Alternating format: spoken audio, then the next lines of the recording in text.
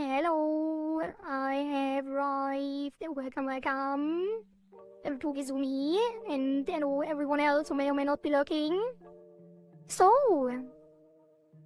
wasn't here yesterday, as you may have noticed, and the last stream has been pretty short. Sorry about that. Basically, I got a little bit excited because, you know, like a lot of the coding models or like a lot of LLMs have been coming out recently, and one of them by OpenAI actually got like an insane price reduction. Like the 5.6 Luna got like 80% cheaper, and it was already the cheapest option.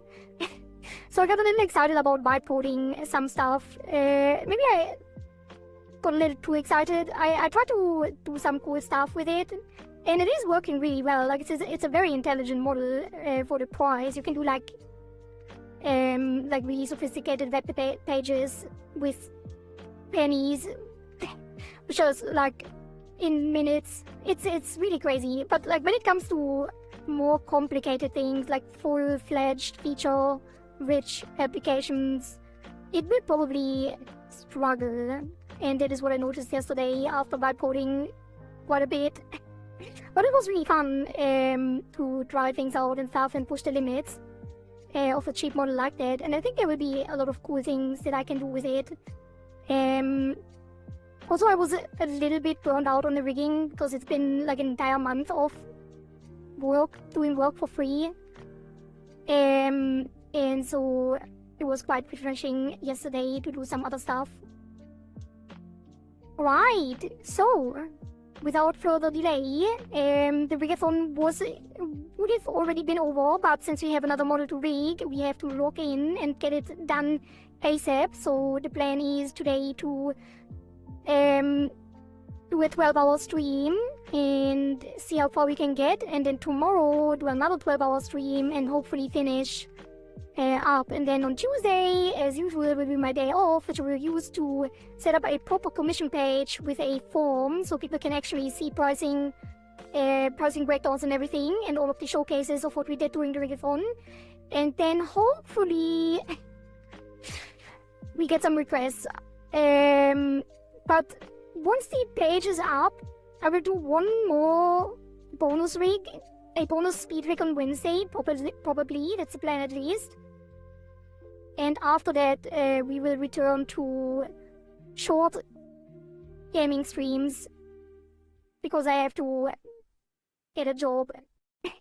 So I will be focusing in August on like getting some stable income. Yep. So still feel shorter again, but we'll see how it goes. Alright, and maybe there's some other commissions coming in, who knows. I'm not sure if I will be streaming them. If I do get any commissions, I'm not sure if I will be streaming them.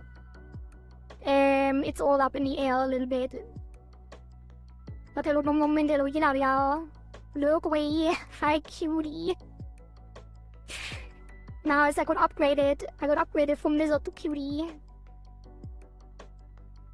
Alright, let me go to my corner and see how far we got. We didn't get very far, because the last stream was only like 2.5 hours. Basically we went through all the layering and the clipping, and we wrote down a couple things that need to be adjusted in the actual art. What do you mean upgrade? You were always both. Thank you. But I'm not a lizard. So basically we went through the initial setup, like combining the head that was in a separate PSD, and then like do all of the clipping and layer organization, change some of the folders around, and started art meshing the eyes. And I think we actually finished the art mesh of the eyes. There is a technique that I looked up because I wasn't entirely sure how to do the chained clipping. Like, there are a couple of things how you can fix the overlap on the pupils while still being able to clip the pupil to the eye wide. And one of them I think will be the best choice. Because we can actually take the sclera and the sclera shadow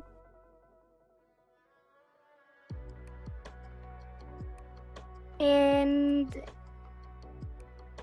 wait, how big is the sclera shadow? I guess this will already run into issues too. Although that is above everything else, right? So the technique that is used usually, that I didn't remember, also I didn't actually outmesh the sclera yet. What happened here? Why is like the one thing that is clipping everything not outmeshed yet? I guess he didn't quite finish the outmesh, but that's the last one, so let's do it real quick. Basically what you do, you duplicate the eye white and overlay it, like, actually no. You take the sclera and put it above the pupil, and then you reverse clip it to the pupil, and that way, or like reverse clip it to the iris, and that way you cut out, you make a cutout of the sclera instead of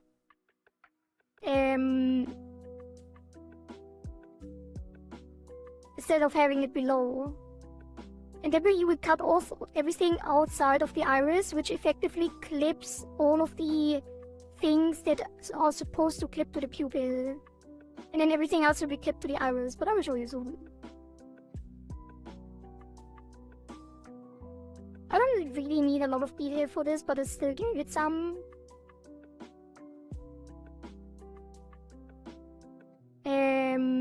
And I guess he put some in the middle. I don't know how well the clipping works, like the reverse clipping, if you don't have a lot of detail in the center. I think it doesn't matter because it will just take the pixel buffer. Like it will use the actual pixel on the final render and skip them based on the transparency of the other thing. So you don't really have to do much. Let's save that. So the sclera moves above here, and then this one reverse clips to the pupil.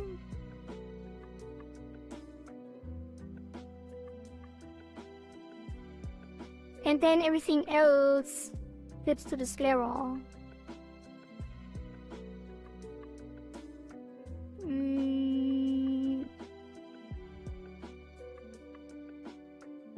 Which is mainly the iris design and the pupil that are the problem. So these clip to the sclera as well.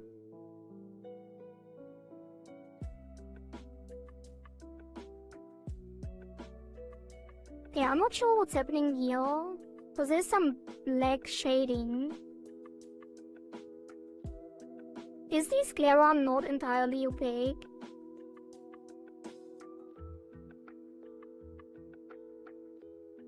Or is the pupil overlapping for the clipping?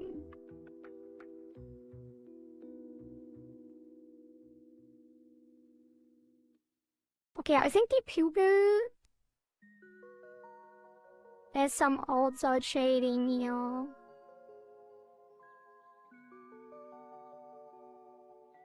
So we might have to adjust some things, because that will make the sclera transparent and still show the iris. Overfill.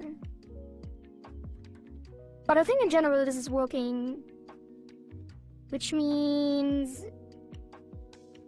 Wait a minute. There are some other issues, I think.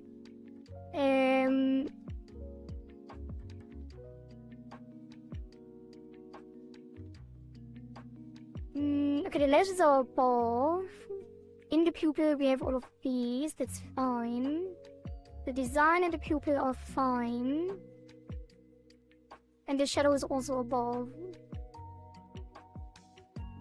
Then why does it look so different?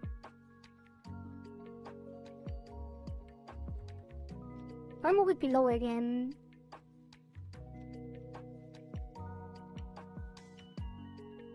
Actually no, I think it's fine.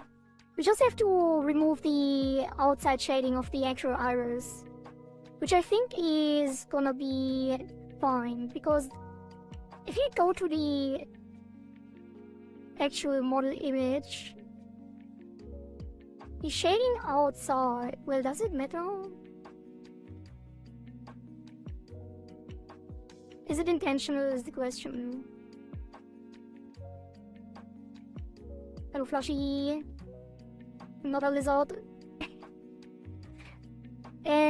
We did add another layer of these points outside to account for the additional shading.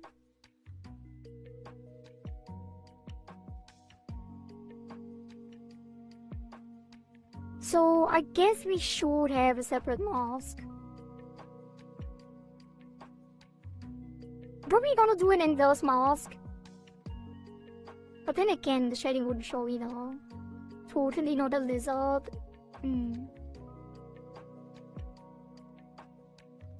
I think what we will do is take a... Actually, why am I even worried about this? If the iris was already clipping to the pupil and the pupil has overlap on the outside, like if the highlights were already spilling over anyway, then it doesn't matter. So we can keep... Actually, no. The problem is the iris design. Because of the spillover here. Which means...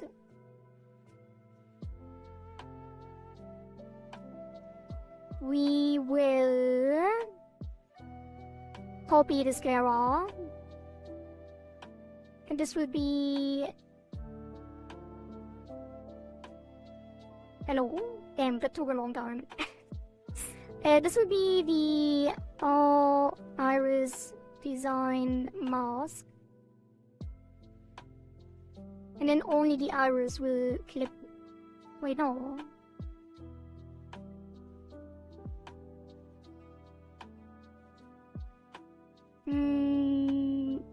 Yeah, no, it doesn't work like that. We need a separate thing. Put it back down here.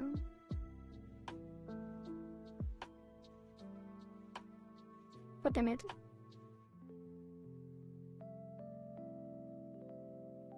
Come on, go outside. Not all the way outside. There we go. And then the iris. We're just gonna adjust the iris design outside.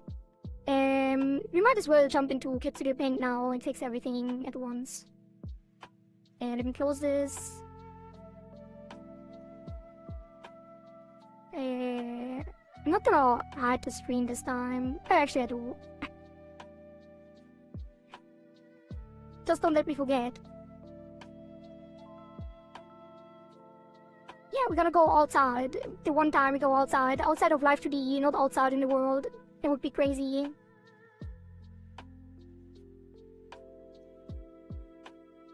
I would never do such a thing.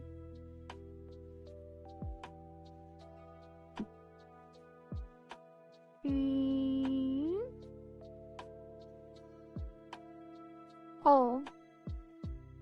I never actually made a copy of the original PSD. Let me go to that.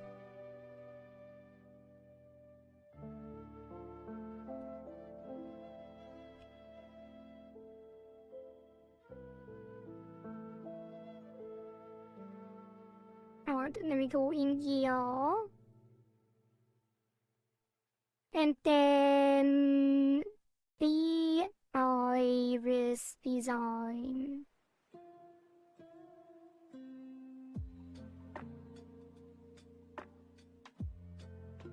Oh god. Yeah, these were all I'm glad I actually saw it too. Let me actually, since we are already here, there were a couple things. I'm gonna pull up my to-do list. One of them was checking all the photos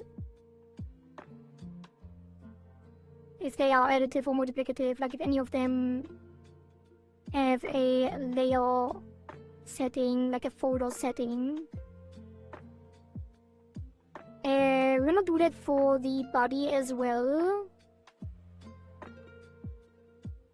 later, but for now we focus on the head.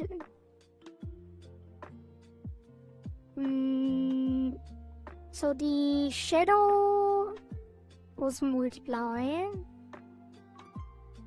and all of these were clipping to the head photo.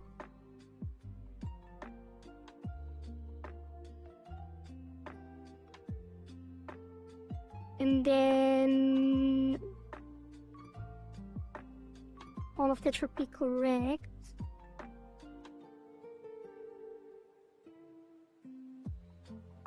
Yep. And then these two we already adjusted. The clipping, I think, also makes sense because we just clip it to the head and the headline instead of to the entire photo. We may have to clip it to the ears too. Potentially. But this should be fine. And then in the head photo, there's no additional settings for these. In both of these photos actually clip to the sclera base, but there's like, you can additionally clip the highlight to the pupil, which is the case here. And that's the problem because it doesn't work in Live2D.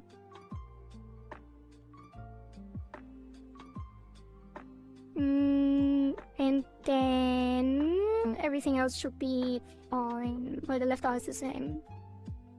Which means the ears also at the clipping, we saw that. And then for the head, the scalp is clipping to the head coloring, which is just the skin and the liner, which we already did as well. The eyeshadow and the facial blush, all of these are multiply and the photo is also multiply, so it doesn't matter because they were already individually multiplied. And these are clipped to the head skin as well.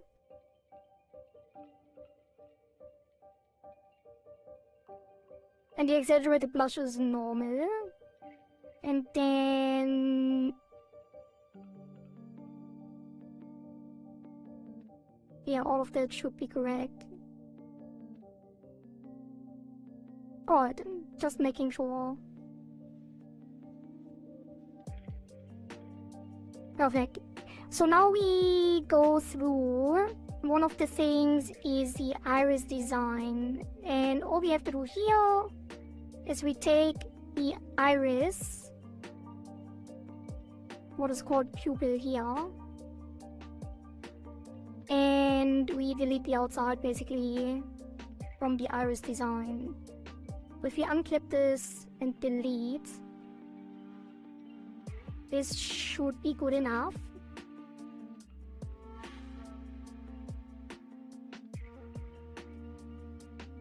Well, you can delete a couple times to have it sharpen.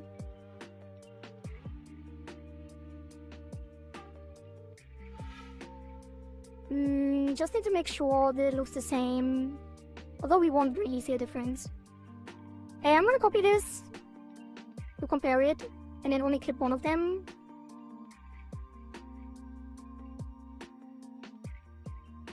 Oh, this won't really work, will it? Let's see.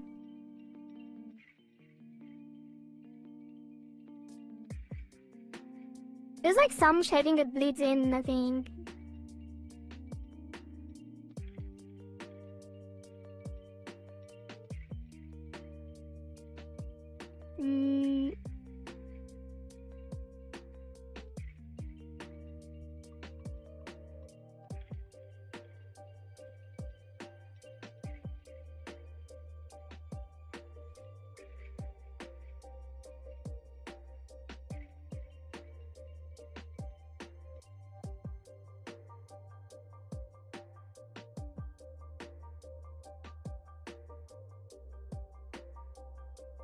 I mean, I think the only thing that matters is the design inside the iris. Like, I think the edge doesn't have to be super clean. So this should be fine.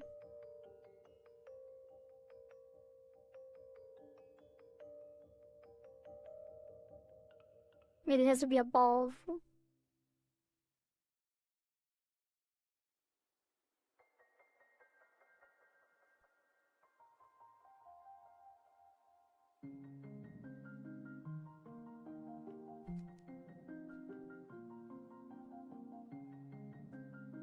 So this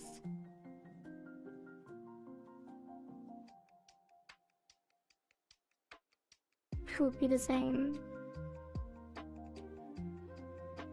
Wait, what happened?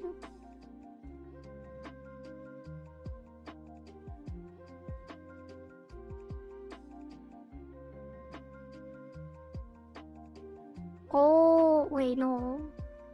Why is the clipping affecting the inside? Oh, because the other things don't clip to the pupil. Which should be fine anyway. Like if I tip this.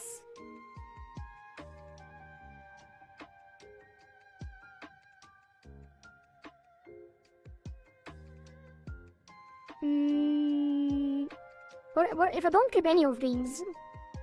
Then it's the same again.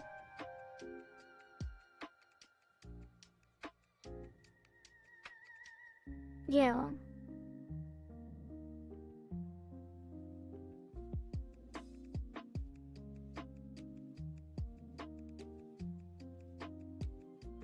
Yeah, this should be correct. Okay. Looks good to me. And then the design has the proper stuff on it. Alright.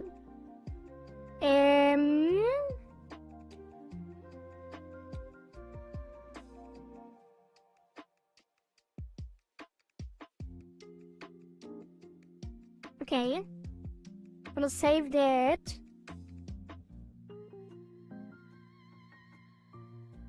And then that is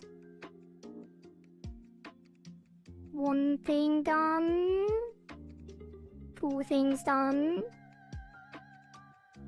and then the hair shadow will be separate, so will the others. The textures are on the body file, so we don't do those yet. The mouthpieces. So the mouth needs to be centered.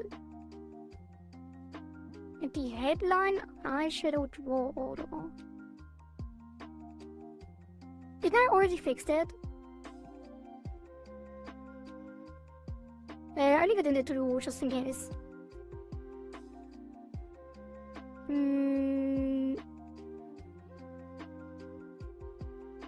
And then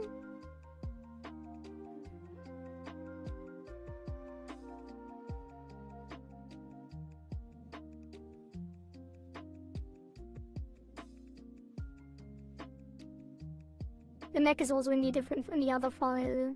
So that's it, I guess. In the head file. So I can close that again. And jump back into Live2D.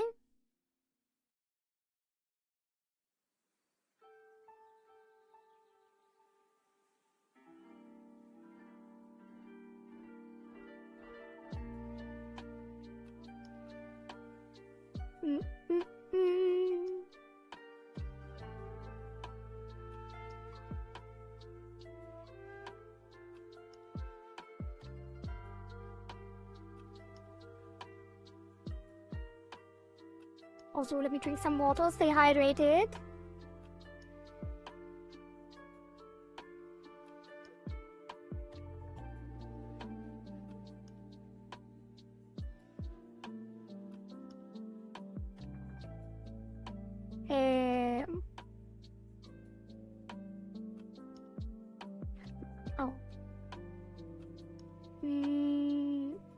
Reconnect. Okay. And then we are importing that. Override.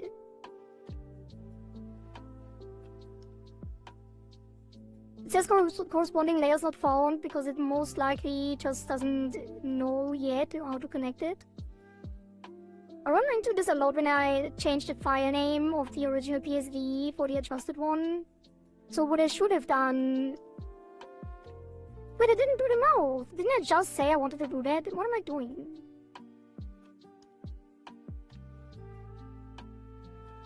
But I think our design actually... It did find all the layers. So it's only when I rename the layer ID. It's good to know. Whatever, we jump back into Clip Studio Paint later when we get to the mouth. For now, we just stick with the eyes. And now we have the highlights spilling over, but the iris design is not, which is what we wanted. And everything clips to the sclera. As it should, and the sclera doesn't have to clip at all.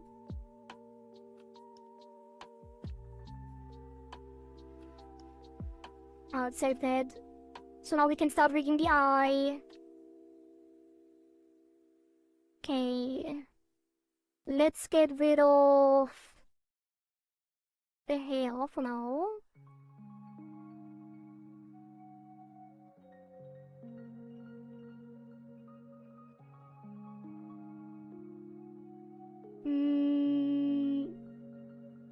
Where are the hair shadows?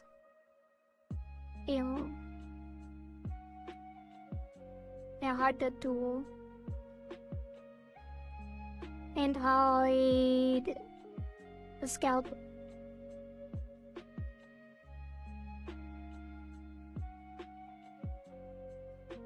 And the head.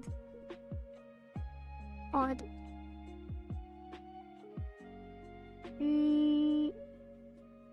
Yeah, I think the eyeshadows are already fixed. Why did I write that down? Headline eyeshadow draw auto.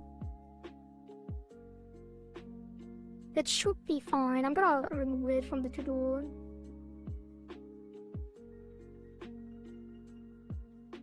Alright. And then... let's start with the usual. And let's get to the eyes. IL open. And that will be... here.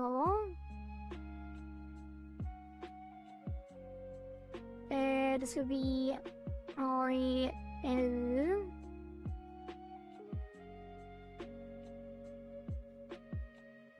This will be... do I really need that many photos? Probably not. I'm gonna pull all these out.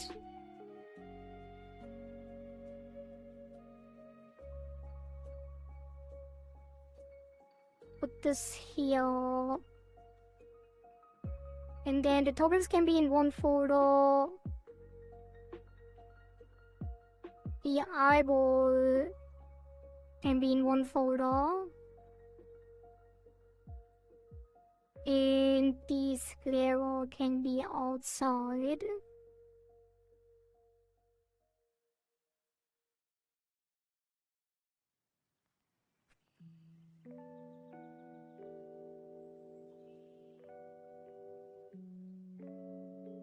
Then we can delete these photos. And then the eyeshadow can also be outside.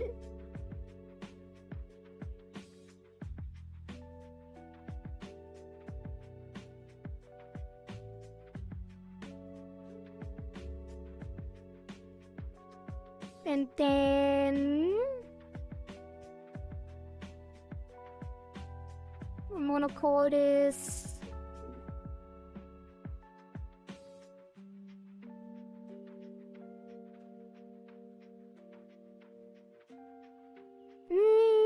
I think I'm gonna put the eye highlight outside. Well, there is a toggle as well. I wonder if they want to remove be... I mean, it looks like it. If it's also in the topics folder, it probably is like instead of the other ones. And not in addition. So this will be...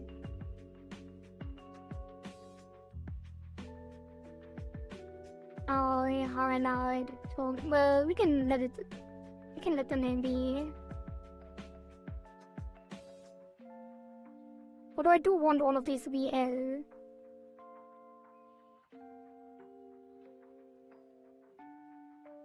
But then it won't replace it properly. Whatever, just leave it.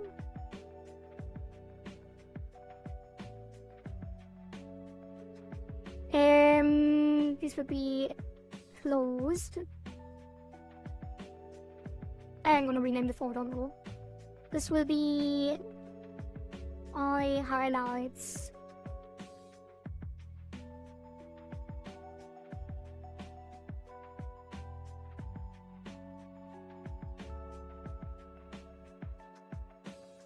And then this will be Iris.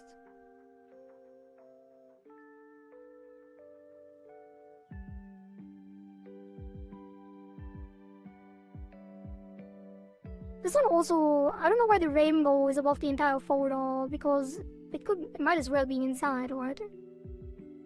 So we'll move these up, because it doesn't change anything in terms of clipping. And then that should be fine.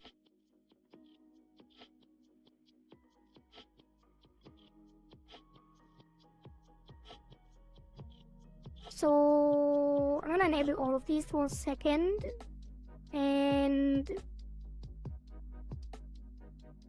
I'm also gonna remove the alpha on all of the names, just because the duplication will rename it anyway, or like it will be confusing later. We'll not change the IDs at the very end for organization purposes, probably. So I'm just gonna put the L and R away. I don't really know why, like I could just leave it. It's a little bit inconsistent anyway. I don't know why it bothers me. It shouldn't. I should just leave it. But I'm not.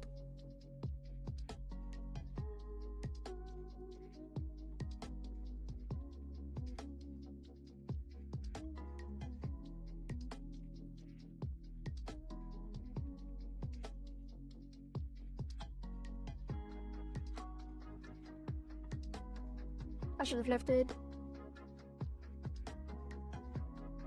Or if I didn't leave it, I should have probably adjusted the ID as well, because it's confusing later as well.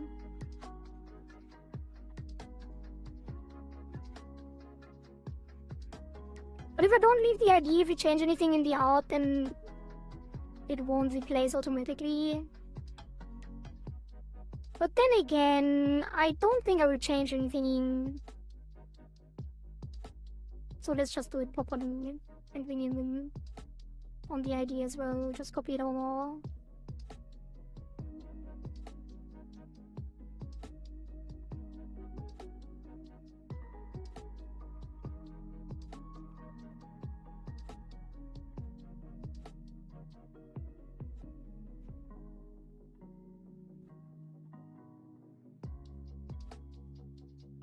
I really need to get like a proper workflow idea for the naming. Probably what I should be doing, the first time I open Clip Studio Paint for the initial adjustments, I should rename them in the PSD already, so they carry over one-to-one into Live2D, and then I don't have to worry about it at all. Alright, let's save that. And then I'm gonna take the top lash and start on the eye open. I'm gonna go to 3 on the level and then add some of these upper deformers, and then this will go down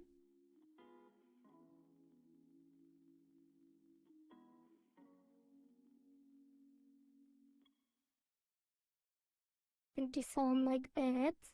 Oh, these are transparent. Wait. That might be an issue. Actually, I think it won't. Unless the scleral shadow is also transparent, which it might be. But yeah, we need to be careful, I guess. What do I want with the shape here? I probably don't want to put it too far down. And then give the lower lash a little bump up.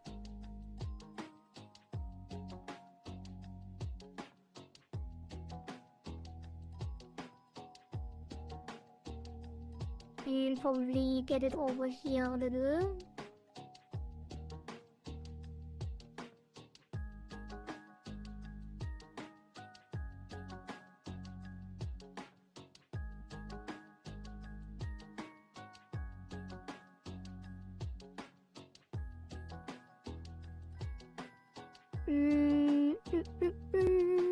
And then... What is the scleral shadow? I meant the eyeshadow, but the eyeshadow is behind the scleral. Wait, that is... Oh yeah. Hey, let's just see how it turns out. By the way, what is this shadow? Bottom eyeshadow. Okay. Let's take this. Give it some art pad as well. Simple one. Give it some keyforms. And then move it up. Lightly. It was probably too much. I'm just gonna align it here.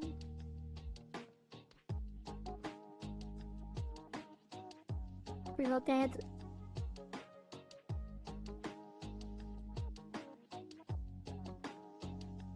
Let's just push this up slightly to get rid of the... Oh no. Really didn't mess. Really wanted it aligned exactly.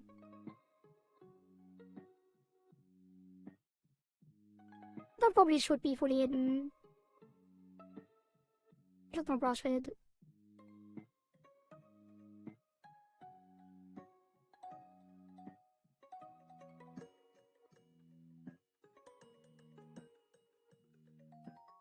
Without the out path.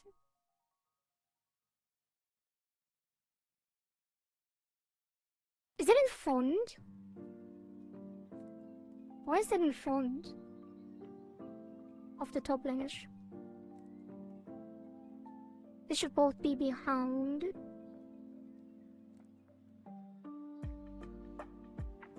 Oh, the corner. The corner is in front because it merges, like it overlaps and hides the outline. But when it moves down, it's probably gonna be an issue because you can't align it perfectly in the same way. It has to be behind. We could reverse clip it as well. I reverse clip the top lash to the corner. But that might also look weird.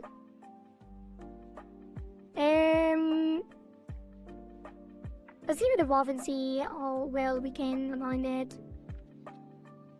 Give that some art path as well.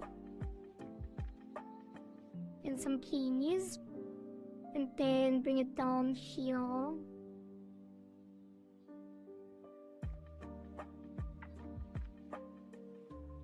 Probably should have another one in the middle.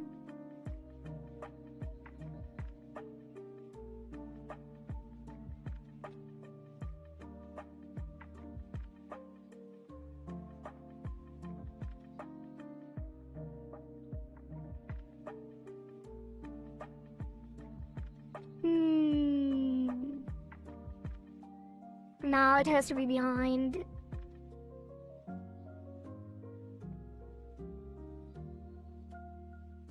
Because otherwise it doesn't hide behind the thing. Because it has to go over here. Like it has to slide alongside the eye wide.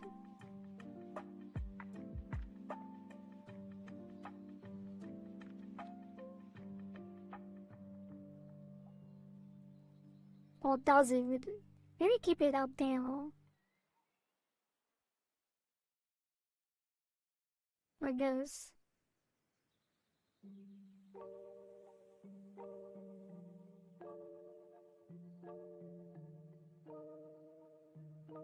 That should do the trick.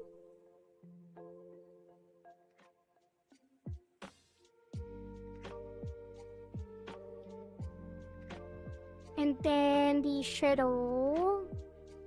I'll also make Scara first. And get some keys, and that will squish down.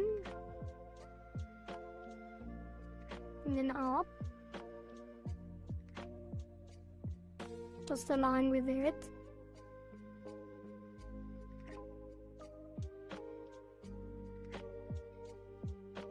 And then need to squish it in a way that it hides completely during the in-betweens. Without deforming in a weird way. Or overlapping in parts that shouldn't be overlapping.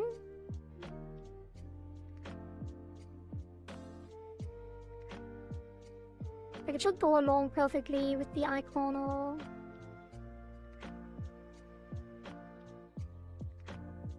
Which actually might be sliding too much already. And I'm gonna readjust the eye corner here to bring it probably higher up.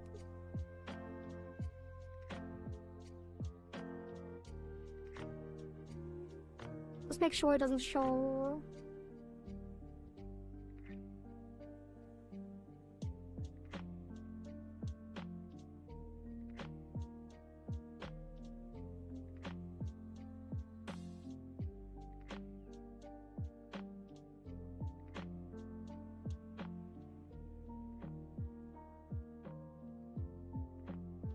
The side should be fine.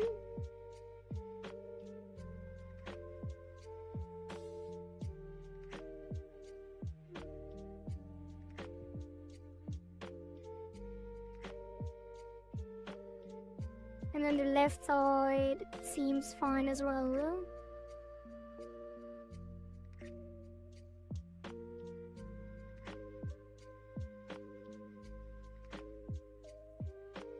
Then we take the eye shadow on the bottom and push it up slightly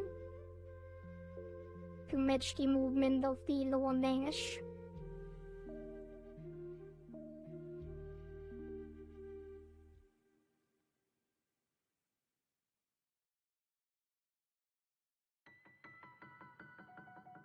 So the question is, do we want the eyelid to move at all?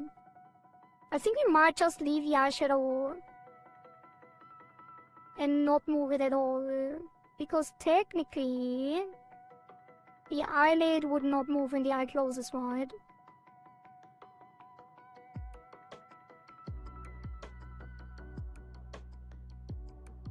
It would just be revealed.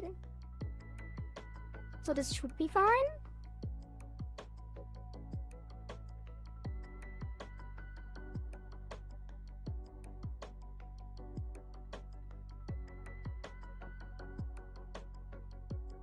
I wonder if we should move it.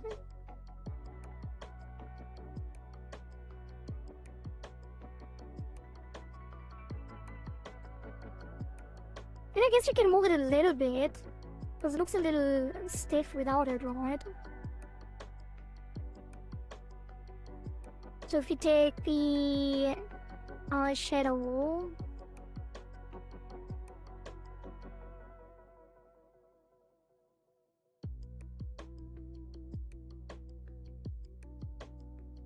we can give them keys. And maybe just push it down slightly.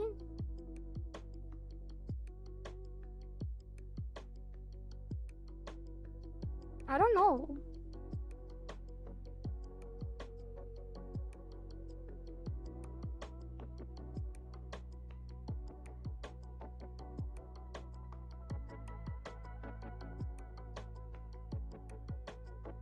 It's also a little weird because the corner of the eyelash on the side goes above the bottom, like it pushes out the corner down here.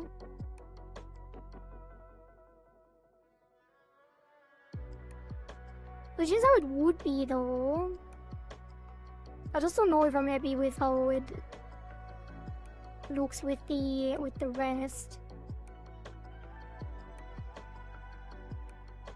But it should be correct, right? I feel like it's not wrong.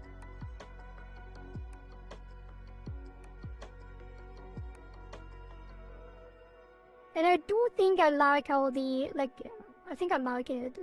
How it squishes slightly in on the eyeshadows, because it looks so stiff if it doesn't.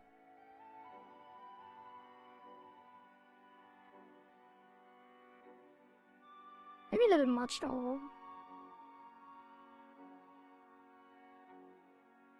It shouldn't squish on the sides so much either.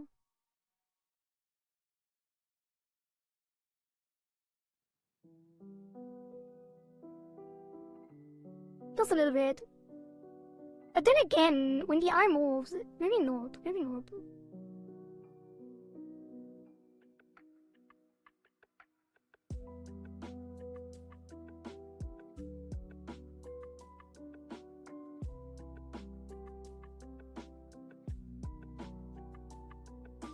Maybe just very subtle like this. Because I don't want the eyeshadow to be, like, it is part of the eye, but it's also part of the face. So I don't want it to, like, disconnect from the face too much. I think this is good enough.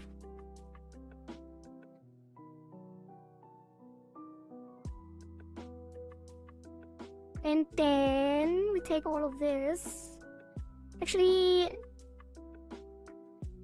we add another key to 0.8. Wait, not all of them.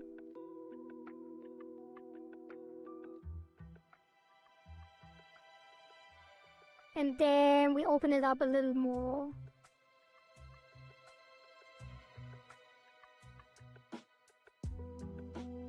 Copy this to here. And then the eyelash, the top lash, it's gonna push up a bit.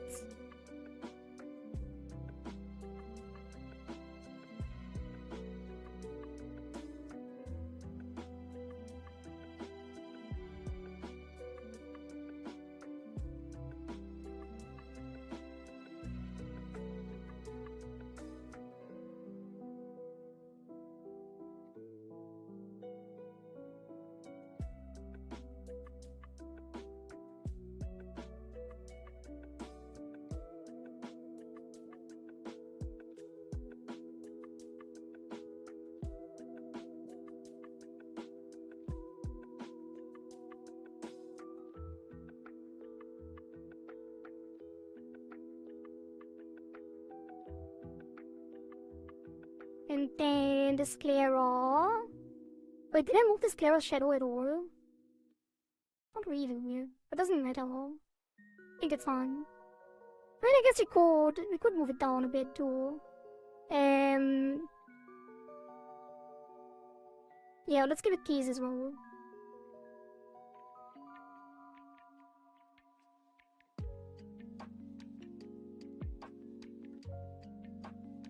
And squish it down slightly. It doesn't have to be anything special because it will just move with the eyelid.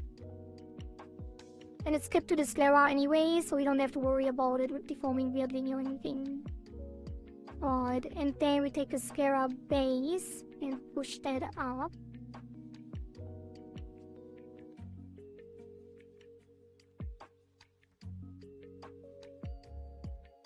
Without that.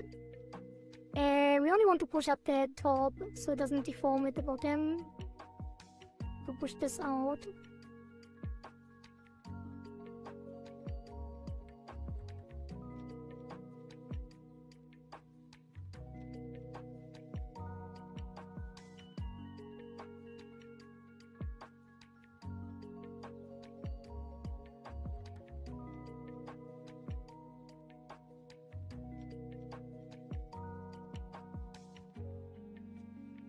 Wait, is there some weird in between? No, it already cuts off on default. I guess it would be higher on these.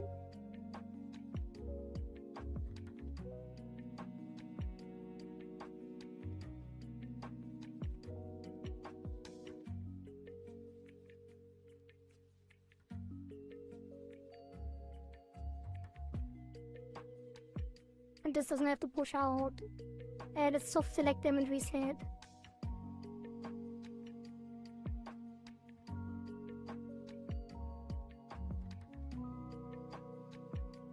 Yes. That is fine. And then the eye corner is gonna stretch up.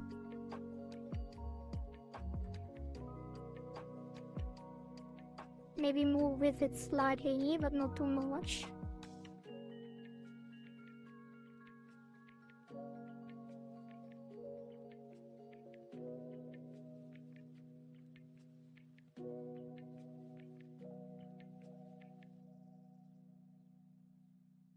And then we actually could move it above.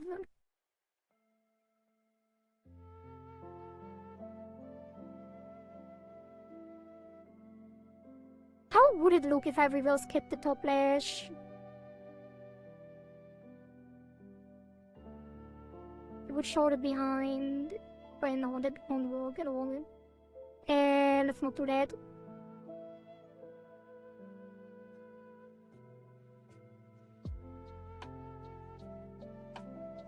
Yeah, let's not do that. Although, what we could do is move it above the lash and then have everything above on a higher draw order.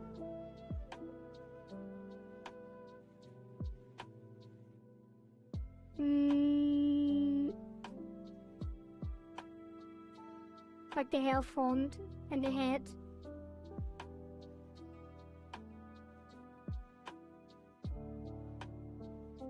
What if we group these? Put them on 600, V700. And then the top lash is... No, the side lash goes above.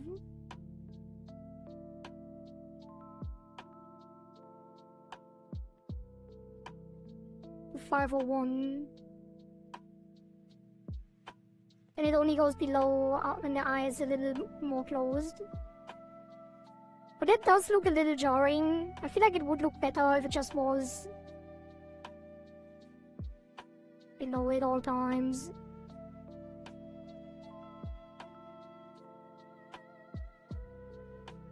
We could have something, I probably could do something more sophisticated by giving it, oops, do a separate mask that pushes it in softly, a hidden mask, like we do with the ears and stuff like that, but I think it's fine.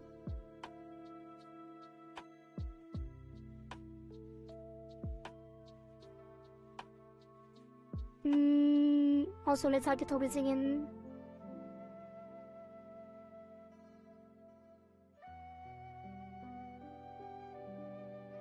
Yeah, it's already fine. Let's revert this to... Don't group them. And then... we take the eyeshadow and pushed it up a little as well.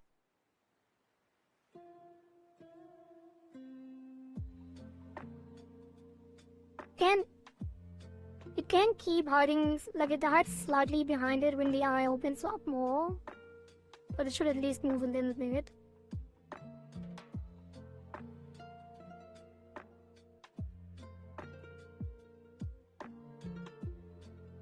Oh, maybe not that much, or just really just a tiny bit. Because it's not moving a lot on the down as well.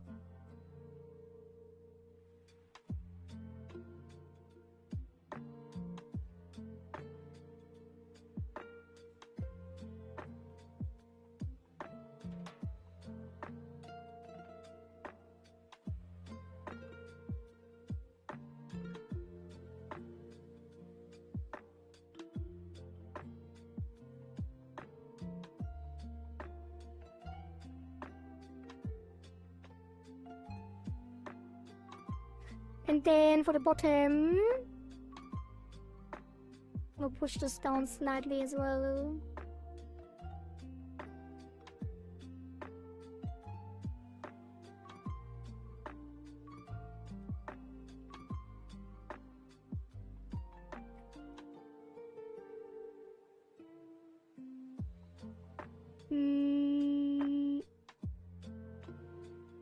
Bottom mesh.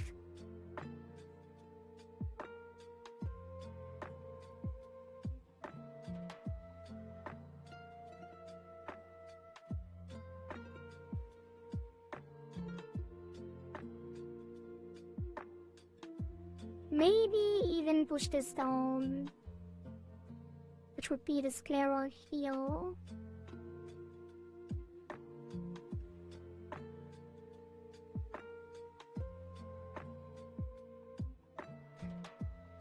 And this one.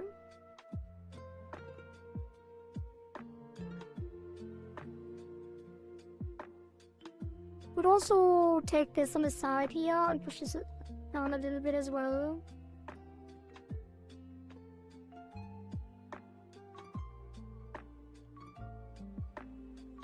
Gonna keep it subtle, just so there's an option to have the eye open a little more than default. Make it look natural.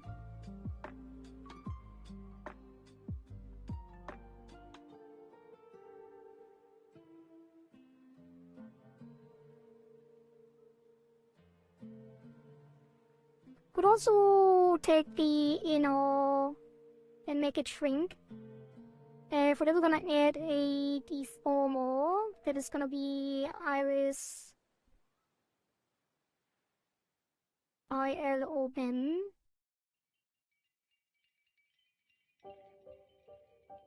We're already gonna give that fairly high divisions. It's gonna be 12 by 16. And then this will get these here. And then when the eye opens, this shrinks.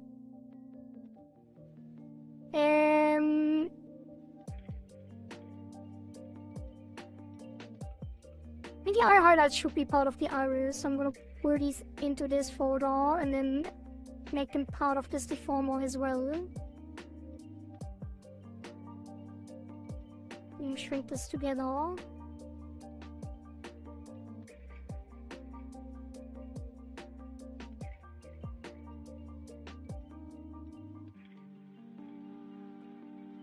And then when the eye goes down, this will go down with it.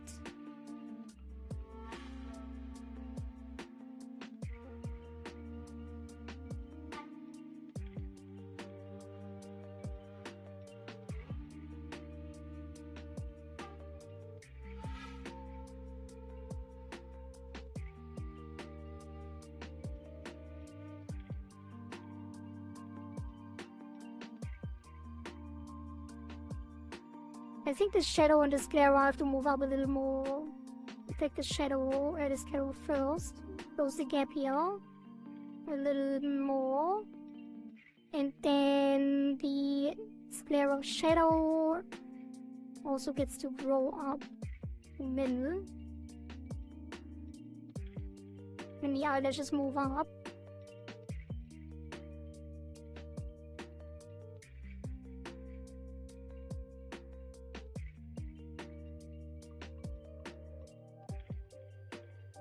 and also goes down with the eye closing.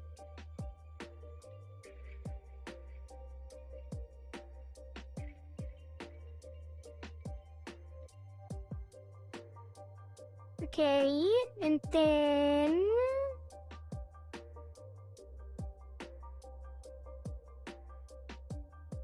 maybe the shrinking should happen more.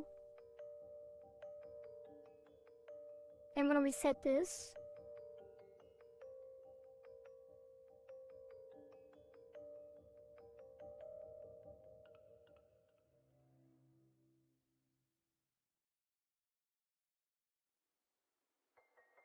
I want it to look centered and it shrinks.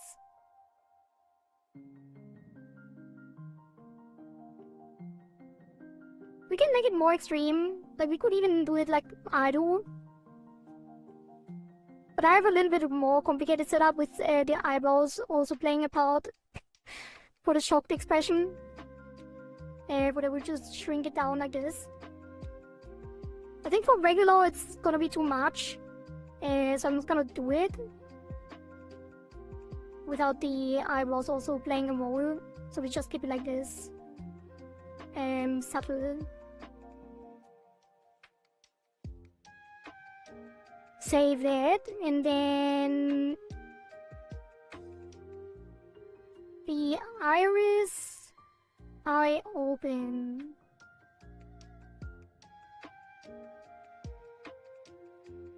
How do I change the size of the deformer without changing what I just did? I always wonder about that. Because this should actually be on top of all the others.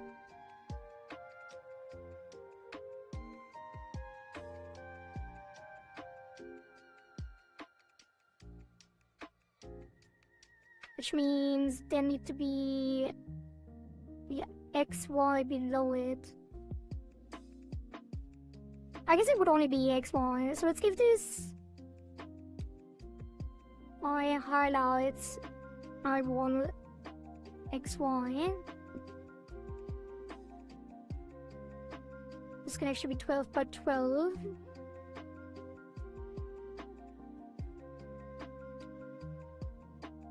This should be all contained. And then, wait a minute, if these move, they will be outside of the deformer. I probably should have scaled it along, like the eye open. Let's just redo it. It's not a big deal.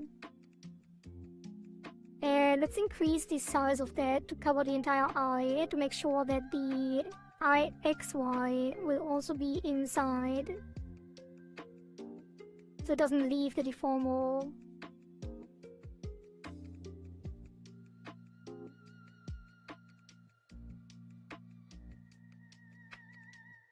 And this will have 16 or 12. And then we give it the keys. And this will shrink up and in.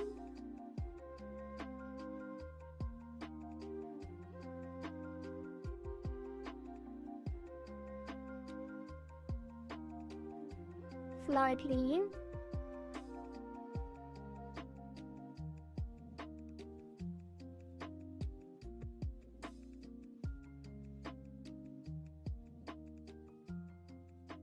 And then it moves down the same way as before to stay in view while the eye closes.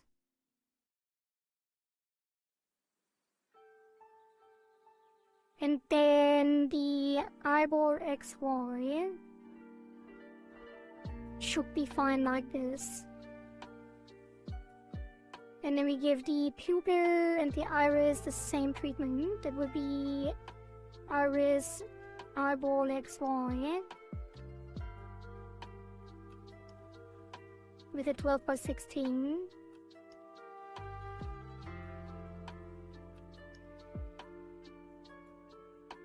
And then when this moves left and right, it should be fine. I guess it's not fine yet. I mean, if it's slightly outside, it doesn't really matter. But also, I should have made this even larger. I'm gonna reset it again. Okay, let's make sure it covers it completely. Let's bring it over here.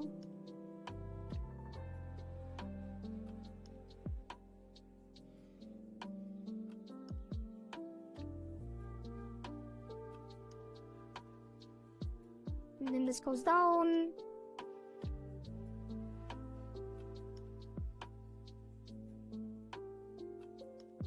I don't want it to go that far down actually.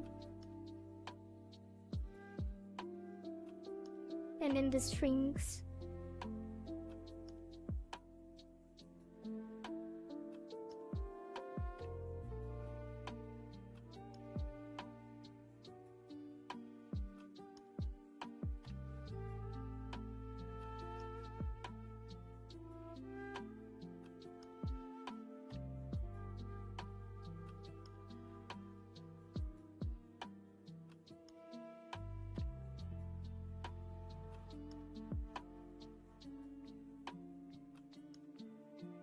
Oh, now it should be fine. Now when the eyeball inside moves to the left, it should be fully contained still. And then... save.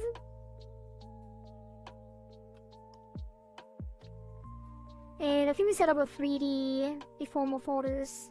I should do the eye smile first, probably. Let's do eye smile first. So on close, we get the eye smile. And we're gonna select everything on the open. Except the iris deformer.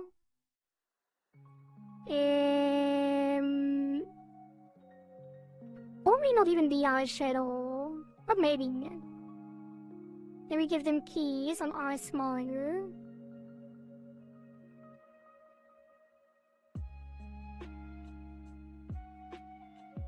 Yeah, let's do the shadows separately. Because I feel like it will be weird. Also, not the scare shadow. And then we're going to push these up together until we have a nice smile shape. Make sure it doesn't deform too much.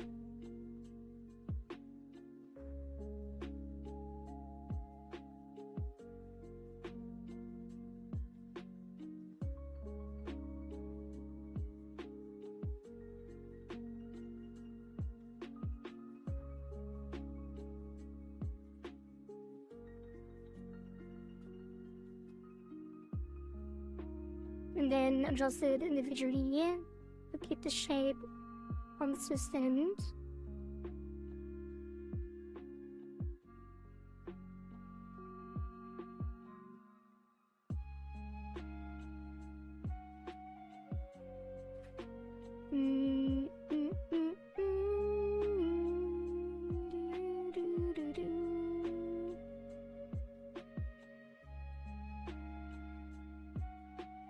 That should be fine. We can push this in a little because it's stretching a lot and going up.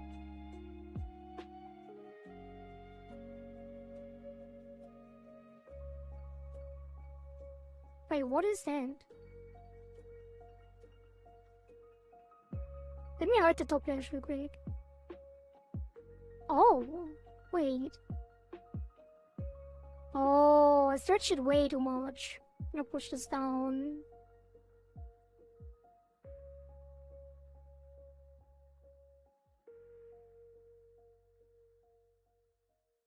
And then just fix that as well.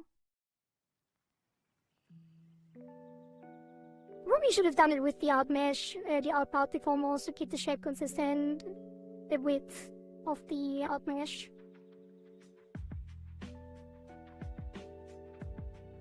But it's not really a big deal. Like, it's the fine tuning is probably easier anyway. Like fine tuning it afterwards. Probably easier than doing it individually from the first place.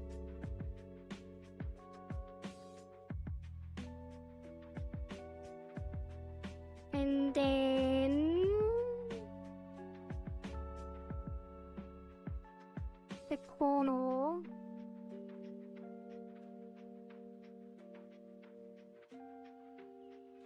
was already a little bit weird, but then again, not really. I think it's the sclera that is weird.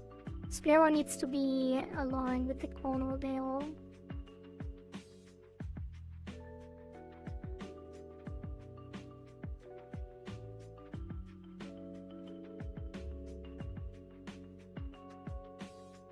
And then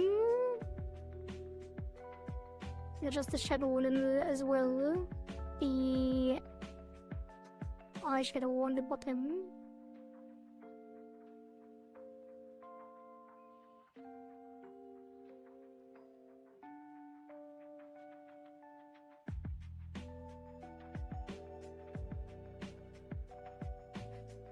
And then that should do it.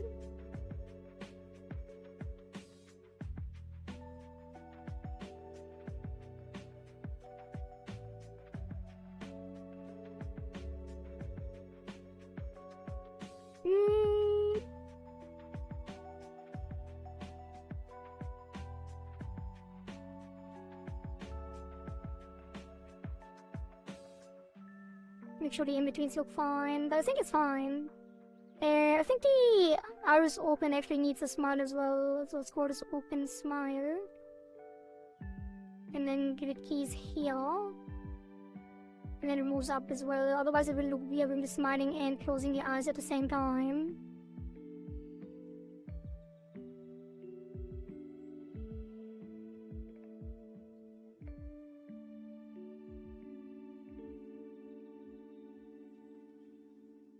Doesn't have to be this much. Look down a little more.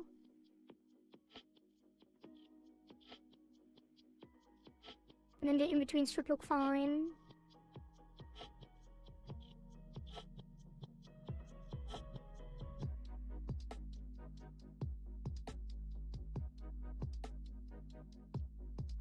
I feel like it looks a little bit off. Like, I kind of want to push this up more on this side and maybe even push this down a little to straighten it out.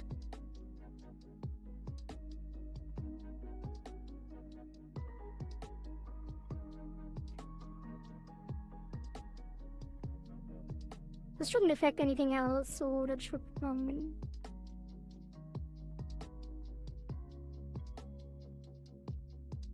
Should I bring it in and up?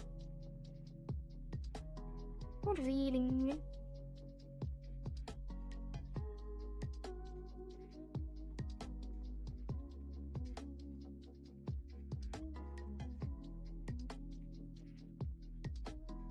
Maybe this corner is moving out too much. Maybe it should be flattened in on the eye close already.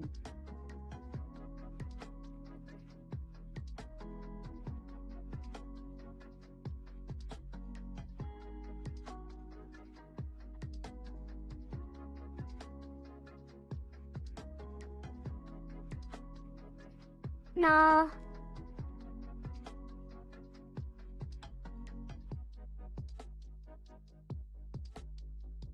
This is fine. And we're gonna save that.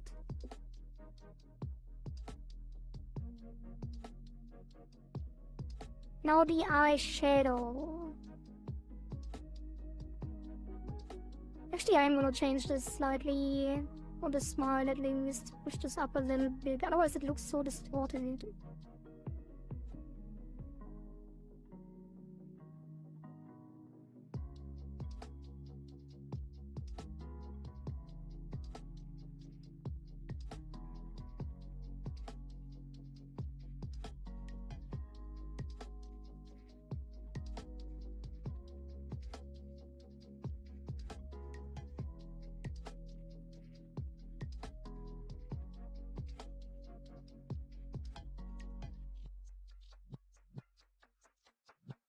That should be fine. Okay, and then let me check if everything is still working. People have been quiet and lurking. And I do have a little bit of a different setup from adjusting some of the things on my overlay. and my chat monitoring and alerts monitoring. But I think everything is still working just fine. I'm very happy that I could, like I didn't show you, but one of the things I did, not yesterday, but the day before that, I think I showed you before how the chat looks, how I monitor it, but I did have the pop-out of the alerts from Stream Elements on top of the chat as a separate window, and now I bypoded an Electron wrapper to have both of them in the same application, and it works like a charm. I don't know why I felt the need to show that right now, but I'm very happy with that.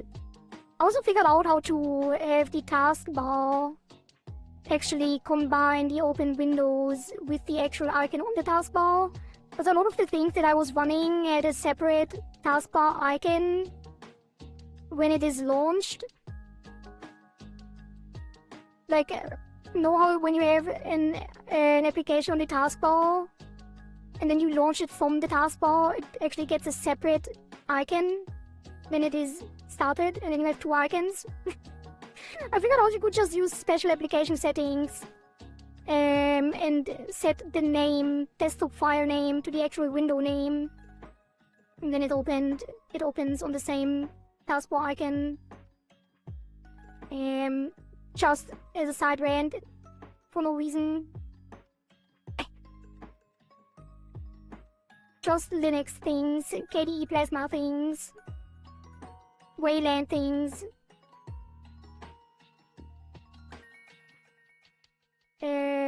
Eyeshadows. So for the smiling, it does look weird when it doesn't align in the same way. So I'm gonna give that the same treatment, pushing it up on the bottom mirror.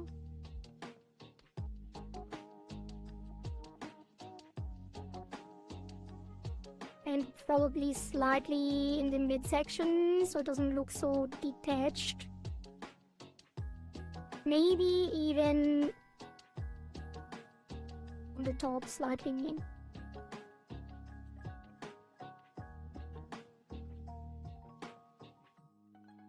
Maybe that's even too little. Like the eyelashes move a lot. But then again, I don't want it to be too extreme, otherwise it will look weird.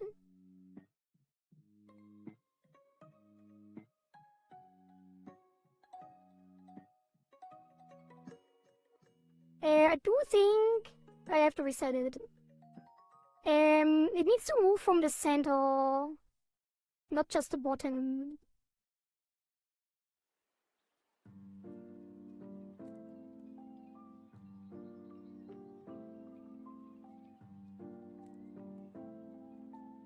Yeah, like that.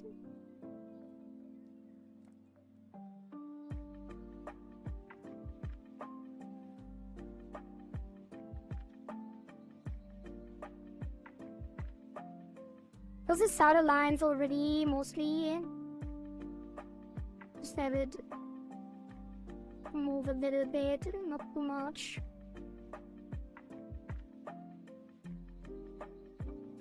Then maybe pull it over, even because it kind of moves to the left as well.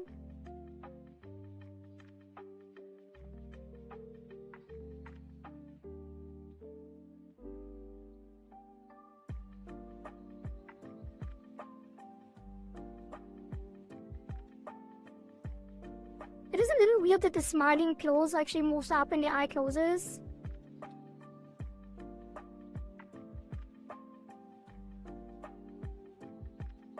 But it kinda makes sense. Maybe we should push it down a little further on the closing, so the difference is not as extreme.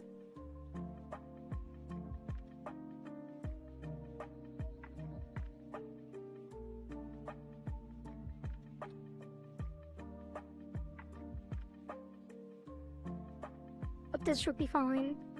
Okay, and then we save again.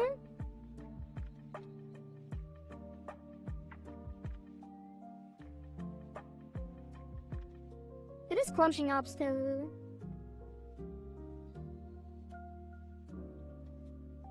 Or is it?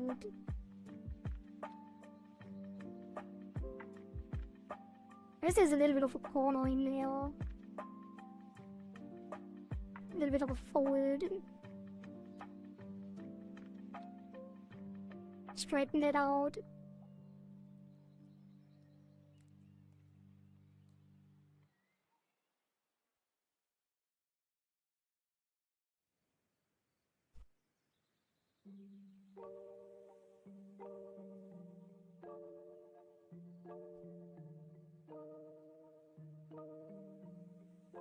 And probably thin it out a bit too.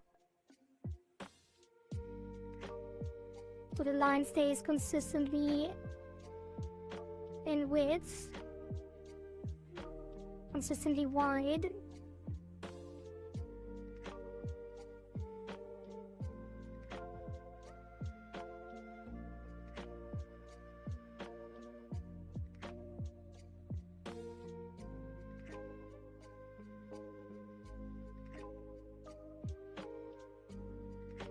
That's fine. Save that. And then...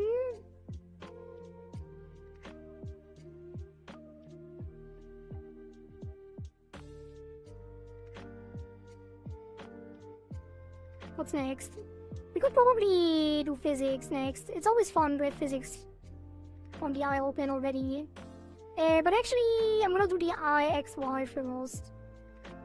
Because we already set up the formal. And I think with how much detail we have in the eye, it's gonna be a lot of fun to... like, the 3D effect is gonna be quite apparent. So we're gonna set this to eyeball X and Y. And add it. And then add keys to X and Y. And this will be way up. That's gonna be at like 1,000.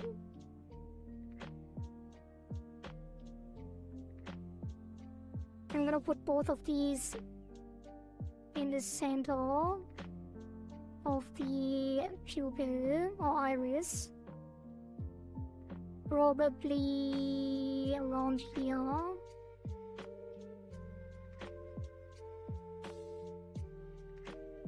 Like, it's always so crazy to me how powerful the 3D menu is. Especially because it doesn't, like, it's not been that long since it existed. Kaide Etsuko, PNG Tuber Wild Out. Thank you for the sub on YouTube, back on my cam. That was also from 8 minutes ago, but the alerts reached me. YouTube alerts always take quite a bit to reach stream elements. But it's nice to have you if you are still here. Thank you, thank you. What was I saying? Right. The 3D menu hasn't existed for that long, like, relatively speaking. Like, a couple years ago, people were doing all of the head angle stuff without the 3D menu, and I think a lot of people still do, in general. But it is crazy how powerful it is, with how young it is. I wonder what they will improve about it. It is a little bit clunky and it takes quite a bit to get used to. I wonder how much they will improve about this menu in the future. Like, Live2D has been actively developing the editor. It does feel like they try to actually replace VTube Studio as well with their own proprietary vendor, which is, I think, called Nizima Live. And I really hope that they don't let it fall under, like, VTube Studio, I mean. Because I think most people really like VTube Studio, and Nizima... I have never tried it. Probably should at some point. But I'm pretty sure they have their own solution for tracking. So VBridger, I don't think is supported, and that's like the main reason why YouTube Studio is still so important. I really hope that they don't try to capture the market. Why is it moving? Already.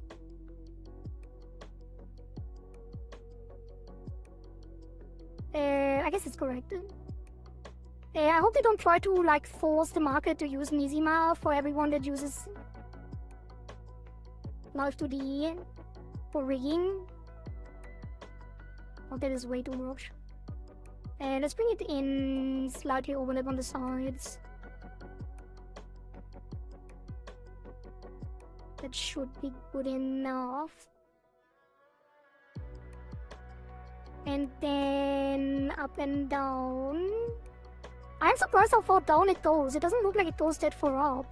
Why is it so different on up and down? Oh, I didn't set the other center of rotation. So the point that I'm getting at, VTube Studio still is waiting for the Unity SDK for the new features that 5.3 brought, like off-screen drawing for alpha blend modes and color blend modes and all of that stuff, and advanced clipping. And it feels like they are not in a rush to provide that to VTube Studio to update.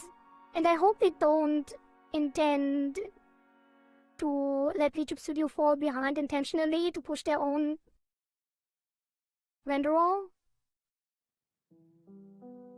Because it would be really nice to have the new features in VTube Studio.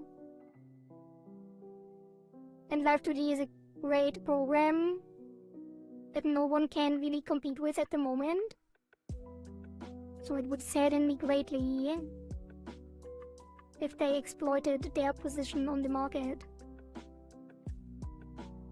I wish I had like time to actually explore the open source alternatives. Like this Inochi 2D,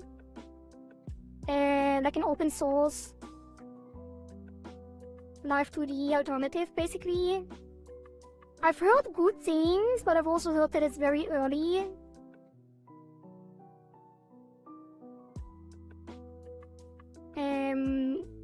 So it might not be viable anytime soon to switch over. Now I'm wondering if I should get all of the highlights into the other deformer. Although they do have to be on the iris, but I kind of want them to move independently. Because if we have just the inner iris design for the 3D effect, that should be enough. And then the highlights can be on top. Also, I think this one actually might not work, because if you enable the heart, it's not gonna be on the pupil. But these have to be on the same one. At least they have to be, like, almost identical.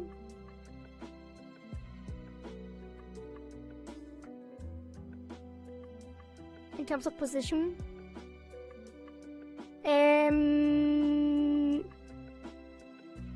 Let's actually enable them more to see it.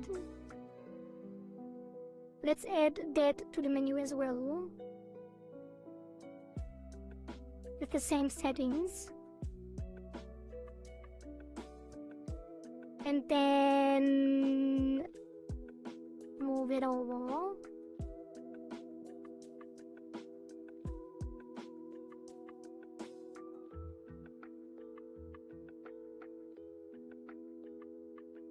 To still stay in the pupil, but also have the opposite direction for the shape. So they bulge out, so the pupil looks actually 3D. Which I think the effect is already quite nice. It doesn't even have to bulge out much, it just has to like be flat in comparison. Like the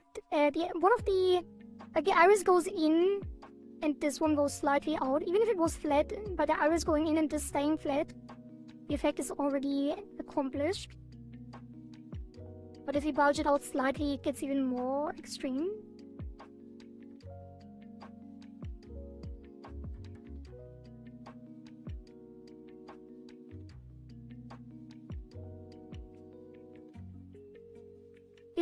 we don't want to make it too extreme, because when we flip the eye over, it might look weird. And we don't want to look cross-eyed or anything. But I think this model actually is quite well suited for this effect, with everything that's going on in the details of the eye.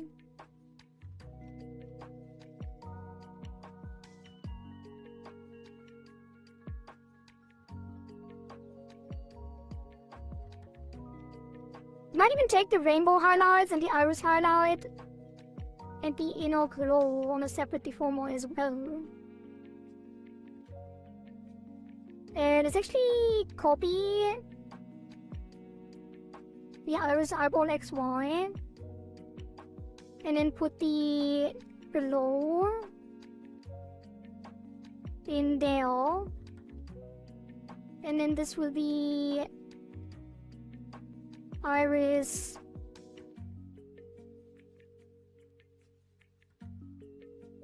highlights. Wait, no, not like that.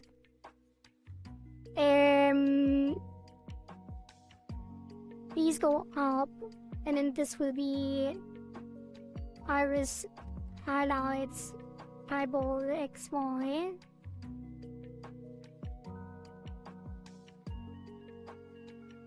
And then we're gonna shape it slightly different. We're actually gonna invert it like the other one, by pushing the center out.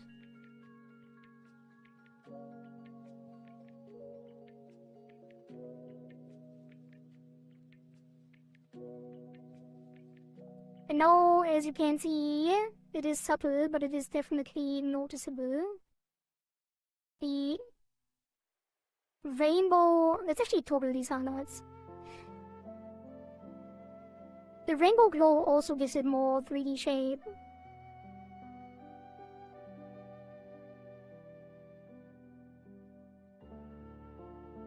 Actually, I'm gonna flatten it again. And then push it here.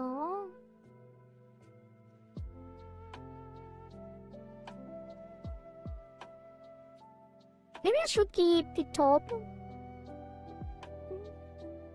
with the eye, because now it feels like it's... Oh! The top glow, the top highlight needs to probably go up when the eye opens. We can adjust it, because it goes too far down now when the eye is fully open. I guess it also is a little weird that it moves like that with the eyeball, since it is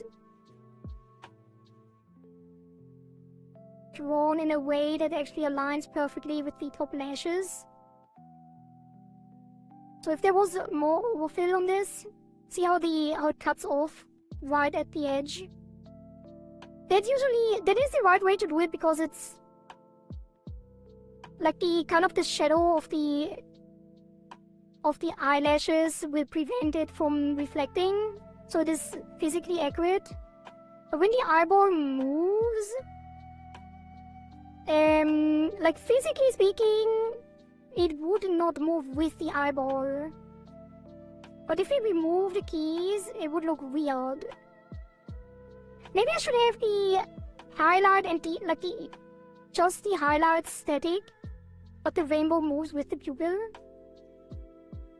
So if you move out the iris highlight completely, and the inner glow... No, the inner glow should stay, just the highlight should stay static. If you moved it out, it might make more sense.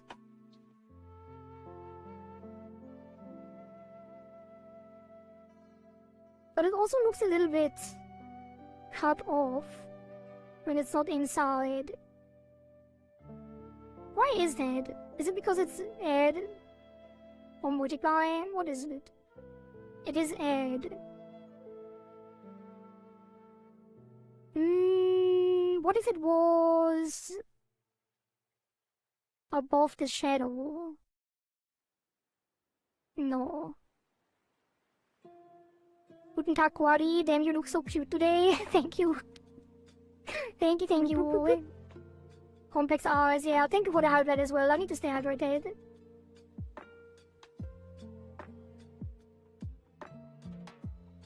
I'm actually gonna finish my water and fill it up.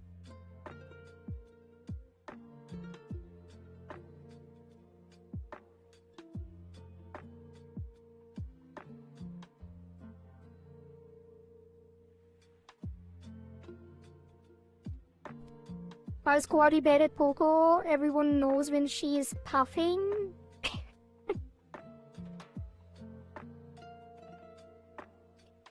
Good one. Good one.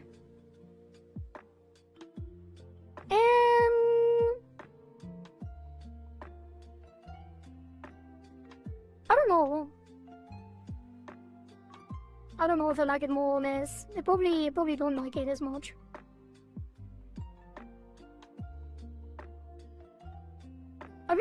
I really like how the top highlight looks inside the pupil. But the effect is really bad outside the pupil. So I actually am gonna leave it on the same deformer.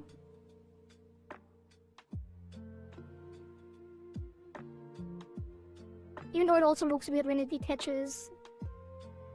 A little bit at least.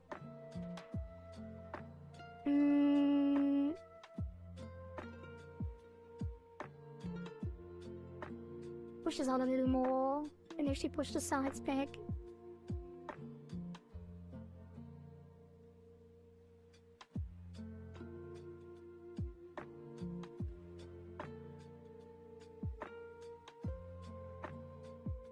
I don't want to detach it from the pupil like it is currently here. I'm gonna pull these back. Actually, I should pull the entire thing back, probably.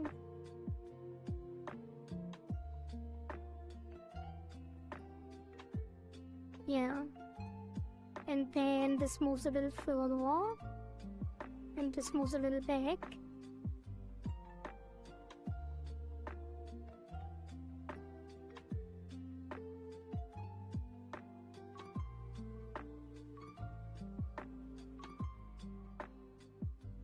I think that's really nice. I hope this looks well when reflected over. We're gonna give those all extended interpolation.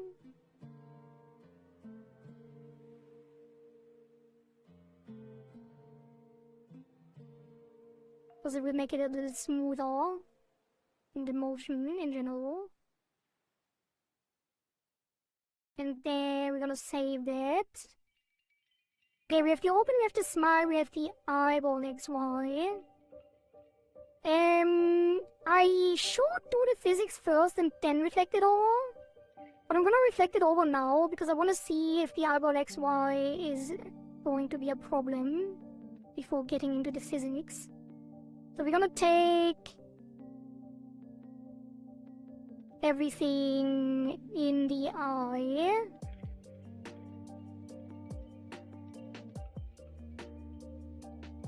Why is the iris... Oh, we didn't have a deformer yet. So everything...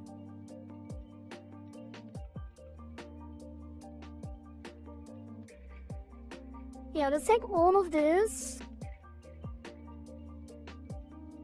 And then remove these because they're on a different deformer. Remove the deformers and the inner. And the photo. And then all of this gets one deformer. That's gonna be IL adjust. Gonna give that 2416.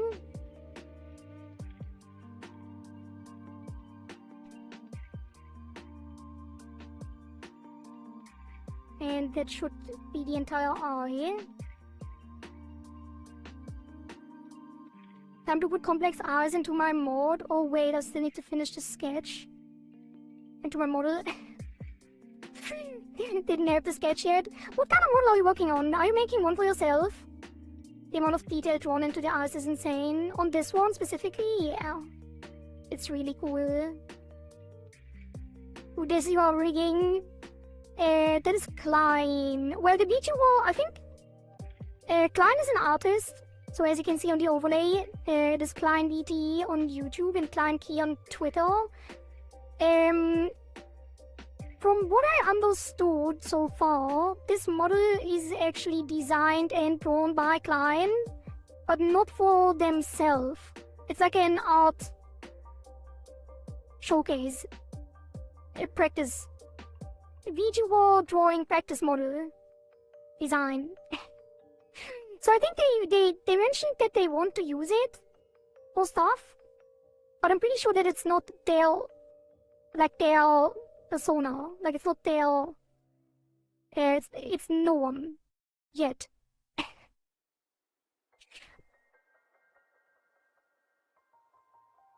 Is it a guy? I think so. I should have asked. Let me actually check if they have their pronouns on Twitter.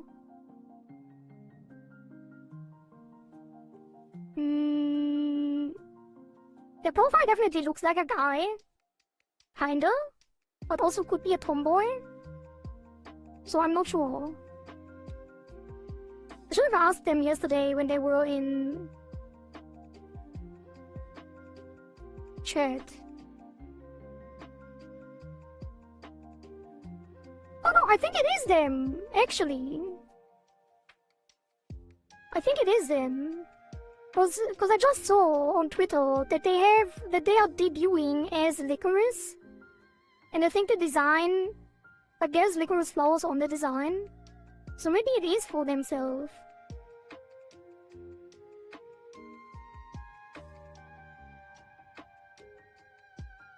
Right. I have to ask them if they show up in chat today. If I should credit the VTuber as they are soon to debut Licorice instead of mentioning just them as an artist.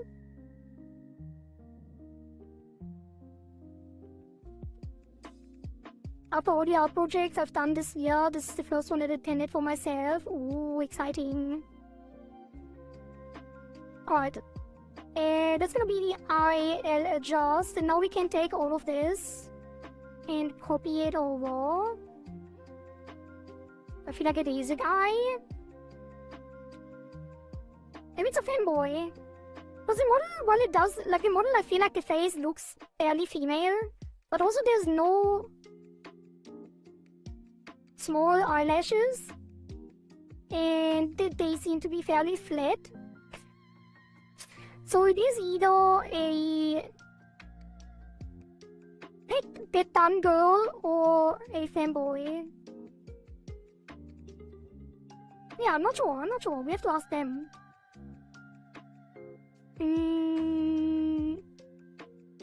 Wait, did I copy it already? No. Copy... Paste.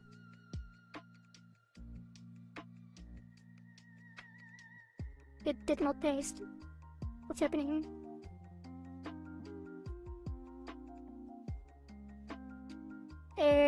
Also there's something on the chest plate. It's scuffed. What is that?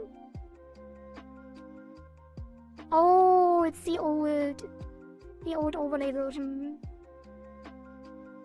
I'm just gonna disable it. Will it remove the error? No.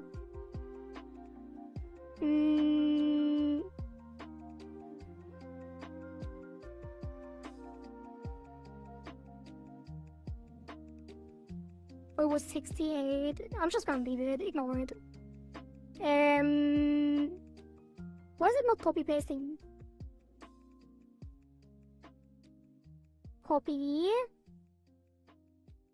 Paste. There we go. And that is gonna reflect.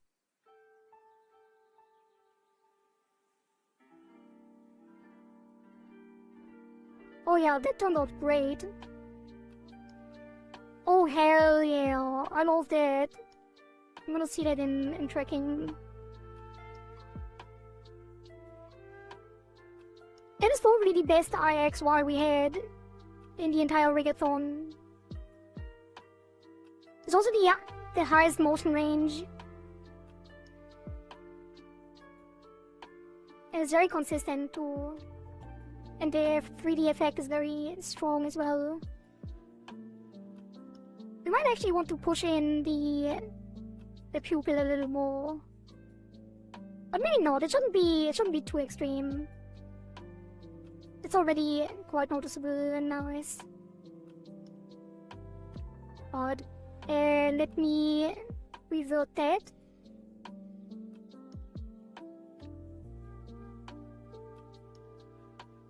And save, and then we get to the physics.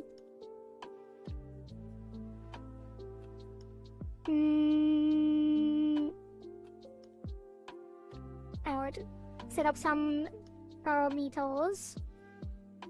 I'm gonna put this as a toggle potentially. Let's call this parameter chest color toggle. Because when VTube Studio actually gets support, they could use this toggle to get to the old version. Potentially. Probably not though, because I'm gonna export on the old SDK. But I could give them a simple export if we leave it in later. So let's make another folder here. That's gonna be toggles. Put that in there. And then we make a new folder, which is gonna be iPhysics. And then we're gonna add our usual iBounceX. And -1 to 1 blend with iBounceY being the same. And then iSquishX.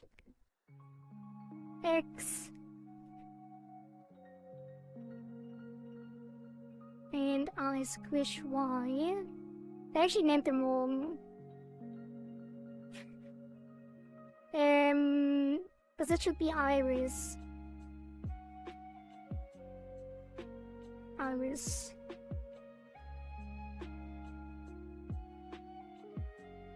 Actually gonna delete them.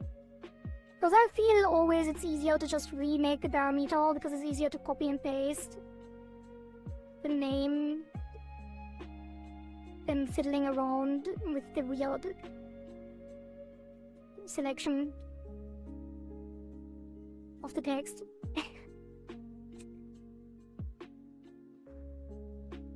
There we go. Bounce XY, squish XY. And I did it wrong again because we need it for L and O, so that's L. Whatever, man. Whatever. Like, the text selection is so clunky. Like, the physics window is even worse.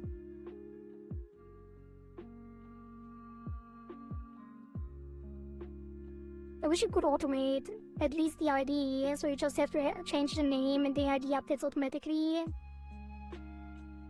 There's so many things that could still be changed in terms of quality of life in Live2D in general. It is crazy how high the potential is of this application. Because it's already so incredible, and yet there's so many things that are annoying.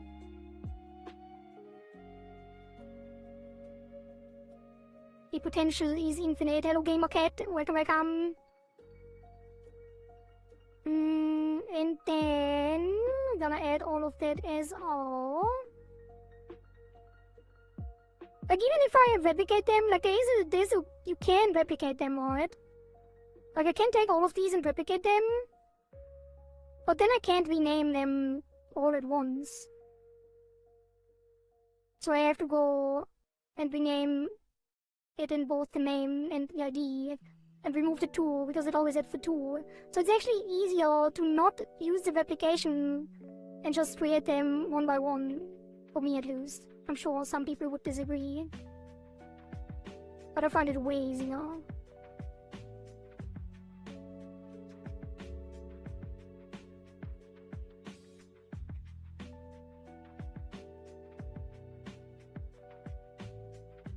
Wait, why is the ID indented? Did I name one of them L or R? What's happening?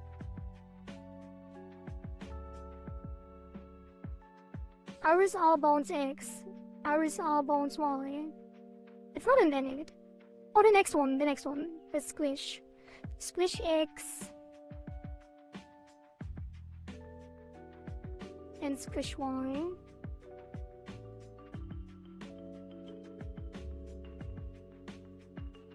Yeah, you are a good boy. What a good boy. What a good boy.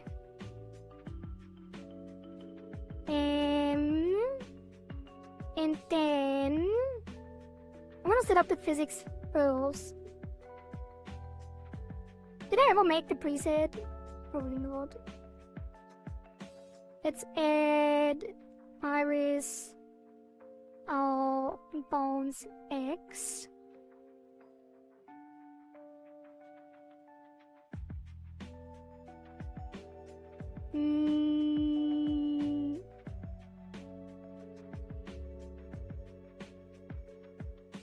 I think I'm gonna start doing a preset setting using one that is gonna be 3050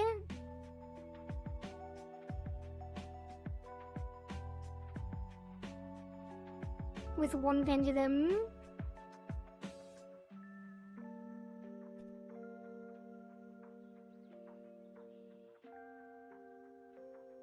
And the output is separate. Does the output not have presets but the input does? I'm gonna add this as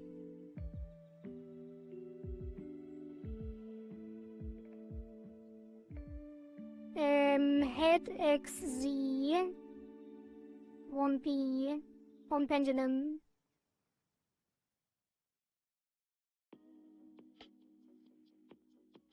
And then the output is gonna be bounce X. Like you can even add, no, never mind. Can you do entire presets for like a fully done thing? Probably not.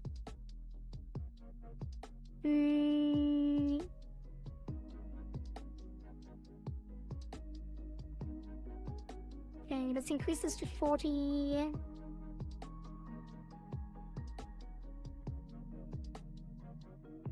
Probably even 50, and the other one is 70.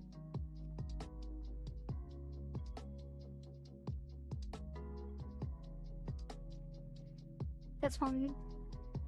Override. So if I now make another one, I can just do this for it.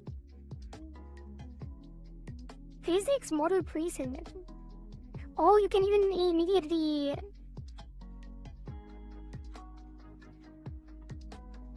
set that too, which means we can add this as a preset as well. It would be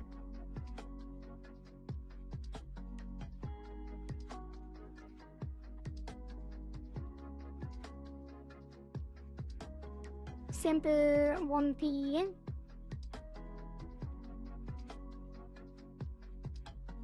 No, let's go with short.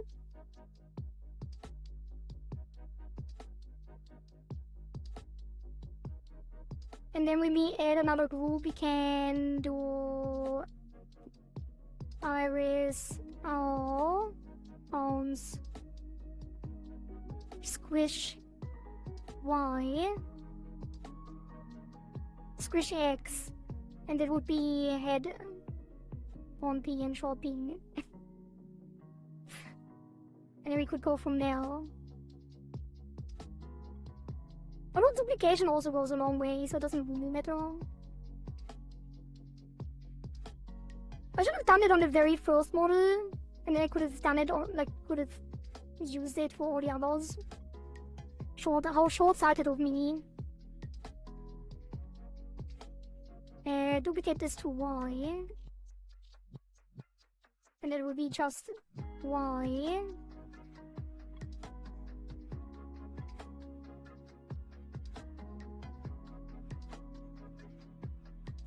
And iris L bounce Y. Why did I call it R when I'm using L? God damn it.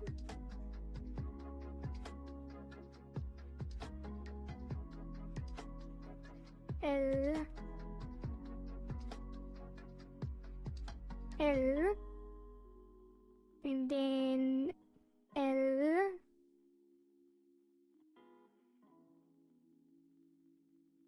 And then we add this as head Y, 1P. Actually, it doesn't even, like, it doesn't save the pendulum, so that was wrong naming anyway.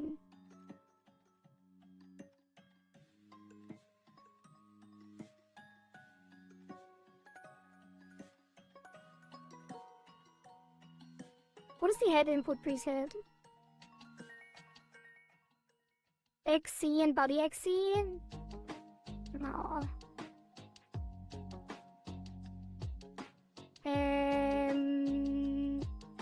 Rename this one. Right. And then probably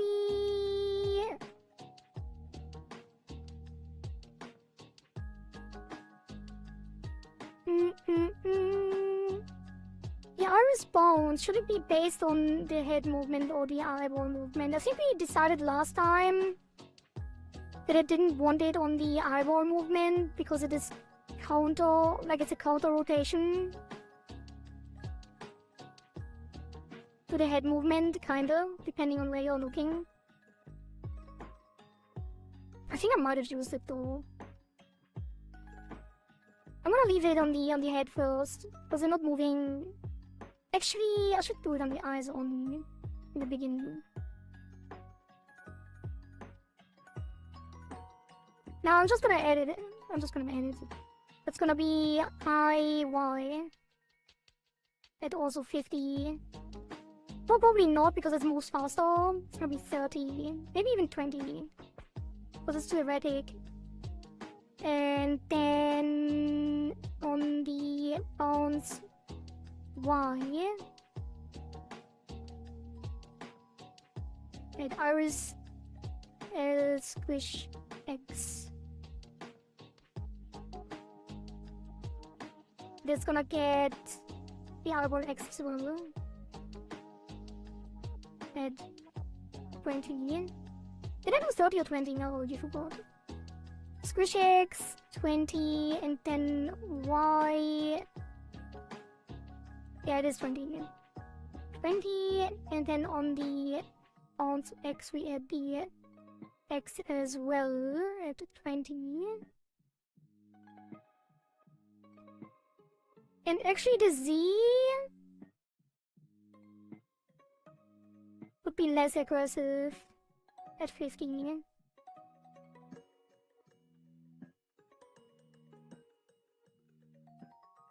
can also make this like a separate preset. Why not? Let's call this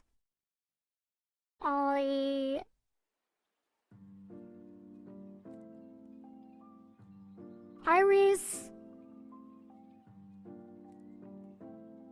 bounce.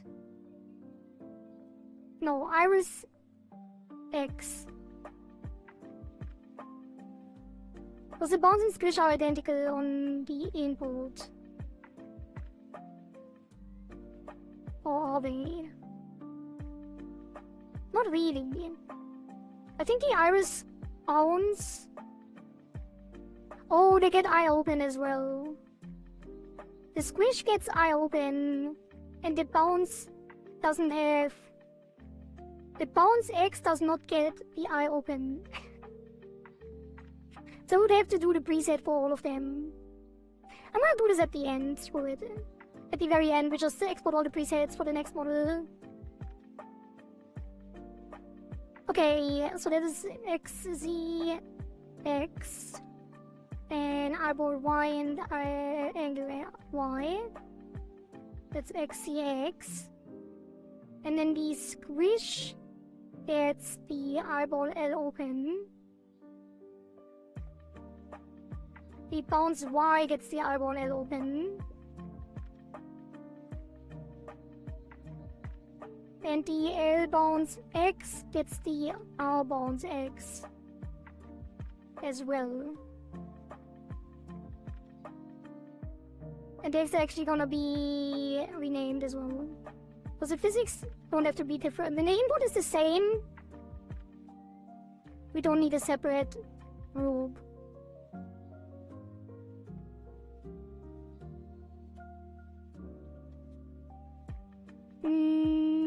And then the bounce Y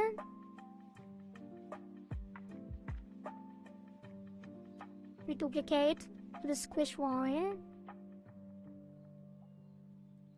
And that's gonna get the squish Y.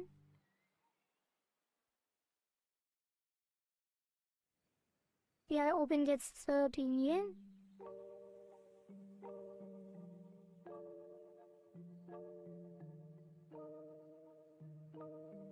And yeah, as well.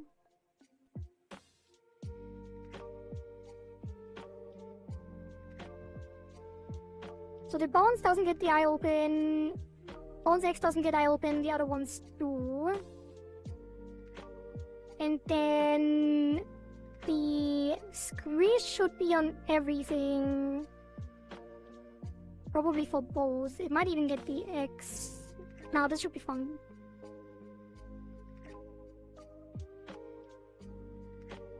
I mean, maybe the squish could have the Z as well. The squish Y. And the bounce Y could have the angle Z as well, actually.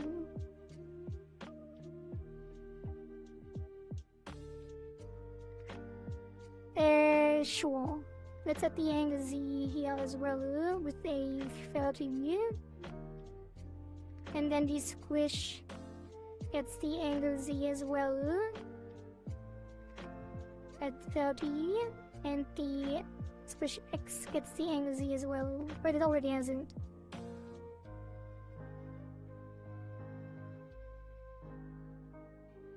Maybe I'm overcomplicating it, but we'll see later. We can fine-tune it when we get to the actual, when we actually rigged it. I don't know squish Y is above the X. Let's move this up. Alright. And then we start on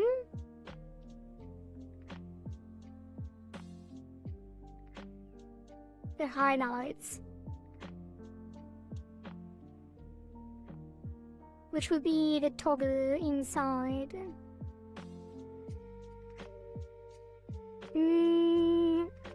Do I want a separate deformer? Like if we do use a deformer, no, we need, no. I was thinking that maybe if we use the deformer, we don't have to do it for all of them separately. But they are very different. They'll do the toggles later on. Let's just keep the default first. So that's gonna be bounce X, bounce Y, squish and squish. And then for the bounce X, we're gonna move it to the right.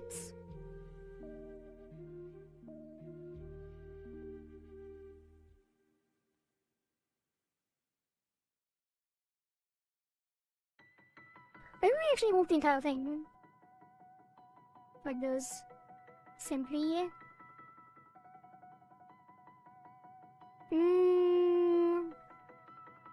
I do usually keep it very simple, but with that, how high the detail is, I kind of want to make sure it looks really good. But I think it's fine. Let's just move it over.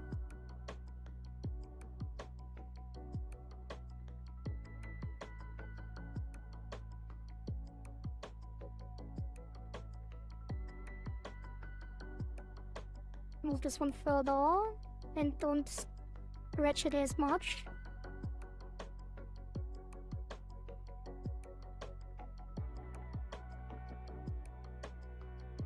Can I select this? These are not symmetrical, are they? No. And then move this over to the other side.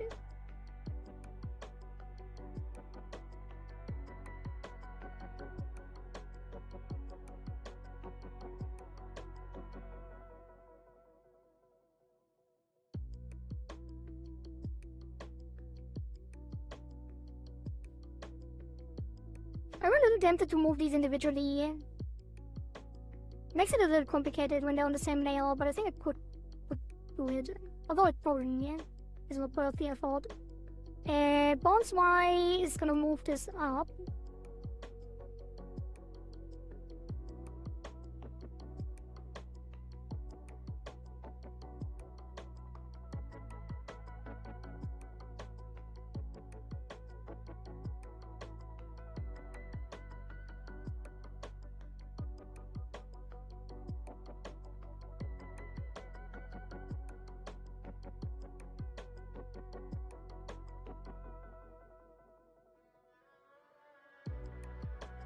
And down.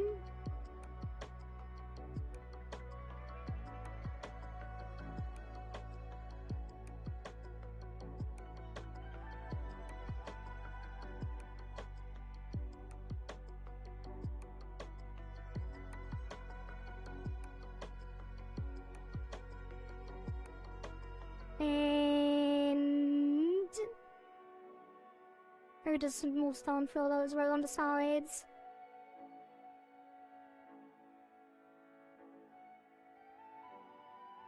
And these can move a little further too.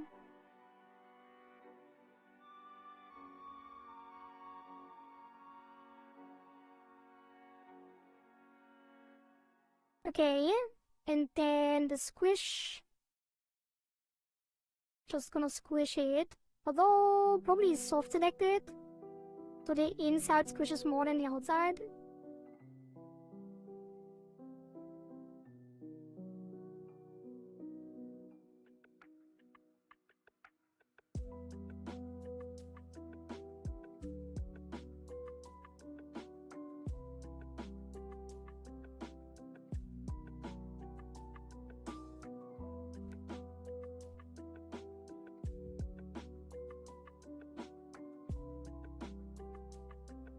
And then this one stretches.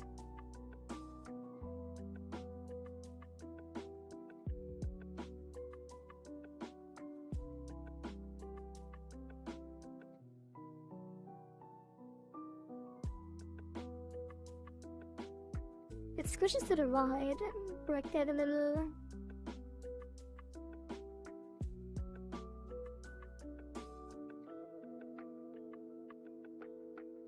This one stretches to the left.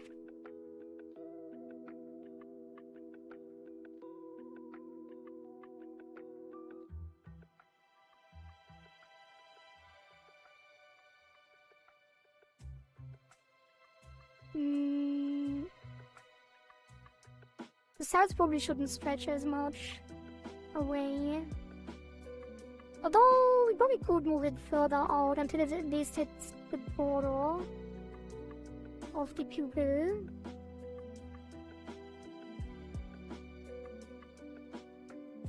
Oops.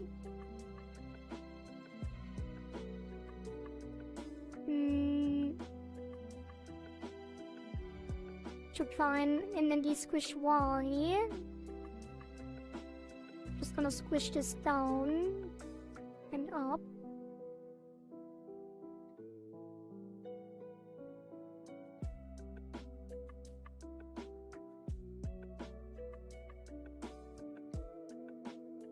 Honestly, I probably should just select these with a lasso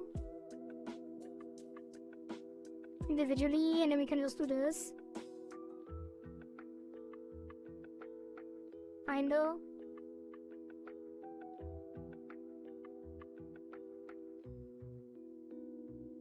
Not really though, it's a little weird.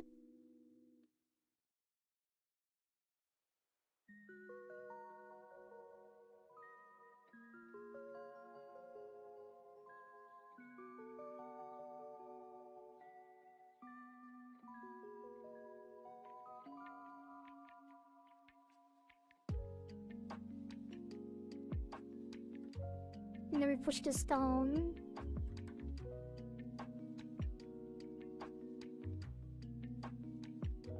It stays centered.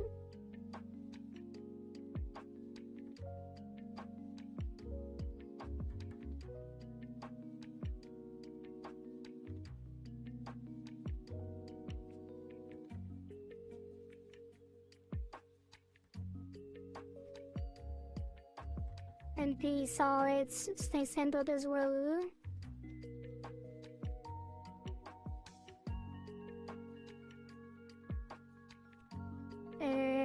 Pushing these down.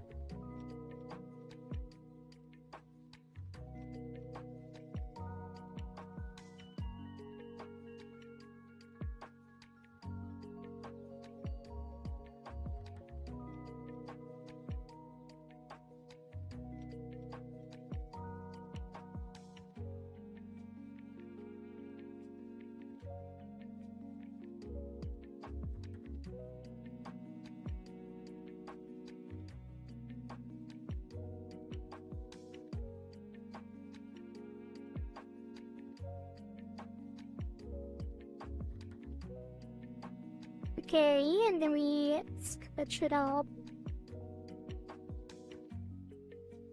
I'm not soft leg this time. Just take this and stretch it.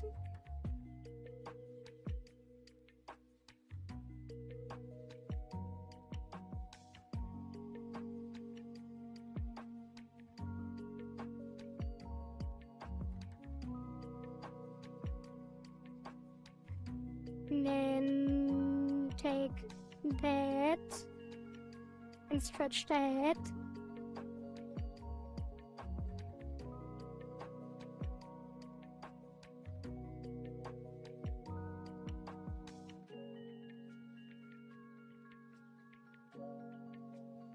And then stretch these down.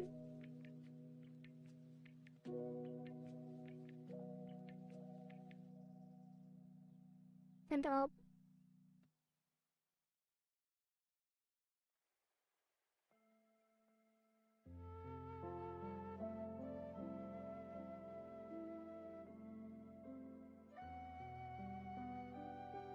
Okay, how does it look?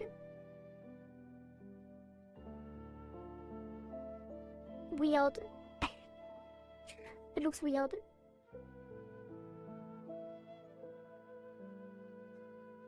Probably mostly looks weird because nothing else is moving, but it also looks weird because they are all moving together in that way. Also, it looks weird because I didn't actually reflect the Y. What do I usually reflect? The squish or the bounce? I think the squish.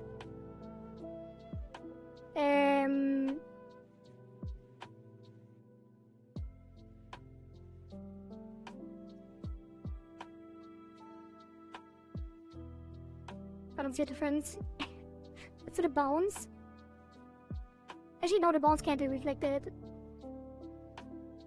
Otherwise, it will go the wrong way.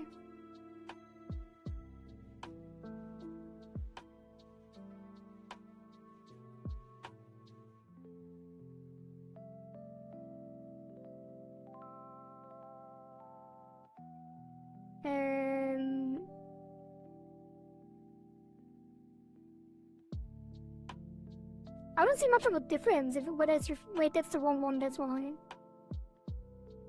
It's to be L squish 1. Are the other ones fine? I was wondering why it doesn't react correctly. The other ones are fine. There we go, and then this needs to be reflected. That's way better!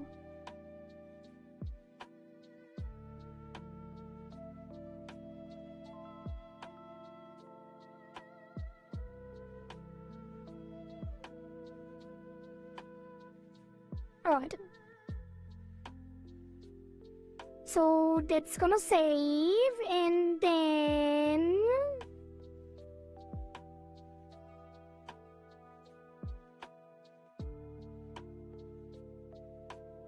we are going to I might actually move the iris highlight on XY up. Probably not though, just leave it.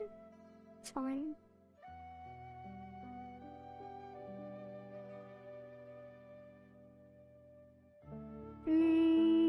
And then we also could keep the eye open. Now it's easier this way.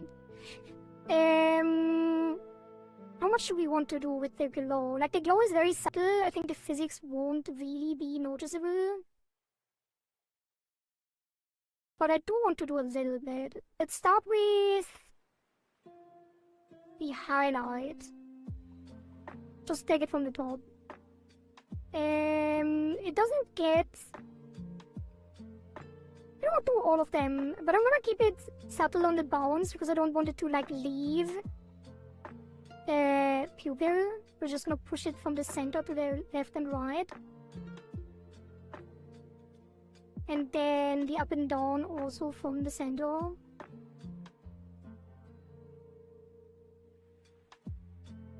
And then the squish, we're gonna keep subtle on this one as well, because I don't want it to be aggressive. I just don't want it to be stiff. And the squish wire actually is gonna squish up. Just up. Instead of squishing it centered. And this one is gonna stretch down. I want the top line to stay at the same place.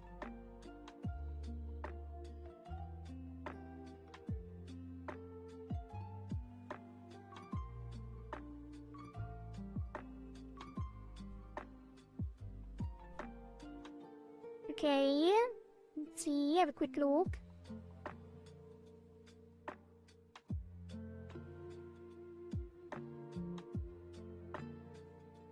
I don't like it. I think I want to keep it without the physics. Right now the bounce is fine, but I think the squish we're not gonna do. It's gonna look weird. I mean, we could fine-tune it. I think I'm gonna just reset it. And then instead of just dragging it down, I'm gonna do it manually. So it stays aligned with the general shape. But let's squish eggs. No, that's not the squish at all. That's not the squish at all.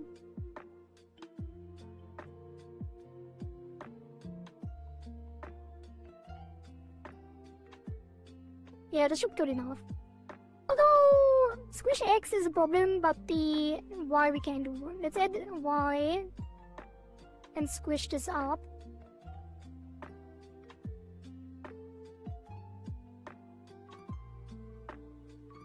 Only in the center. And then stretch it down only in the center so it doesn't disconnect on the side.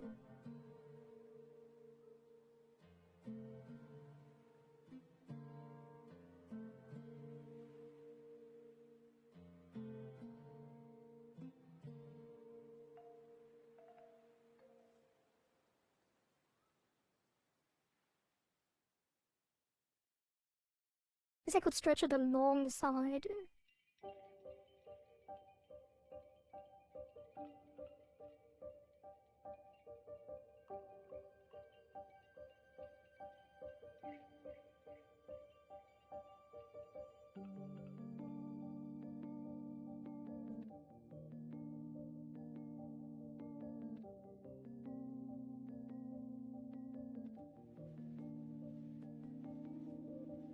How does that look? Otherwise we just remove the squish. I don't think it adds a lot.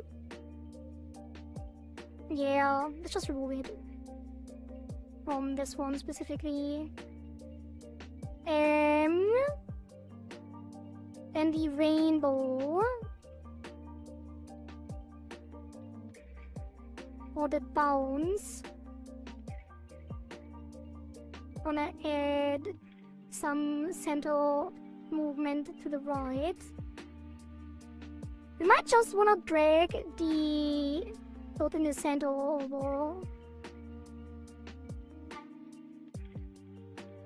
But maybe not. Maybe we do want a little more.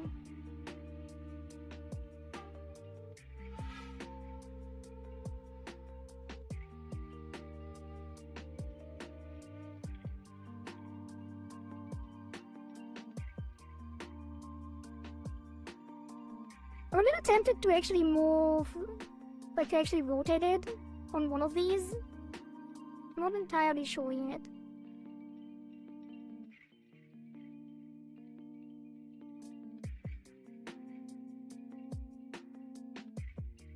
And then for the squish, So I don't want it to squish. Or do I? We don't have a lot of leeway. I don't want to... Well, maybe, actually. But also rotation could look really cool.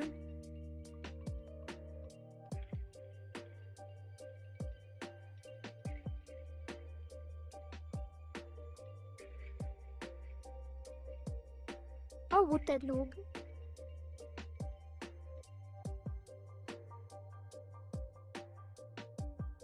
No.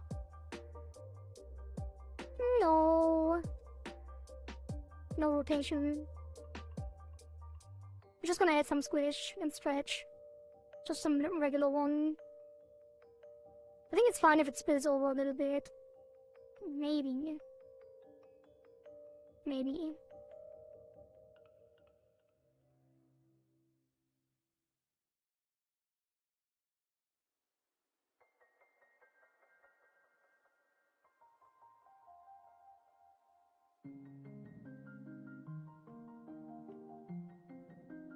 But maybe not.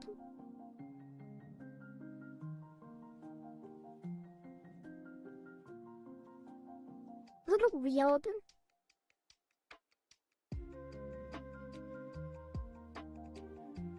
Maybe we want the rainbow to be static with the other stuff in the eye.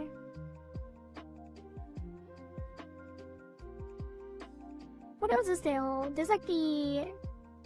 Yeah, the iris shape.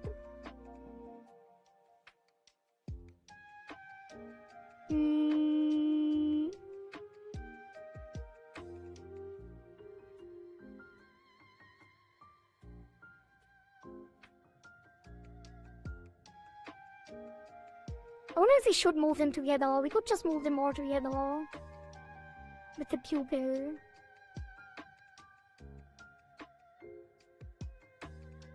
Or not be formal. Actually, no, we can't because they have separate eyeball body formals. I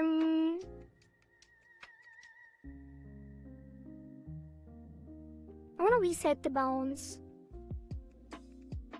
on the rainbow. All of it, actually. And then instead we give them like the... What happens if the design moves independently?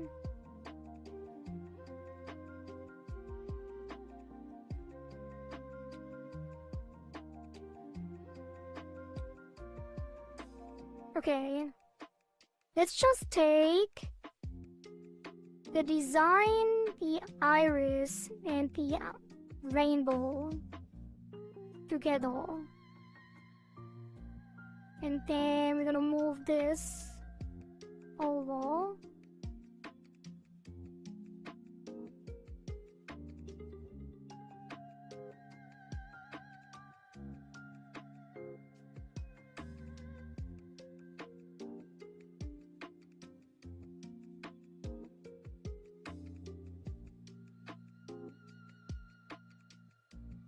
Make sure the edges stay at the same place, mostly.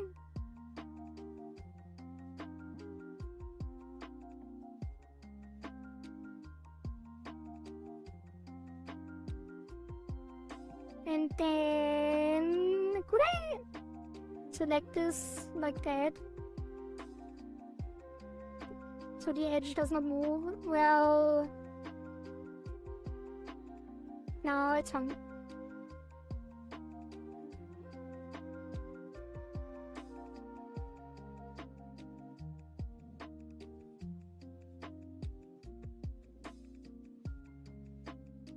Good evening, mistress. Just got home. It's been a very tiring day. May I have some kisses on the forehead?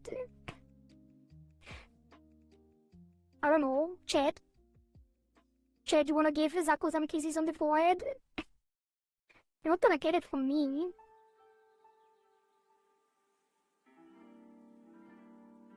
But I wish you also a good eve, Zaku.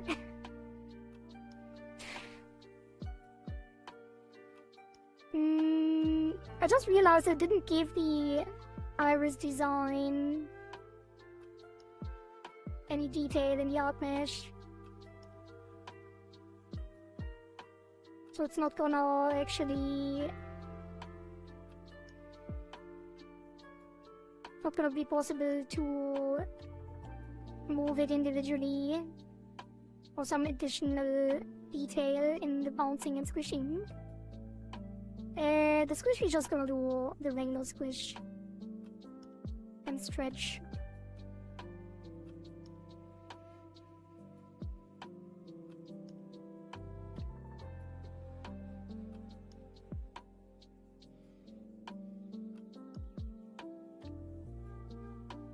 And squish and stretch. Let's see.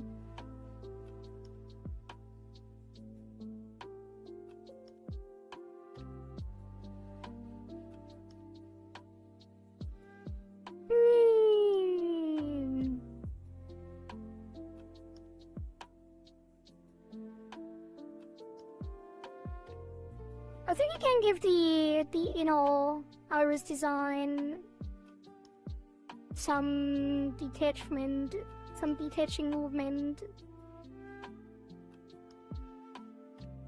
from the rest.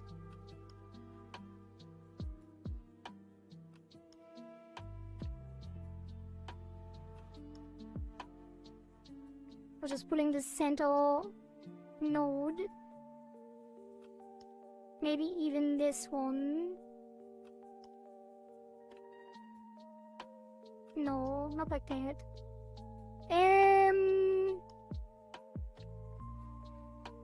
Could I take the inner ring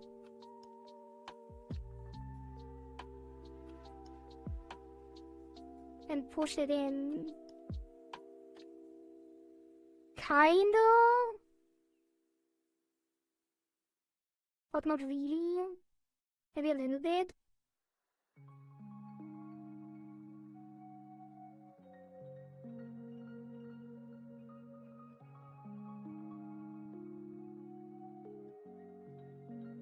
See how that looks.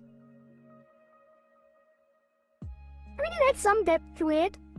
Adds some texture to the movement.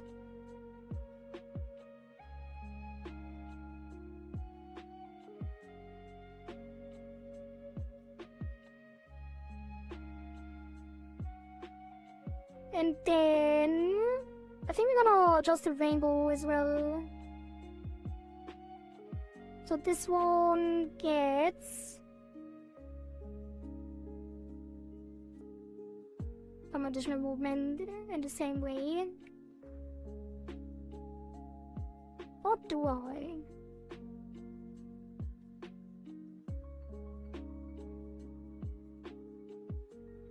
Maybe you can take the entire thing,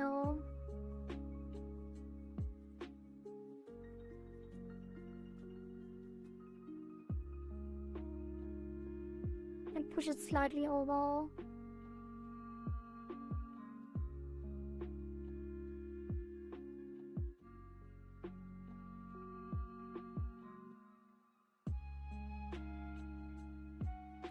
And then for the squishing, we're actually gonna squish it less.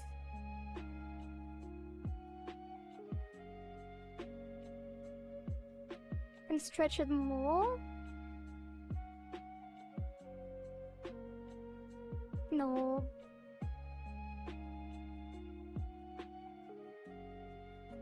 Maybe we do want some light flickering, like some light rotation.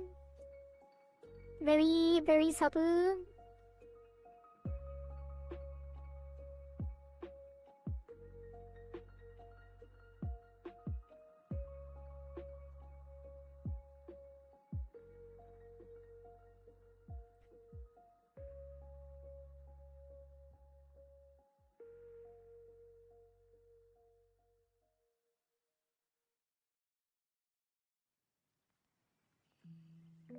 This doesn't really do much.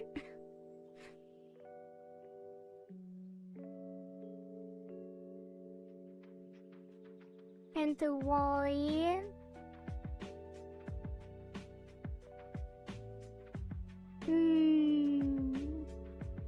Maybe we do the same on the Y.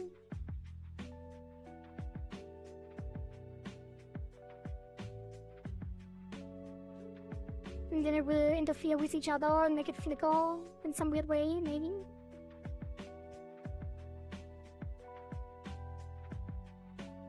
Doesn't really do much. Hi Kohari, just woke up. Sorry for not being here earlier. No worries, Stein. You don't have to be here all the time. But it is nice to see you. Welcome, welcome. You can blink! Look at that!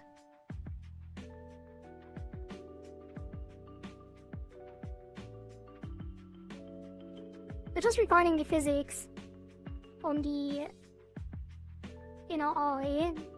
It's so bouncy, I love it. I'm glad to hear that.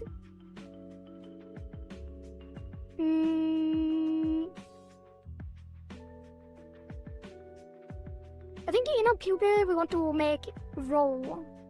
Since we have the inner pupil separate, we don't want it to bounce right and left or up and down.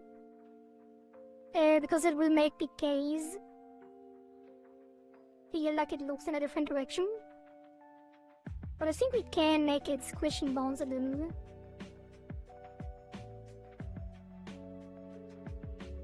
Let's take the pupil. Wait, this one already had something to do. Ooh, I'm a little tempted to actually counter-rotate that. Like in the exact other direction than the other one. So this would be up.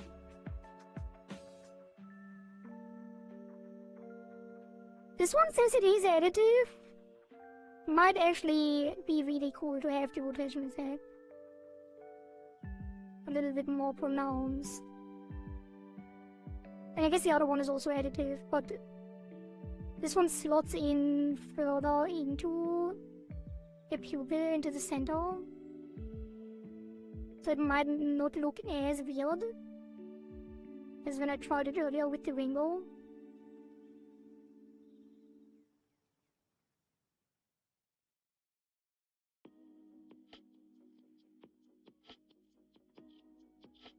Maybe that one is interfering. What if I reflect? No, I can't reflect it now.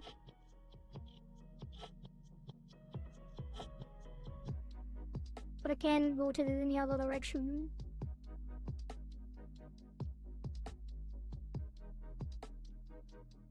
Wait. Yeah, clockwise and counterclockwise.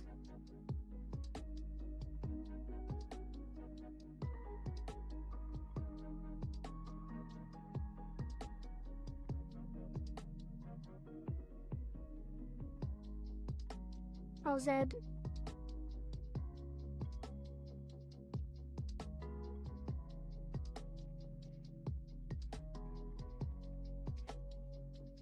I mean, it does add a little bit. Like, it's not...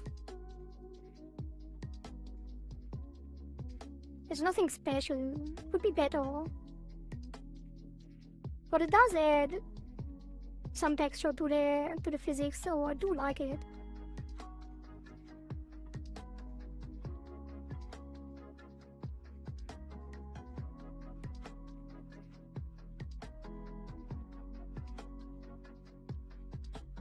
Which means we can rotate the other one as well, which is the rainbow. That one can't go into the same direction as the X, which means this needs to rotate the other way.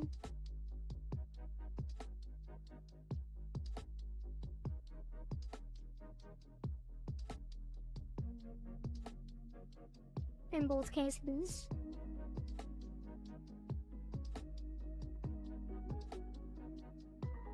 Okay. No, can take a nap. Have a good rest, Saku. Look, that's a good idea. Let me drink some water.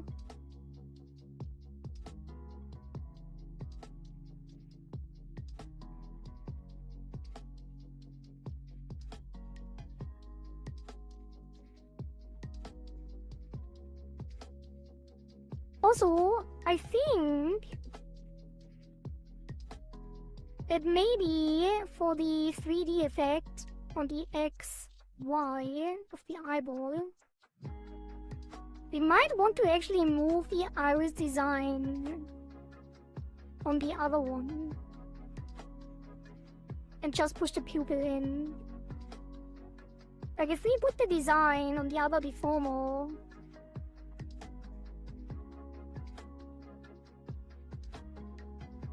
no, actually no, that's a bad idea.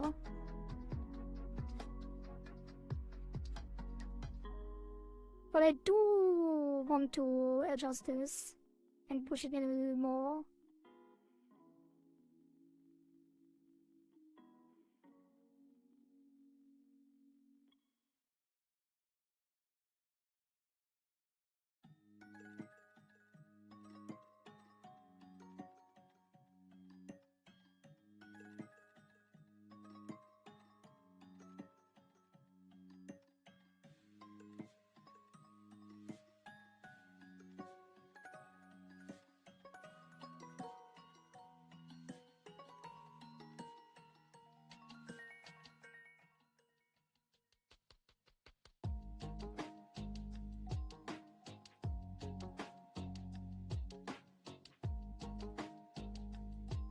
That's fine.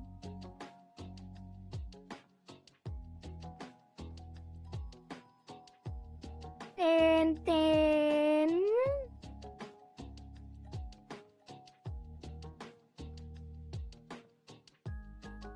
pupil. The inner pupil. That is going to get no bounce. Just squish. And the squish is gonna be the opposite of the other squish. But it's gonna go out and in.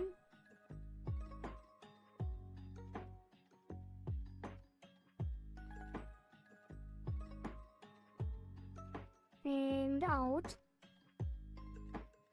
And in. How will that look?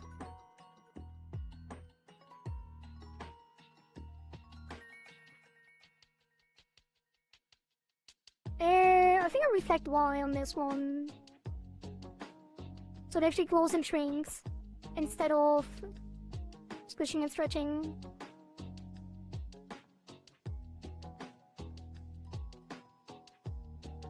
Maybe not though, I don't really like it.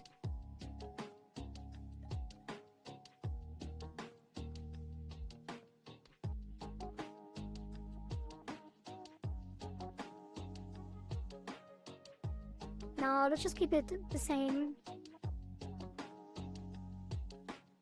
Reflect. Oops.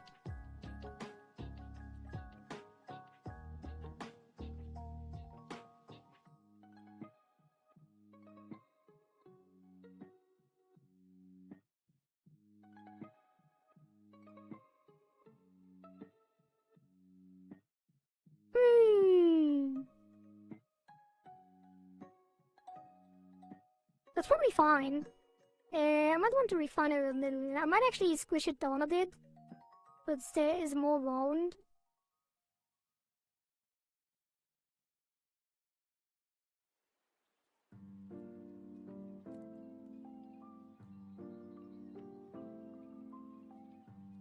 And then this one squishes in as well, but that will actually interfere with the X movement.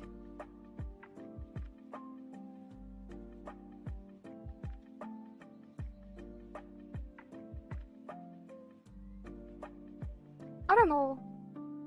I don't know if the inner pupil should move that much. But I do like the movement in general. Like the overall consensus on the movement. But it might be too aggressive on the inner pupil.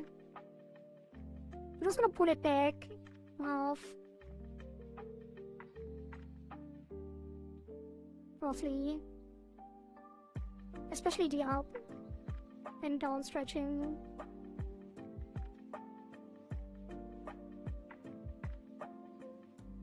Yeah, like the up stretch is way too much. Because it counter moves to the outside stretching. So it looks very extreme in comparison.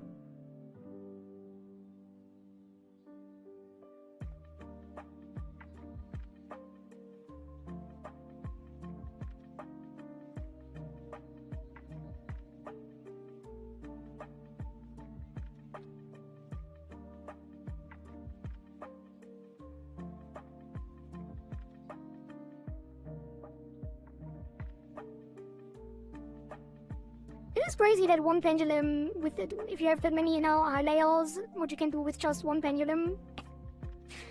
It already looks so nice. Like, we could use different pendulums in different physics settings to move things even more individually.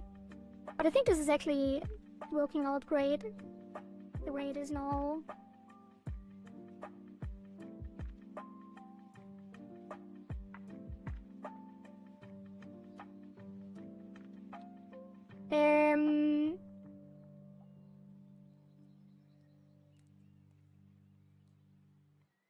Why does the squish not have angle X? But it does.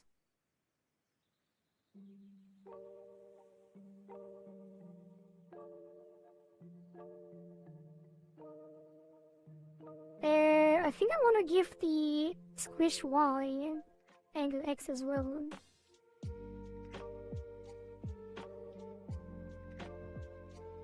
There's not a lot left, so let's make this 40-10.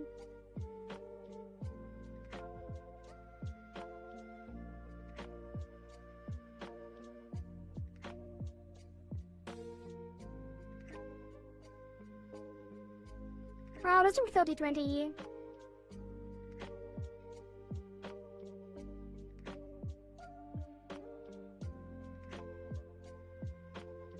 And the squish X gets Y as well. From 30-20.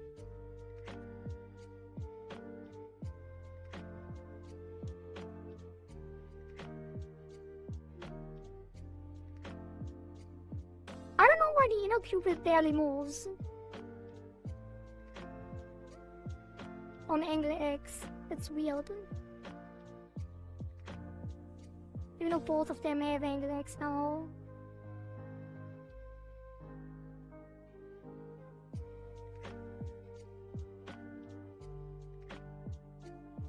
Like, it's moving on angle Y.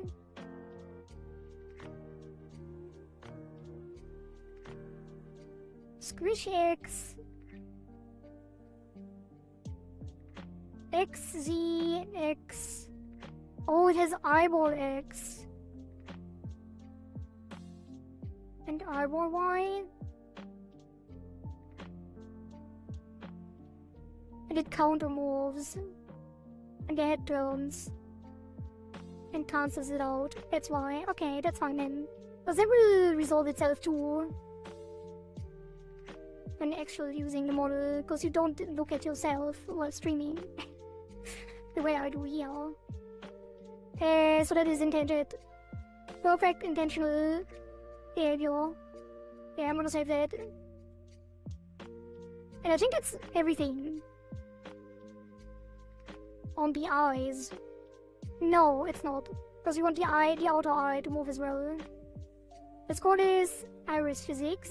And the other one will be eye physics. So we're gonna add eye outer physics. And that's gonna be eye outer bounce X.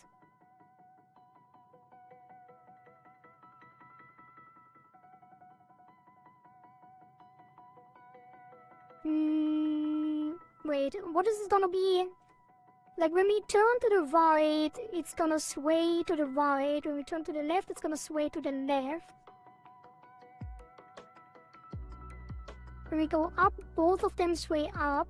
When we go down, both of them sway down. When we tilt,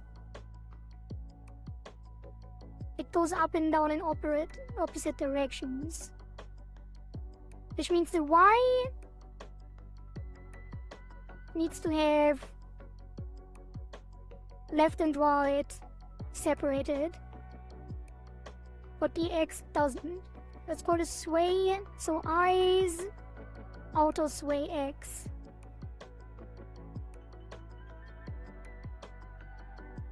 And then I, L, outer sway Y. And I, R, outer sway Y. And then we're gonna take everything on the outer eye.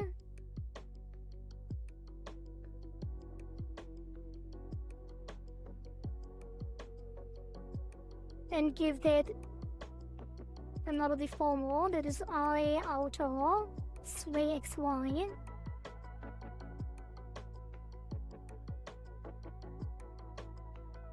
And that's going to be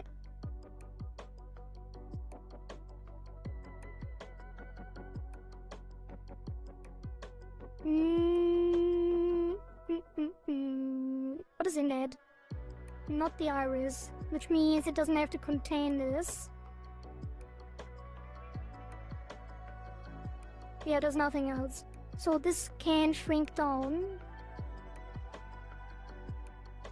for the boundaries. And then have less detail. So that's gonna be 1812. Maybe even less, 16. 1610. Should be fine. Save. And this gets the auto sway XY. And then for the ride, we're gonna switch this over here. Because there are no individual eyelashes, this effect will be fairly subtle. I think I'm not gonna include the eyeshadow actually. So put the... Wait, why is this Clara shadow on this? I guess it should be. Yeah, it should be.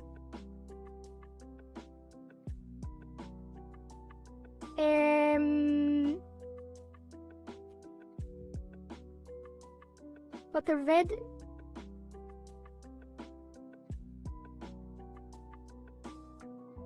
It should the bottom shadow be on it? Maybe all of it should be on it. Because if I remove the eyeshadow, the bottom eyeshadow will look weird, I think. But let's try it. Move it out.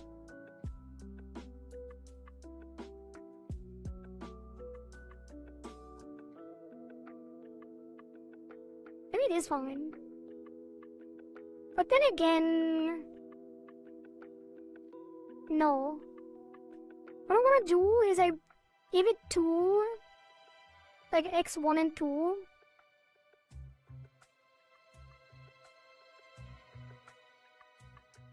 And then on X1 it's going to move the entire thing, like it does now.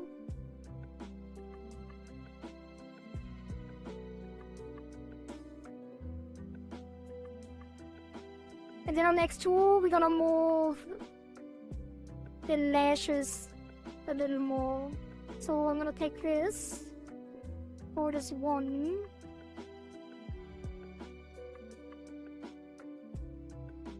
And then 2.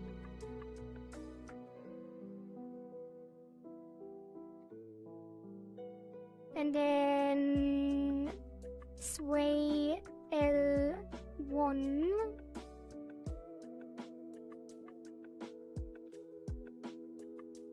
And 2.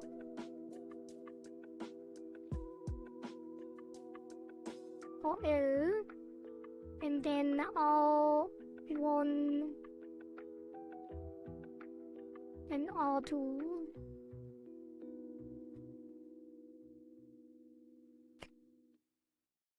Why does it always go outside the photo? I don't know. Sometimes it does, sometimes it doesn't. Okay. And then...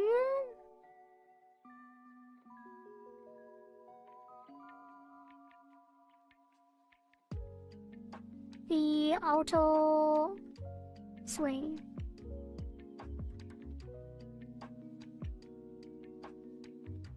Moves it in. Actually, if they're a bit separate, I'm gonna make the effect less extreme. I'm gonna reset that. So the entire thing is gonna move to the right slightly.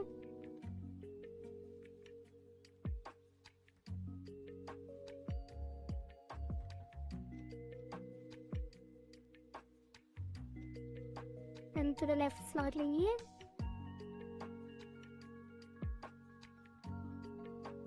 Some wiggling, and then up.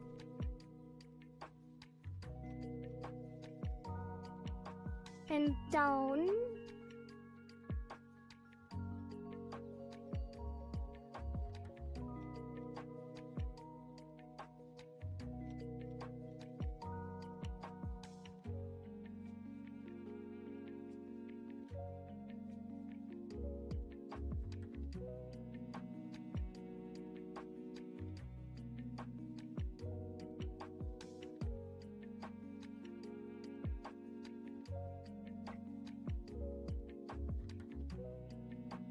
Probably fine.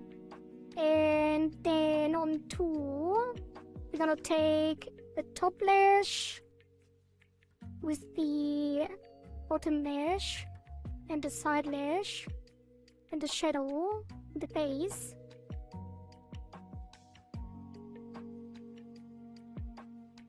No, let's simplify it. Let's just take the top lash, it's fine.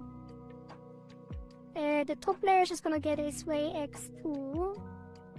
We're just gonna take the top nodes and move them over a little more. And I didn't use the keys, I'm gonna rebuild that. The classic. The all-time classic. And move it over. And then this one moves over there.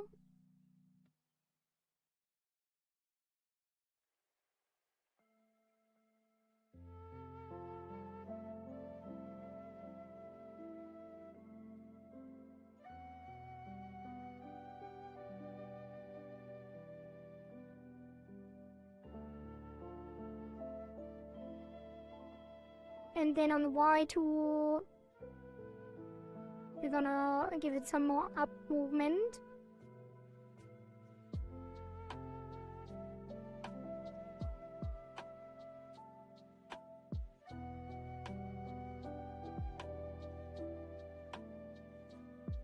And some more down movement.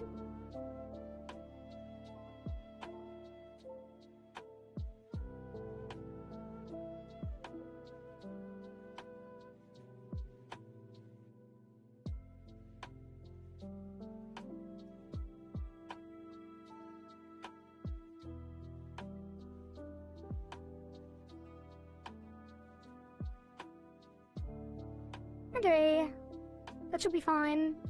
We don't need it for the bottom lashes because that one's so simple and it would just complicate things unnecessarily.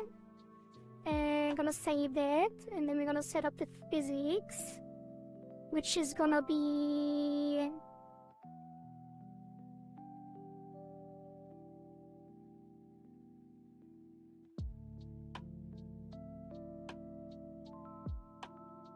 a new group. That's gonna be I auto sway X with add XZ and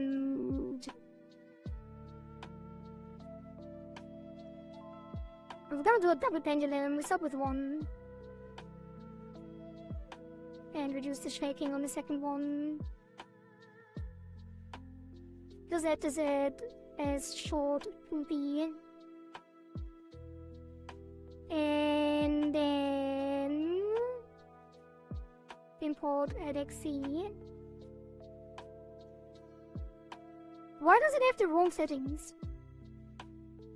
Did it override when we renamed it? Did it override the angle X and Z? What the hell?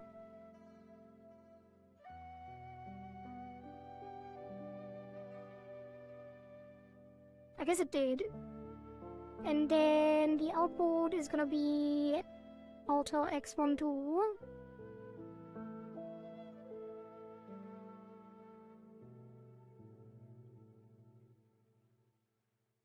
gonna make it lower convergence on the second pendulum, lower reaction, and probably lower shaking.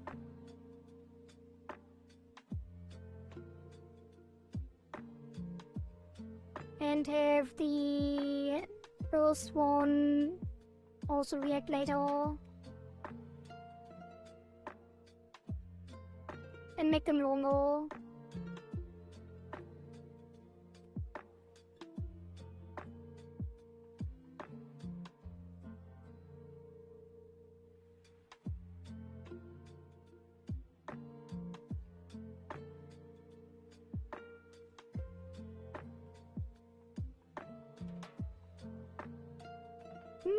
Maybe this one doesn't need our reaction.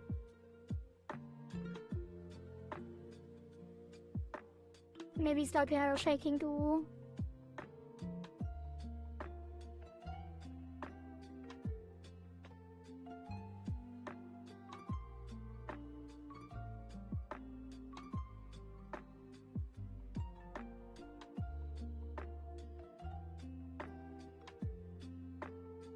Do even more shaking.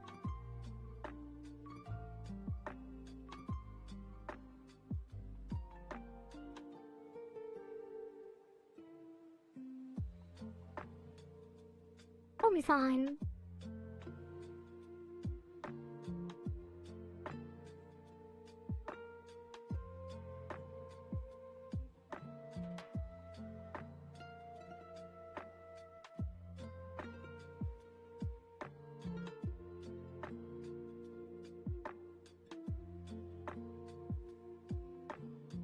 Just notice that the corner shows through when the eye is closed on the physics.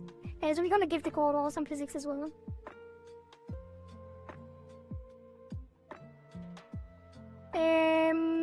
This should be fine though, and then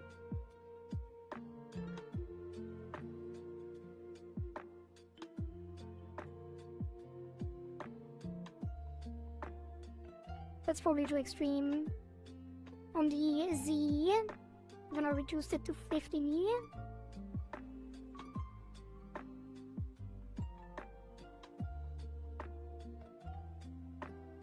Let's do 30, 40.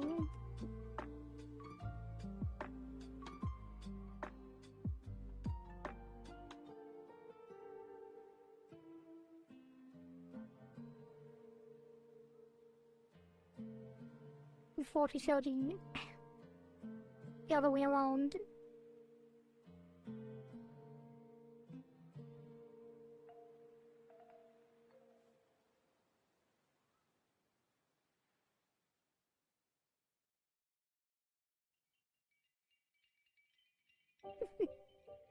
That's probably fine. Although, let's do 30, 30, it's fine. Save that. And then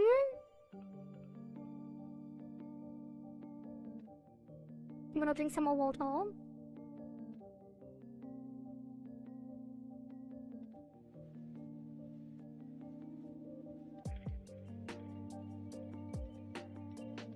And save.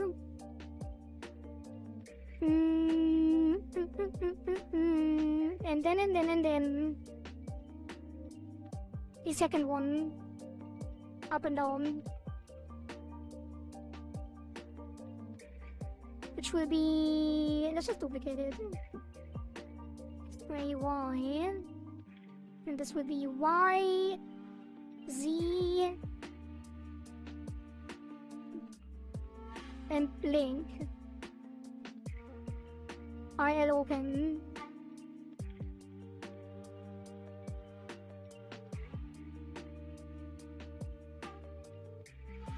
And the output will be Y on L.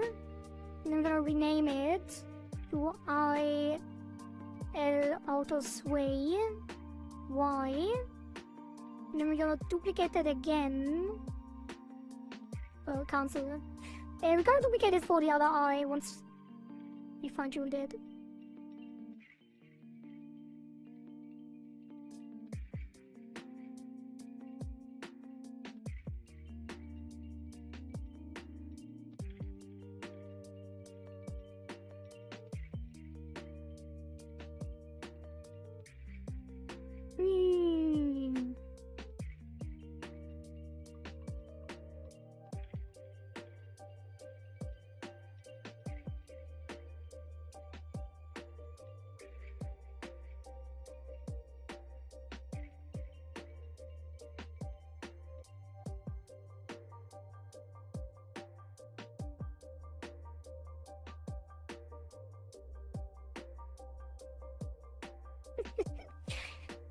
I guess it's fine. Probably. I think with blinking, when we're blinking, it put me in a higher reaction.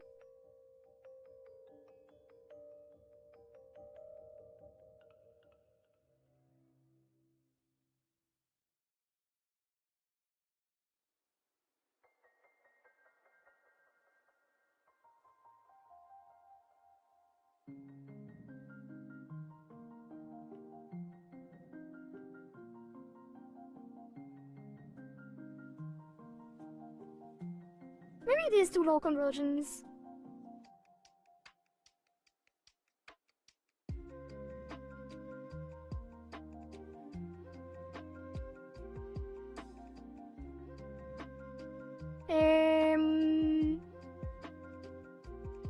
Probably on both of them. Let's just increase the conversions here. And then...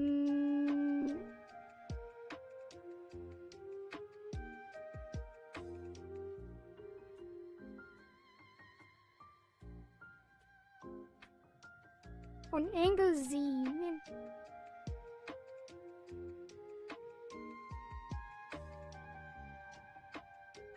Yes, reflected on this one, and then the other one is not reflected. That's gonna be IR auto sway Y. And that's gonna be not reflected and gets the IR auto sway Y. Okay, that's it. Reflect the eyes and finish it up.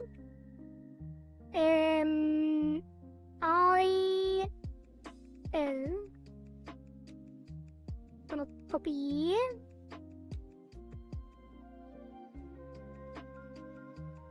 Actually, since you're already on the eye and almost done with the physics, I wanna do the topics as well. So you don't have to reflect it over again afterwards. How does it look? Is this intended to disable the pupil and the alba highlight is the question? Because currently it does. At least it disabled the highlight. But we didn't set up a toggle yet, but since this also is called toggle, I assume that it would disable the highlight and just keep the eye out. I feel like it would look probably more accurate if that was on the same layer as the regular pupil. So down here on this deformer.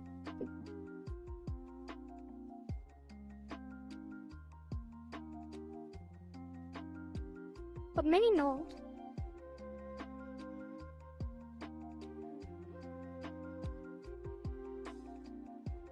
I wanna treat it like a highlight because it is set up in that way. So this is gonna be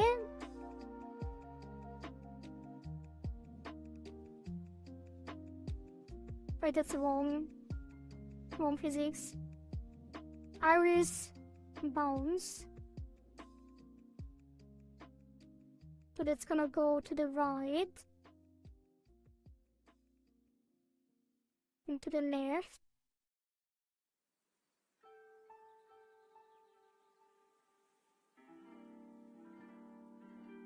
And this is gonna go up and down. We might, maybe we do want to deform it a little bit, like push this up like this, and down like that, and over like that, and over like that.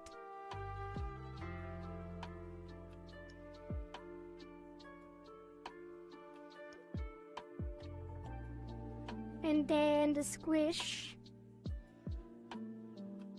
and stretch with a squish and stretch.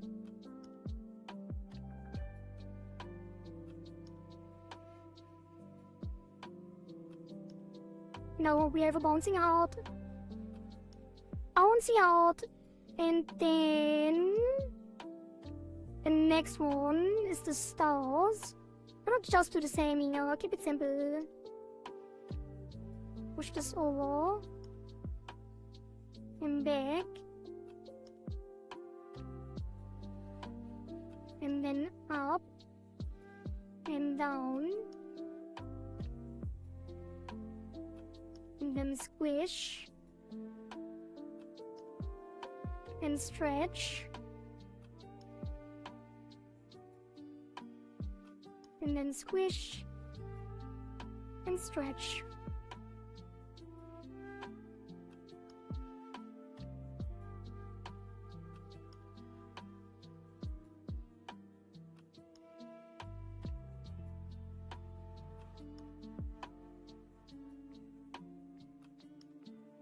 I mean, we could move these stars individually a little bit, but I don't know. As you could move this over a little more, and then this a little more, and this a little more, and this a little more, and this a little more, and then that a little more, and that a little more, and that a little more, and that a little more.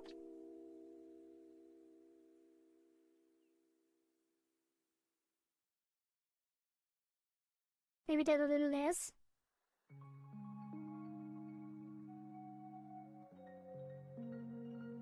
On the up, if that a little less, that a little more, that a little less, and that a little more.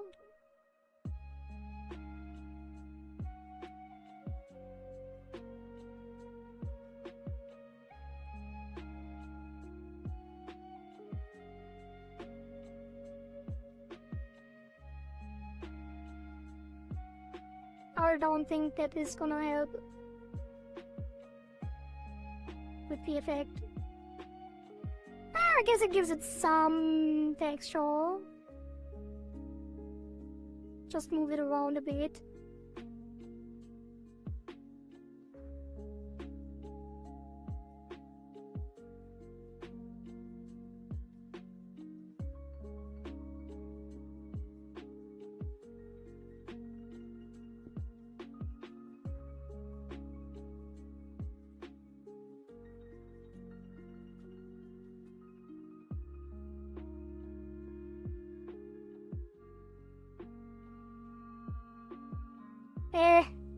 Didn't change much.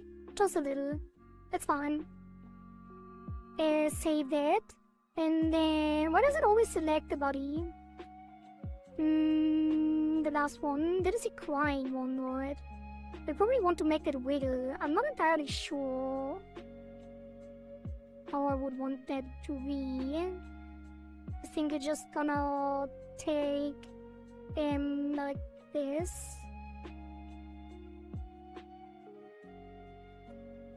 And that.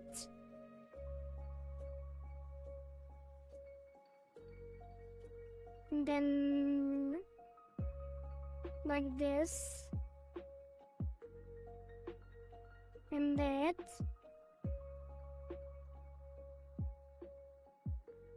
And then the X squish. I'm gonna squish and stretch. And squish. Let me squish it up mostly. And stretch. And then I think I'm gonna give them some wiggly rotation.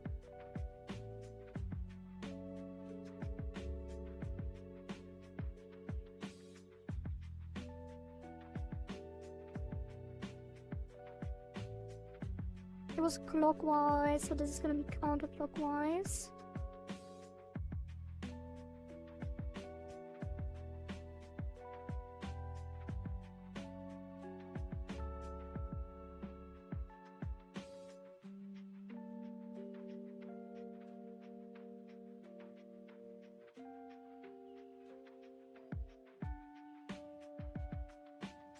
Clockwise, counterclockwise, and this one will be counterclockwise.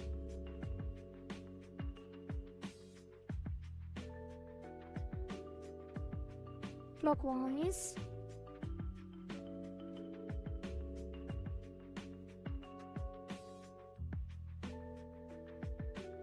Let's see, let's see.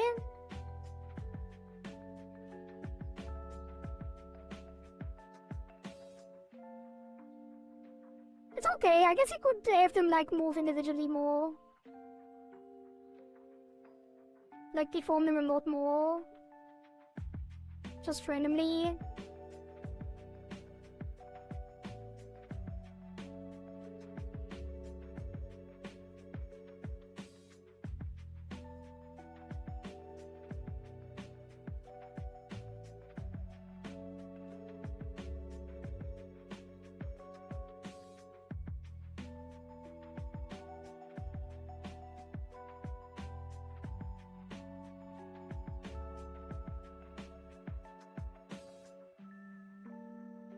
I feel like somehow aligned. Coincidentally. Cancelling each other out. Also, if I wanted like a real drawing effect thing, we'd have to use an automatic pendulum setup to make them like rotate individually.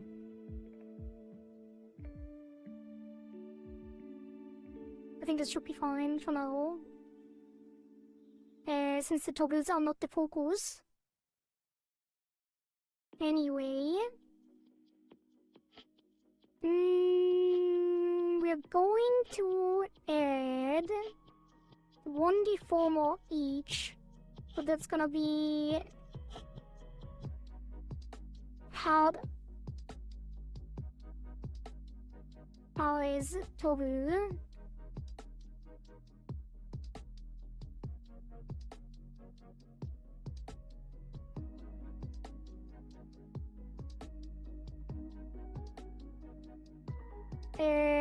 Star eyes toggle.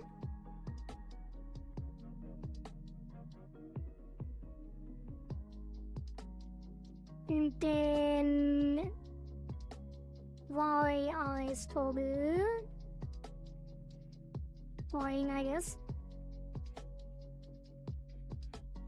And then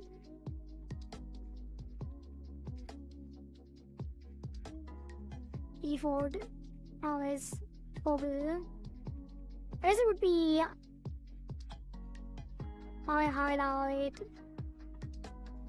toggle.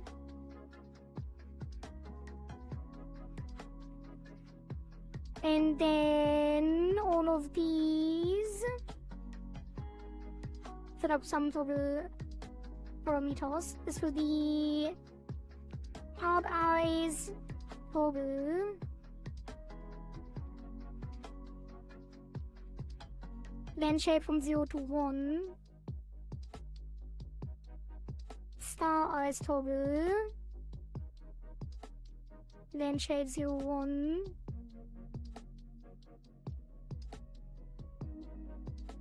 And then crying eyes toggle. Lens shape 0, 1. God damn it. And then I highlight toggle. And that one will be default 1 because it should be enabled by default. And then I highlight goes to 0. Crying eyes goes to 1 and stays at 0 initially. Star eyes go to 0 and hard eyes go to 0. Opacity. There we go. We got some bubbles. So this would be. Wait. Yeah. Hard eyes. Crying eyes. Star eyes. Oh no! how I should set this up. Like, they are individuals, so they can overlap with each other. I guess if you toggle them in VTuber Studio, you would have to toggle 2 of them at once. There should now be expression groups. So we can probably set this up so they are exclusive.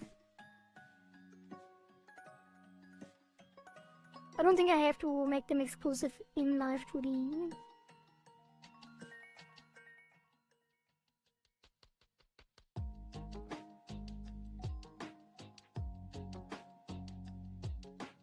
Alright. That is the eye toggles. And now we are ready. I'm gonna put this to default 0.8 as well. I have the eye not open so much by default. And this one too.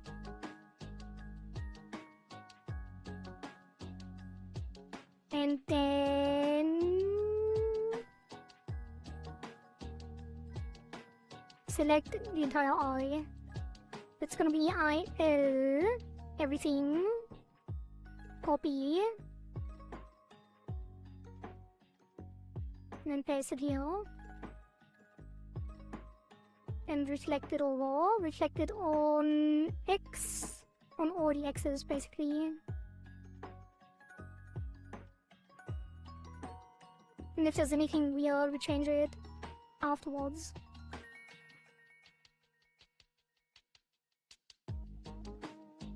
And call this IR.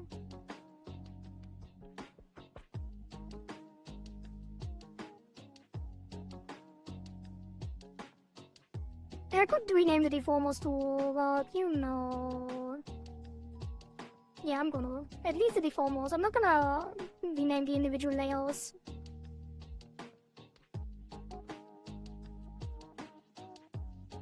Actually, that's fine. Just those two. Just the ones that have R in the name. Yeah, IR opens now.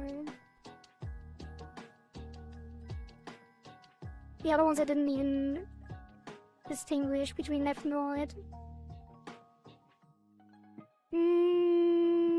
And then keep them selected.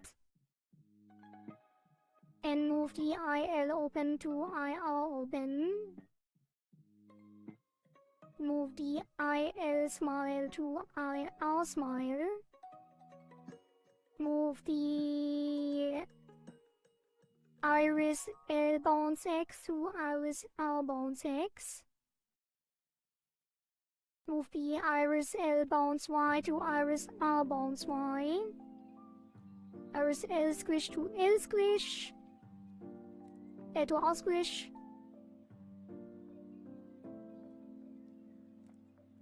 And the outer sway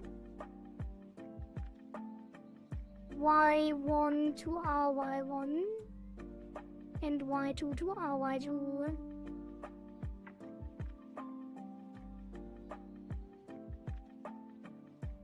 And then we can already wink, but the physics is not set up. Are not set up. So group edit. It's gonna be IL bounce Y to R bounce Y. L squish to R squish. L squish to R squish. Y. L. Oh, the outer's already on L. Okay. And then R bounce is gonna get the R bounce. Y. And the IR open.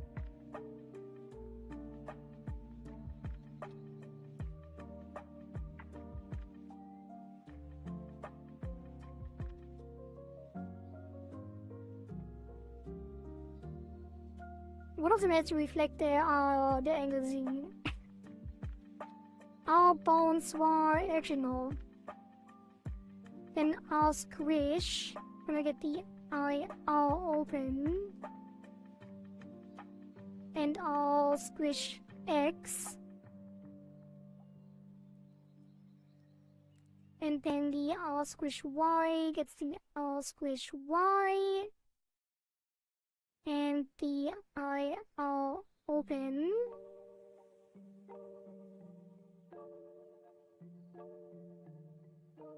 And then the auto is already set up.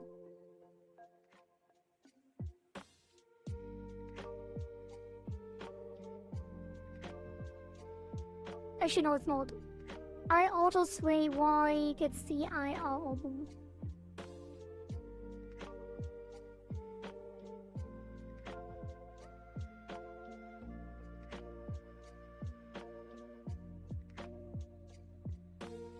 Why does it bounce so weird?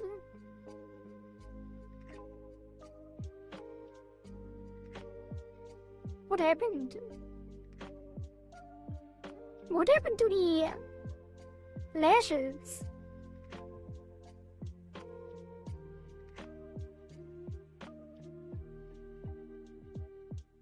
Why is it bouncing like that? What?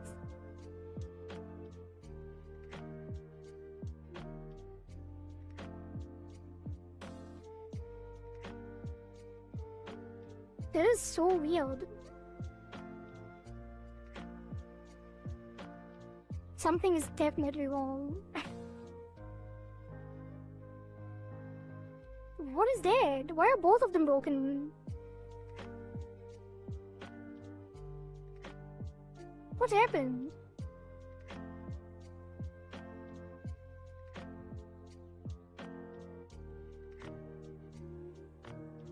What do you mean?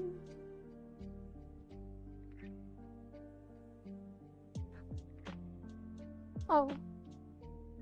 But... Wait, what? Does it change the default? Is that why? I'm gonna reset that. Oops. Because I think I guess the blend shape uses the default as a frame of reference.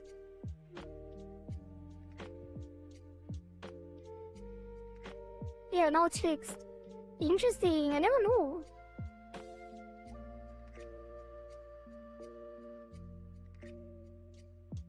Fixed.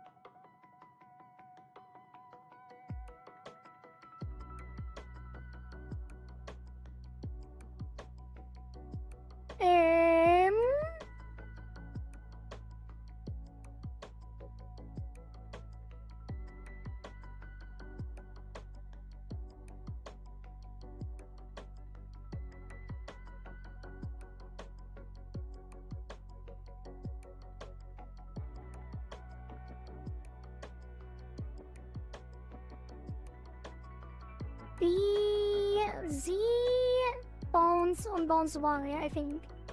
Z on bounce Y on L. Reflect. Actually, no, the other one reflects. R bounce Y.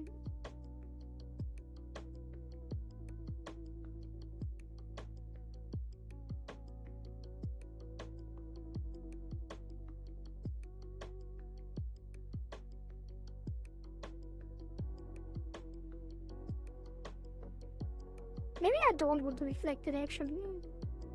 Maybe I don't want to see it all on the bounce.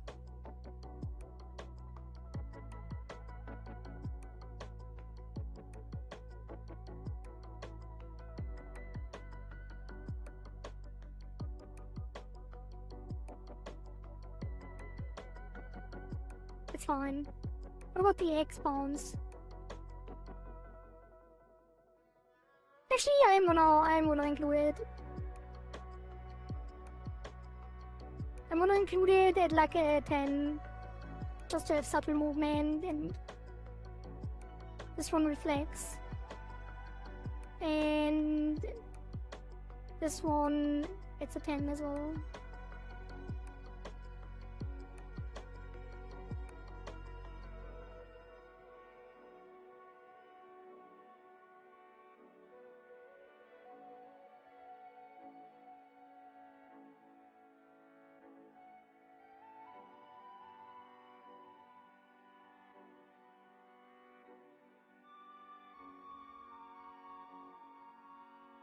I think the angle Y doesn't have to be 50. I'm gonna put that to 30.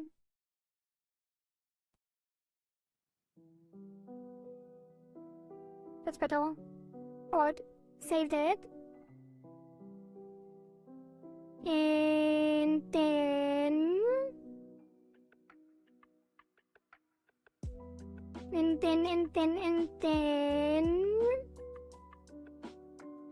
I'm going to take a quick break because there's an ad coming up and I need to go to the bathroom and fill up my water. So I will be right back.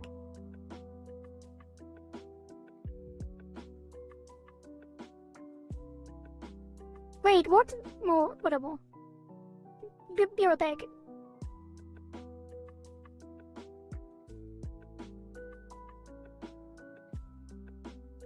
Nope, that's not correct. I'm not eating dinner.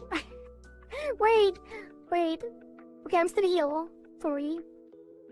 Give me a minute. I really should have a separate one for this. Which I kinda do, actually. But I never use it. Alright, do it back.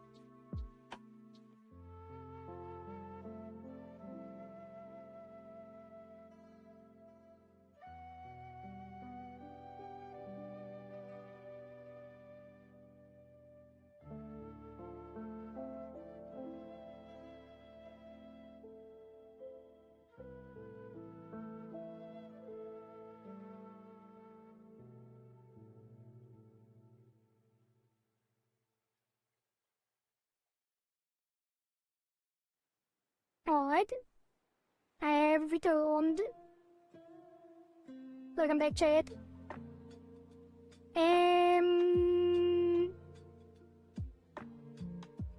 Alright. Klein, are you still here? By chance? Oh yeah, you are. I have a question. If I can remember it. Wait, what was I about to ask?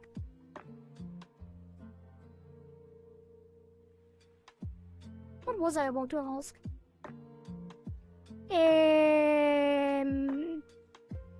Did you ask the question from earlier? Which one? What was the question?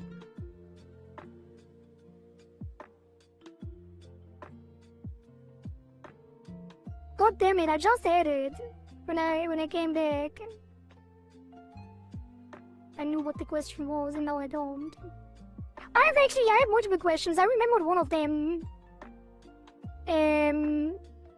Your gender, basically. Because I don't know if you are a he, a she, or they, them. But I had another question.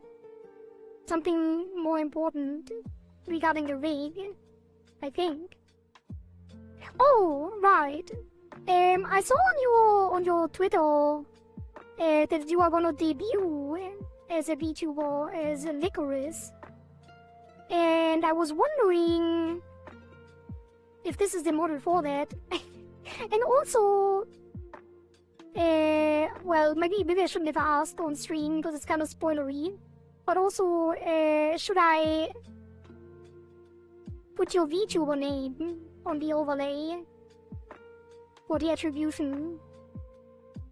Because I kind of thought that it's not gonna be a model for a specific VTuber. But if it is you, I wanna give proper credit.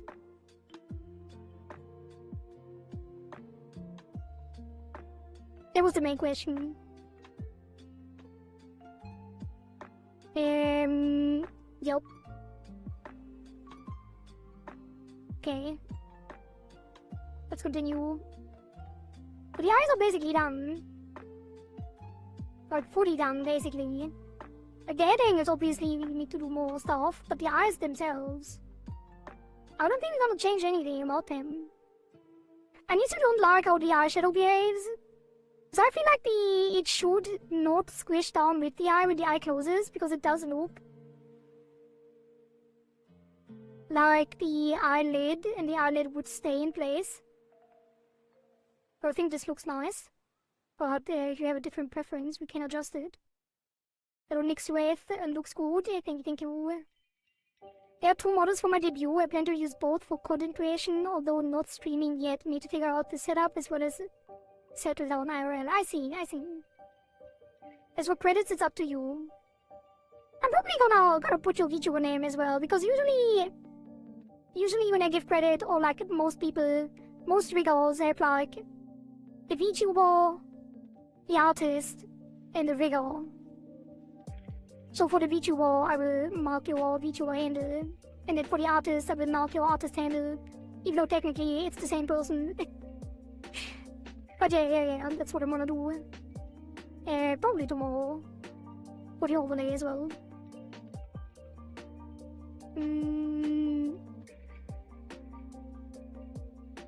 Okay. Let's do the eyebrows next, because that's gonna be easier. For the mouth, we're gonna have a lot of setup to do. So let's start with the eyebrows. And that's gonna be... I didn't even have to have a reflect note here, because it's obvious, it's an eyeball. For the hair, it's less obvious. I'll patch this.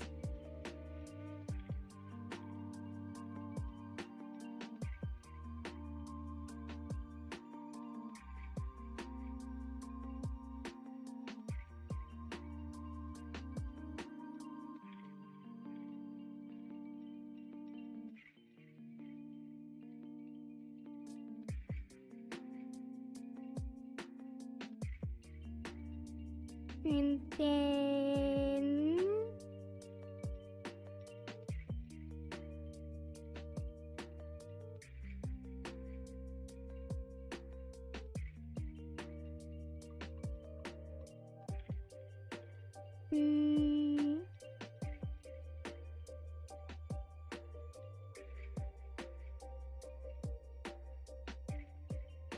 The second row.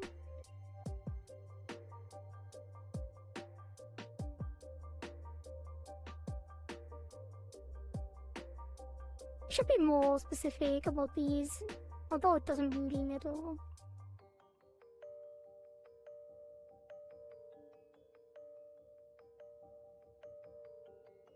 I'm not in a rush today. It'll be a long stream. I'd also use the model for my art channel, although definitely not as often, so maybe a few times, so it's not stuck to one individual channel. Yeah, do whatever you like with the model. It's not really confusing. I think a lot of people probably have multiple models and multiple channels on YouTube. And obviously you do want to promote your artwork differently than you would promote your stream, kinda. Although I don't know if it is.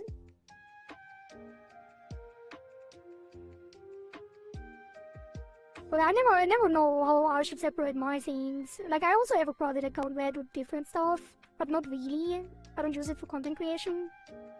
I feel like having one consistent brand is gonna be important in the long run.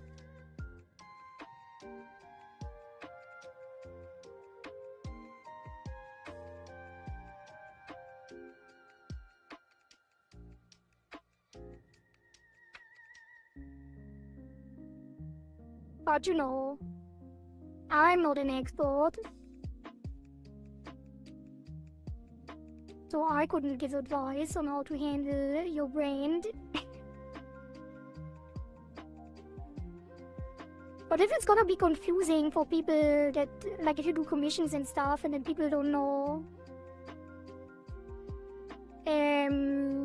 who you are, because you have different accounts for your VTuber and your art, it could become confusing. But I'm sure you have your own thoughts and plans on that anyway.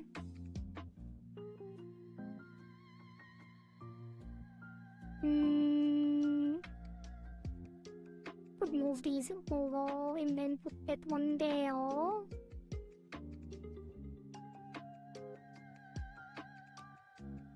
I have like 2 points in here. Actually, I'm gonna segment this out to 3 as well.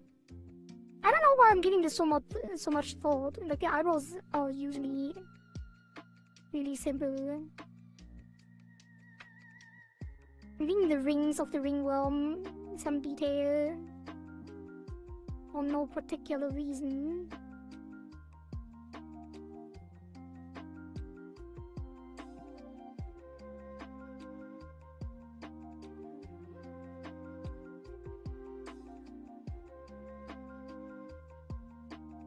We don't need the middle points.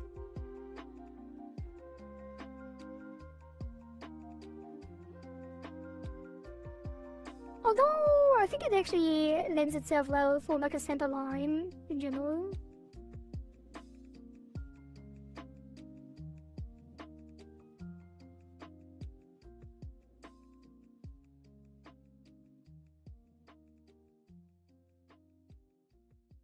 Let's just do that.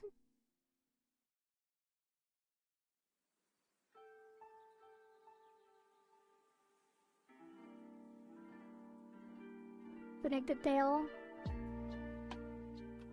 Okay, that is the art mesh for the eyebrow. And that is gonna get... Also, we'll close all of this, and then we get to the brow. Brow L, Y, and brow L in our up. So this is just going to be... brow L, Y in our up. And it's gonna be a 12 point. I guess 15.5. Maybe a 12.5. 12.4. 12.6. 12.6. And gonna align it like so. And then it's actually gonna be 12.5 again, maybe even a 12.4 because now it's not as wide. Then we save that, and then this gets keys here, and then this goes up.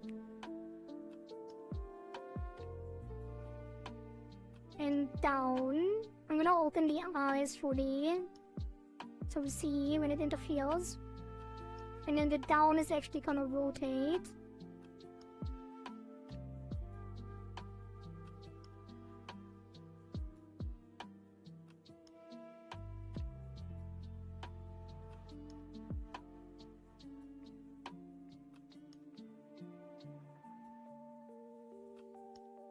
How does it look like it's stretching even though I only rotated it? And then... maybe that's too high.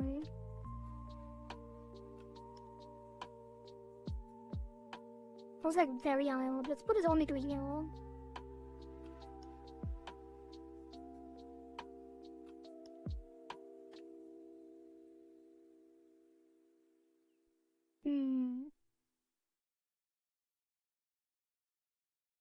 That should be fine.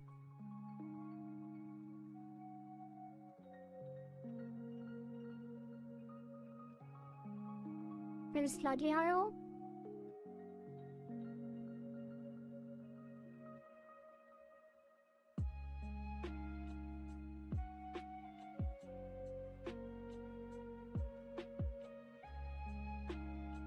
And then the blend shape for inner up is gonna take this on the side here and rotate up.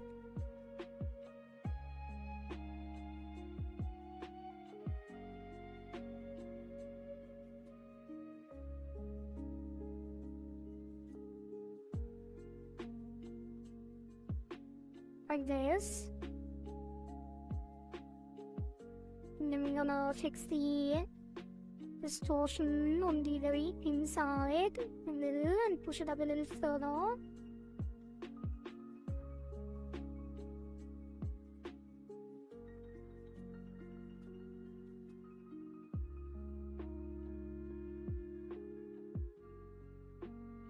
That should be the worried face.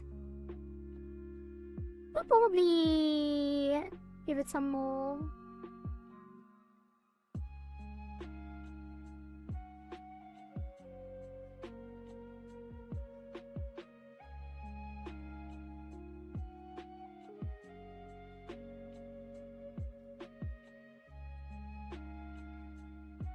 And then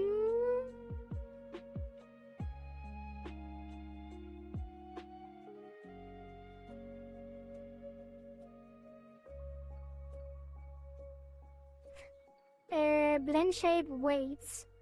That's gonna be limit blend shape weights, and that's gonna be on brow L inner up for brow LY. And we're gonna take the fold line 5. So when the brow is down, it's fully active. And when it goes up, it's fully inactive. Although I feel like maybe they adjust the diagonal is better, so it's only at half on neutral. I always forget what the proper settings is for this. I think I'll take the diagonal usually. Let's see.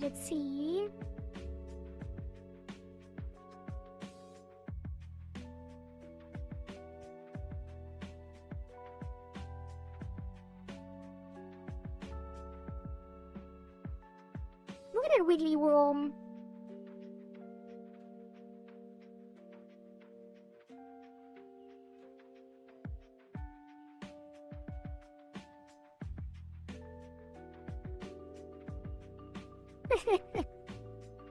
Wiggly worm, yep. Right, so that's the eyebrow. Simple enough. Probably already done. We don't need physics. We don't need anything else. We can just reflect it over. We're gonna copy paste and flip. And then this will be R and R.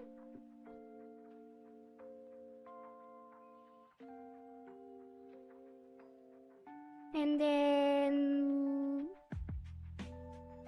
this moves to brow R.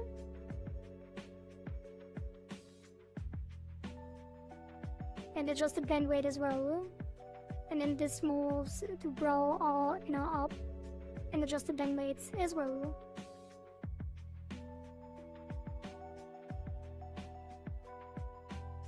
And now you can look worried.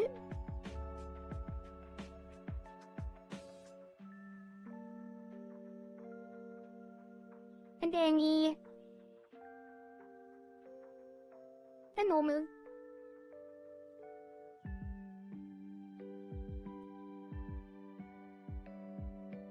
Alright.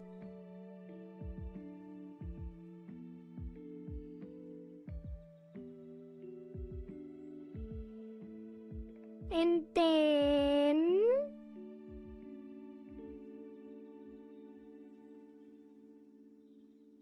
I guess it's time to start on the mouth.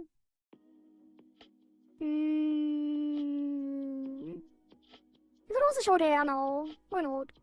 Pause. That will work just fine. We don't need to see the eyes anymore in full, and the mouth is not covered by the hair. So how does it look with the hair? Thank you for that, that's out of Zenya. Hello. Actually, it was you who I talked about this, right? With the transparency for the eyebrows. Climb, if I remember correctly. And I'm gonna do that now. All we're gonna do is put the eyebrows below the hair. And then we copy the eyebrows above the hair. And then they will be at 50%. Or whatever you like them to be at.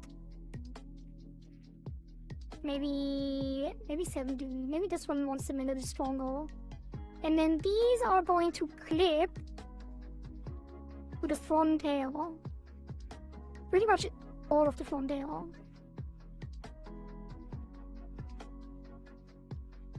So we're gonna take everything on the front hair.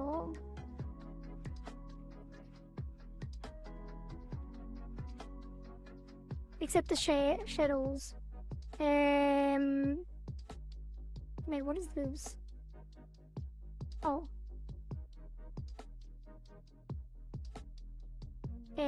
Side. And then this white hair and the bangs. Copy all of that and put it as a clip here.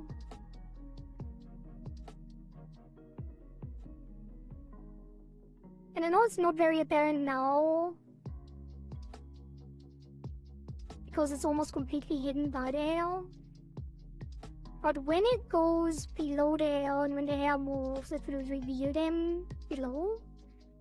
I don't know if this specific style for the eyebrows lends itself well here, because the hair is so dense. But let me turn off some of the hair just to see if it actually is working. Yeah, it is. Like, you can see it here. If we turn down we can adjust the opacity of the eyebrows however you like. But as you can see, if we make it completely invisible, it's still gonna show with full opacity.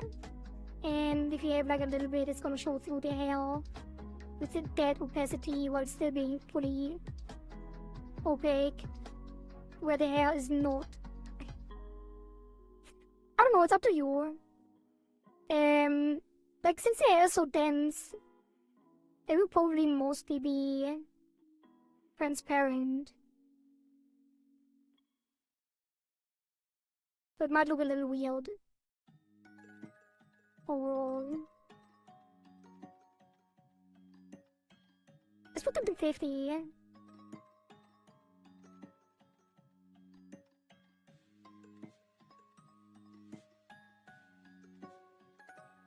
We could also only clip them to some of the hair and leave it covered by other parts of the hair. Like we could make the... Wait, could we? Take the red hair and cover it completely, while the other parts of the hair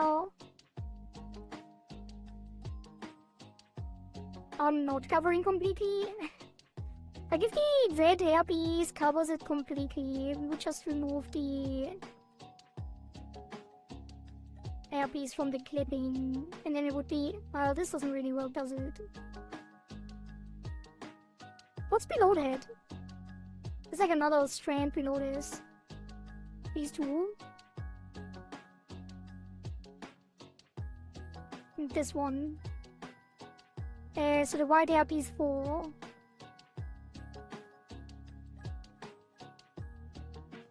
White hairpiece 4. And then it would be transparent on the white hair and covered by the red hair. Although this is probably inconsistent, I would not recommend it. Let's not do that. Yeah, it's a question between transparent and fully opaque. Probably. But when we get to the hair physics, it's gonna be easier to see what the true effect about this is. Oh, let's keep it like this for now. And then...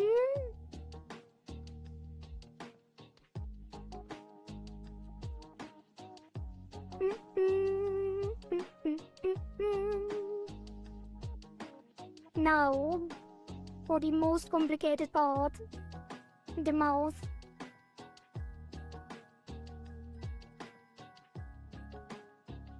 Let's open all of the mouth corridors, as well as the nose, because it's gonna be a part.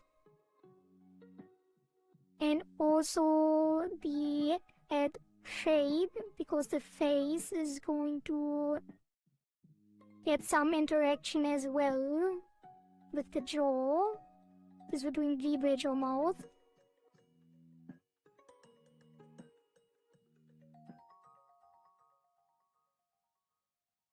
Also, since we already set up the eye toggles, might as well do the blush toggle now as well. And the exaggerated blush. Are these the same? Yes. So... Go to model in image view. Delete that. And then we just give it a rough outline.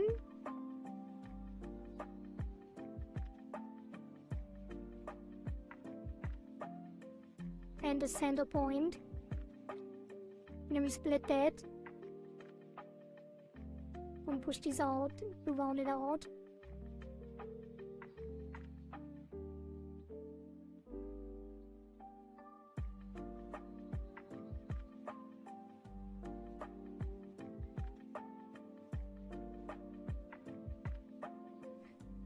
And that should be good enough. Save. And that is gonna get a reflect without a deformer, probably. And then we're gonna give it the same deformer called as R.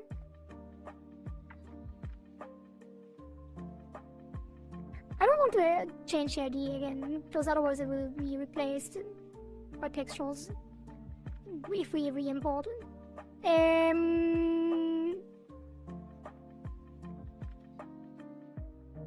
This is...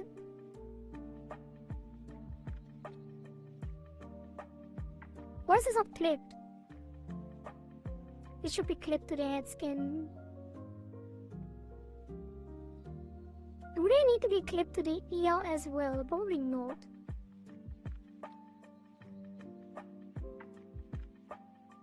Actually, probably.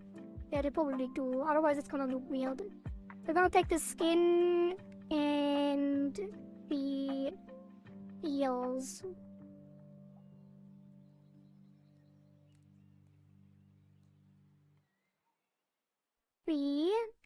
And clip that to that. And then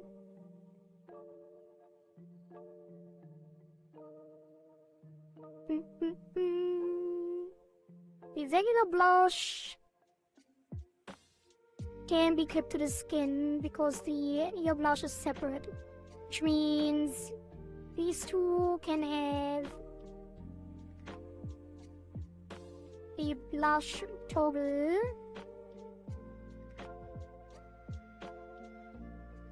or exaggerated blush toggle.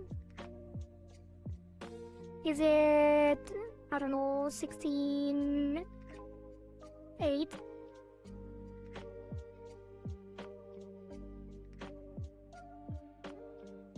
And then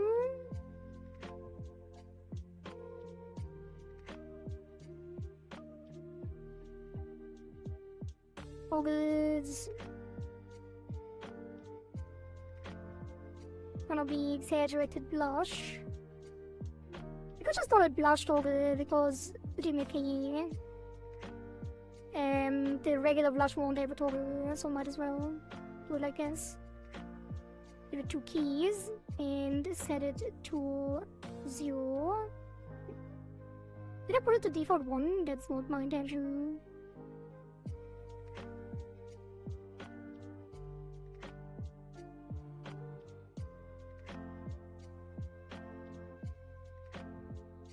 Okay, and then we could give it blend weights so that even when the exaggerated blush is on, it reacts to smile.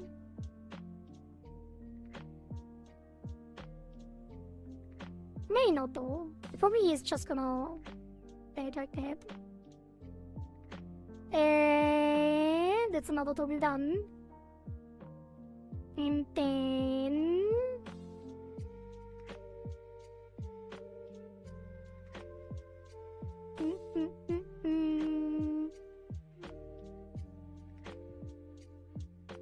anything else?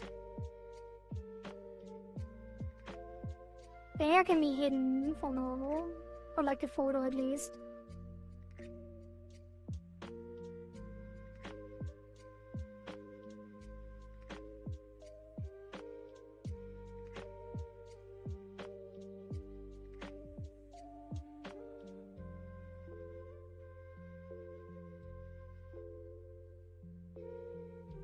God.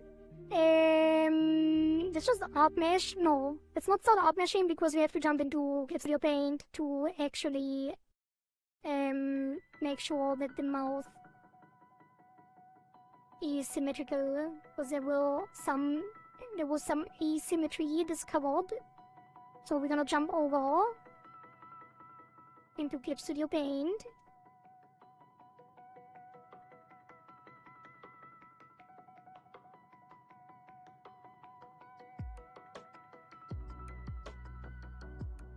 Which will take a little while.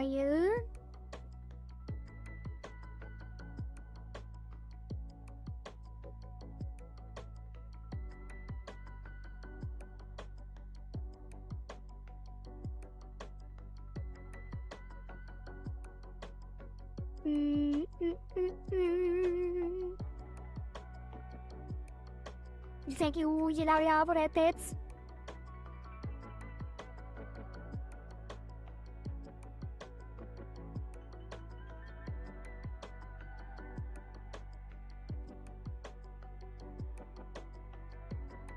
Okay. Open the adjusted head. And shell again. Here we are. So, the mouth. Start everything first, and then go to head, mouth, open and closed, lower and upper.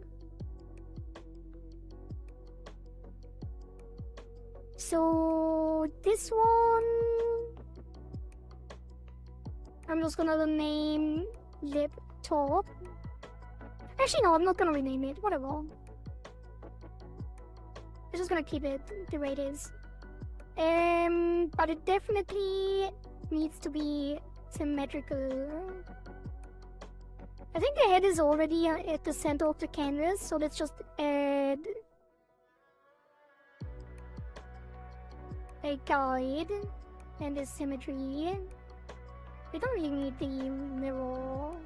Just do a guide. Put the guide at the center, which is going to be 2A, probably. Why does it not? Oh, object select.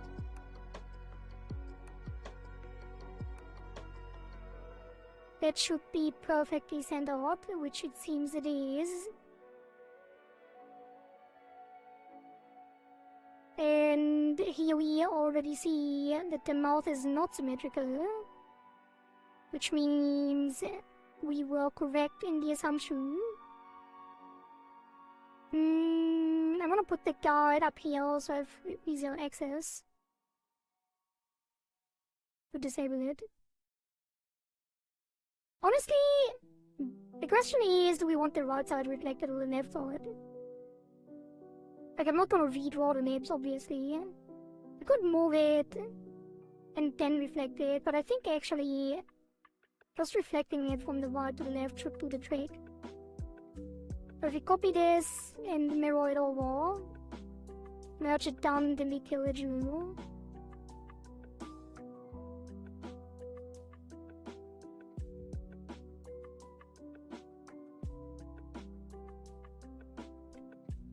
That should do it. The question is, do we want it the other way around? Let's see how the other way around looks. Whatever done. Yeah. Hello? There we go.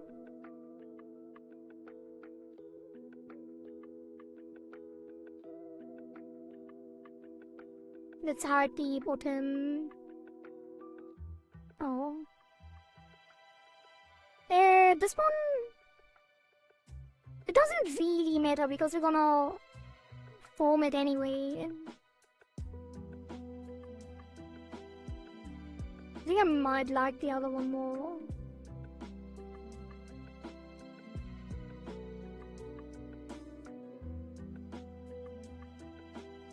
Although it's easier, probably easier for the detail if you take this one. Because it's not as stretched in the beginning. You probably have no idea what I'm talking about, because it looks basically identical. I'm gonna remove the lip skins. And call them... Well, I could... Nah, I'm gonna reuse them so they replace properly. But that is gonna be the inverse mask. And for that...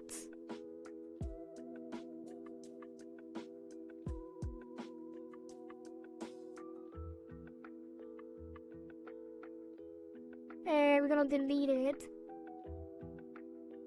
And then paint over it. I'm gonna hide everything else because it's gonna be less distracting.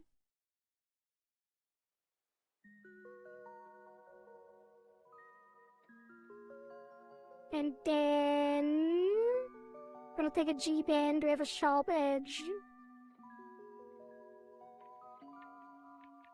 And remove the alpha lock.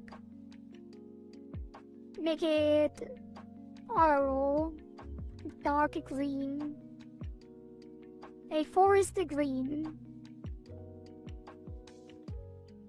and then go along the edge in a way that does not extend below the lip line, but as far onto the center as possible.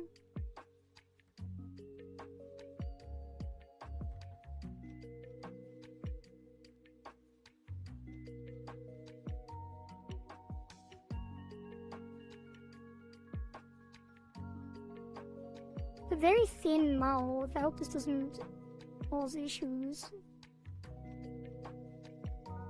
There we go, and bring it down a little. The open mouth is fairly small too, so we don't have to go super high up, but I'd like to have it fairly high up just to make sure nothing ever shows. Since it's a reverse flip, it doesn't really matter how far up we really go. Like, we could go all the way to the top.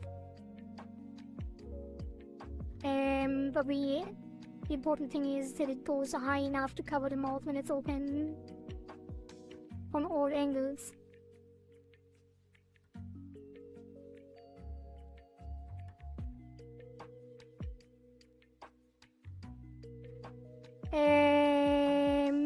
I'm gonna duplicate that to the other side.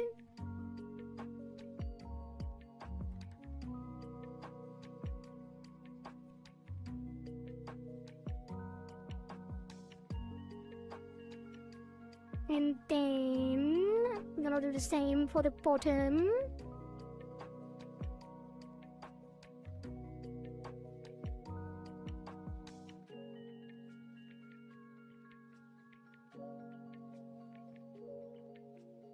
With the closed lower mouth lip skin. And that's gonna be... We have to go further to the left. Not really. We can extend it later too, like it doesn't have to be perfect. Let's make this purple.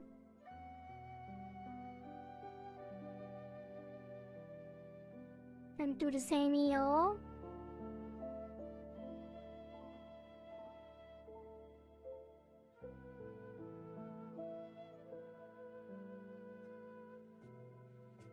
And then bring it up. And down. And this time I'm gonna disable the skin so I don't leave the gap here, which I always leave. Wait, why is it clipped? Oh, damn it. Make sure this didn't do anything here. And fill this in. And bring it further up.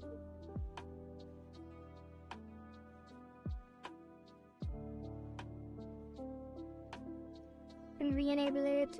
Make sure the lines roughly doesn't have to be perfect at all. And then we're gonna take. Wait, no, I forgot!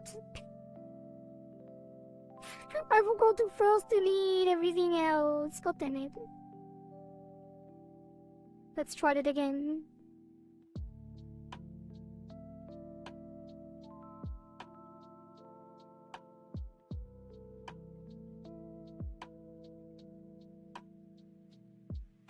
And then bring this up. And over.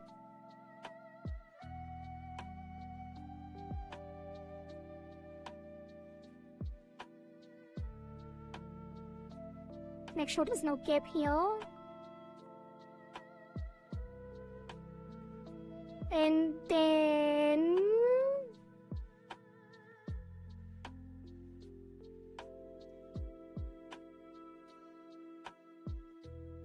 the lower lip we can delete, because we're gonna copy it. It's identical anyway.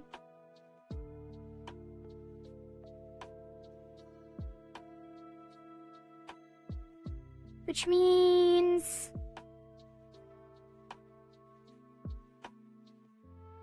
this should be fine. I'm a little worried, because even if we duplicate the mouth, it seems like there's like a transparent section. So the inner mouth could shows through it even if we have the lower lip as well.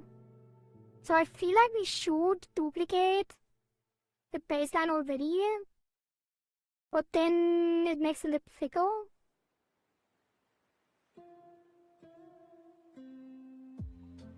What does it look like as a different color? Did I switch the color? What's happening?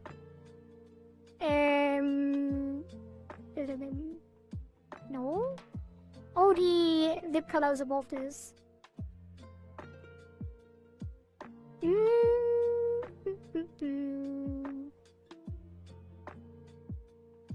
How does it look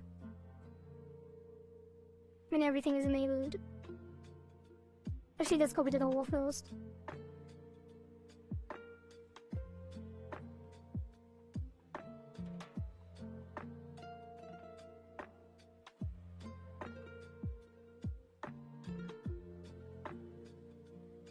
What is happening?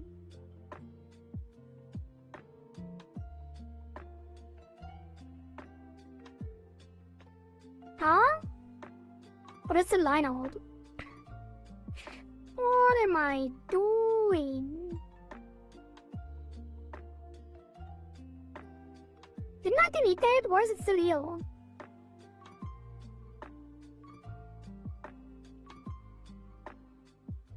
Did I delete something else? What is happening? No?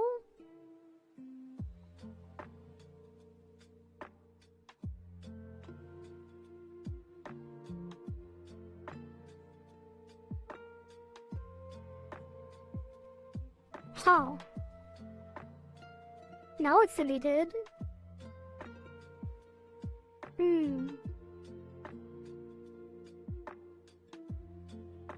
Whatever. And I'll make it. And duplicate it. That was not correct.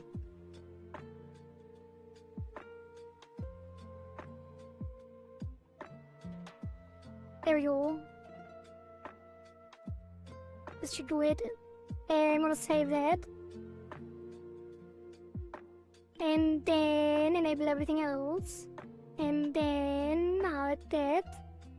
And then hide this. And then...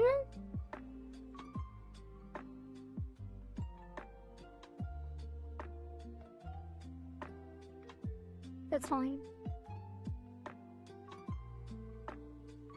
Save.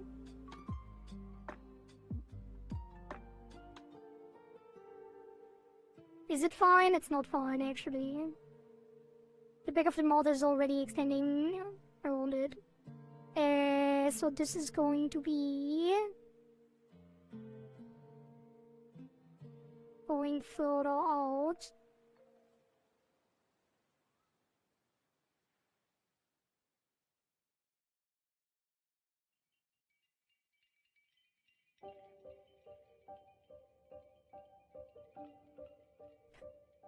Copy it over.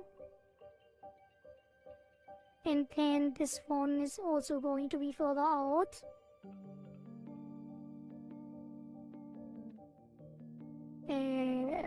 Here.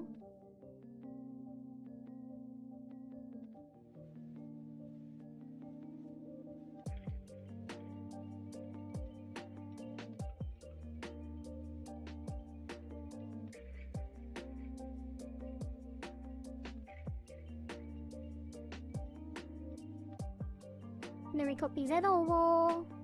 What is that? That is the reverse clip mask for the inner mouth. So the mouth only shows outside of this. That's how we always do it. Why is this not aligned well?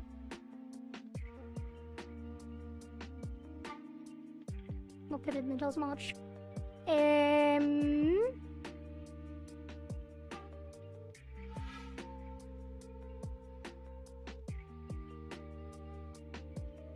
Mirror this over. So we're gonna glue that to the lips. So when the lips move these masks are gonna ear part, and then everything in between the two masks is gonna show, but it's gonna be the inner mouth.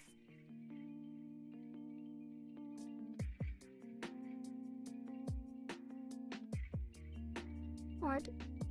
That should do a trick. Why does it still extend above it?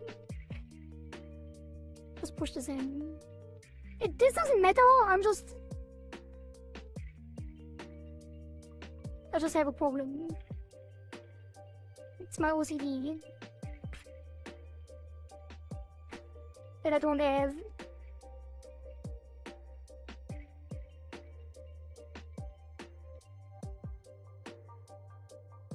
There we go, save this.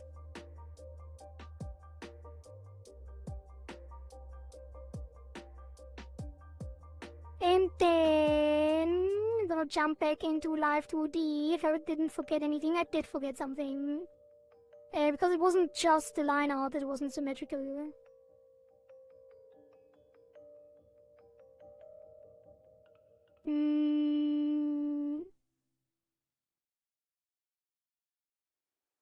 What else? Are the upper teeth symmetrical? They do have this sticker on them. But are they symmetrical?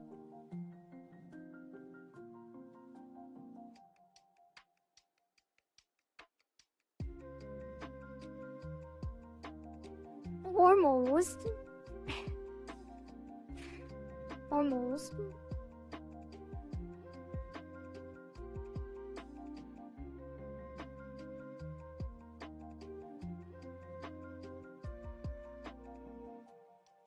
Would probably take the sticker and copy it to make sure the back of it is symmetrical.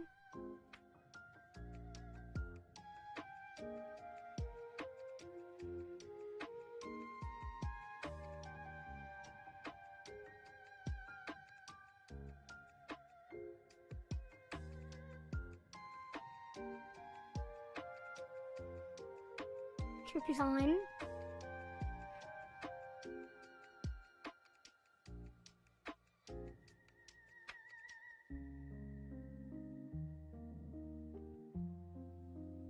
Alright.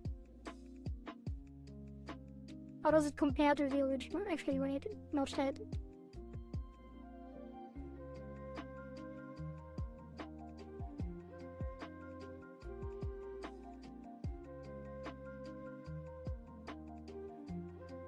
Wait, am I okay? Which one is the symmetrical one?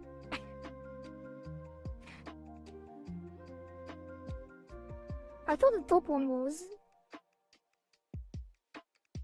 What does it look now like the other one? Whatever. Double check. One more time. It would have been easier to reflect the left side, probably. Maybe not. There you go. Symmetrical. Okay, and then the bottom teeth. What is happening? Yeah, that's great. Bottom teeth. Let's see if they are symmetrical. I'm pretty sure the back teeth are not. But it looks like the front teeth are. And that doesn't make a lot of sense to me. Never mind, they're probably both symmetrical. Same with that. And then double check these.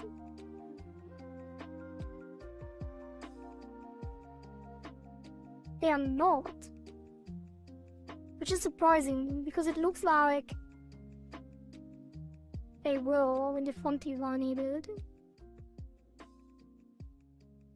Oh, no, they are, so it's fine. And then the back of the mouth.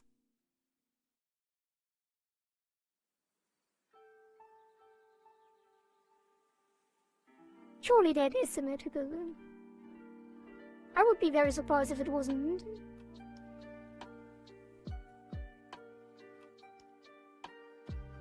Right, is it transparent?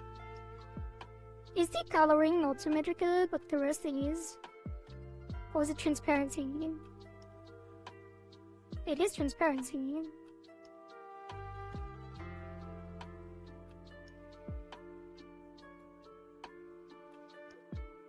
Oh yeah, it is transparent. It's crazy. Look at that, when we move it to the headline, you can see that it is transparent. It doesn't really matter because the skin is behind it anyway. So that should be fine. We'll save this.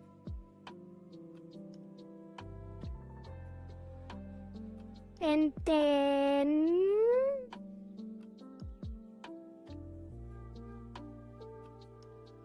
that's it.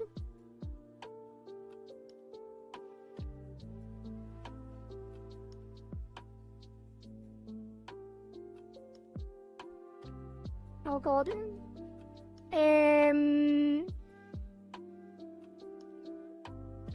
Put this to 0 opacity. And save. One last time. Now we go back to Live2D, unless I forgot something. Mouth, center mirror. Shadows we do later. Body textures we do later. Neck we do later.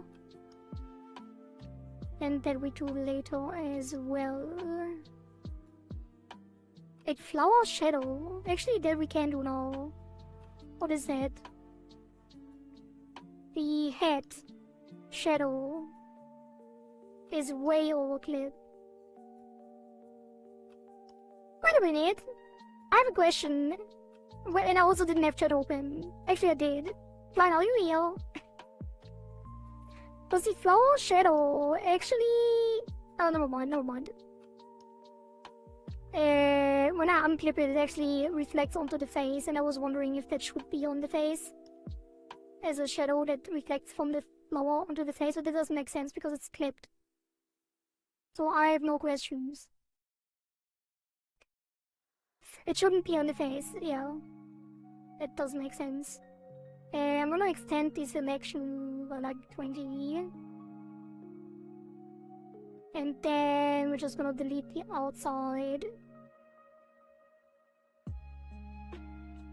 Actually, I'm gonna extend the selection even more by another 30. And then soften it by like 20. And then I'm gonna delete the outside because we don't need to make it extend over so much. The question is, what does this actually do? Just darkens the edges.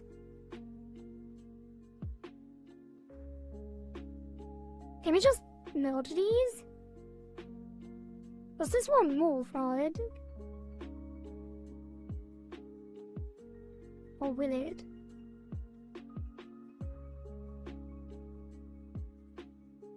Probably not. I guess it could move it a little bit, but not really. Like, it doesn't really make sense.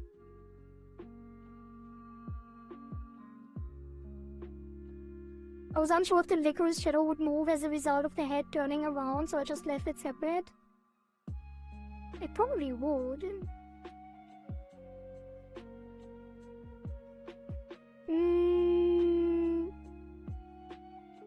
Yeah, let's keep it extended a little more.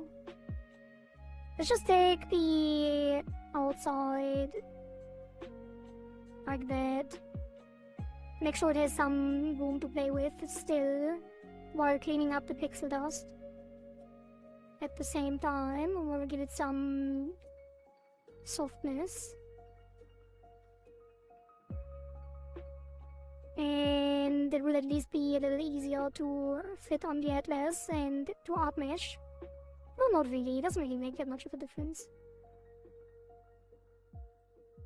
Alright, save that.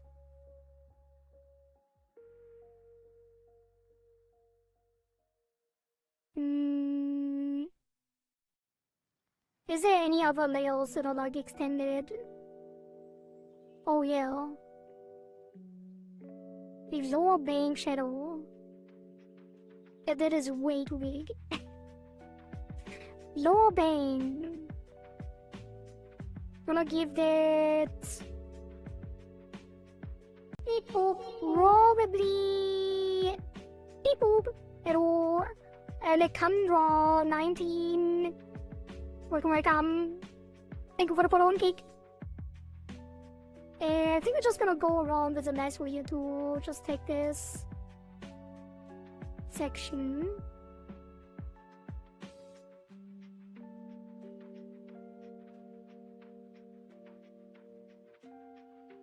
I know.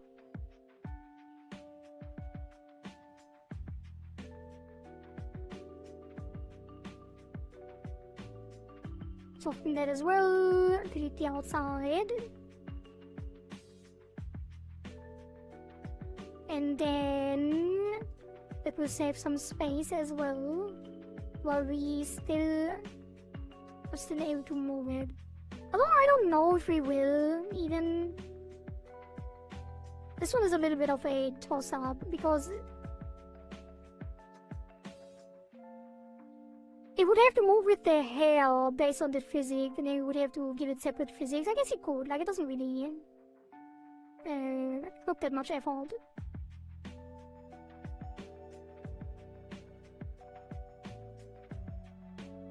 Right, save that. Anything else?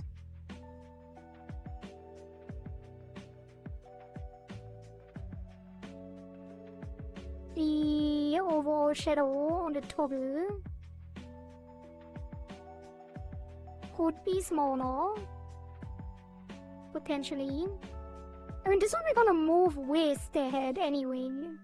I don't think we're gonna have this move separately. And that one was clipped as well.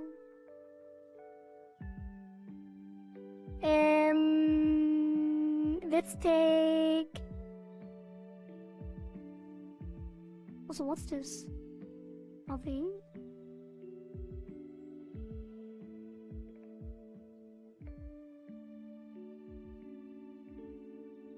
Oh, it extends the clip.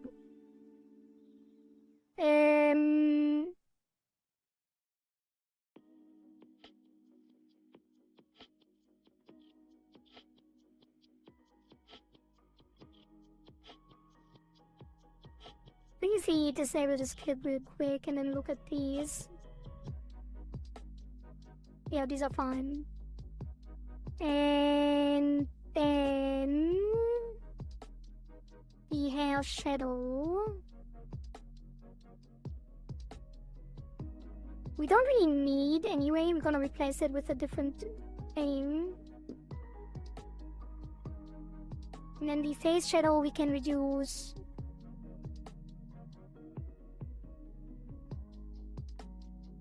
Manually as well.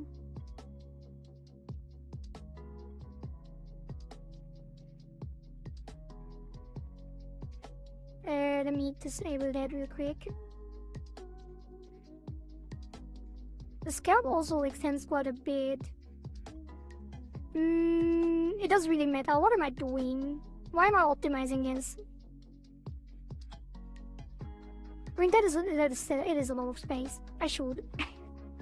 Otherwise, it's gonna take so much space in the texture atlas. Hi, Kohari. I've been plugging you left and right for rigging, name dropping like crazy. Thank you, Ashi. Thank you. That is very, very nice of you. I still don't have the commission page up. We're gonna finish this model tomorrow, most likely, and then on Tuesday I will put up the commission page.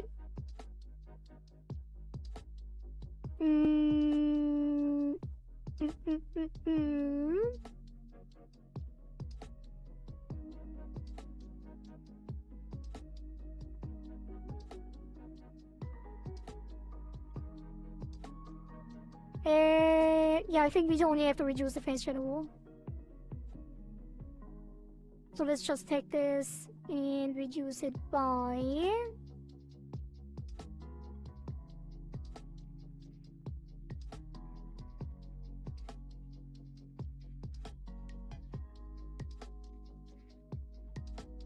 this.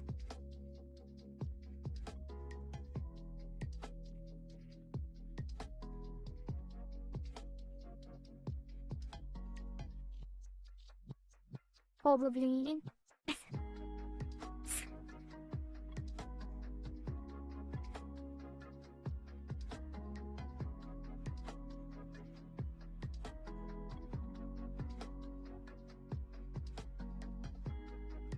Something like that.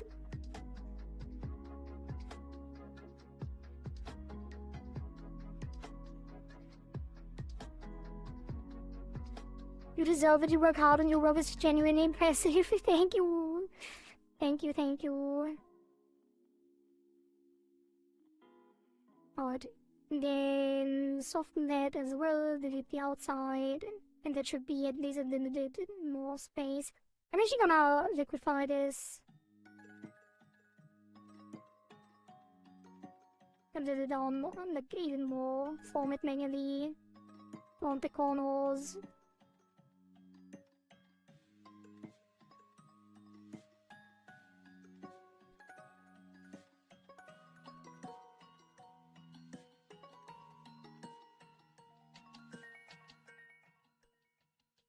Also, Ashy, I do really appreciate it, but I have to give you a little warning because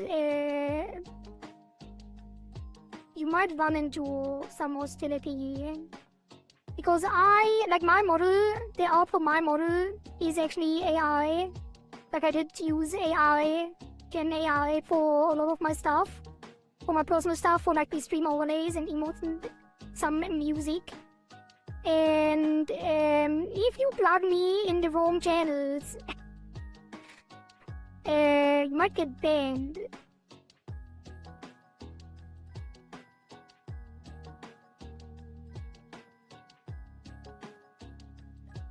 Just so you know, people are not everyone is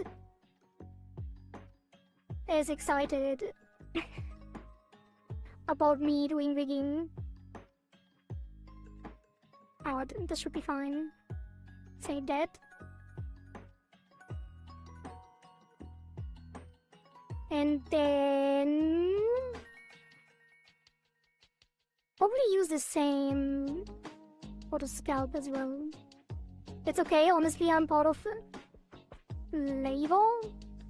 Our group is mostly AI-generated assets. I think I'm the one with the least AI-gen assets, but tools are tools, is how I see it. Oh! Interesting. I have not heard of that group, but it is a very, very interesting.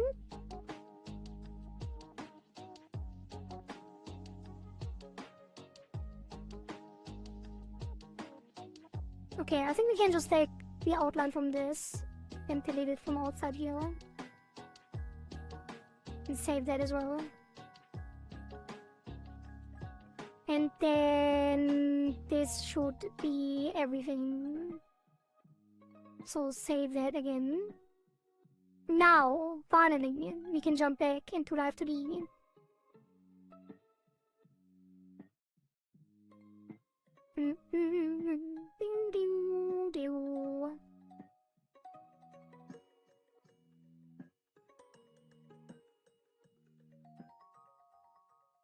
Yeah, we actually got raided last week. Wait, was it last week? A couple days or a week ago, something like that. We got raided by Diariku, who is a very, very famous artist and rigger. They raided us with like 1,600 people, which is crazy. But as soon as she found out that I use AI for my assets, she blocked me on every platform. Like, I can literally not watch her stream anymore.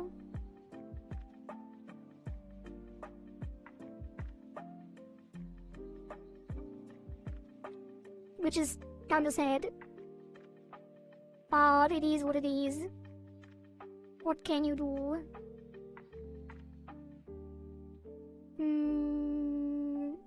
To each their own.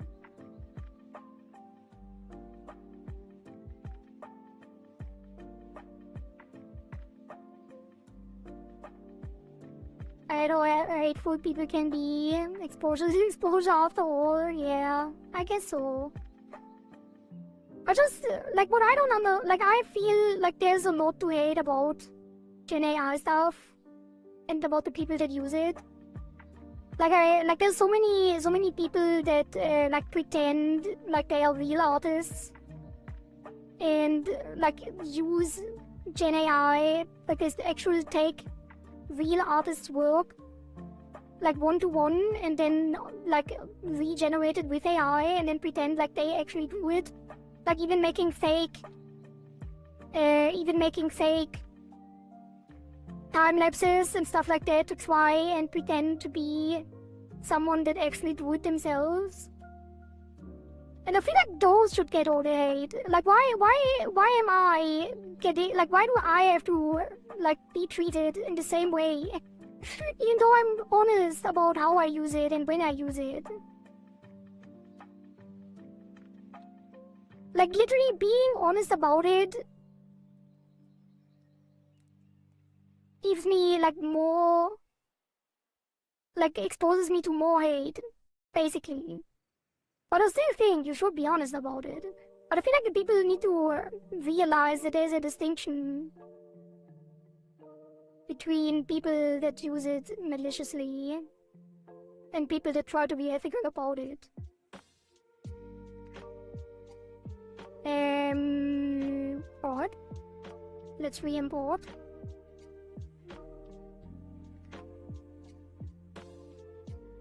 And hope that it replaces it gracefully.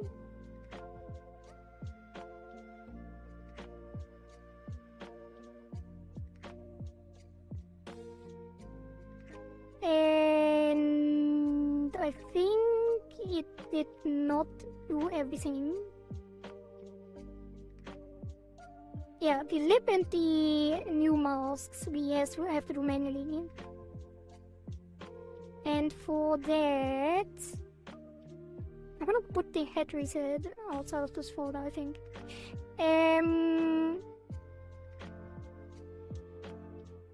Let's go to the lip line that already exists. And then we delete... Wait, isn't lip color? Oh no, I forgot the lip color.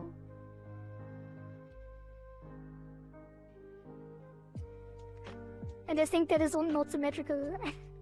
No! No! I have to go back! But I could also cheat. I could just move it over and pretend like it is symmetrical.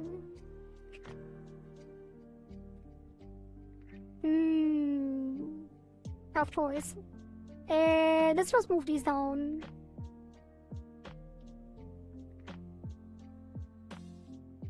And then... this one goes down here. This one gets deleted. Actually, wait. This one... we have to outmesh it first. Before we duplicate it. Yeah, so just delete this. Delete this and delete these two. Then these two go in here. And then this gets deleted. And then gonna take the masks and put the open mouth, everything in the open mouth on that mask. Also, did the tongue? I guess the tongue is also already symmetrical. I don't know why I forgot half of the things. Like, why did I not do all of them? Why did I only do some of them? How did that happen to me? And why is that not shown? Oh, I see.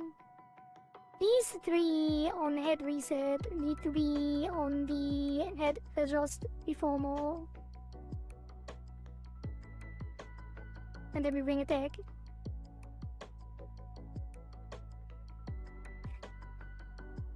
I think people are gatekeepers so that everyone can afford the art. I think everyone should be able to VTube. But yeah, I've seen the fake artists. I agree, those are the ones that deserve it. Yeah. Who cares if you're using AI gen model? The work you're producing is obviously not AI gen. You're streaming it. It's in depth. Hand down work. Can you even redraw parts of the model? Yeah. I don't think anyone is confusing like what I do, like on the rigging part with like AI stuff. It's just that some people are so against AI that if you do anything with it, they just want to not support you in any way. And back again, internet is struggling. I look back into the void. Look away. What? Now.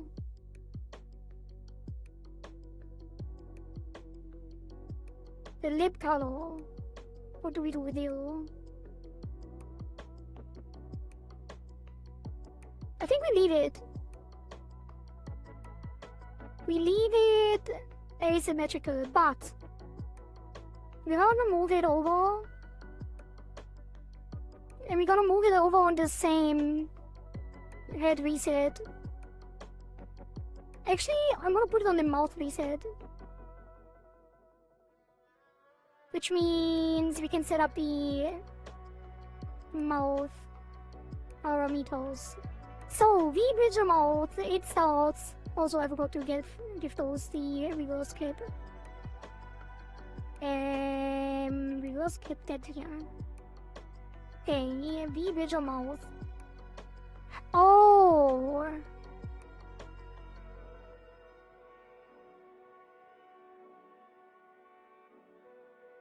Wait, we can clip this. We can clip the lower lip. You know what? I'm gonna hide the body. It annoys me that it gets selected all the time. The lower lip, the lip color needs to clip to the lower lip skin mask. There we go. And then we are going to have a bunch of mouth parameters. So this is gonna be mouth reset.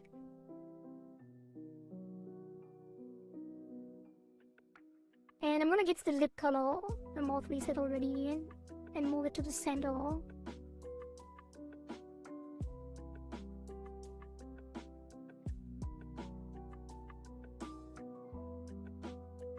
And then jaw open. Jaw open blend. For blend where it's on the nose. Why is the default always 1 now? Like it usually is always 0. How did this happen?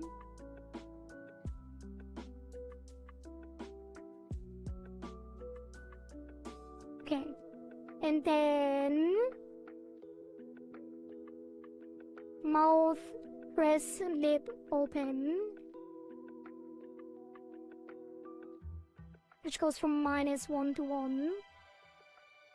Then we have mouth funnel.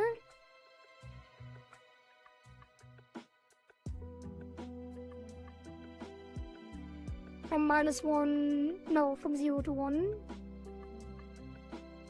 And we have mouth form, which already exists. After that, we get mouth pucker widen. -1, 1.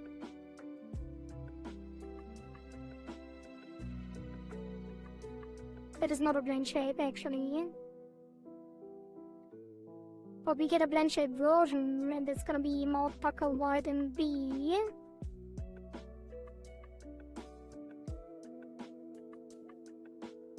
And then we get mouth X.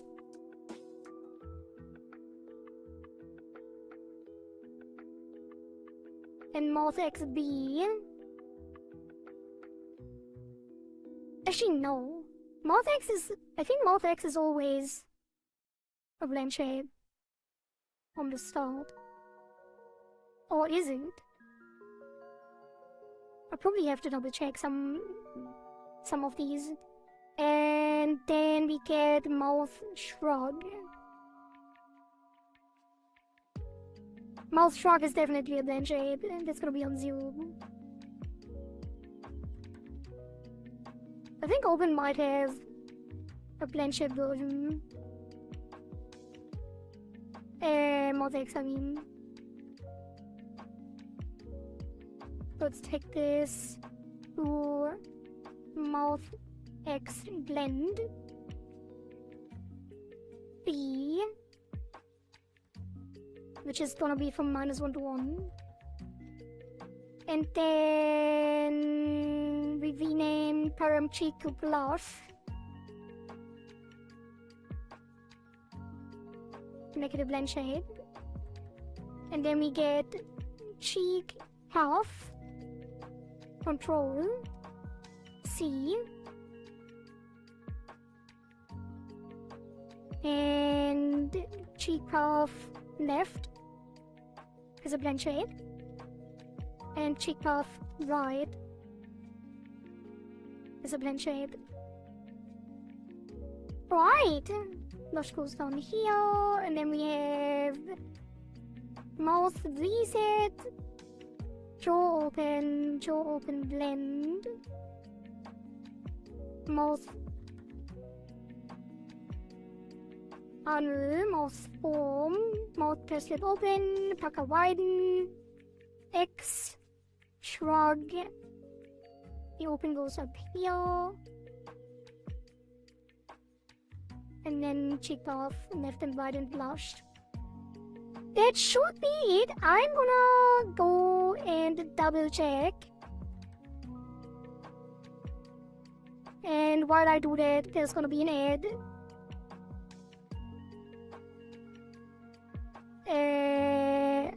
Because it would have started anyway. Let's see. So the tutorial that I'm always referencing for this is the VBridger tutorial by the Art Gun. And that is this link. Boop.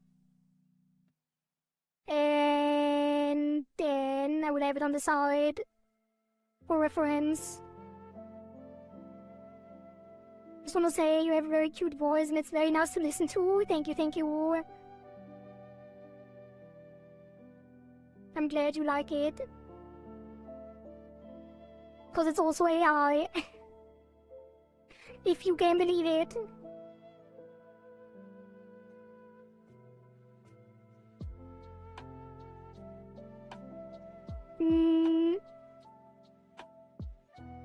Let's see. Parameters. Yes, yes, we even accepted. Hello, poor Hop 18. Welcome, welcome. Dangerous name you got there. Alright. Open form, funnel, press lip open, X blend, widen blend, jaw open blend, shrug, and cheek puff. It is indeed everything. Okay, and then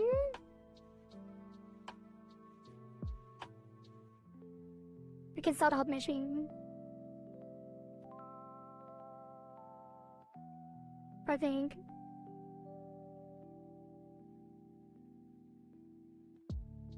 Let me drink some more water.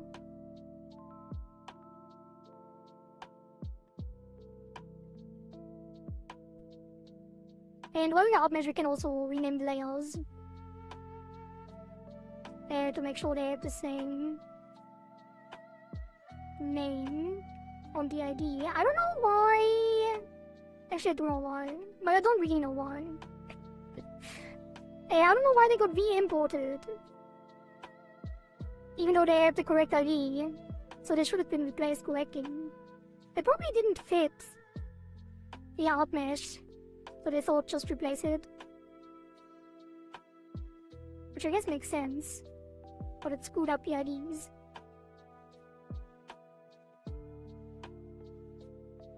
Okay.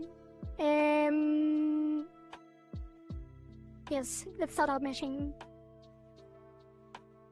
So that's gonna be... Why is it so far off center?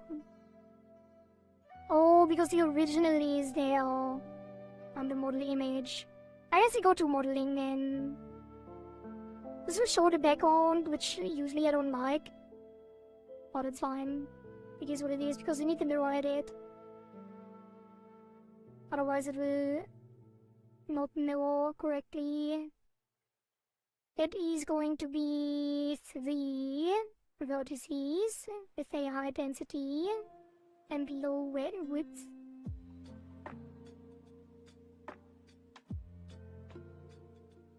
And then pull this into the center.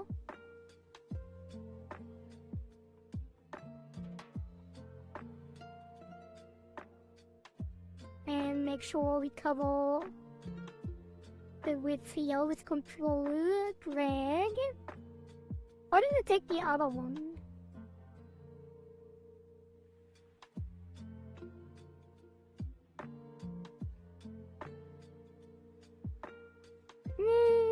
Let's just adjust it manually.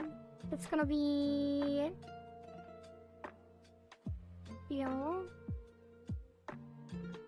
Gonna take this and put it up slightly. Gonna take this and put it down slightly. Did it just connect? Directly down? Where was that? I should have made it wider. Why is it... Is it cutting it off? I hope not.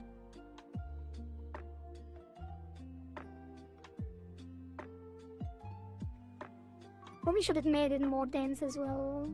No, it's gonna be fine. Trust.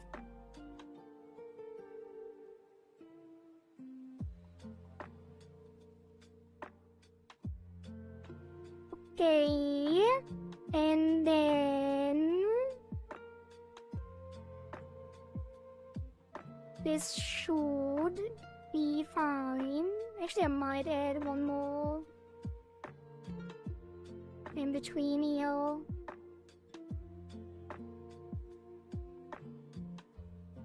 And then connect these two, and connect these two, and then we merge these two. And that should do it. I'm gonna save that and make sure there's no weird edge going on. I think it cuts it off a little bit, so I'm actually adjusting it some more. Put these down a little more. So you want a soft edge. Otherwise it will look weird. And pull this up a bit more.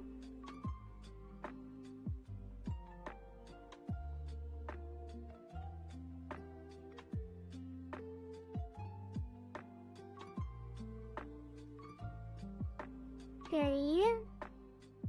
That looks better. So now we can take this, copy it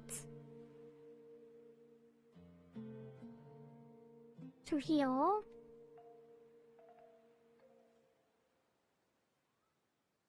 What has happened? Why is it invisible? In the editing view. And why doesn't it copy? Please! Copy these. And bring them here. Okay. And then... I'll take this. With a mirror edit. Bring it down. There.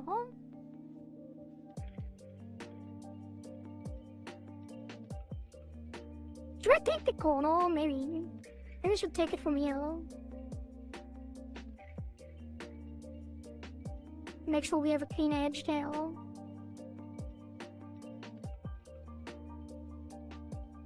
You know, I probably should do it differently in general. Like, when I draw the inverse mask, I should have it like a very clean edge. Like, literally just a line edge from the corner. And then drag it down later. Because that's also how the outcome does it on the tutorial. So I don't know why I always have to do it differently.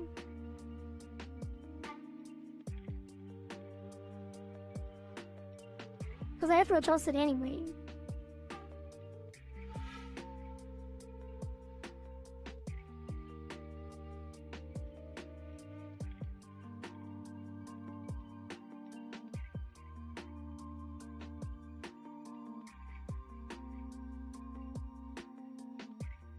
Let's actually put this down here and then drag it up so it has these connected correctly.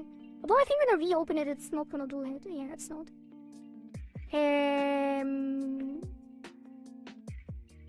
Have one of them.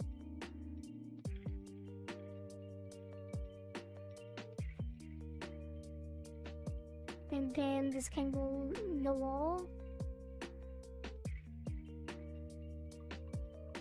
Should be fine. You know what? No. I'll take this connection from here.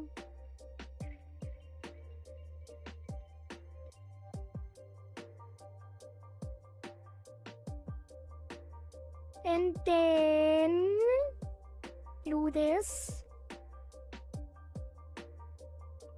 And give the lip full control by painting it red.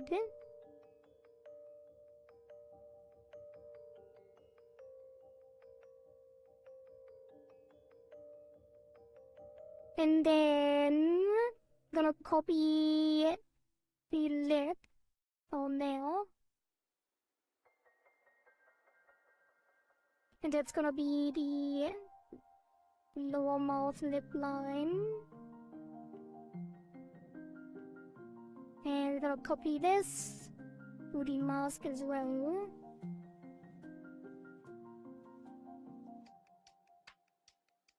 Make this visible and take this from there.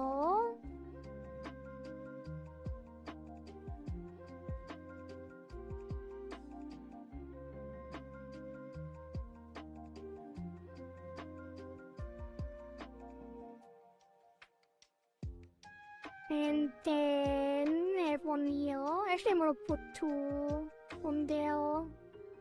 One on the other side. I want it close enough to connect to the lip up here so there's no weird connection there. Or also spreading them out evenly. That should be fine. And then I'm gonna say that.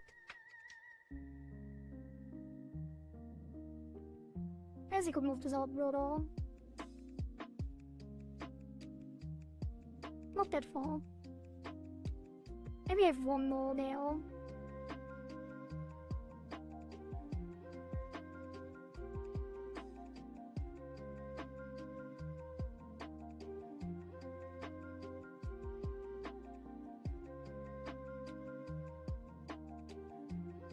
There we go. And then I'm gonna take these and move them down.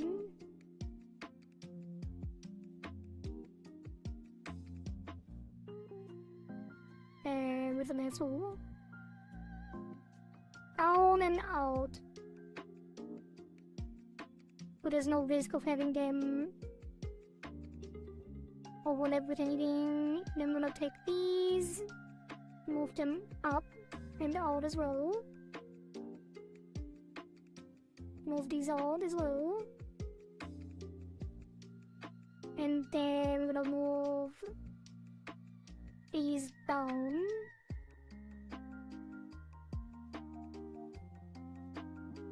And these two out. And then gonna move these two up and out. And these two out as well. Probably these two as well. It doesn't really, like, it doesn't matter that much what I'm doing right now. It matters a little bit. It matters sometimes. Sometimes it's very important, I think. Yeah. It's probably an overkill. And now we rehide them, and hopefully we have to never look at it again. Save. And then view these. And gives you low control over the glue.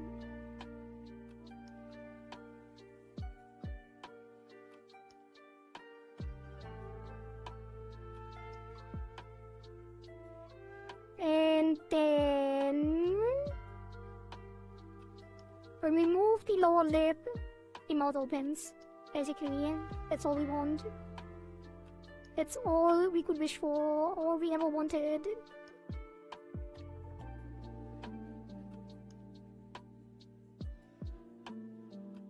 Okay, and then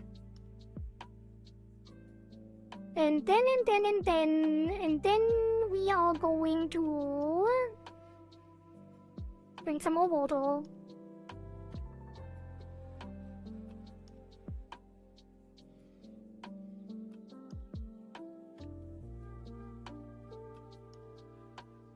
And keep out meshing.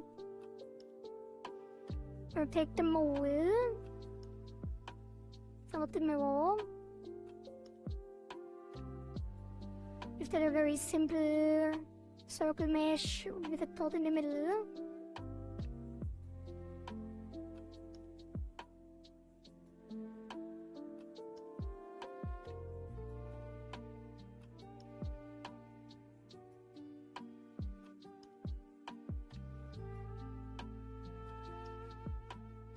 Good enough. And then the lip color.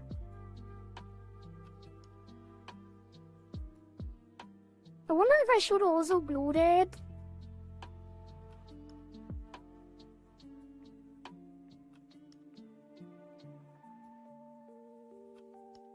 Probably. It's probably gonna be easier. But then again, I kinda want to move it independently as well. Maybe not. No, let's not do it.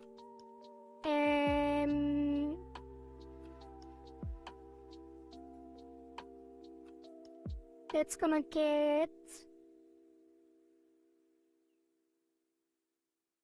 more mesh. We'll put that around here.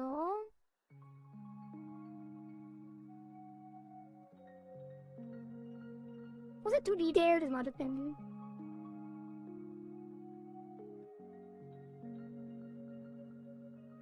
I was starting from the top because technically the mesh actually extends to the top.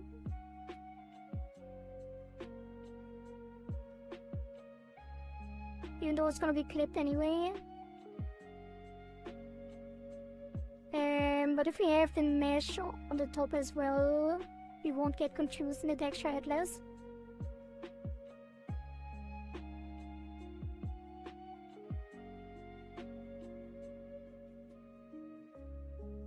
I'm just gonna do a middle line. Probably, honestly. Just have one email.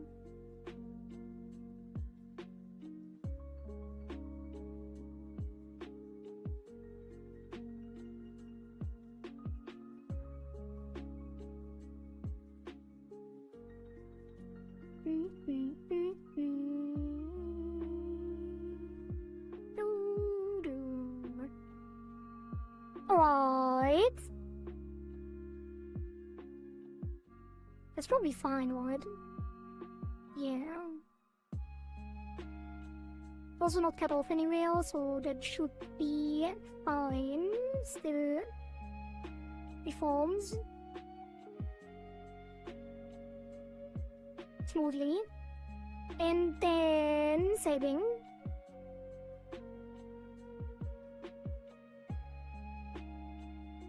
And then I'm glad that the mod reset didn't break on those T's. Why is everything like wrong? Why does it have to be this way? I should disable the masks for this.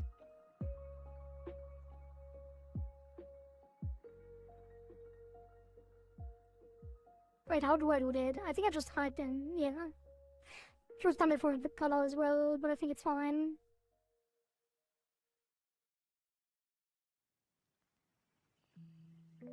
Alright, up with these. Up with these. We're gonna get some detail there.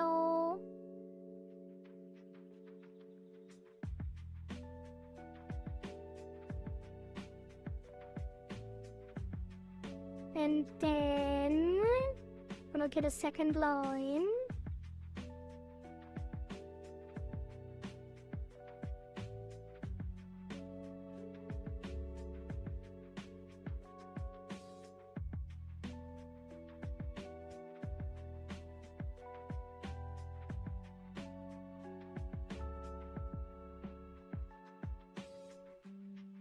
And then connect this, connect that, put one in the middle.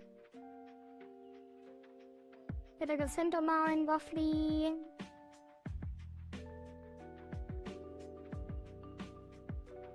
And that's gonna be good enough. I'm gonna connect these two.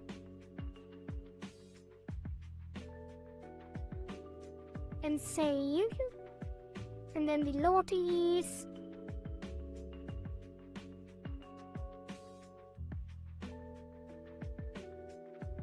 Get the same treatment.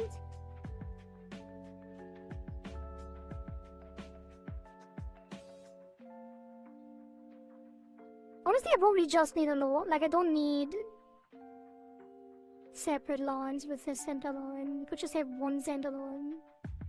Not really, not really. You don't want to separate the line out if they are not separated. But yeah, if you're doing the art mesh and they have outlines, you want them separate because then you can actually thin them out or thicken them out if you have to.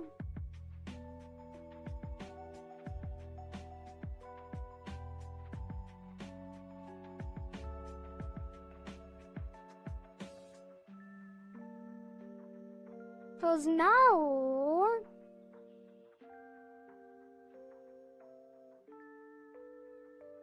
we can actually take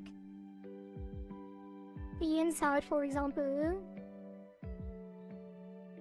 and when we increase that in size, it will thin out. Well, not like this, but you know what I mean. Like, we can pull this down to thin out the line and extend the teeth down without stretching the top line at the same time. So when we have to increase the size of the teeth but not expose them later, we can do that.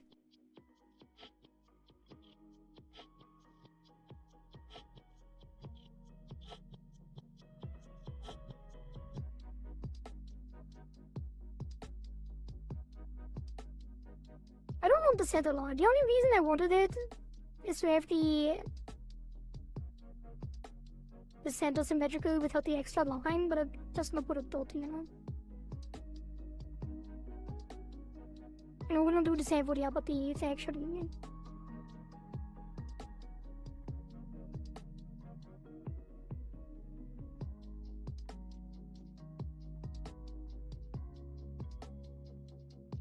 And then the tongue.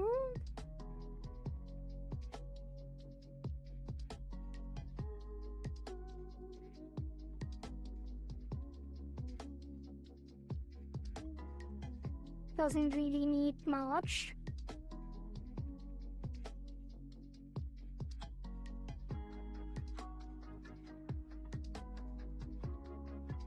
We're just gonna give it a center like this.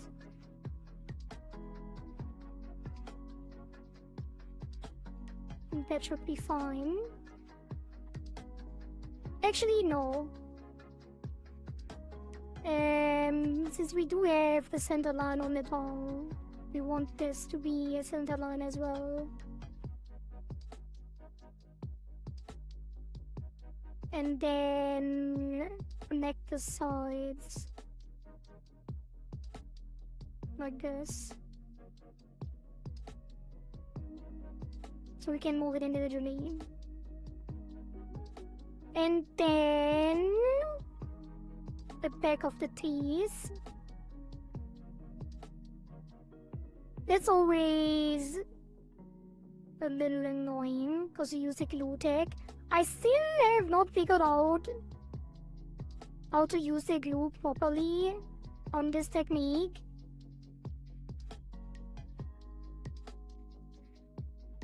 And I feel like I should just not use it at all. But I'm still gonna use it. Because that's what I've done for all the others. And I feel if I don't use it, I will actually run into issues that I can't fix later. When we do the head angles. And I'm scared about that.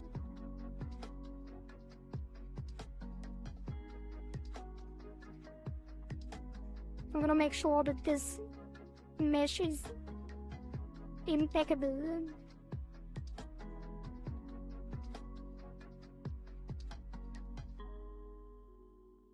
What did you?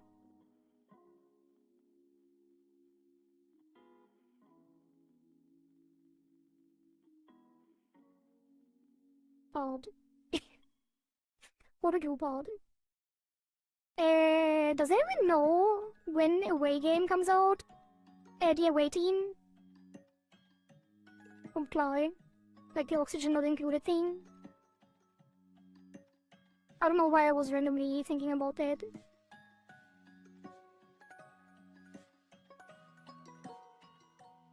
But I'm really excited about it.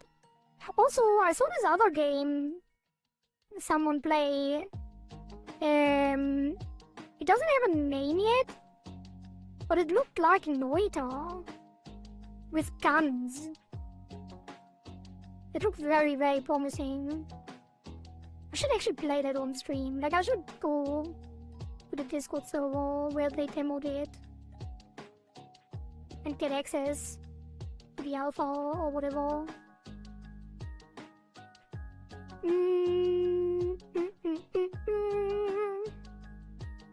That should be fine.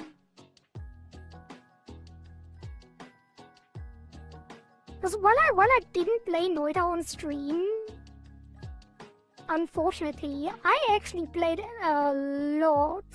I played a lot of Noita. That game is awesome. I think it's also the perfect stream game. Like, it's a streamer that actually plays nothing but Noita, and they went like from 10 viewers to 1,000 over the last 5 years or something. Since Noita released. And they're like a Noita streamer only. It is crazy. Like, it's such a niche game too. But it's so much fun to watch and play.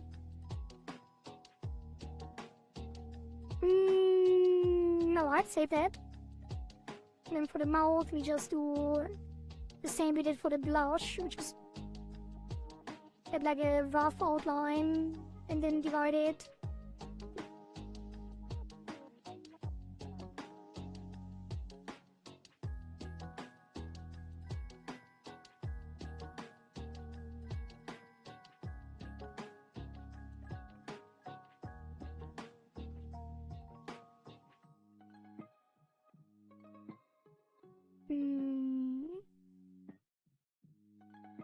It's fine. And then I'm gonna save that. The nose. I mean, it is just a line. It's not even symmetrical, but we're gonna treat it as if it was.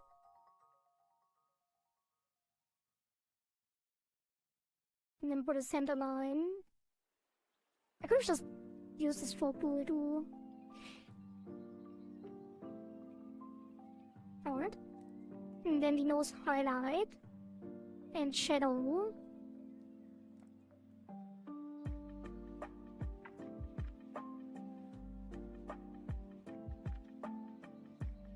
There's like a soft shade around it. I need to be careful to not cut it off, otherwise it will look jagged later.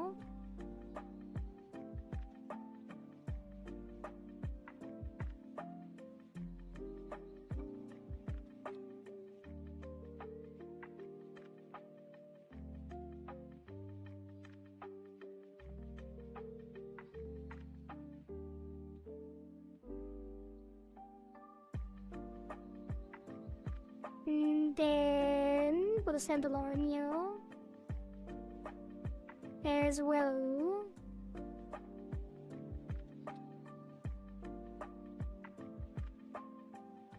I might want to go around the side as well. It doesn't have to be perfect. And probably put another line between the shadow and the highlight.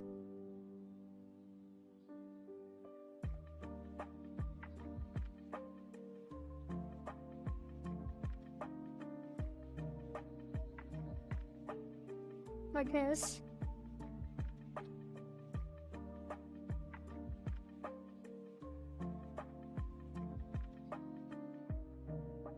Should be fine.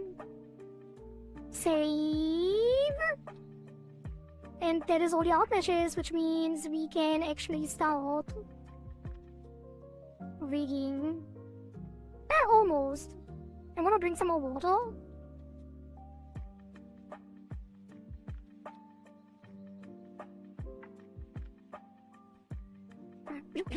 And then I'm also setting up some deformers. I still am not sure if I want to use a deformer for the lip shapes. I think it could be really nice with the reflect back. But also the art path has always been a good method as well.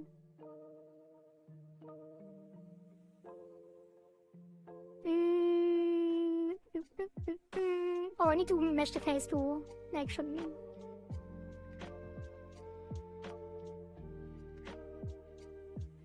It's gonna be...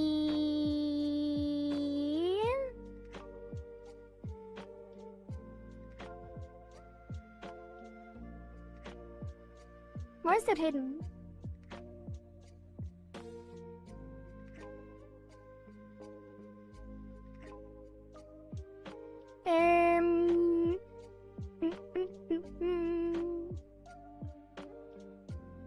Let's do the face tattoo. I'm gonna upmesh the entire face already. Why not?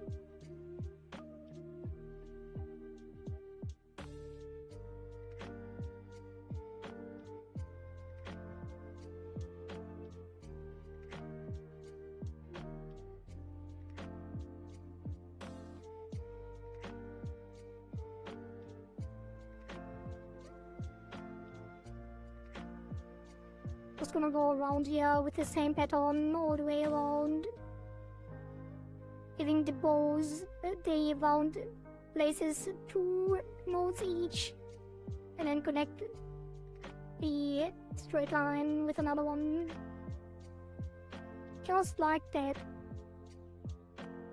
And then put one in the middle on each of them.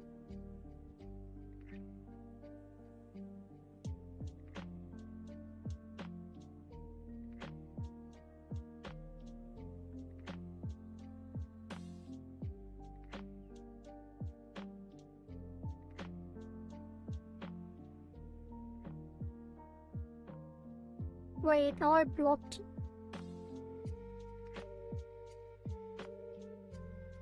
All of the Pokemon, whatever. It's good enough. That's fine. Actually, I'm gonna put one in the middle. On each of them again. Or am I? Now it's just gonna make it weird. If anything, I should remove the connections, you know. But it's gonna make it weird too. This is fine. We could technically make it move like weirdly. I could have left it flat because it is on the skin. Like, it doesn't have to be like this. But then again, if the cheek pushes out, maybe it actually needs more detail. I'm gonna give it some more in-betweens here, so we have a little better control over the shape.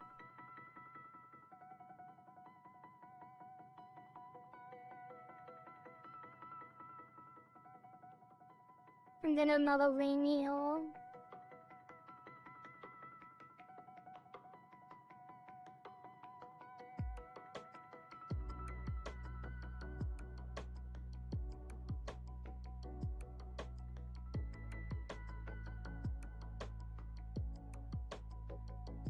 That's not really correct. I don't know why I'm putting so much effort into this. The usual shenanigans, just get rid of the inside. And then...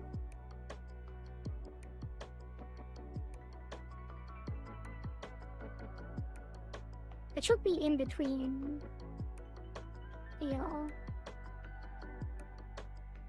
Just to connect the outside properly. And then it should be another one. Yeah.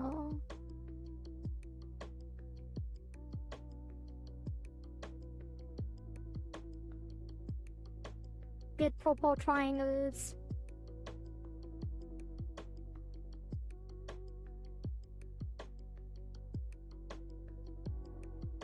And that's gonna be good enough.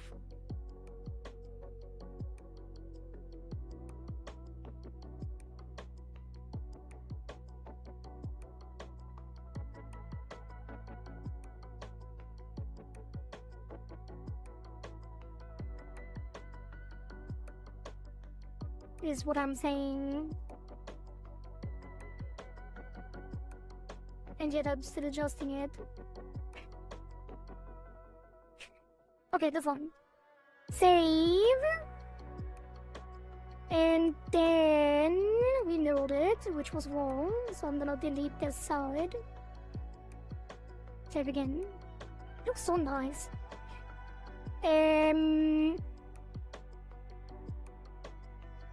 Get to the blush.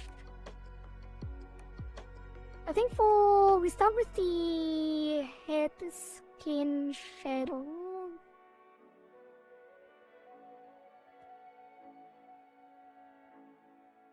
Oh no, just the overlay. What if you put it below? What if he put the head skin shadow? Wait, no, that's the shadow. What if we put the head line up below the head skin? No, what would that look?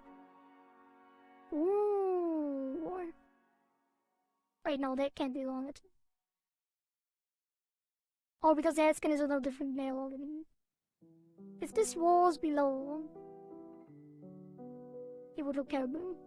Which means...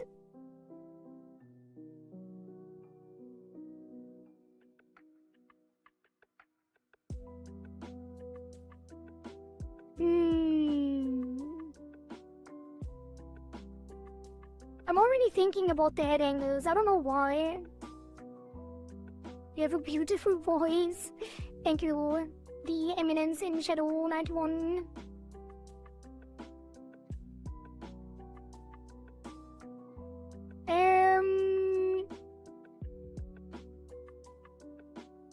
Yeah, it's fine. Let's just use a stroke tool. Stroke tool with initial high density and only 2. And then mirror.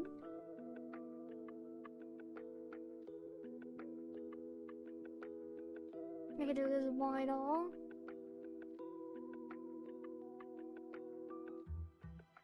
I think what I'm gonna do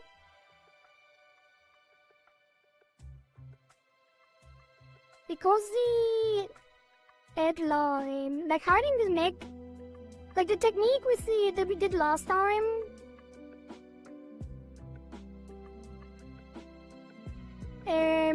would have worked way better and easier if the head line was actually not a headline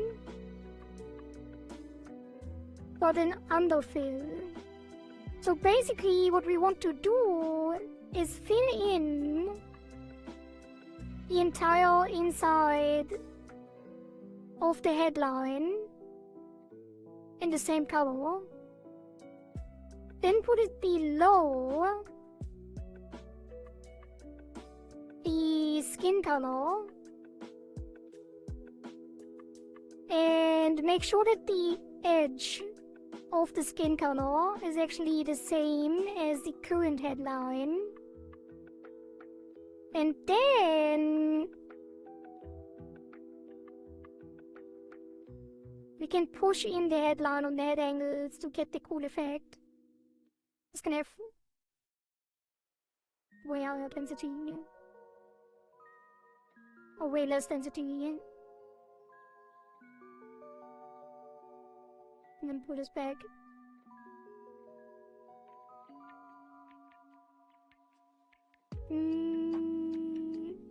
I kinda want them to be not merged.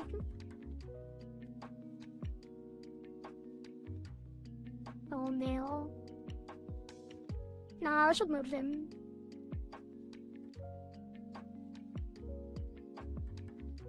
And then that should be fine. Let's check this up here. This should also be merged. Alright, confirm that. And then we take these two and merge them. Then we connect these two. And then we connect these two. And then we merge these two. And then...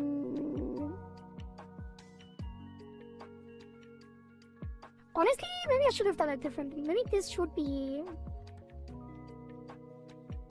here. And then we put one here. And connect this. It's probably gonna be easier to handle. And then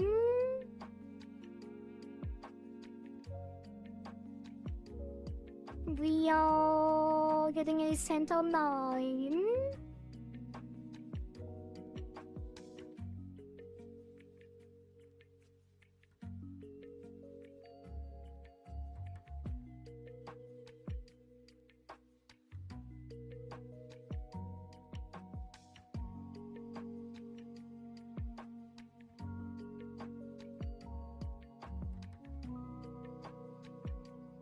How dense should this be? I think it doesn't really matter much.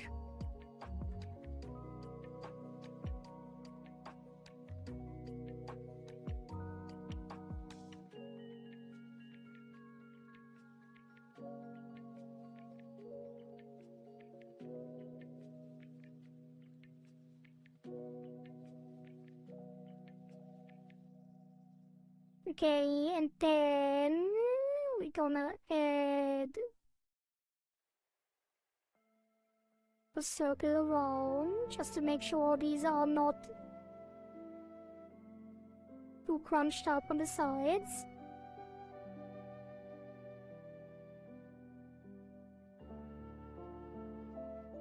And then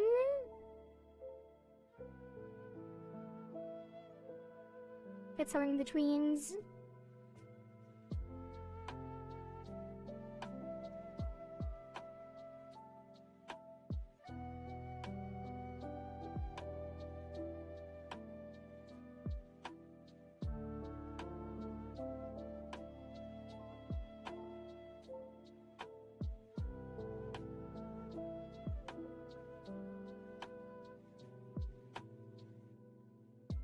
It doesn't have to be this detailed, I'm just removing some points.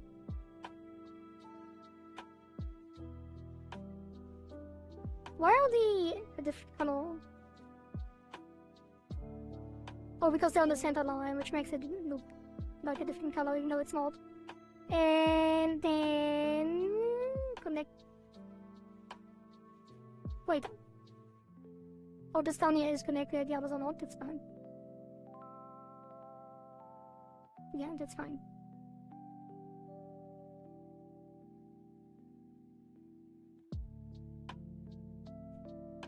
This is good enough. Save that. And then we're gonna take this to the head skin. And then we're gonna take this to the head skin shadow. Will it be on the head skin shadow?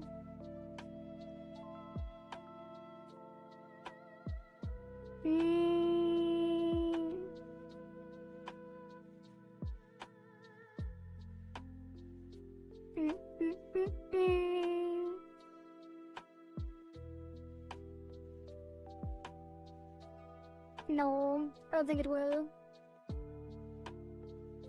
For the head skin shadow, I think I'm just gonna auto mesh on like a standard,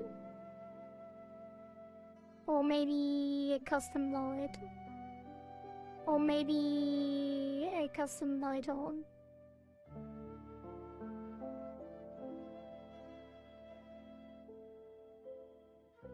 Nah, I'm gonna set it up myself. It's so hard to see when the things show up behind. We could go into model imagery, but then it would be on the outside, which I don't like. Because of the initial head import X thing. How's it going, Ganisha? It is going. Definitely going somewhere. Mirror. It's so hard to see. Did I not solo that? No.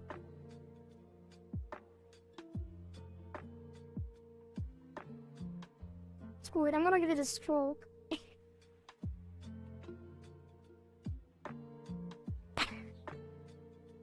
Beep boop. Beep boop. Thank you for the sub on YouTube. The Eminence in Shadow.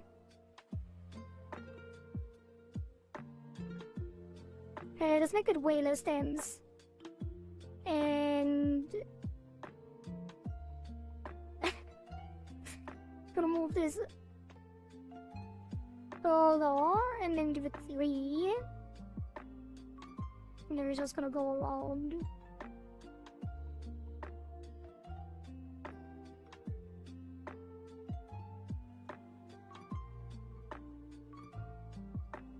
Like that.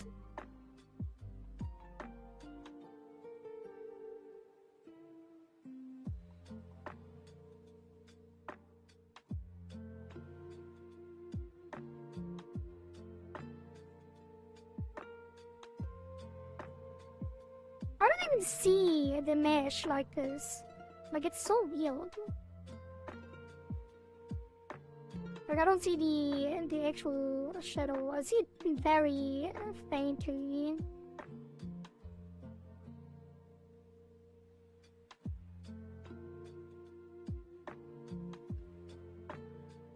But I have no idea if it is proper or not. I think it is.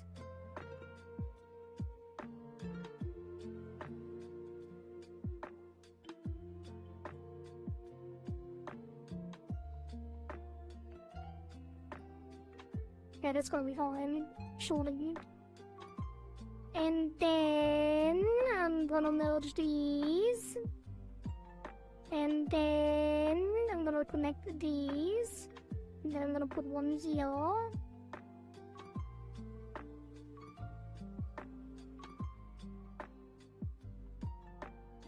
I wouldn't even know how to turn on the PC to see what you do, and it's also alien. Wait, are you on your phone? Do you not have a PC? What do you mean by you wouldn't know how to turn on your PC?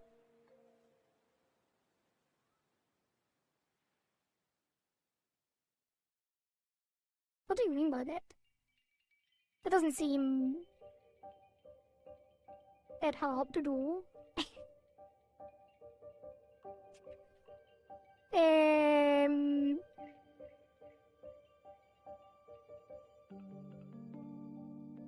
Can I not just leave it like this? I guess I can. I'm just gonna put some points here so they don't connect so weirdly. But other than that, I think that's fine. This one doesn't need detail in the middle because there's nothing in the middle. I'm just gonna put it like this.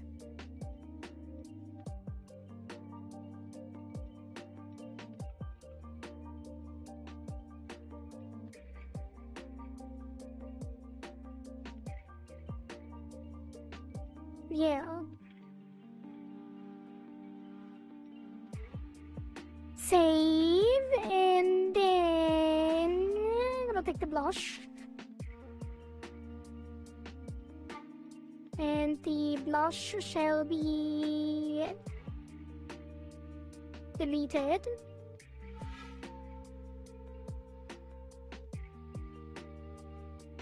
Or just reflect, just so we don't forget.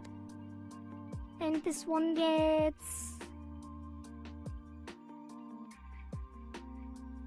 That is really hard to see, actually.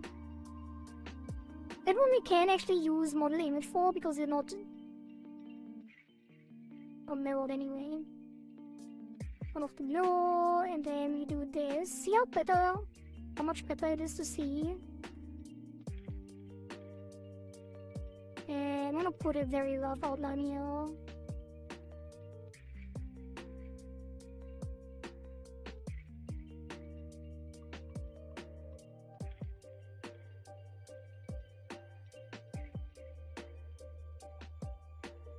And then we subdivide after putting a center point. Seems good to me. Although I kinda want to pull these out. Add it a little more rounded on the edges. Make sure it doesn't actually lose the shade on the sides.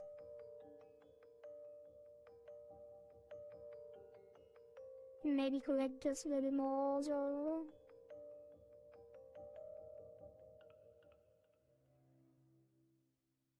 Alright. And save that. And then... The blush is not treated differently in terms of deformers, so we can just mirror that over already. So this will be copy paste, flip. That's gonna be all. And then both of them get a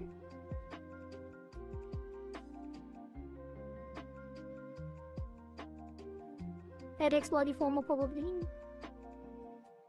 But before I do that, I have to go to the bathroom again, so I'm gonna run the ad that is upcoming, and I will be right back. I'm saying goodbye to you. I'm going to work. Have a nice day. You need me. Bye, chat. Bye, Eminence and Shadow. Thank you for stopping by. Right, be right back, chat. Beep boop.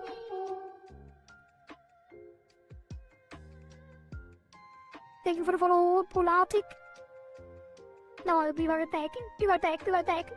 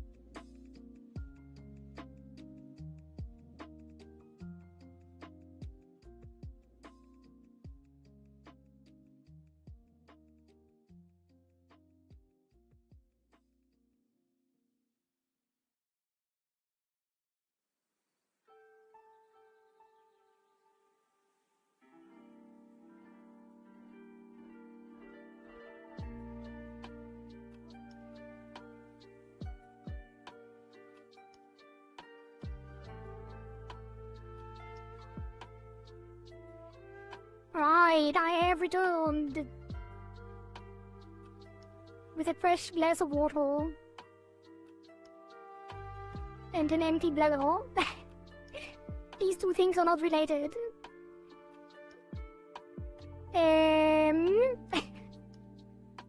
Let's continue. Save. And then the head.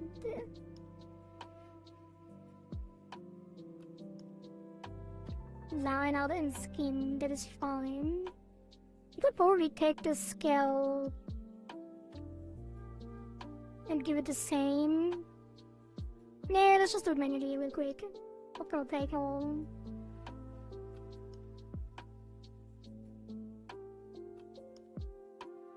Let's mirror this and then go to modeling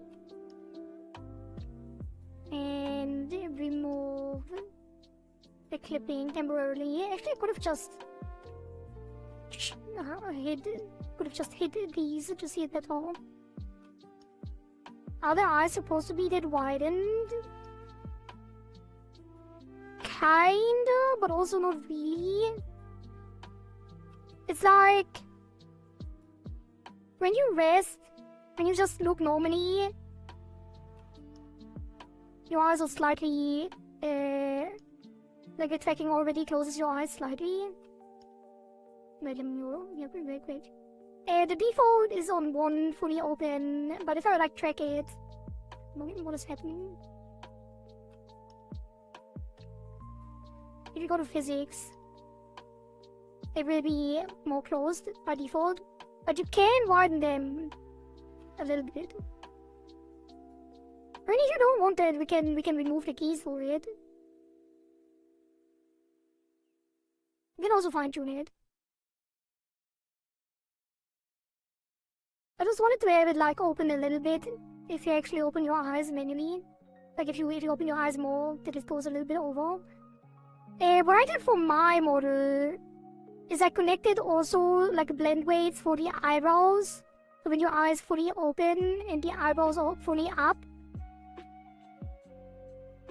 you get like this shocked expression where the pupils grow closer, smaller. I could technically do that as well.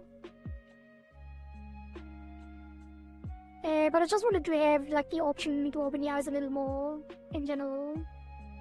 I actually wanted to set the default to 0.8, but if I do that then something else breaks. Oh no, it's just this extra step from 0.8 to 1 and the default is 1, so it looks a little like they are open by default. Let's continue. But it's also like if there's anything moving weirdly once you receive the model, you can also tell me, I can make more adjustments. There's also a lot you can do with like tweaking the parameters in VTuber Studio yourself if you decide that you don't like it at the end.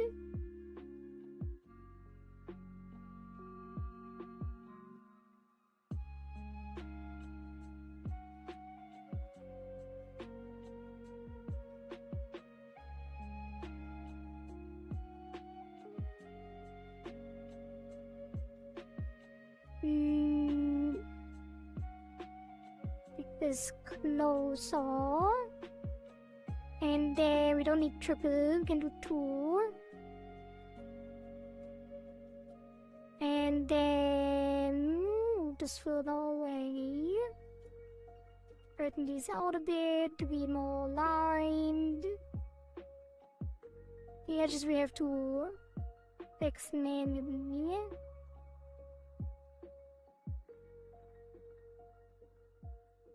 But the rest should be proper.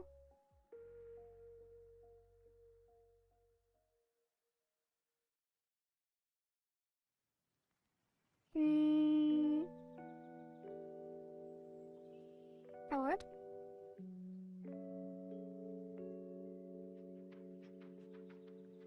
This should be fine. And then we are merging these. connect these, merge these, and connect these. Then put one point there. Oh, you can only connect with the lasso, but you can't put points. Interesting, interesting. Put the stone here.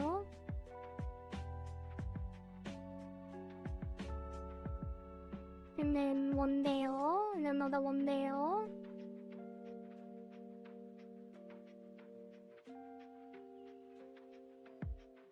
Guess I can put one here.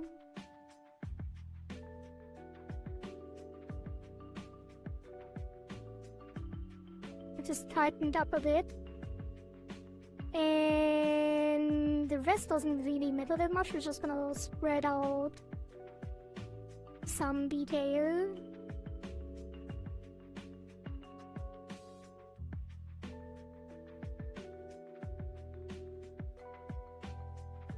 In between.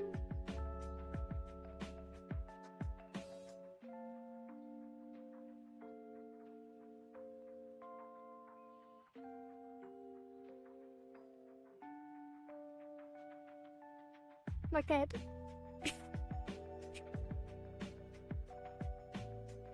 Why not? And then another center point there.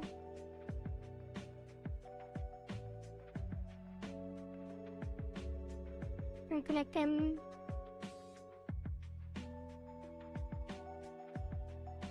Alright. Save that. And that should be it.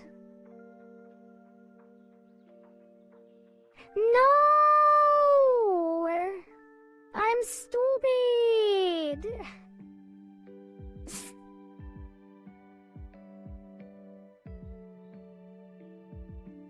There was actually stuff outside of this. Is it an issue? It kinda...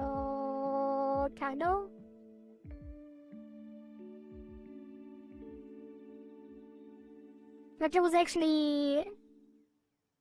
It went outside way more. And I forgot, because I had this in between, like we talked about the other thing, and then I forgot to disable the ad skin before doing the mesh. But also the outside is only hinted at anyway, so we probably should keep it the way it is now.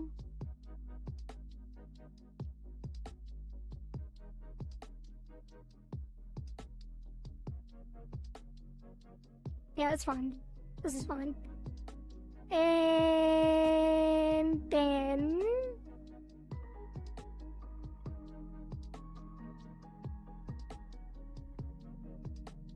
That's it. Now we get to the mouth. Actually, I should already get like a deformer for the head.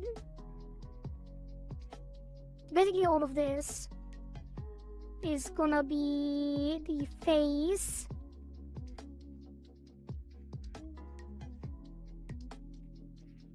Face. Head XY. Jaw open.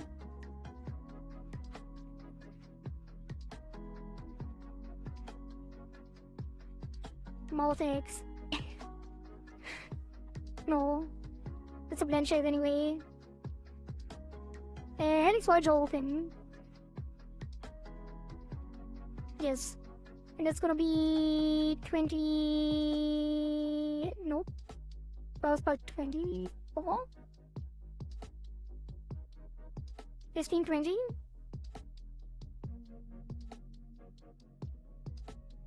And then that should be fine.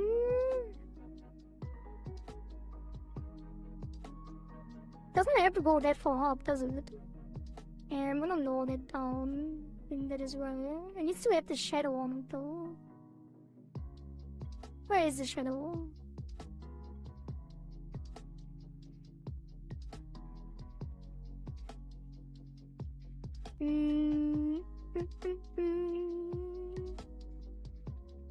Oh yes, this should be fine.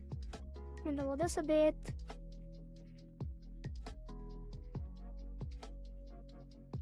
Does that's the main deformer that goes left and right, and then the head-XY, the actual head-XY 3D deformer is above that and covers the mouth X. Alright, save that. And then put it up here.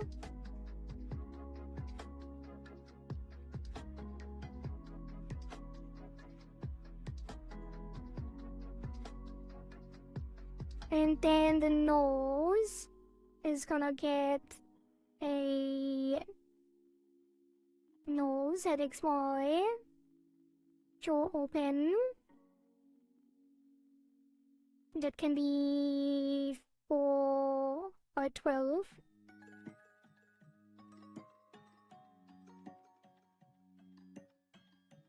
Then we solo that. We can adjust this up and in.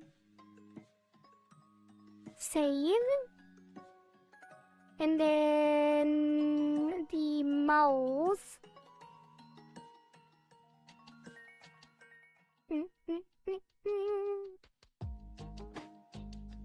The upper teeth, the front lower teeth, and the back teeth, they all have their own deformer. And let's start with this. All of that is gonna get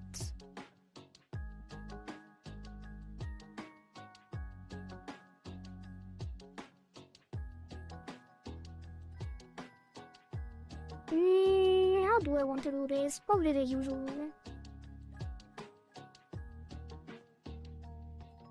Let's give the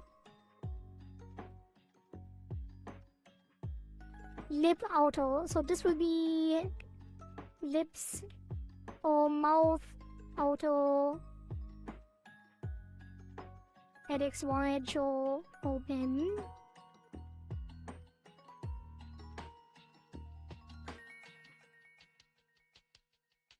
And that's gonna get a 16 by 12. Gonna make this a little bigger even. Make sure everything is covered for all mouth shapes, although the mouth shapes are not gonna be really extreme. So this should be fine. And it's gonna be outside here. And then the mouth inner, I think we have to treat separately with the bottom teeth and the upper teeth. The upper teeth get a teeth top, head XY. Will there be a jaw open? Not really. So that's gonna be 12 by 4.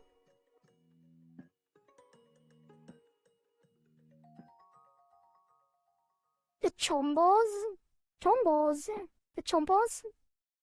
the teeth, little fluffy buttocks.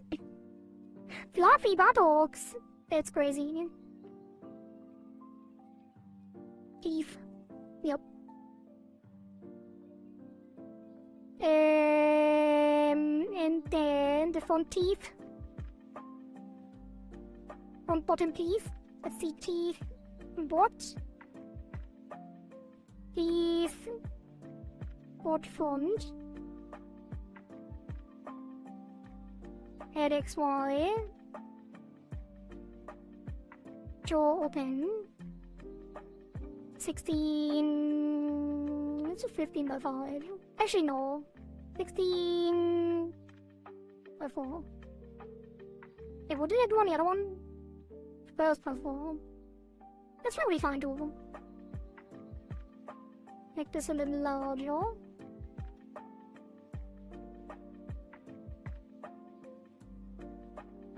And then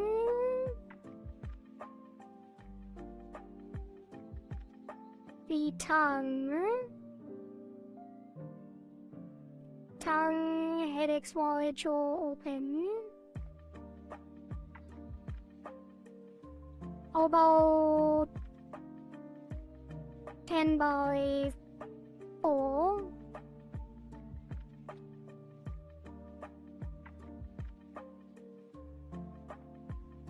Or it could be 8. 8 by 4. And then the back teeth. The mouth roof, or the mouth, like it's the mouth back, really. Does it even have to be on a separate deformer? It could probably just be on the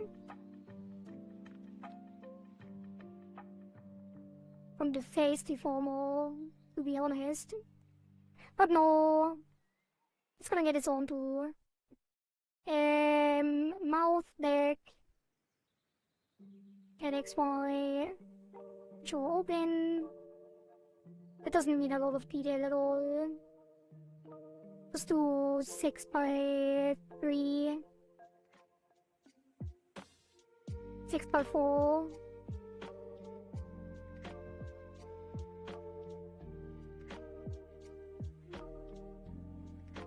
And then lower back piece. Maybe teeth, both back, 12 by 3,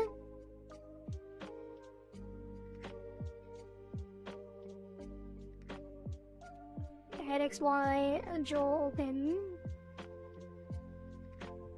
I'm gonna change the IDs as well. I should not do that. I'm gonna go insane if I always copy these. But also I should do it because it's more organized. I really wish it would take the ID automatically.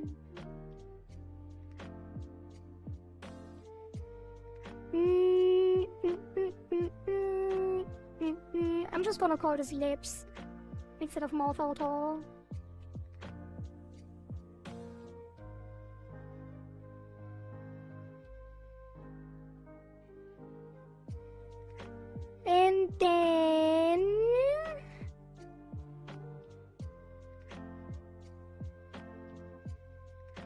And then I'm gonna double check on the setup just to make sure I don't forget anything.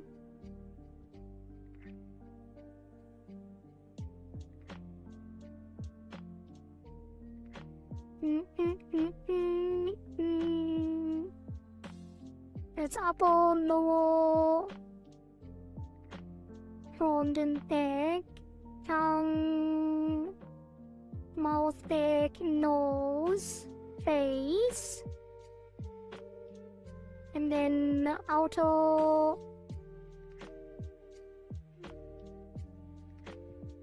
and that's it. Alright. And then we're gonna take all of these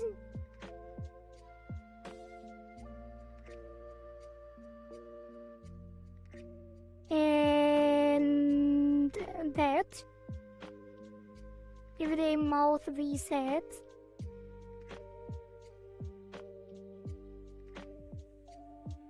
And then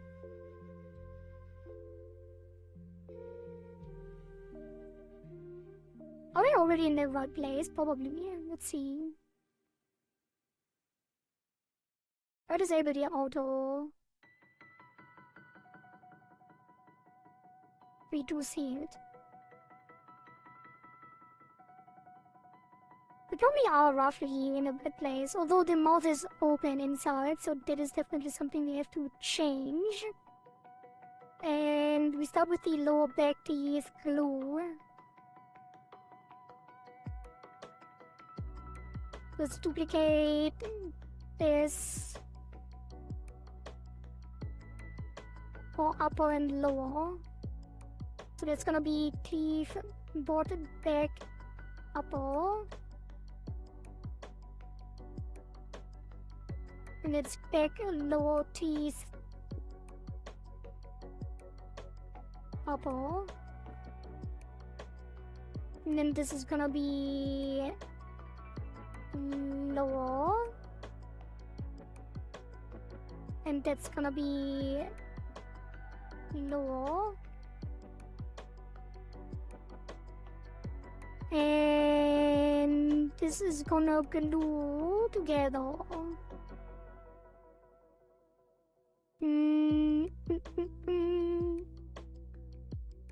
Actually, did we ever have the back teeth in one layer? I think it was always left and right in the past. I don't know if this will cause issues.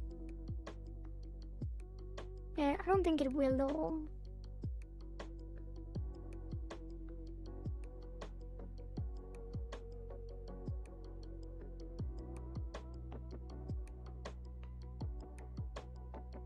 But also we can't copy it now.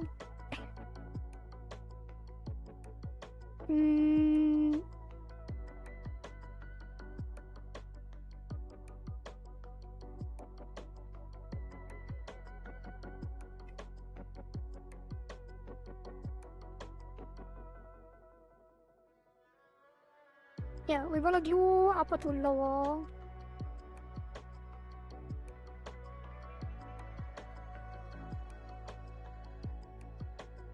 And then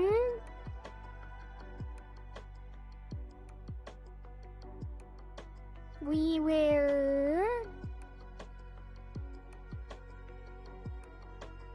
put these in a photo. Well, no, it's fine.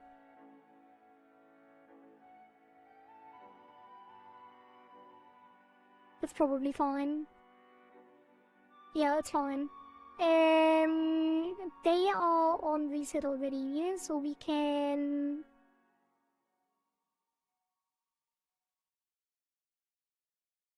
take the glue.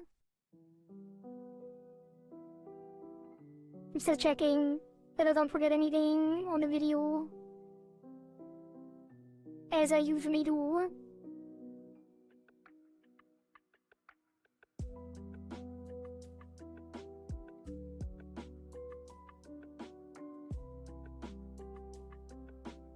Okay, let's take this, and then on the mouth reset this pushes up,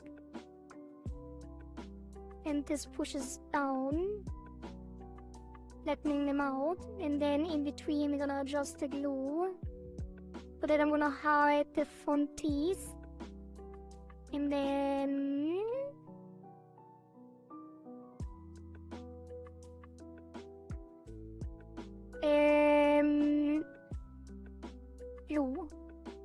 glue brush. The glue brush. I'm gonna pull this down and this up. Why does it go so far? Oh, because he flattened it out. Right. What? Do the gradient in between.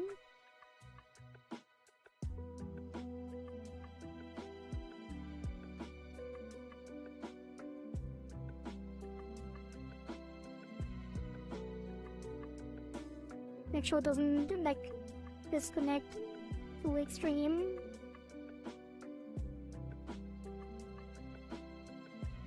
I really hate how every time I like drag it actually tries to select things. I should try to look up if I can, or when I double click it.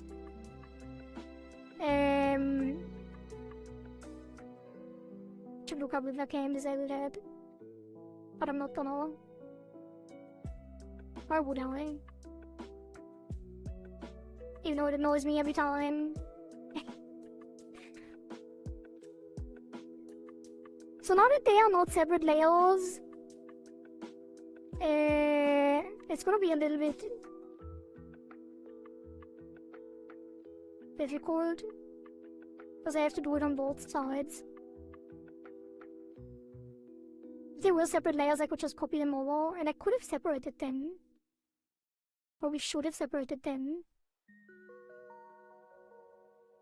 If I'm being honest. Probably should have, and the double click really is annoying.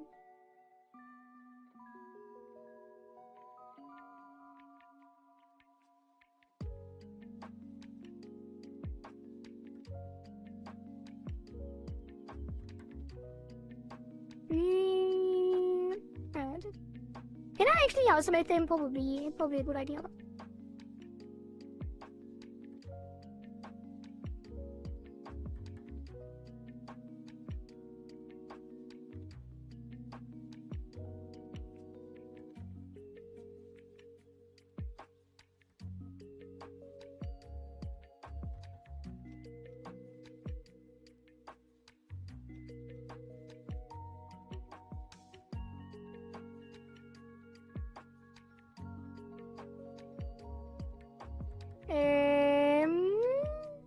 Should I put this further up or further down? The glue overlay really makes this hard to see sometimes.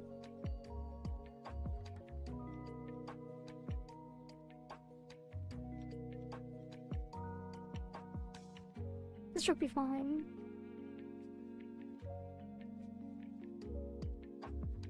So how do I get it to the other side now? Can you copy the glue over? Like, is there actually glue reflection? Probably not. Whatever. Let's just paint it in the same way. And make this red and this blue.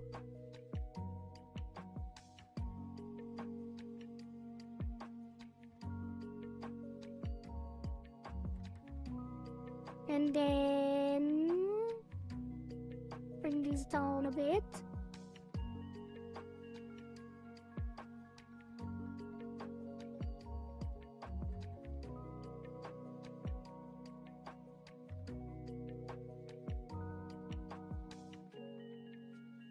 And bring this down way more and spread these out and this one up. Round it all out smoothly.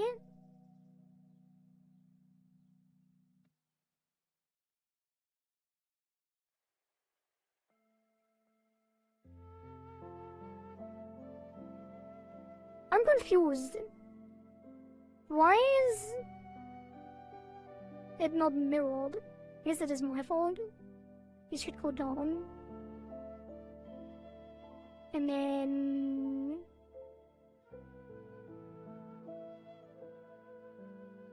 like this. Wait, no, it should be... What am I doing? This should be up here. Or is it? I'm getting so confused because it's mirrored and I'm looking at the non-mirrored version. Wait. It still looks weird. Because the... Actually, my headphones turned off. I'm gonna plug them back in. Looking for free sounds like a crime. Hello, Varo Valestra. Well, it is the last one of the Rigathon, so it's not gonna be free for much longer.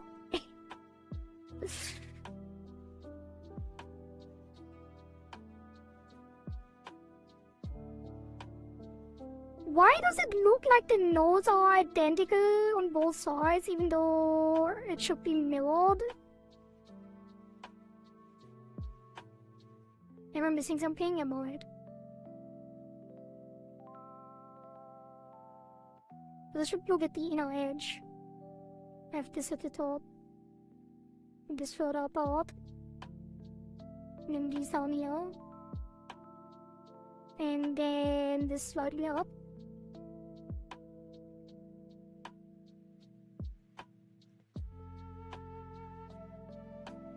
And then this higher up. And this further down. And this further down.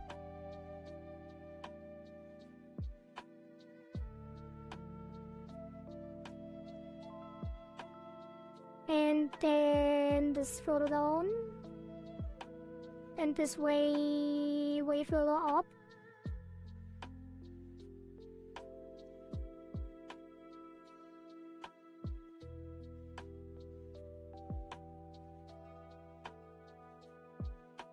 And then this goes up here, this goes in between, and then this... See, there's a node missing! That's confusing. I guess this goes down, and this goes up.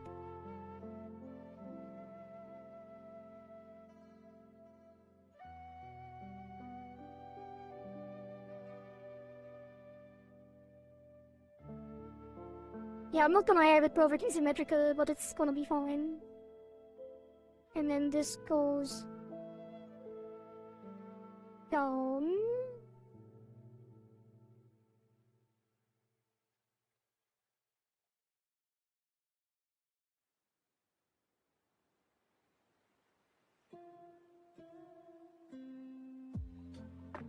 And up. Wait.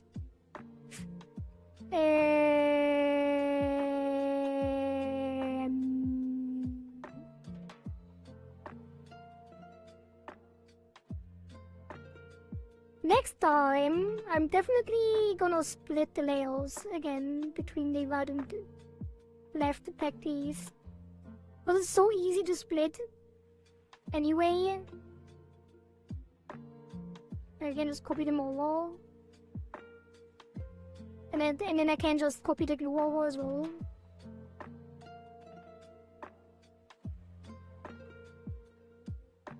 Looking at the wrong thing again, this should be like that.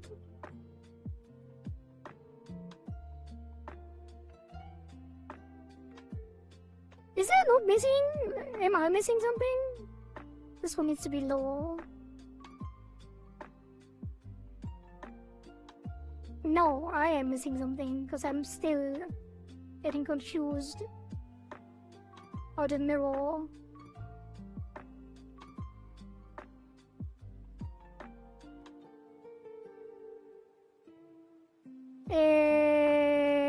One, two, three, four, five.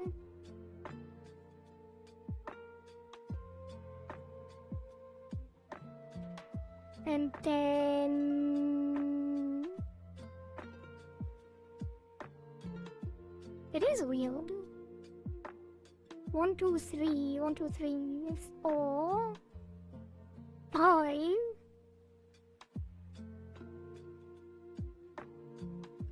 One, 2, 3, 4, 5, 6, 7. 1, 2, 3, 4, 5, 6, 7, 8. How? How is that possible? Why is there a node more?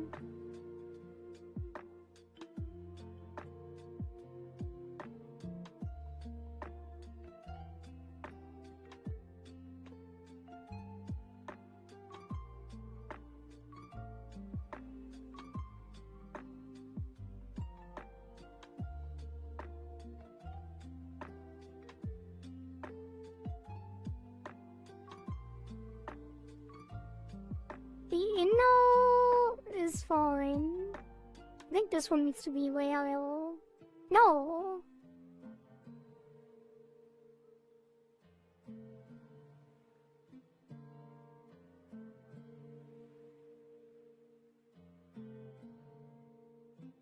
Does it actually not add the same amount of nodes? Like, am I okay? Surely it does. 4.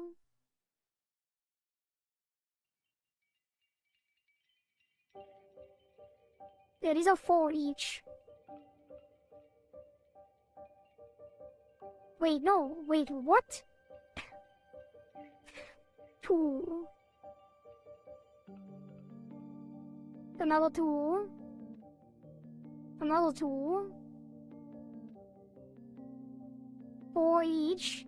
Or 3. And these are another 3. And then another 3. I should just mark them while they are moving. Take these 4 and see how they move.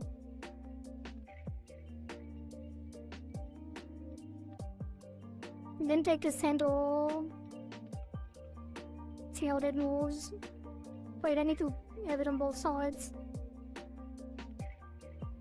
What a waste of time.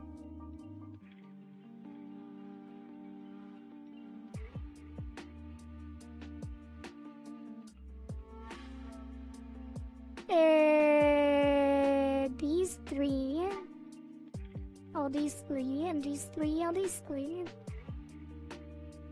And then at the top we have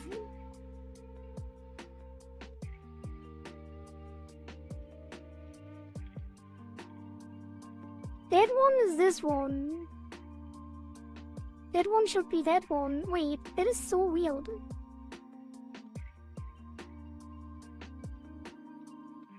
I'll select all of them except the top three. There is one node more. No, that's the one on the inside. Yeah, there is a node more. Wait, what is happening? Take these, except the two above. And then we remove it.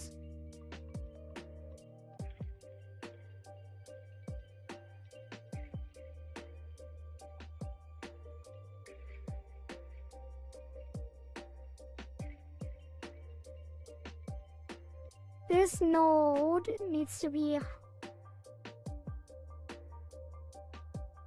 How is it possible? I have the three inner nodes here. These are symmetrical. And the two above are not selected and symmetrical. Then we have one selected here, which is this one, which needs to be higher. Then we have another one here, which needs to be way higher. And then we have one here.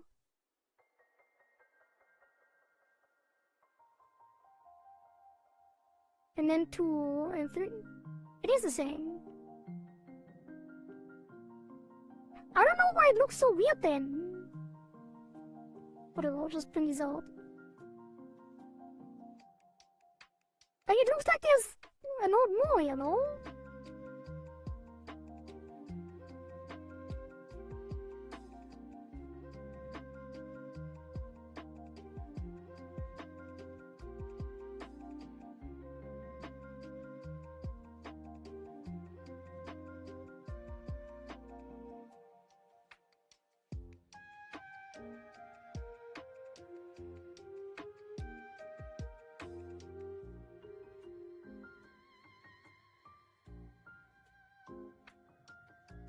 It is not.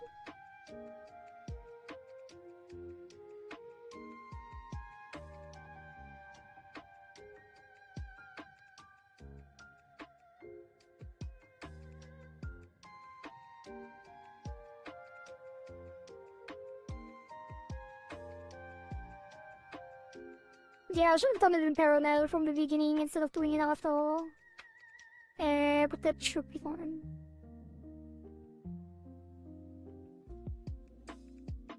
And then we save. This glue setup, I feel like I would save so much more time if I just didn't do the glue at all. But at the same time, it probably helps a lot later. Even though I don't fully understand it.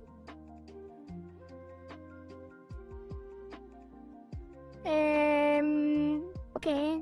But that should do the trick. And then we just take the jaw open, the keys. Why is the jaw open default 1? It's not. And then on jaw close, we pull this up.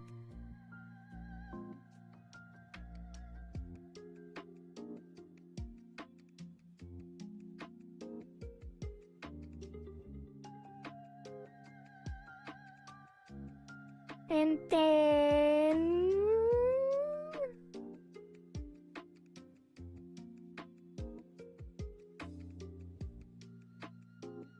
the bottom teeth front.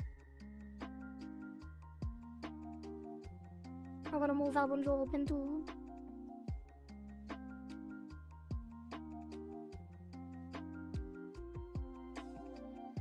Also, this is too far. Push these up.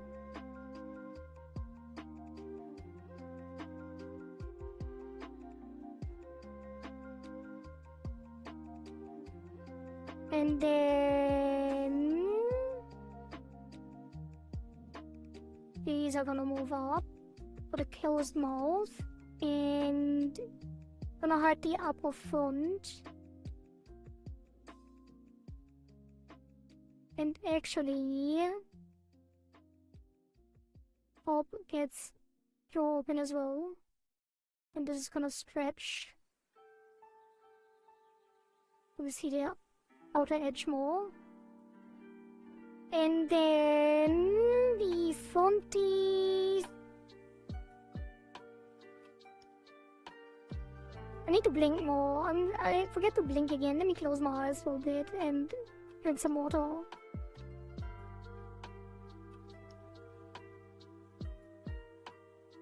And stretch.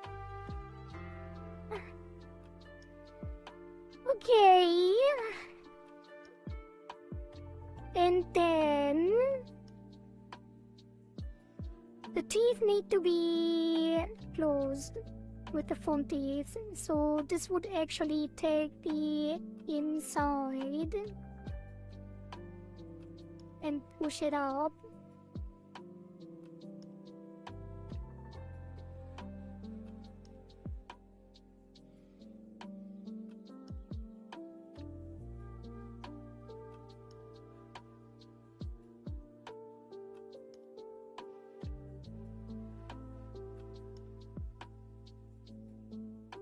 I guess you could get it more detailed.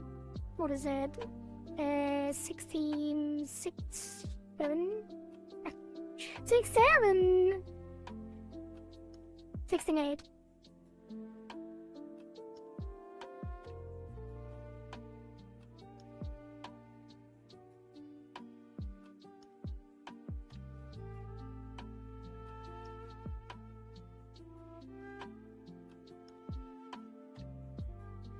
Okay, and then bring this forward a little more. Where's the lip? Let me show the lip.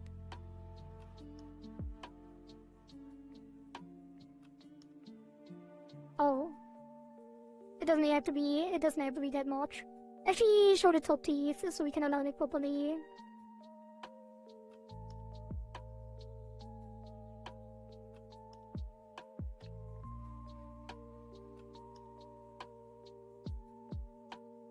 That's fine. We might even pull down the top teeth a little bit. It depends. Or remove the lips, which probably is a better idea. Okay, gonna take the half and copy that with this special pasting.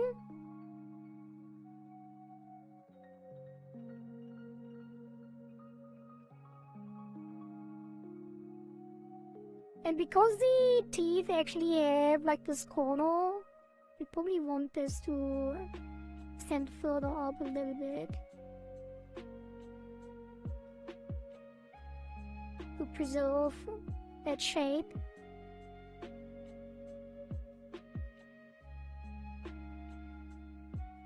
And copy that, special paste it.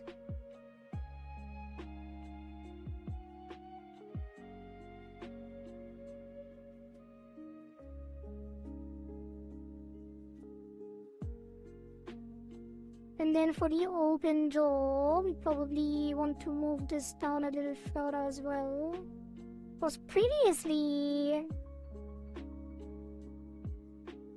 when we reset it, it was way further down, which means this would also be further down. Even though it probably will look more realistic if we have it stretch more.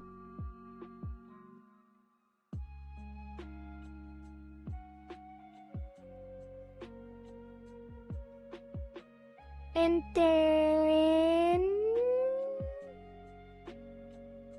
the front. I kind of want to push the overlap here down a bit.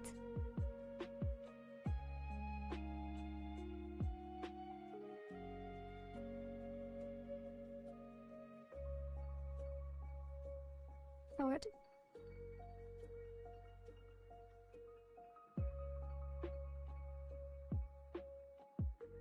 And then the tongue, which is gonna get jaw open as well. We're just gonna squish it up.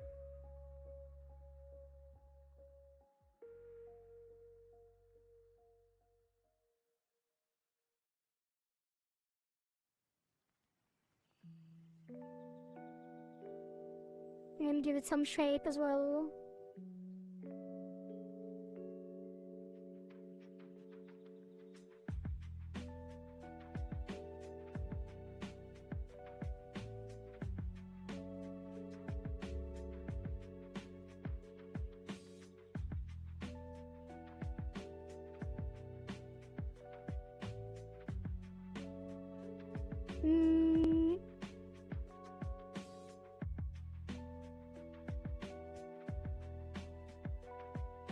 Maybe that was too much. Like,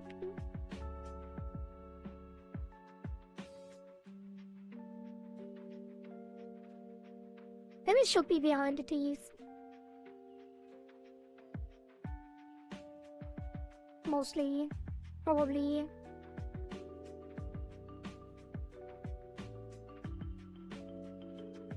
Yeah.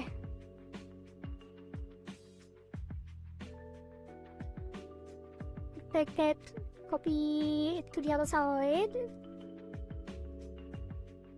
Now we have the jaw moving already. I do want the back to be well.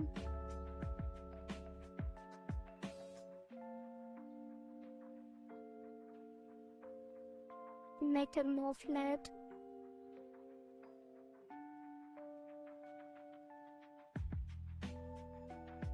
Maybe even bring up the bottom. This doesn't do too much. Right. Save that. And then the outer lips head extra jaw open.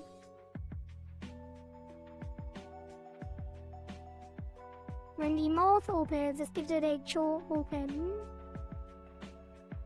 When we hide the masks, this should be moving slightly down.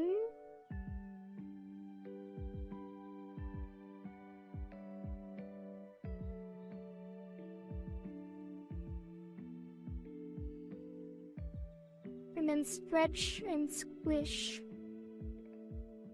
for the chewing.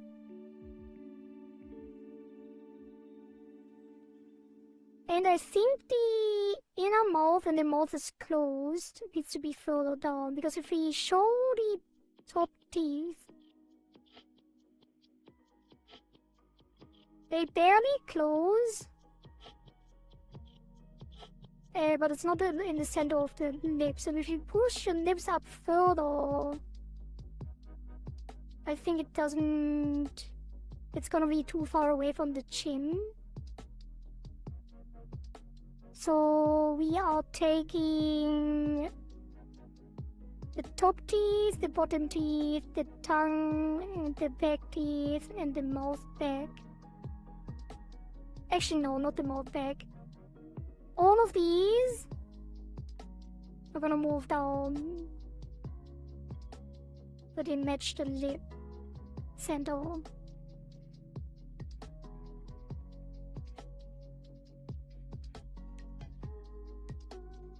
And then everything except the top teeth are gonna move down more.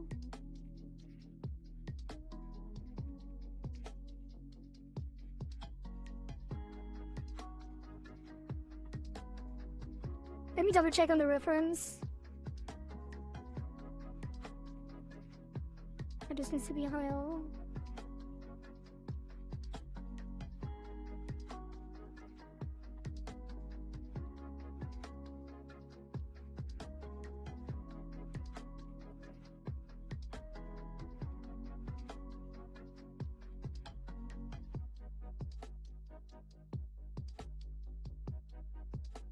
I guess it's...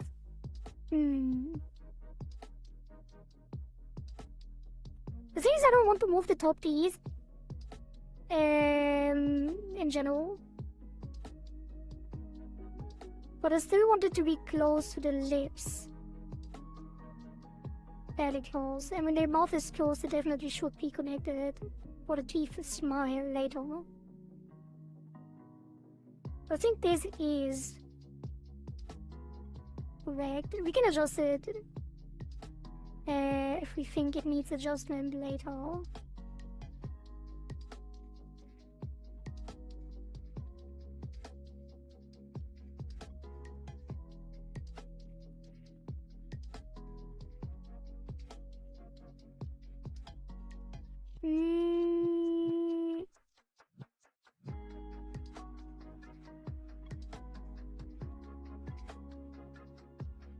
Yeah, let's keep it mostly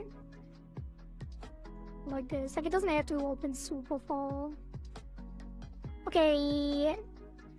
And then...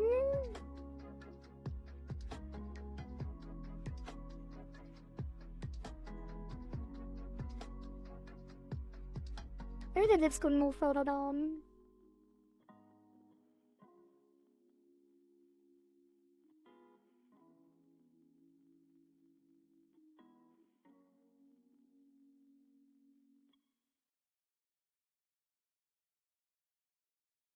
And then the face, gonna adjust as well. For the chewing motion. The jaw open. So that's gonna be face, head, explore, jaw open. And then we take most of this, put it down, and jaw open. Keep it fairly subtle because it's gonna be weird later otherwise. I might want to take more.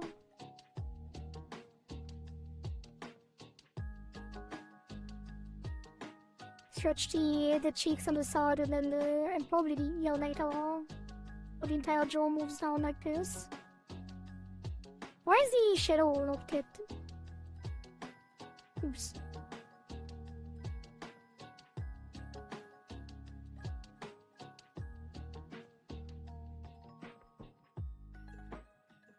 No, this will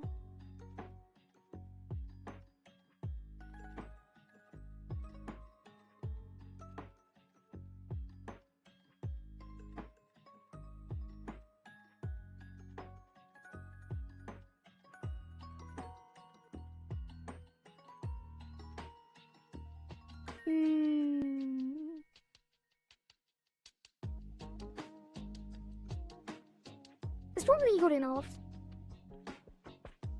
Maybe a little more.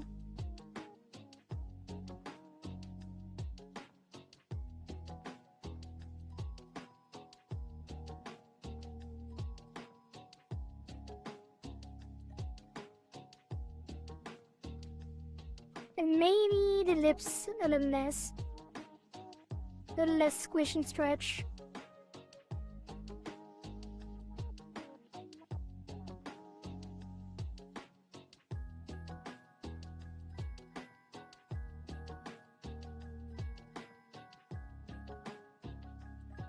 That looks good to me.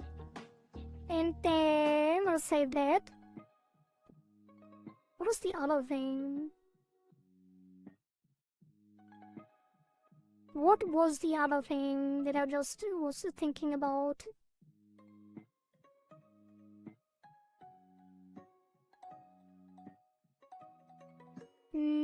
Also we can close the eyes here.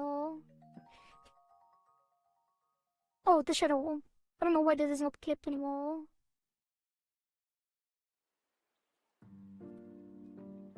There you go.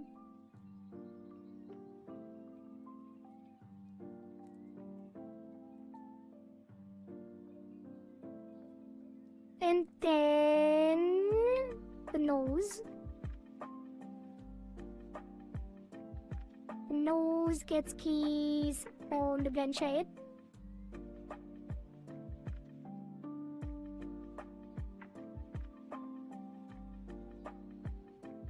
And that is gonna be dragging it down.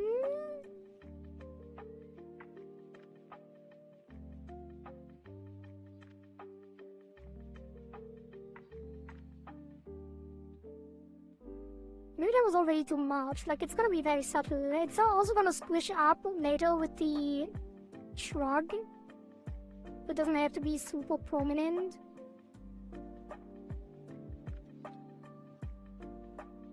And I'm also going to see in the physics. And we're gonna set up the photo physics. That's gonna be nose, no, jaw open photo. That's gonna be input, jaw open, angle 100. The pendulum is gonna be import. I'm gonna set one up and save it. Because I use the same one every time. Gonna be 0.6. 6 reaction, 8 convergence. And then 45. 45. And then we add that as photo physics. Just photo 101p. And then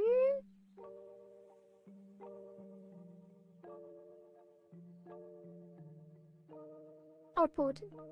Output jaw open blend. And actually, that's minus 50-50, I think. No, minus 60-60.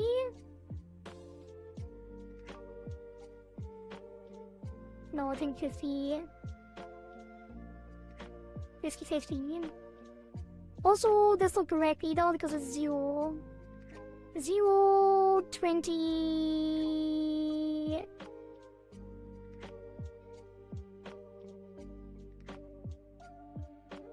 2958.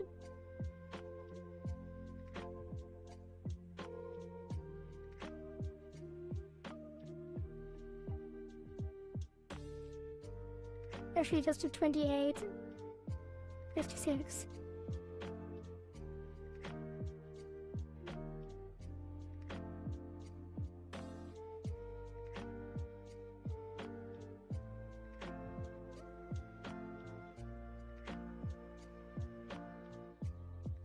Could it just be 30-60? I never know.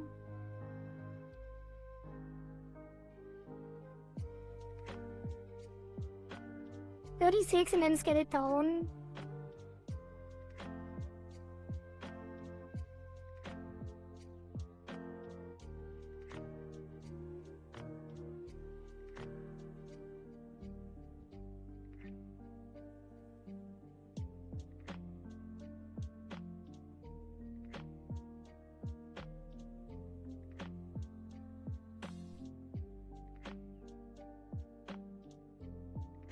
That's not correct though.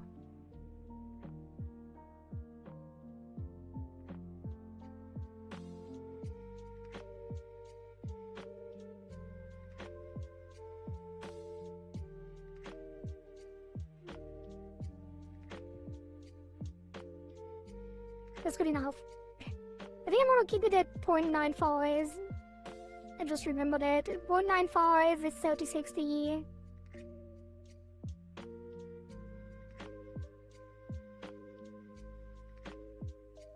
But that doesn't reach it. 0.96.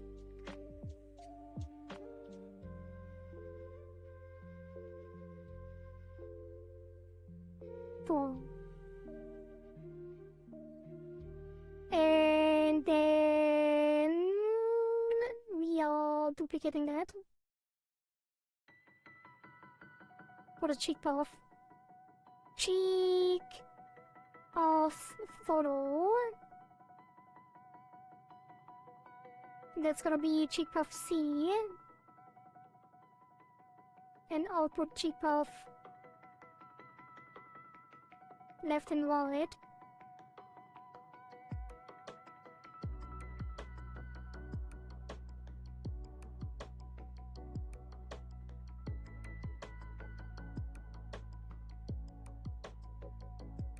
Perfect. And then we're gonna add another one. That's gonna be mouth pucker widen. Let's call it mouth pucker follow. That's gonna be input mouth pucker widen, and this goes from minus 50 to 50. Honestly, it is probably 45-45 like I always did, because 30-60 is... Or actually, no.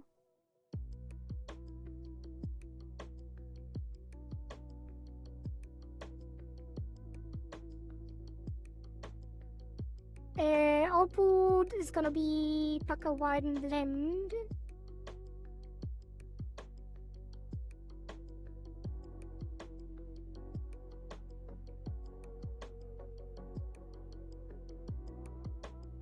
Yes, it has to be more. 50, 50.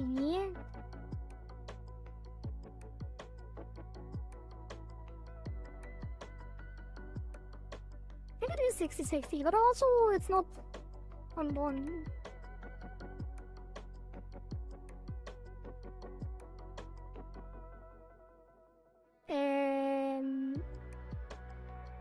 If I just scan it up.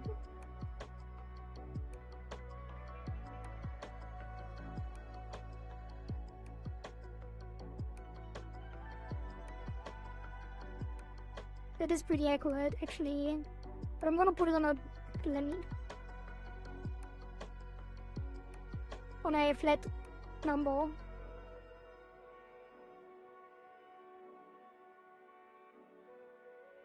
So 1.15, the other one is 0.96.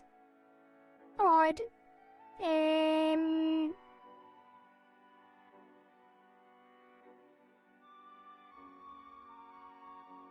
And then we do actually, no, I'm gonna lower that even more.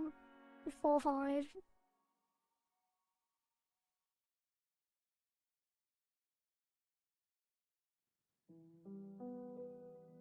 That is more accurate.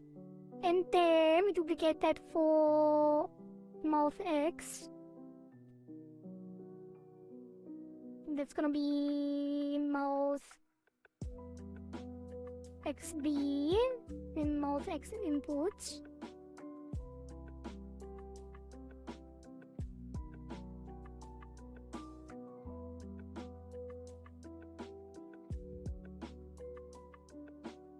Perfect. And then the nose should be moving.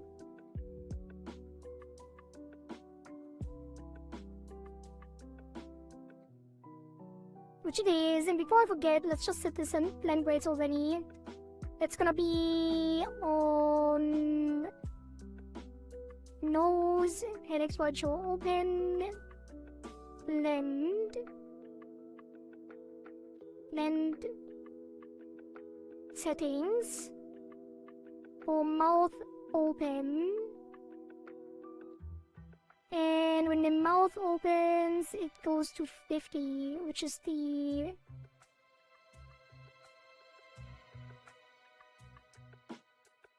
line down.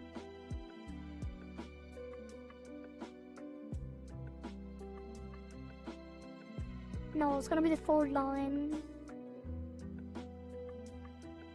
Wait, what is it gonna be?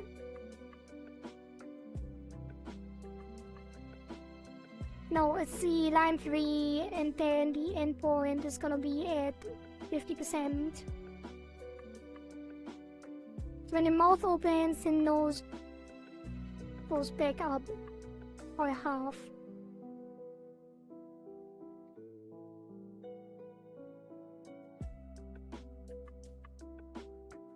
Yep. I feel like there's a lot of progress being made today. There is, and there's still 5 hours to go. So we're gonna finish the mouth and maybe the headings. But I don't know if I have the energy actually. I do plan to stream for 12 hours, so another 5. Almost. More like 4.5. But yeah, the mod we definitely finish. And after that, the headhangers is probably gonna be not fully done. We're gonna do the headhangers without the hair, probably.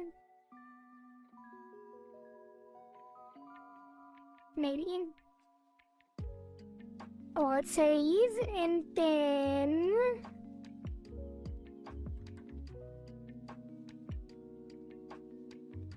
I'm gonna drink some more water.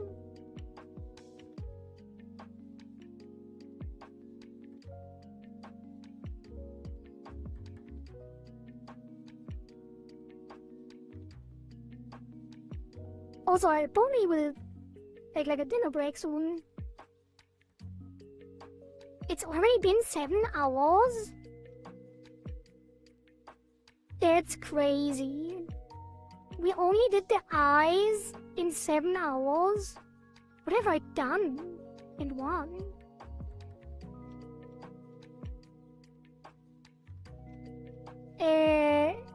But it's fine. The eyes are fairly complex anyway, and I think they turned out great, so it was worth it. Oh, we did the eyebrows as well, I guess. And there was a lot of art meshing to do too. Yeah, I'm very happy with the eyes. Not gonna lie. I'm also stalling a lot, talking about things. Alright, let's continue. Alright, jaw open. Bouncy bouncy, yep. The jaw open will have the lips open as well.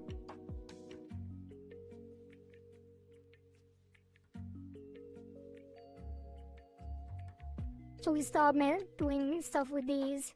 The question is, do I want the foremost or do I want our path?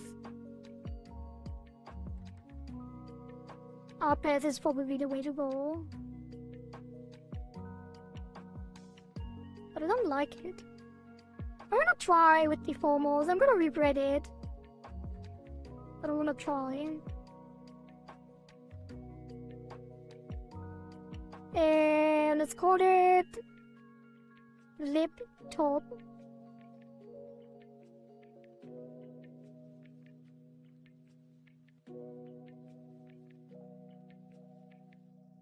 Lip top forms.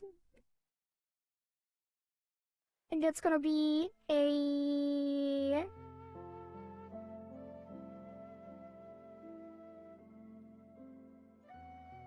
how much detail do I really need? Let's make it brows by 3.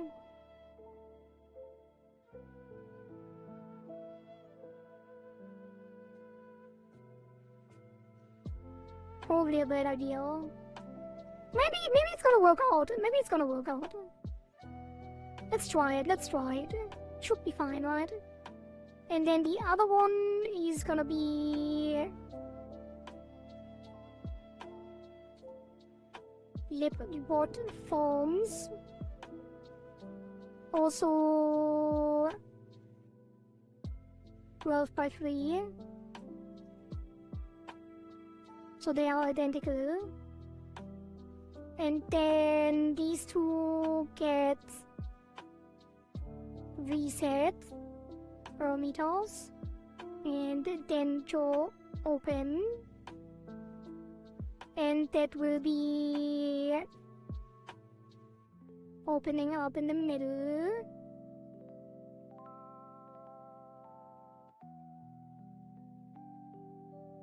For the top. And show the teeth.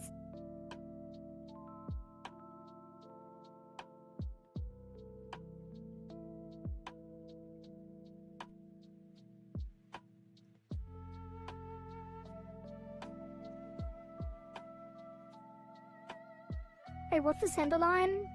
Oh.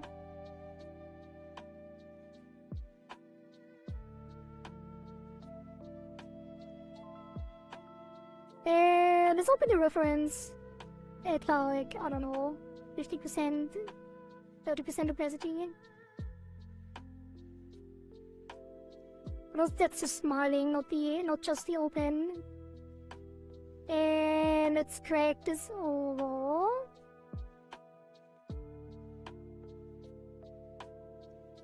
And adjust it for the neutral. It doesn't have to be that far open.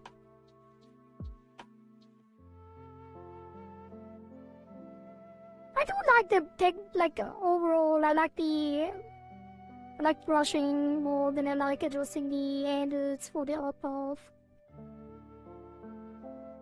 Generally. So maybe that is more suited for how I like rigging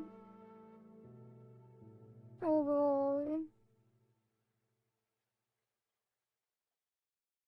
Especially since I can just do one side and then mirror it over. I do want a little more detail though. Let's do 16 for both of them.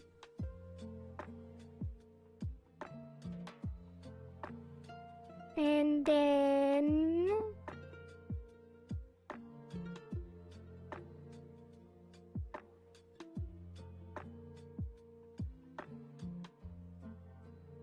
mirror that.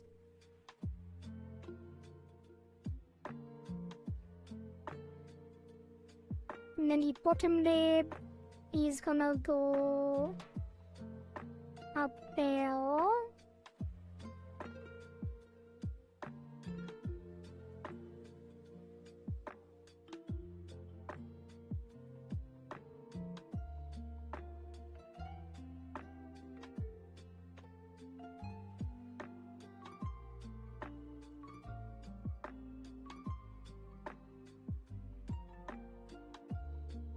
Should move it down first, probably.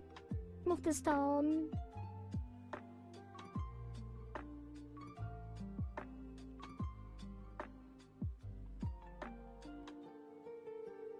And then this.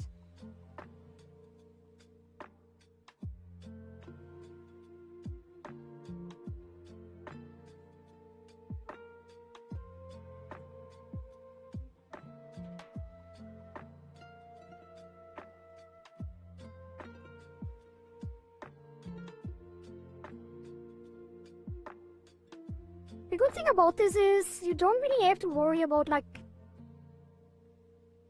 the art mesh crunching over itself as much. Easier to handle from the adjustments.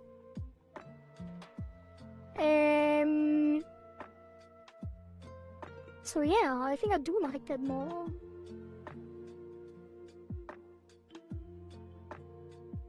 I think I like it way more, actually.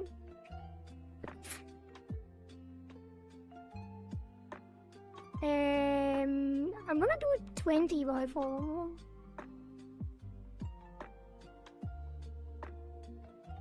And then I'm gonna move this down further. Because I actually oriented myself on the old tooth position. So this has to move way further down. Actually both of them do. Let's revert that.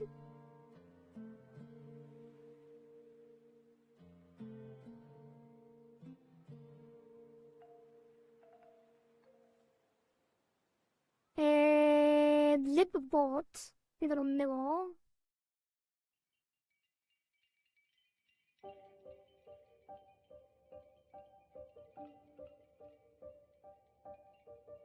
And then both of them move down.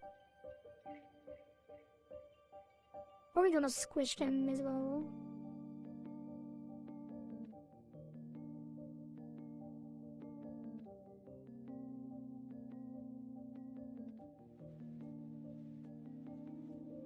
And then gonna move these in a little more. Because it's in neutral and not the smiling. I'm gonna add a little bit of a more neutral look.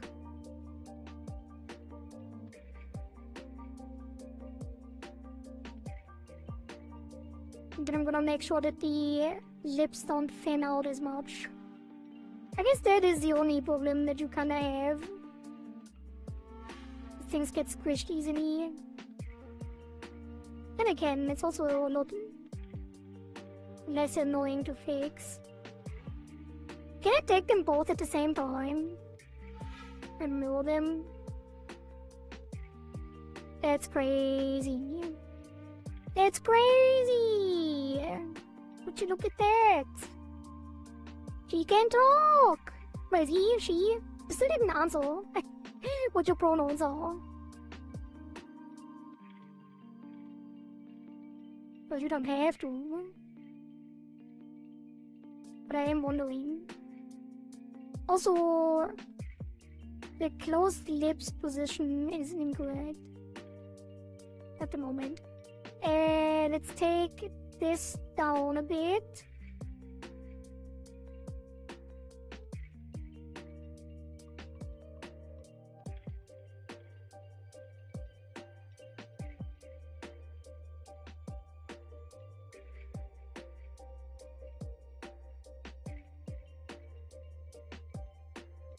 And mill this again.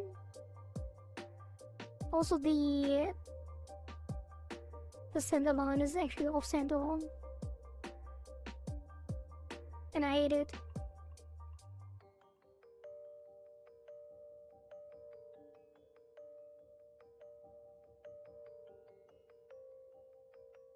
And I'm gonna take these and reset it.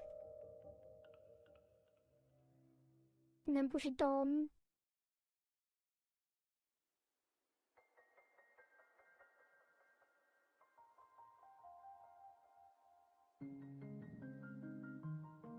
Is it possible if the bottom set of teeth could be just very slightly more visible?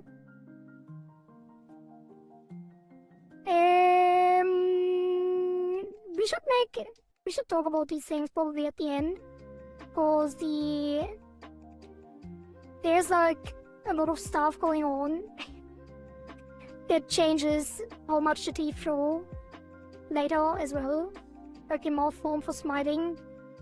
Like when we are smiling, the teeth will show more, and when there's also press lip open, which will push the lips further out, which will also make the teeth show more. But yes, if you do want some more adjustments later, then we definitely can do that as well.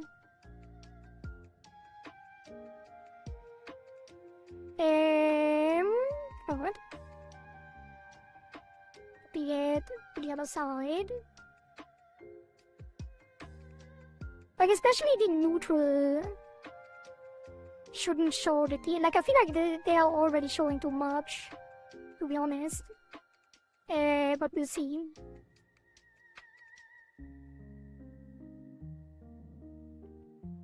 Of course, it's also preference. And the teeth smile, you will also have a teeth smile where the mouth with just the lips open without the jaw. That's also a thing. Since we are still on mouth neutral, I'm probably gonna push the lips up a little bit so they're in line with the closed mouth more accurately.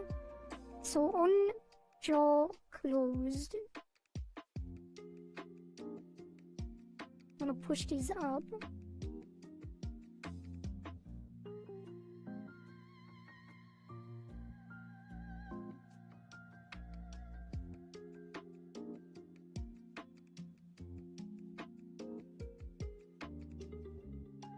Then mirror this.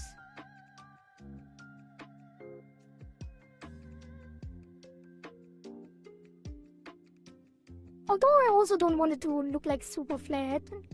So maybe bring it back a little bit.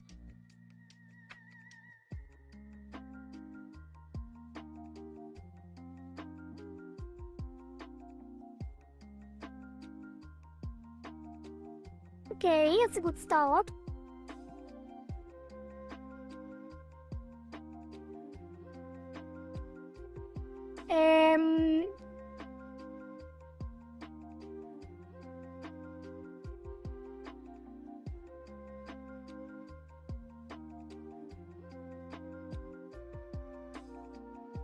Okay, so far so good. Then we get the funnel. And for the funnel, we will take the top lip and funnel that in and push this up. Maybe I funneled it too much already. Let's keep it on the side.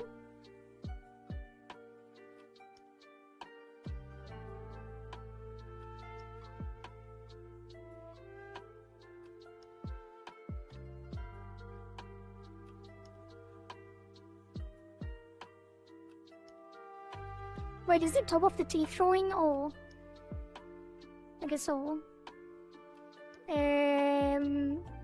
Need to be a little more careful then.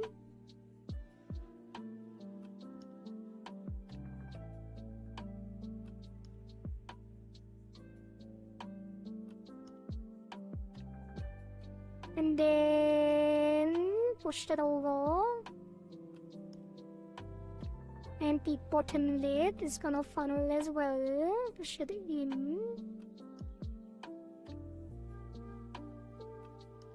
And down.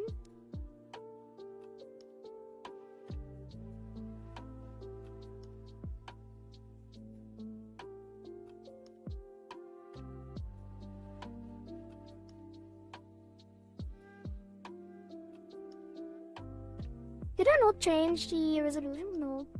That should be fine.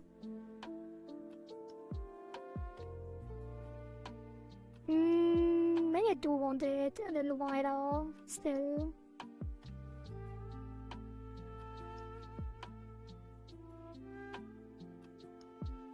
And this one as well.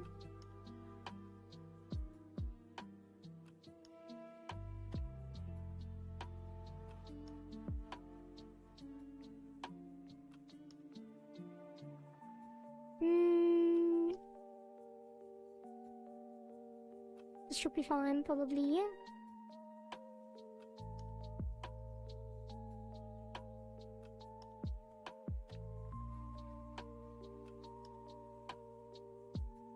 I do think that probably the teeth are currently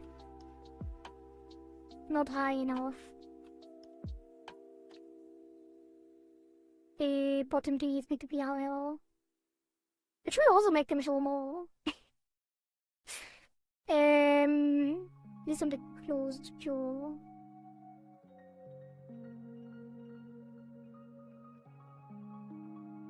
Actually, are they fully hidden behind the top teeth? Is it the top teeth line that is so thick? We take these and move them up. Yeah, it is. Okay, that's fine then.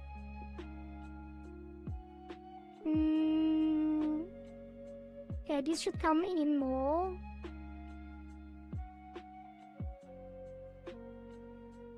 Push this in a little more.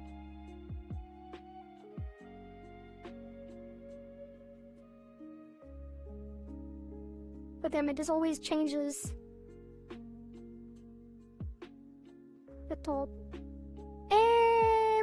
I think we're gonna take this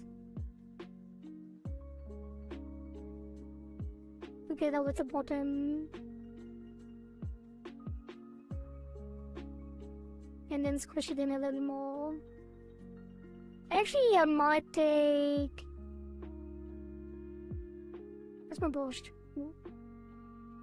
This with a soft select and then push it in.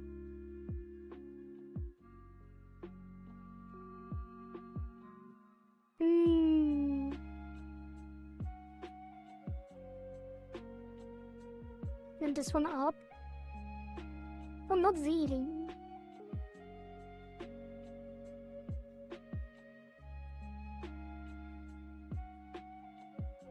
Okay. Copy, paste. Copy and paste. And then both of them... We could leave this special paste open, actually.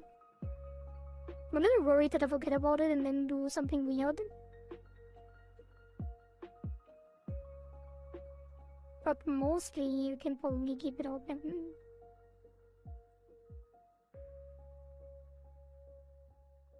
Nah, I'm not gonna leave it open. And push this up a little more.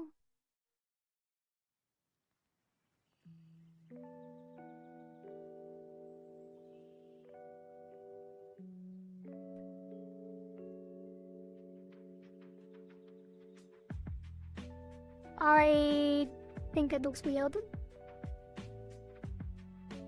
I'm gonna push this in more. Actually, I'm gonna open the reference again.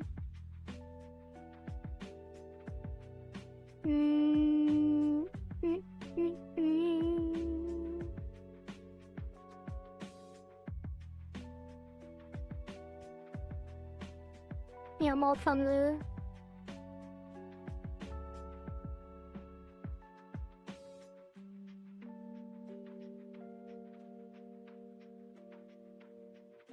Please? Oh. A closed funnel. Wait, where are the lips? Did I forget about them? The lip color? I guess I did.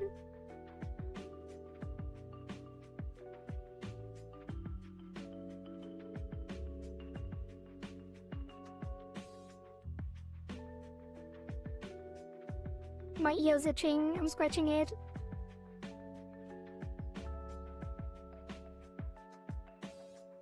I'm gonna drink some more water too.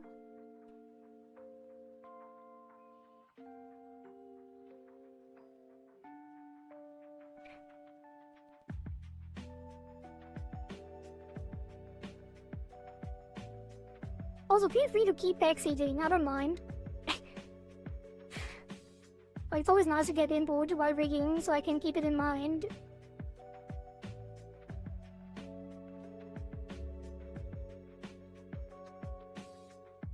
Especially since I don't want to run into the situation where everything is already done and then at the end to say, actually,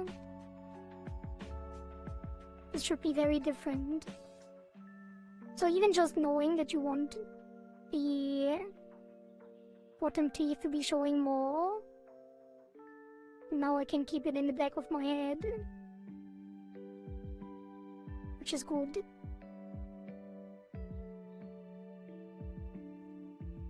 Something weird about what I have going on here. I can't pinpoint exactly what it is.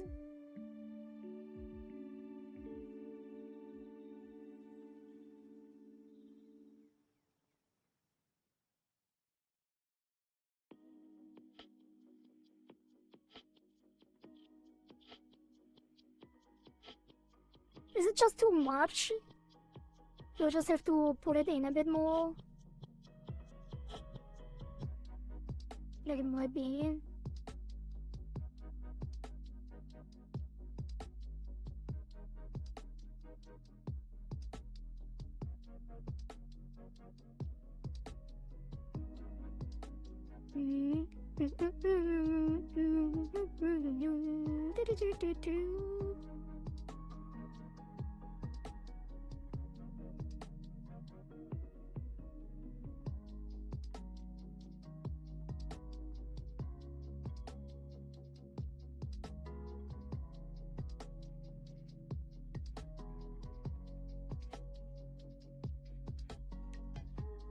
I guess it shouldn't go down here the way it does. But overall, even though it looks a little weird, the Shoshin always looks a little weird. Maybe I shouldn't worry too much about it. But the funnel, I mean, the funnel always looks a little weird.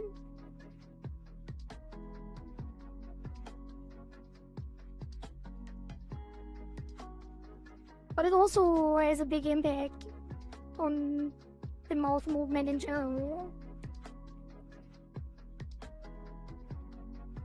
So it shouldn't look too weird.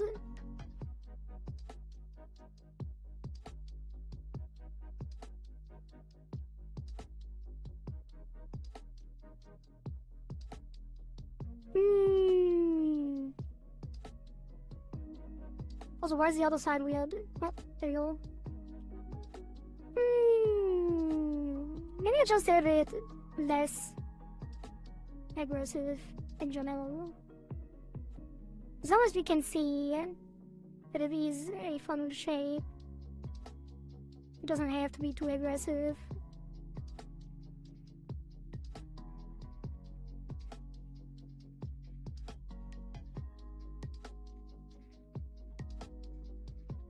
Especially since we don't really have lipstick. We do have the lip color. I probably should do that at the same time. I want to give that another deformer as well. Lip keyboard color.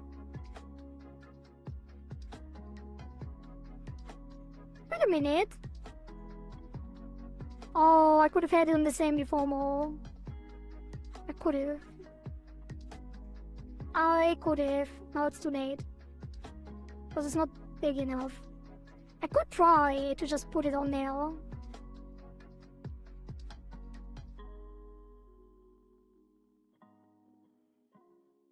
Yeah, that's not working. Use the back pen. Why'd you get on then? Lip board color forms. That is gonna be 20, maybe 18, and then instead of 4 we do 6. And then you get a mouth reset.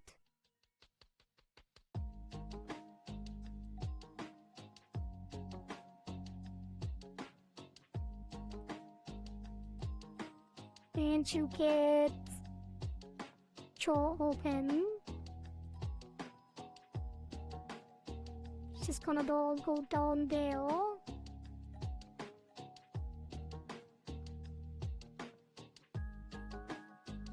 Nothing too crazy. Maybe push it down like this and then stretch it over. It is very hard to see as well. Maybe I should disable the face. Color. But maybe not.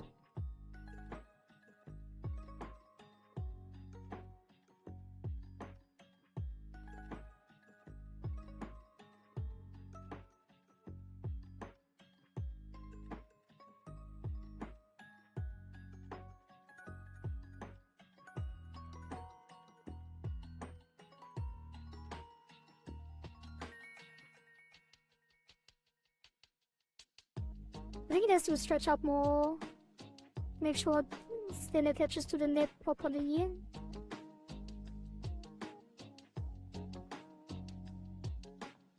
doesn't have to stretch all the way. Actually, maybe it should.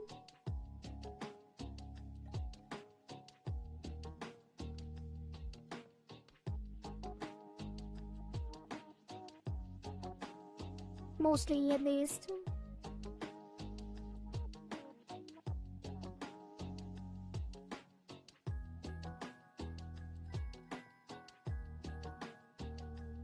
Pull it down a little more.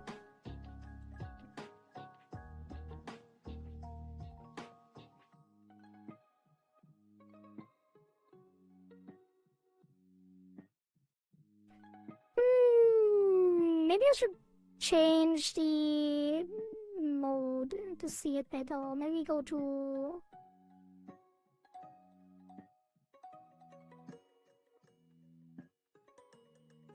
add.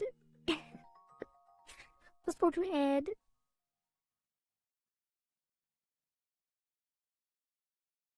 So we can see a little better and we can align it properly.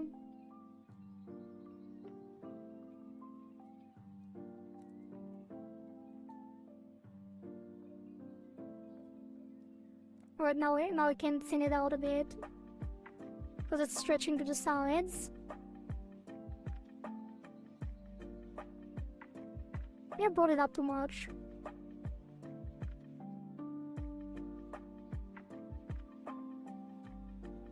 should be fine. Copy. And then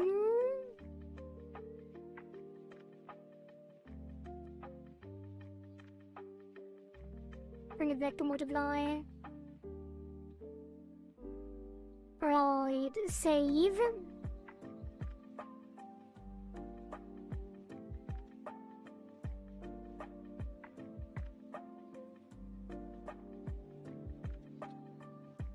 Oh, the funnel.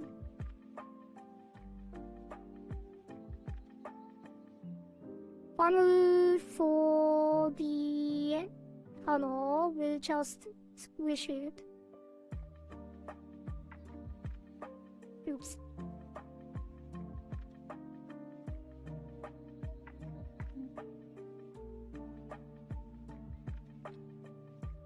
And bring it down slightly.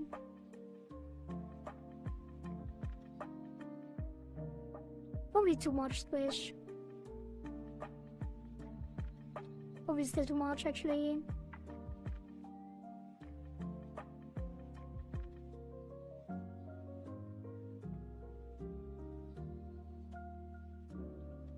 Bring this up a bit.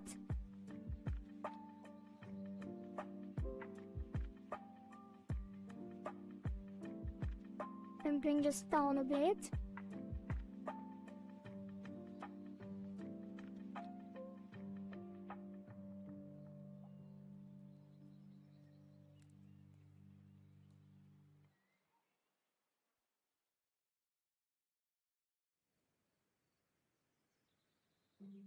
And then mirror it all up.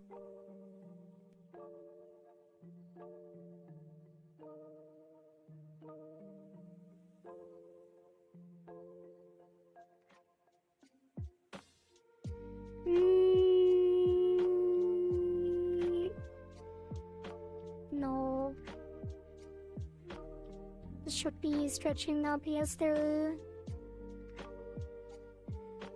I'm just gonna soft select these and bring them back to default. Almost. And then squish it back in.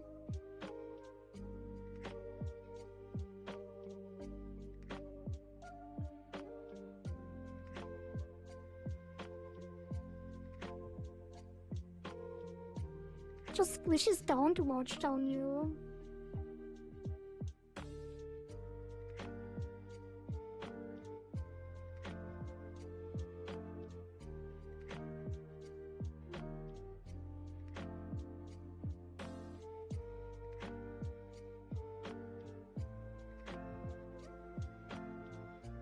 Why is it moving up?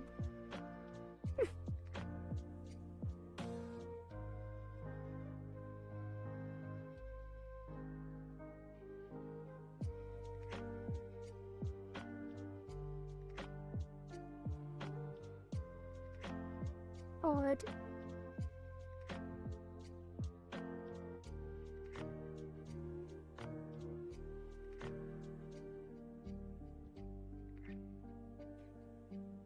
Still don't like it. I'm gonna pull this up way more. Oh, I mean, and then mirror it. Also, I want this window to be closer here. Okay. That's gonna be good enough. Draw open funnel.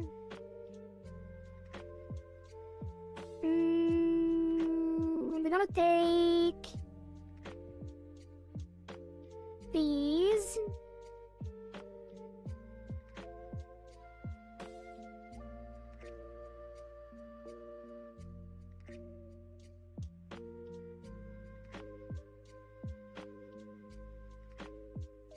From here and place them there. And then this one is gonna go up more.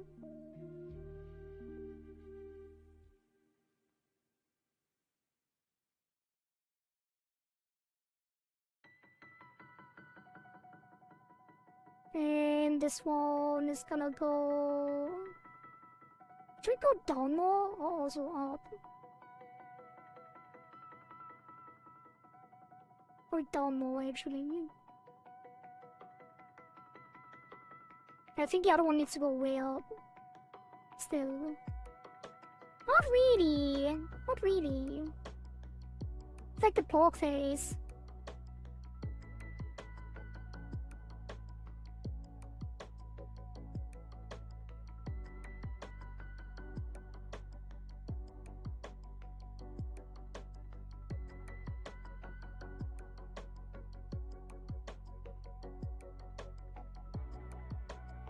Copy that over.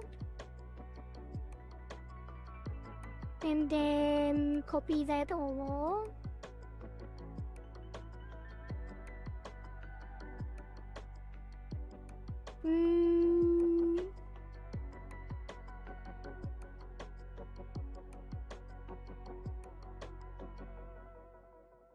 Should cover it more. In this over a little more. Right, no, the top is not the bottom, the bottom is. Also, I want this less stretched on the edge.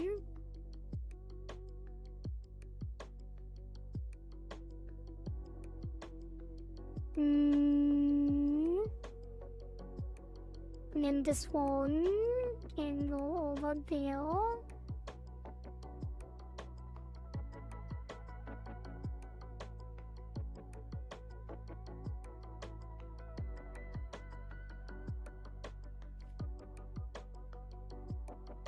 Okay, copy them over again.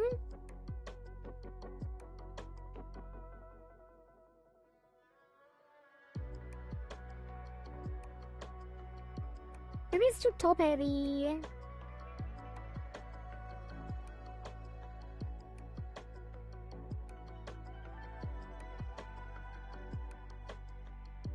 Yeah, I want to bring in the corners here. And then bring these out a little more.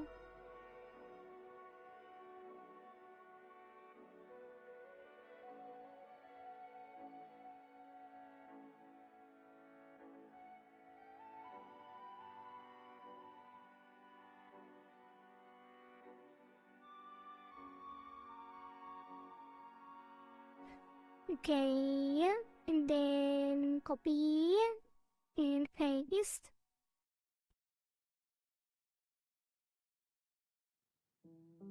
I think it's a good shape.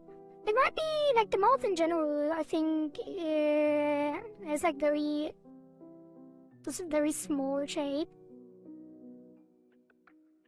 Though it is a fun, so it should be. But we can probably open it up a little more.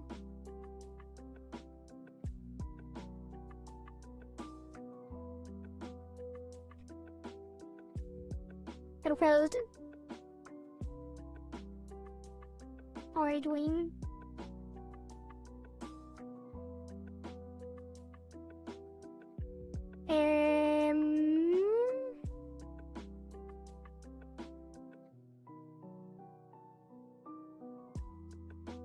Okay.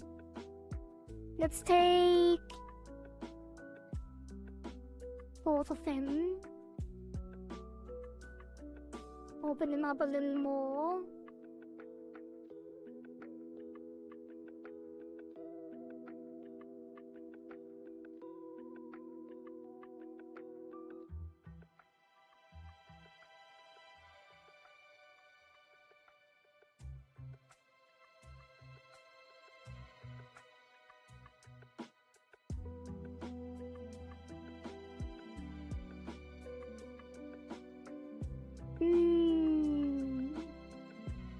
I think I can move it up a little more. Wait, I only took 2 of them. I forgot. I need to take the lips too. Whenever I do that.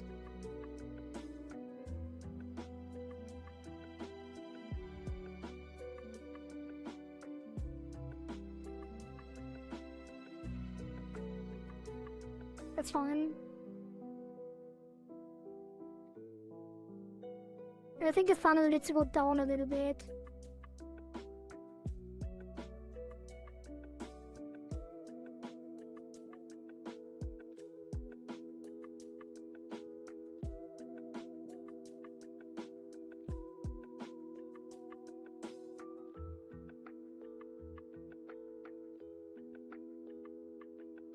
But then again, it looks a little weird from the transition from closed to open.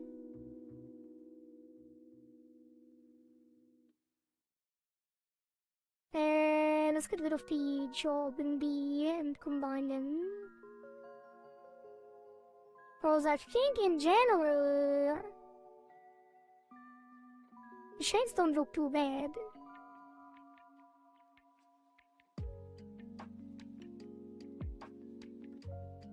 So far. My steak is juicy and my lobster is buttery. Lobster? There. You mean lobster? You rich or something? I guess you do have a job. But now I'm getting hungry. Now I'm getting angry, hungry. Hungry and angry.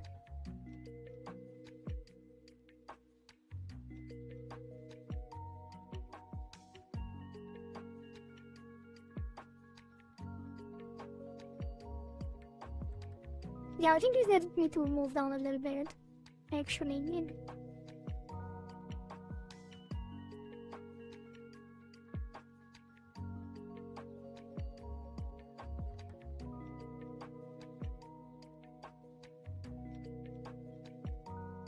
You don't know that meme? It's a phrase to indicate your life is going well. I mean, I kind of figured, but I'm not sure if I know like a specific meme about it. I just wanted to jump on the phrase and say something funny.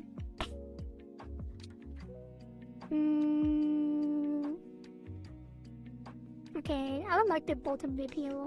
I'll take these two. And push this in more. It's like it.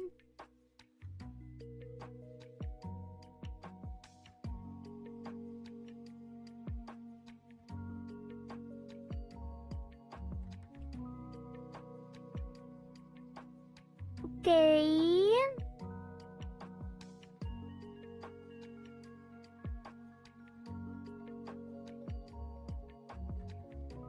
Up. Testing. Shh.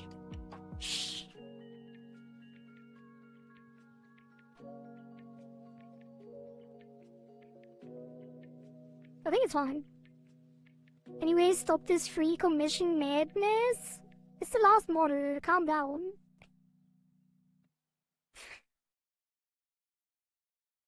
The Rigathon is almost over. We're gonna finish this model tomorrow. And after that, I'm gonna set up a commission page and then everyone can pay me. Although I haven't gotten any messages from anyone that they want to commission me yet. Well, that's not entirely true, but it's mostly true. Like there's no real full-size commission. Like there's almost no one has DM'd me about anything.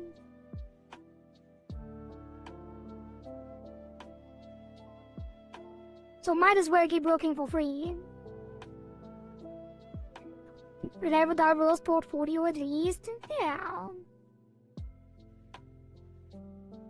That was kind of the plan for it. And I had a lot of fun. And I gained a lot of experience. Like, can I even copy it?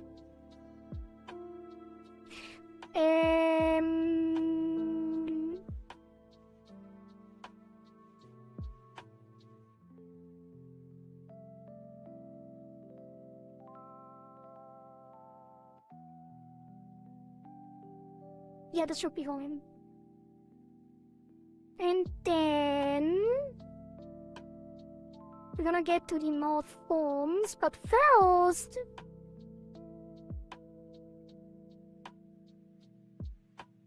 I am gonna take a dinner break. So let me put that on. It's a little bit of a shame that I didn't finish the mouth yet, because you could see the model chew while I'm eating. But I am very hungry, so I can't finish the mouth shapes So unlucky. Yeah, I have the floating head. Floating head, and I'm gonna get some food. Let me see.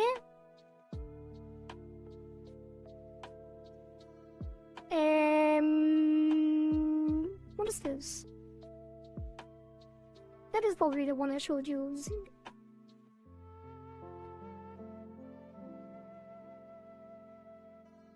Let's put that as just eating dinner.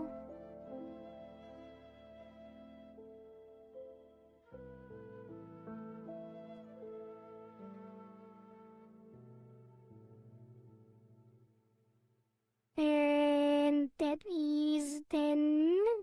Damn, I am starving.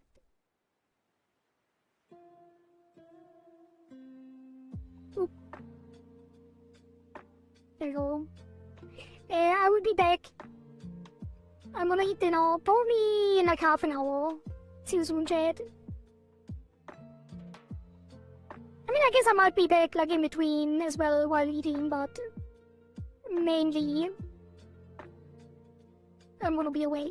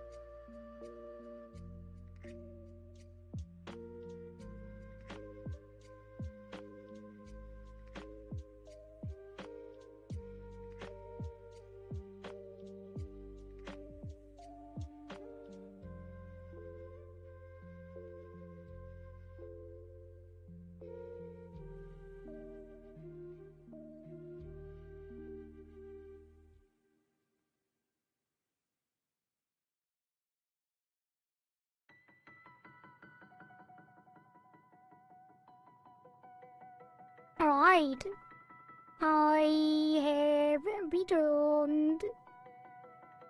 Welcome back, chat. You miss me? Let's continue. We got 3.5 miles. So let's lock in and get them all done and start on the head angles, probably. Welcome back, thank you. Right.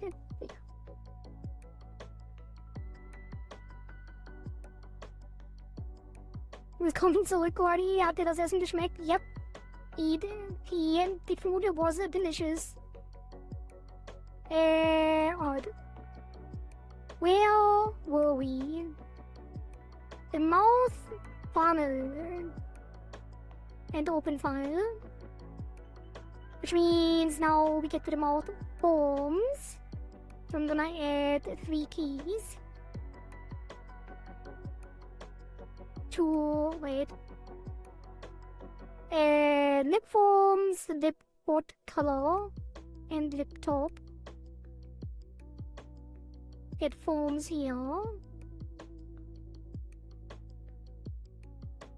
And then, what did you eat? It was like something similar to a salmon fillet casserole. Something like that.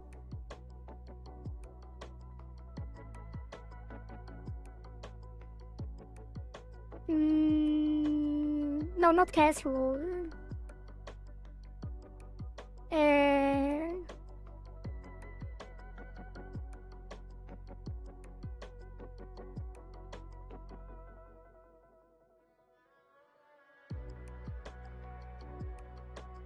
like a gratin. What's the, how do you pronounce gratin? Gratin in English? I guess it would be gratin because it's like a French term. Gratin? Gratin? Gratin? Sounds delicious either way. It was.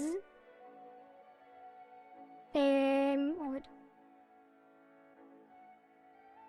So, for the mouth poems, we are just gonna take the edges up.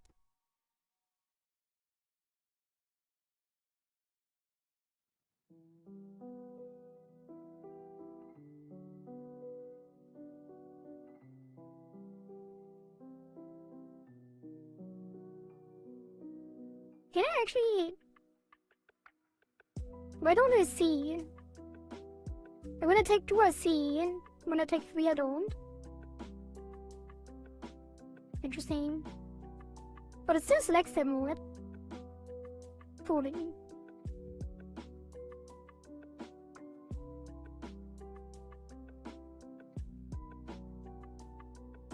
Surely. Copy that over. Yes.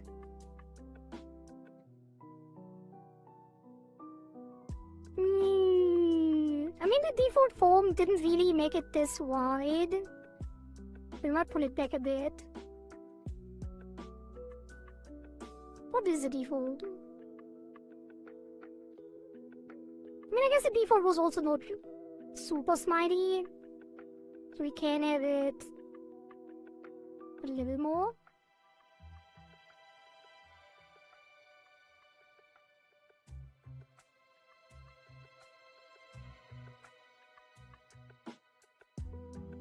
But this seems too extreme.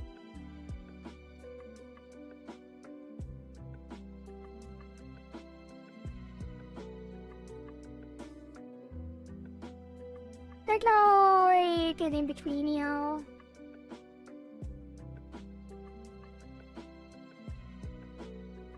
And then, oh, I still have only half of it selected.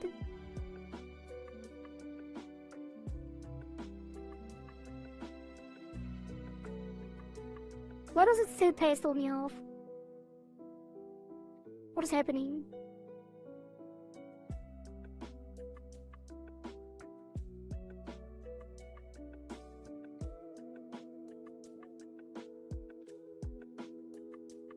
Yeah, it still has... What is going on? Why does it only select half of it? Whoa! Stop! Like this.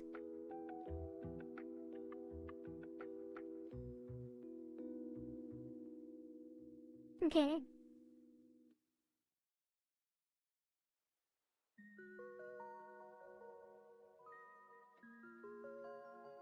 And then...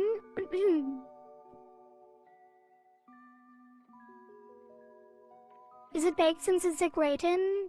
Well, that's why I said somewhat, like... It wasn't baked, per se. It didn't do it all on hold.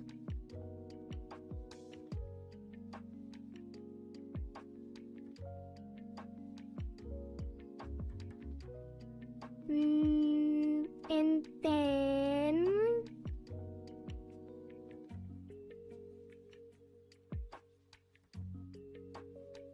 I think we're gonna pull the edges up a little more.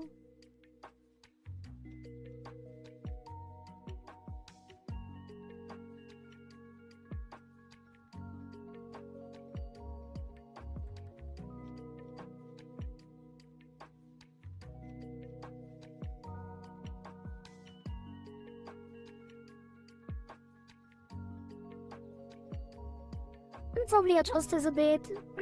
Also, when we do the other forms on the open mode, especially, let me align it better.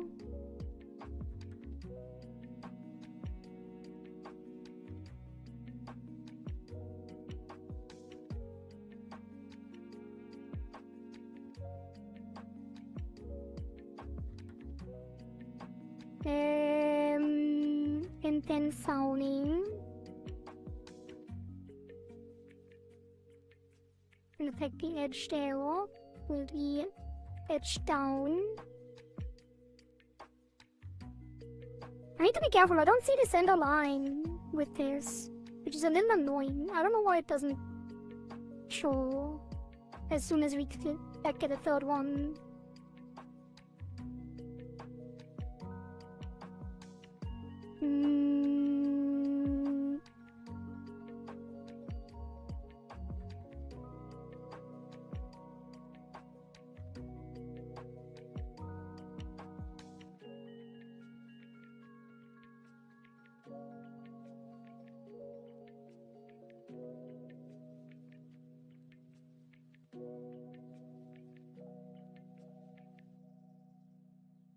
Is this enough? It might be.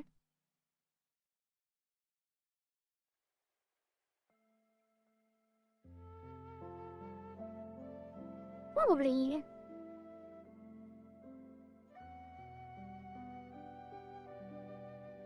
Also, this is not up enough.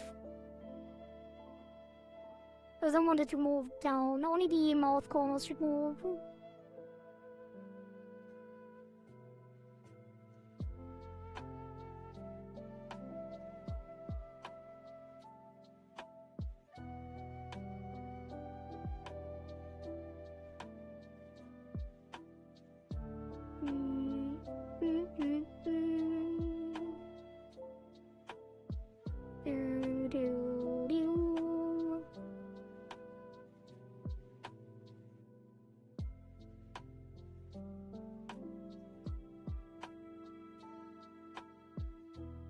That's fine.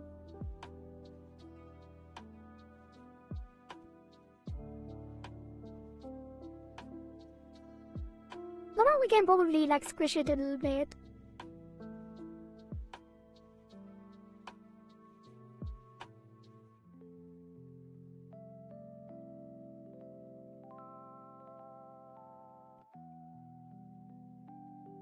And then the funnel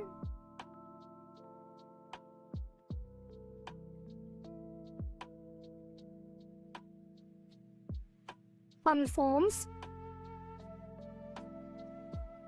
For these you just take the corners and move it up.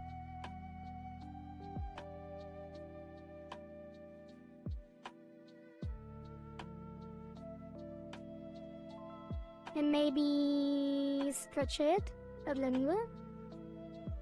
And at the neutral, I'm gonna reload that.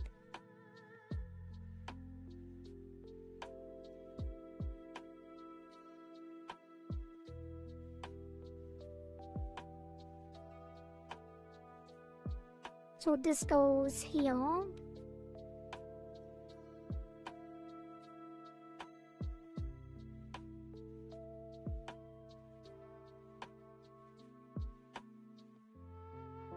Stretch it a little bit. And then copy to the other side. And then do it in the opposite direction.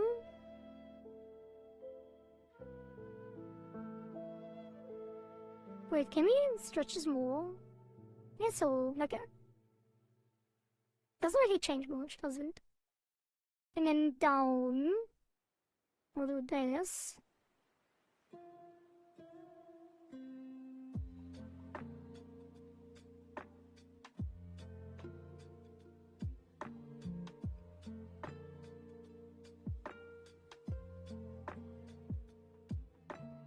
And then squish it in. Sorry, I'm drinking some water.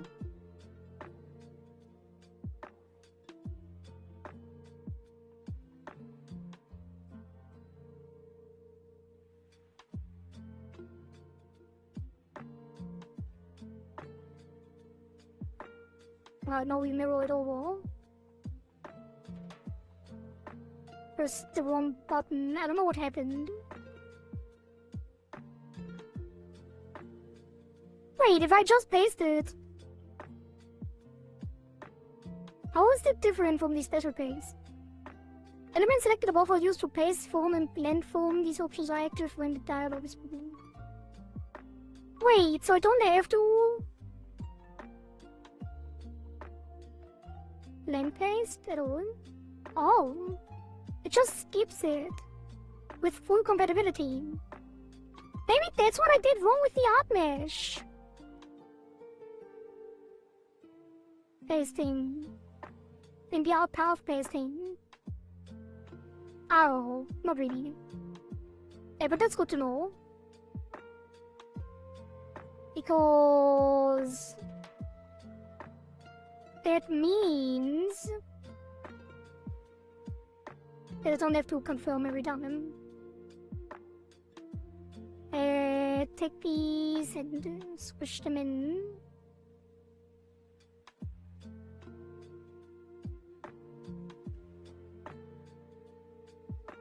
And then the jaw open. Mouth forms. That's where the reference comes in, probably.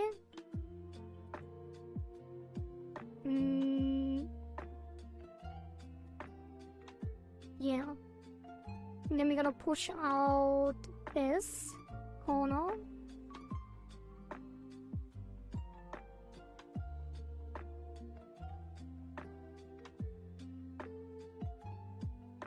Push this down a bit.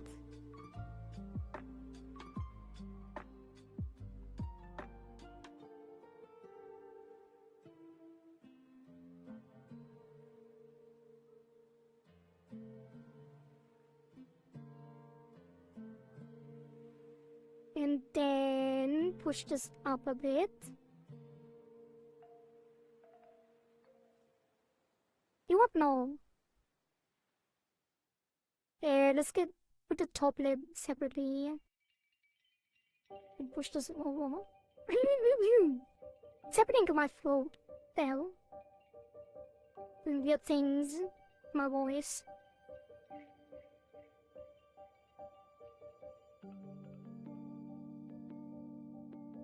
And then this should at least have the same shape. Is this mining? Roughly.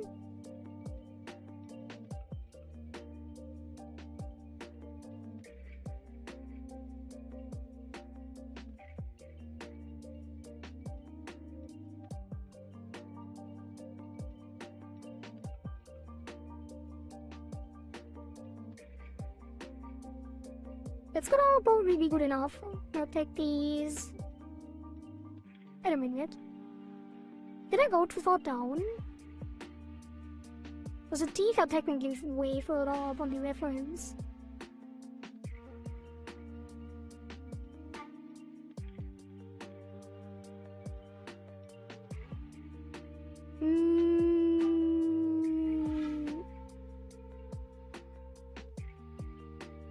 That should be further down. No! I'm on the wrong form! I'm gonna copy this and hope that I can go back that far, like I did a lot of small adjustments.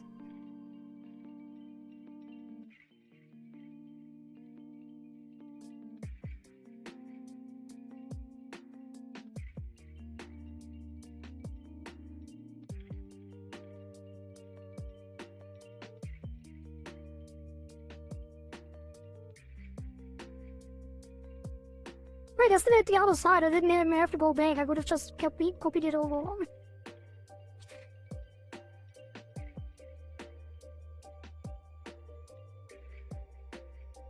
There we go. The top. And go further up.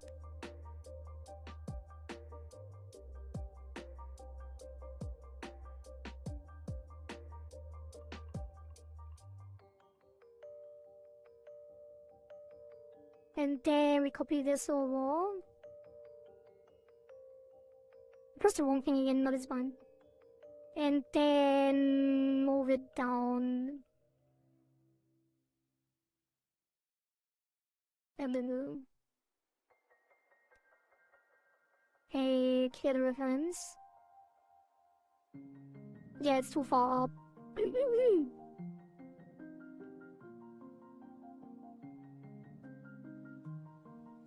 Yeah, so we're gonna take the top lid and bottom lid. Actually, let's do them individually, yeah. Push this back.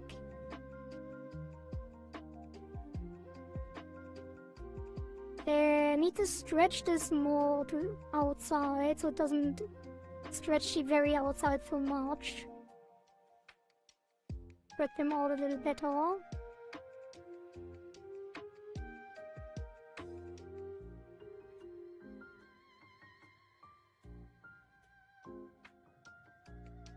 And then bring the entire thing down.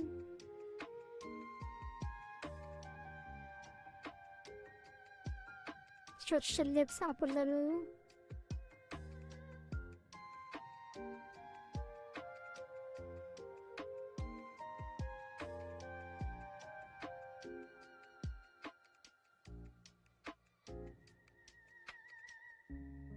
And then move this down, copy it over.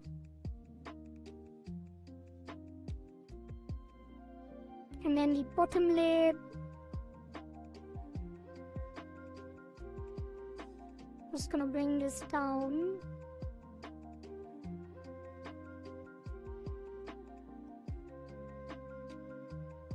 That's probably already fine.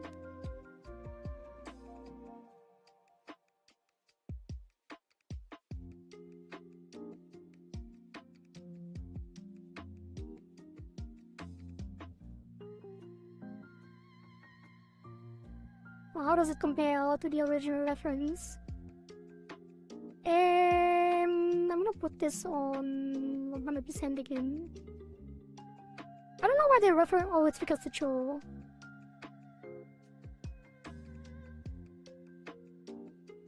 Okay.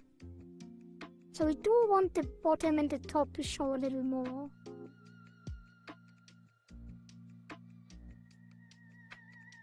So we're gonna straighten this out, first of all, because it looks very wobbly.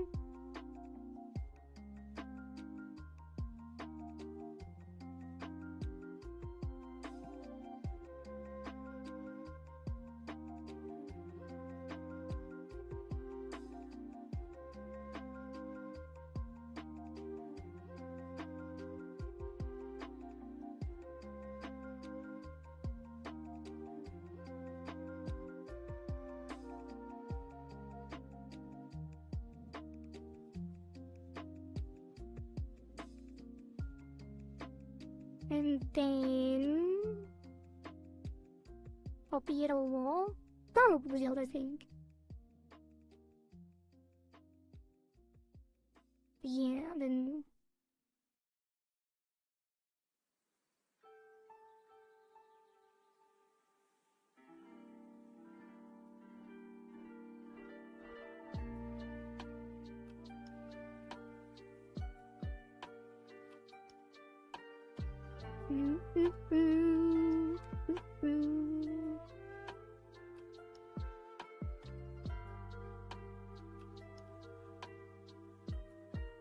I feel like now it is too high up.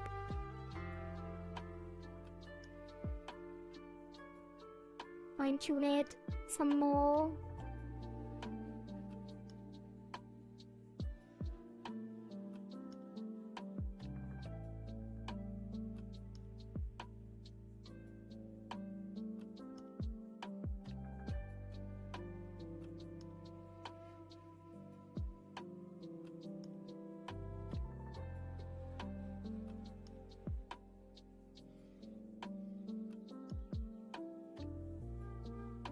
Paste it over.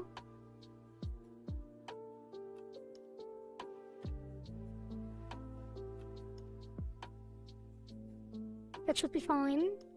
And then the bottom, we're just gonna stretch down slightly. Actually, no. move it down slightly.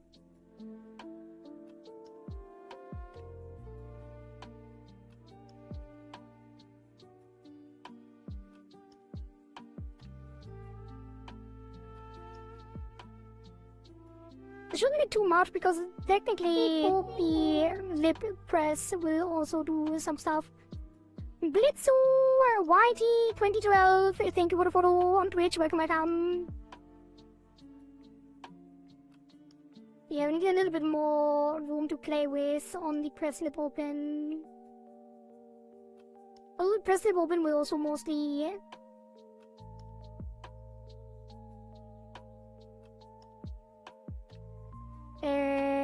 activate on the smart anyway.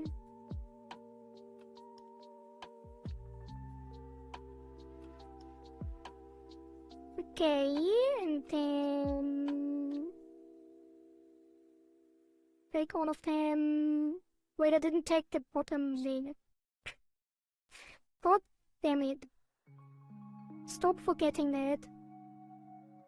The bottom, as it didn't change too much.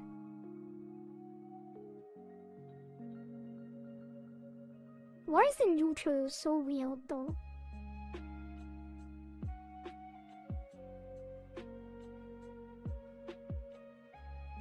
Let's spread this out here a little more so.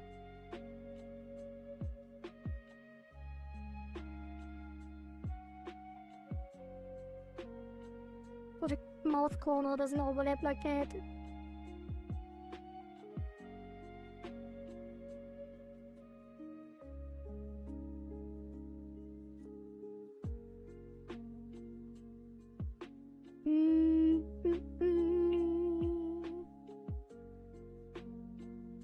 And that should be better. And then make sure it's symmetrical.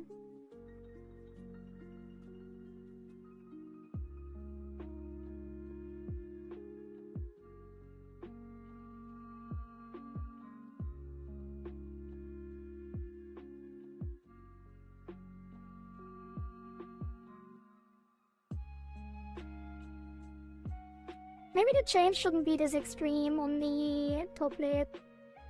And maybe it should overlap slightly on the mouth neutral already.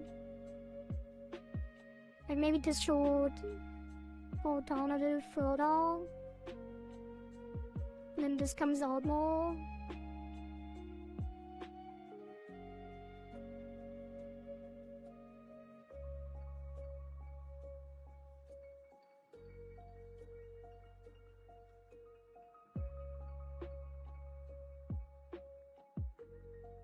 I don't know.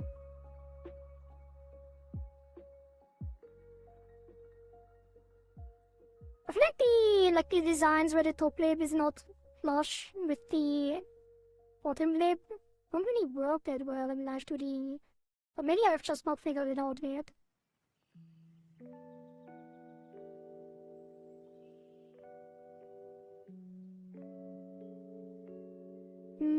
Let's combine form with open.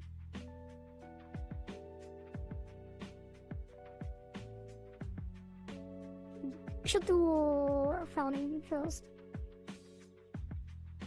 We do have the frowned frown already, but we could do this also.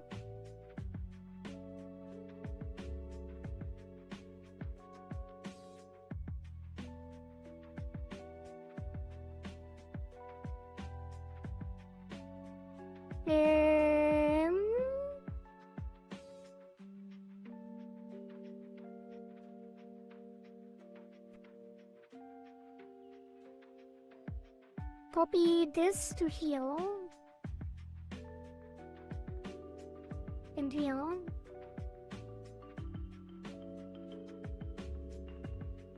Right. Copy this to here.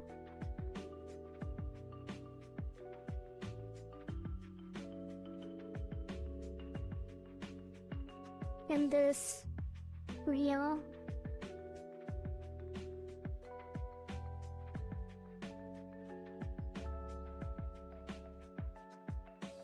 And then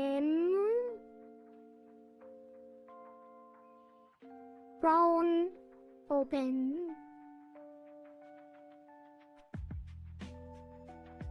Prawn open will be putting the corners down.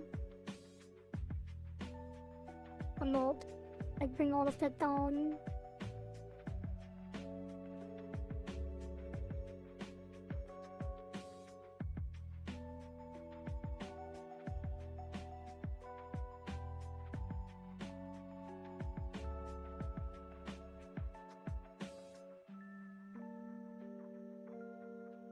How far down do I want this? How far down do we want this? Because like there's a lot of possibilities. Like there's a lot we can do here.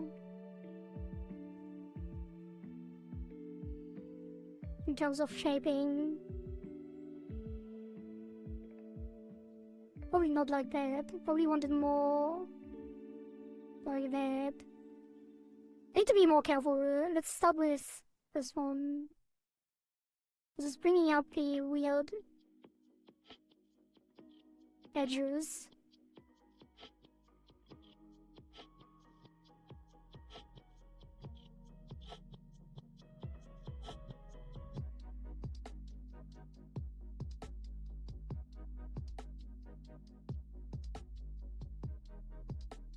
Do we need more detail on this shape?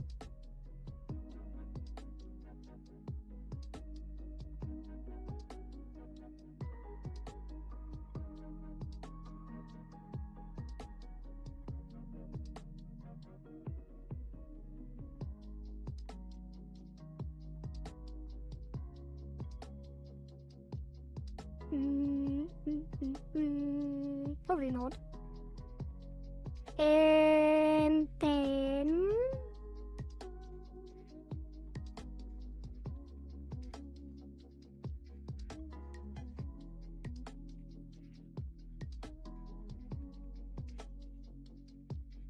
just clean this up a bit.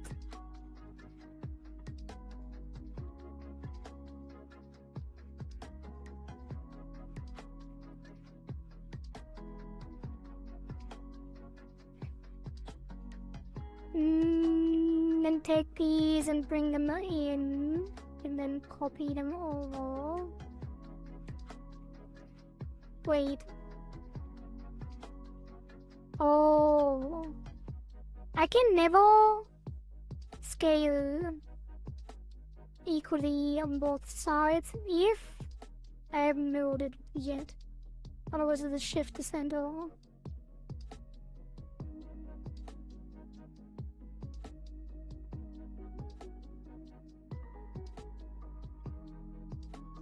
And no longer be symmetrical. So let's copy this over first.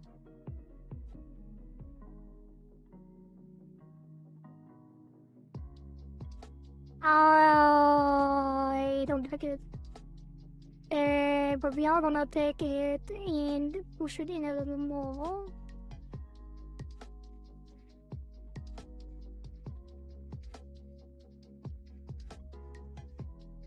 And then we're taking the corners and bring them up a little more.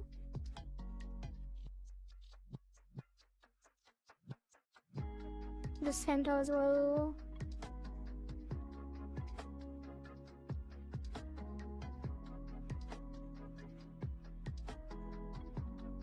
What is happening here with the thingy? Should have done two. But also, I don't have to put the corner this far.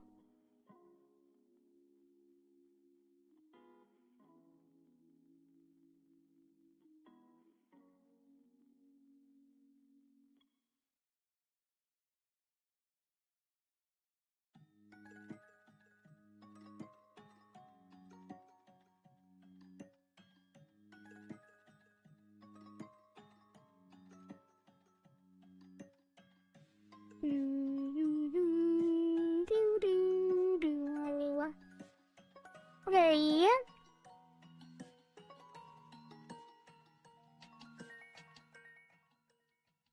Let's see if the in-betweens work.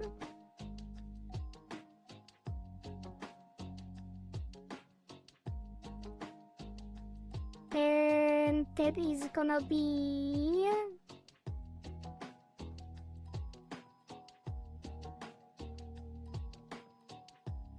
open and form combined.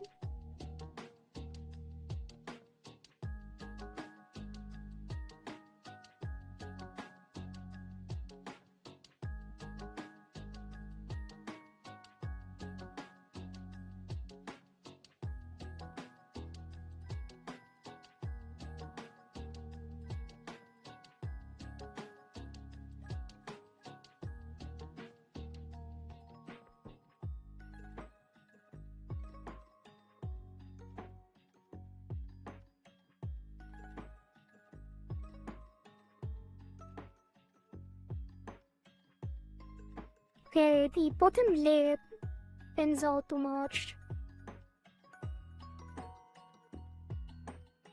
on the jaw then. Let's pull this down.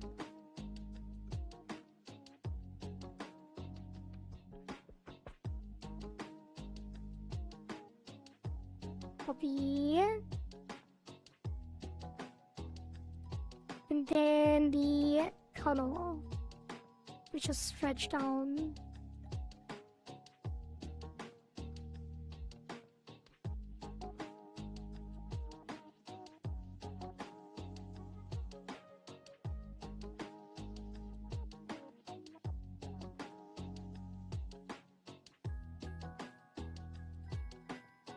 And then it goes over here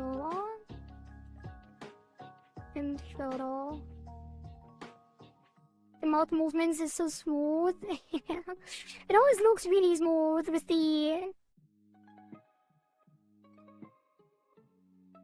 the keys combined. I do agree. It looks always surprisingly smooth.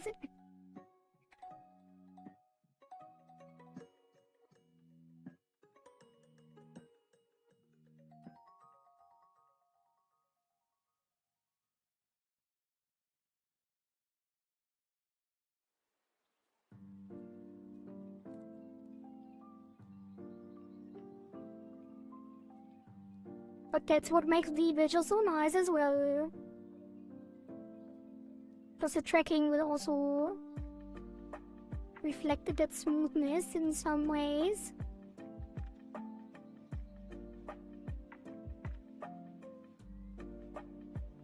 I actually think this should go further down, so I'm gonna take all of this. I think the shape is fine. Like, at this point, you could technically do like really cool and wacky stuff for the frowning. Like we could pull this up like this, make it like look really angry, or like whiny. But that takes a lot of like discussion with what you prefer and stuff. And we don't really have time for that, so I'm just gonna go with like a standard trait. And we're gonna pour this down. But if you have a preference, we can play around a little bit. Or I think this already works for the frowning open.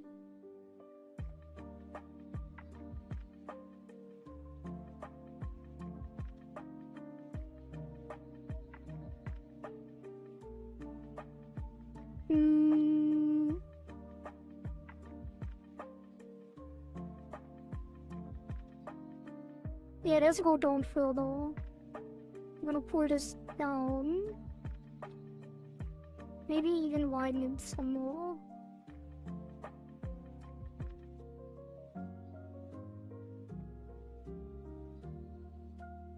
No. Yes? Not sure.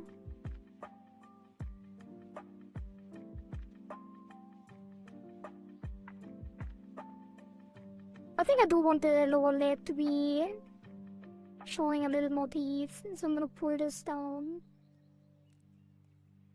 Because it still feels like it's very thin, and we want it to be thin when we press lip activates and not on the foaming.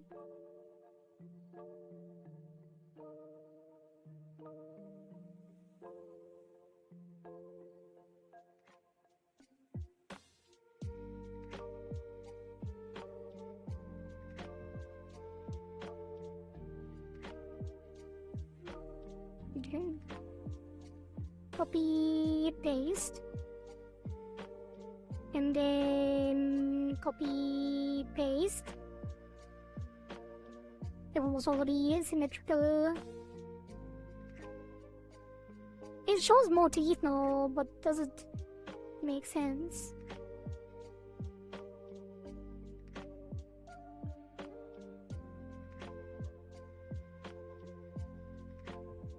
I think you can actually pull the corners up a little more.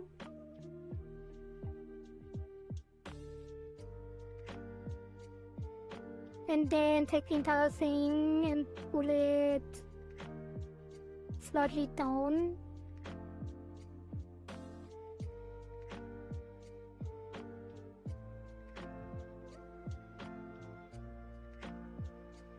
Open front is actually quite hard to do.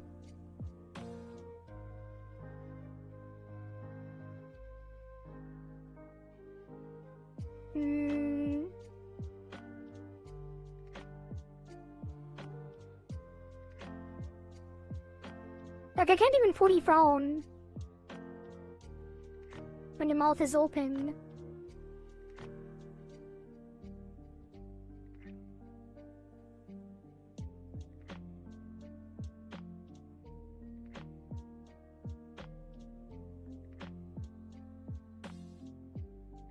Or I can't fully open the mouth when I'm frowning.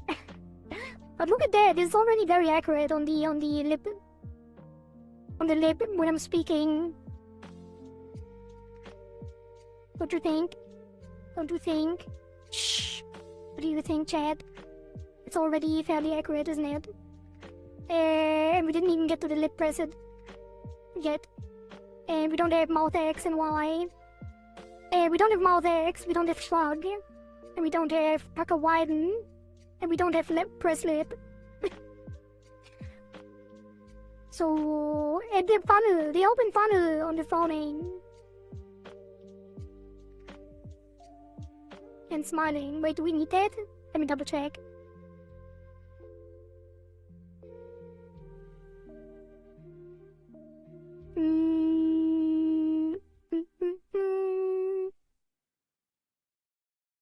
Mouse foam.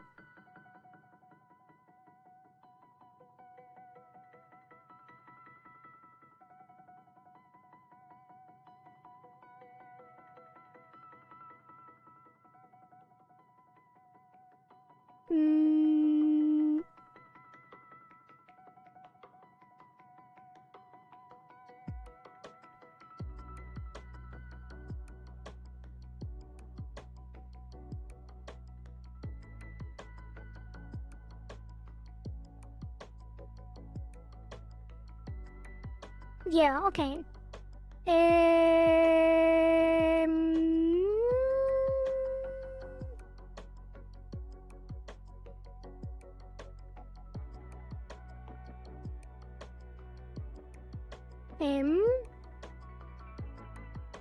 Okay. So, open fun.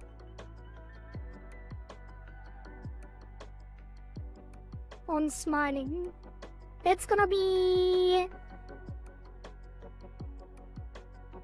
I guess you just pull the corners up. Maybe stretch it out a little bit.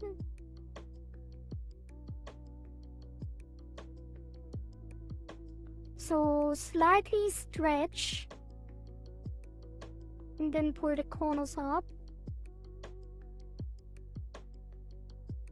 And then...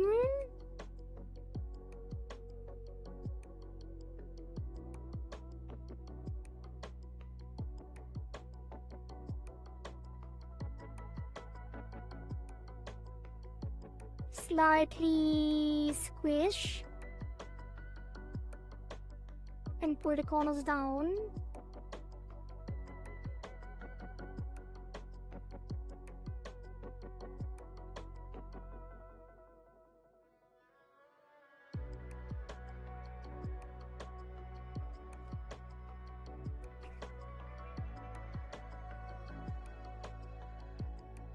I guess it works. It's not perfect, but it does work. And let's do it separately though. I feel like it's causing issues when I don't.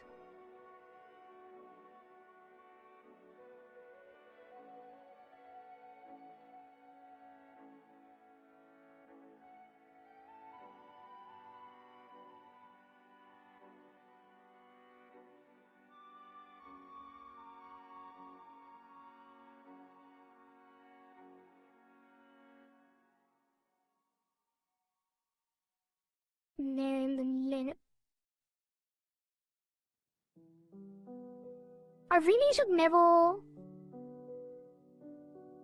select the bottom lip without the bottom lip color. Should have just glued it.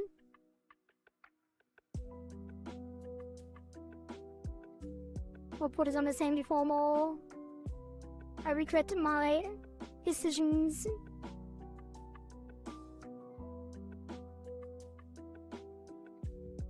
Alright. Copy and mirror.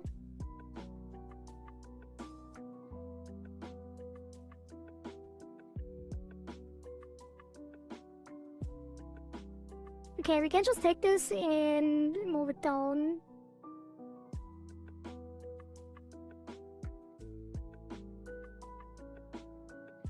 We can also do the other frowning shade.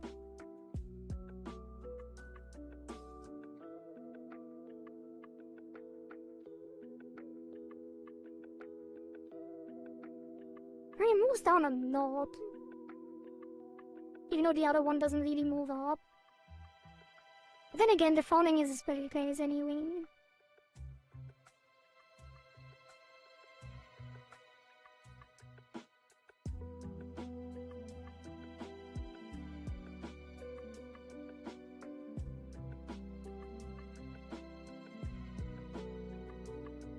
Whereas this one, if anything, should move further down.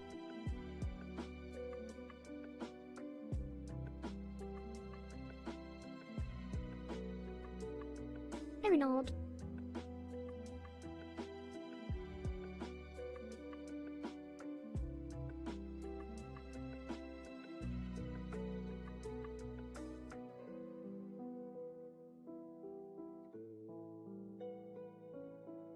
Okay. And then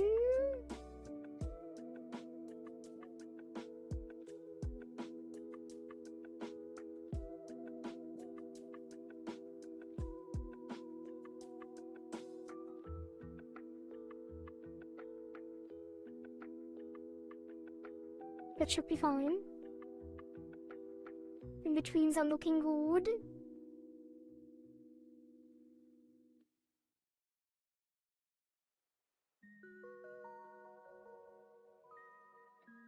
Right.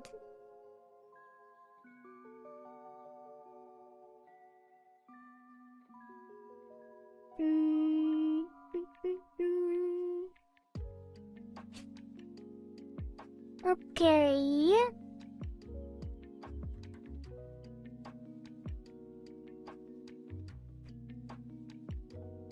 Save. And then we get to the press lip open. Need some more double checking.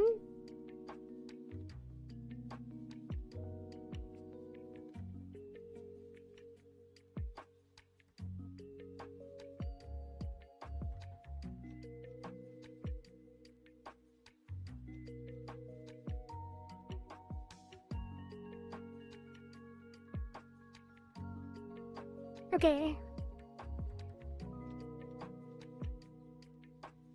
Also blink. Keep blinking. Keep blinking and keep drinking. Let me take a sip.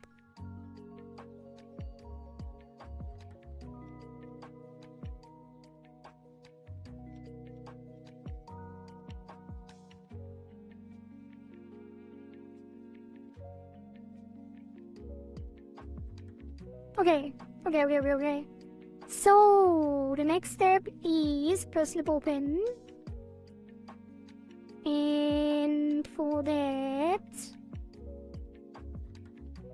we will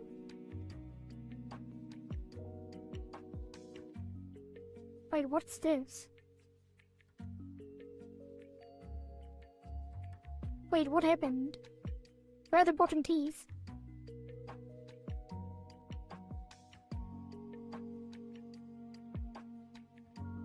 What?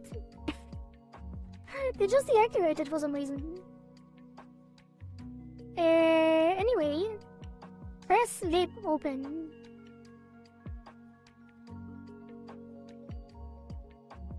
For these three.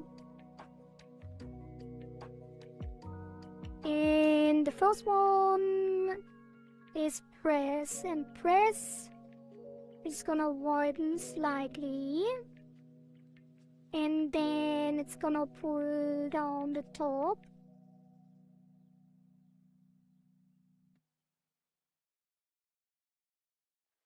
And push up the bottom.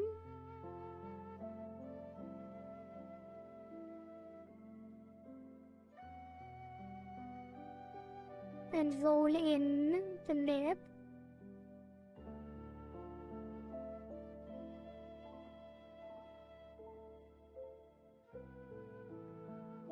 Which in this case I'm gonna roll it in even further, separately, to sell the effect of the disappearing bottom lip. Boop. Kara! Thank you for the 4 bits! How are you doing? Long time no see. So true. What have you been up to? How's it going?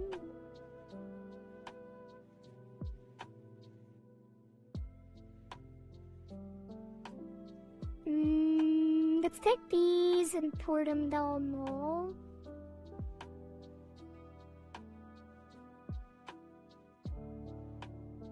And over.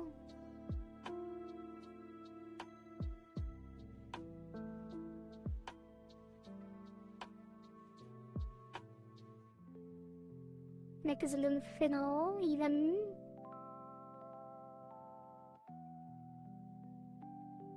Fine, and summer is so hot, yeah. So true, school summer. I hate it. I hate it. Oh, look at that, she's so cute. I mean, the lip color is very subtle. I just drank so much water, sorry. I'm gonna take a very small sip. But thank you for the reminder.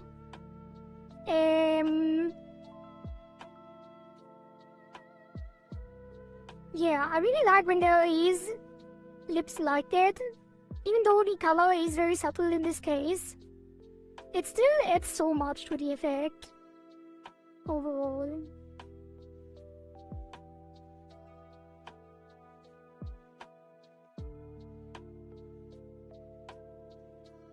And then, for the press lip open, that's the important teeth smile. I'm gonna take...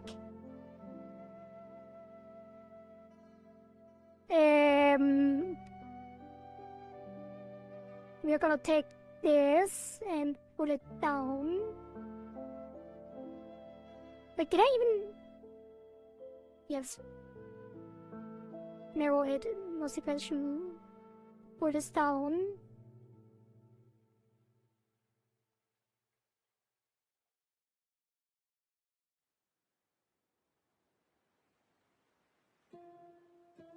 Which is bring out the lips. Probably shouldn't pull this out too much and just pull the lip out separately without thickening the line too much. In this case.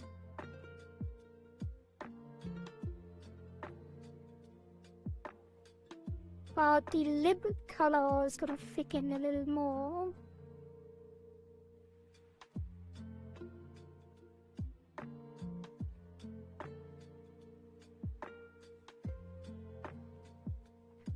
And also, this is gonna push in the corners slightly.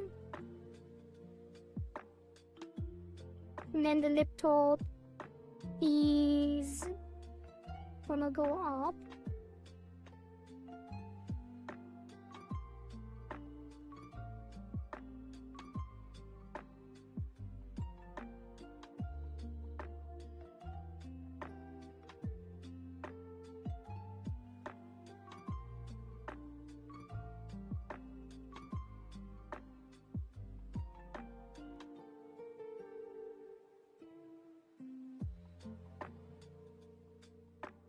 Not exaggerated too much.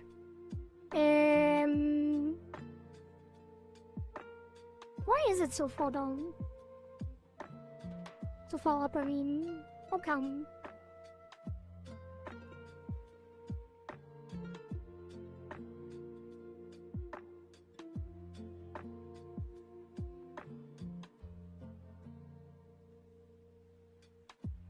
Okay, let's take these and roll them over.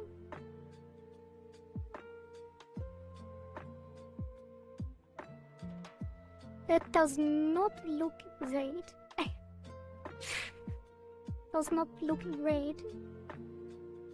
But it's also be press left open without the mouth smile.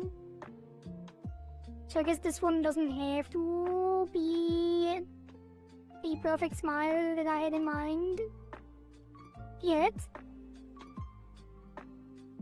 I'm just gonna pull this down and this up a little bit more.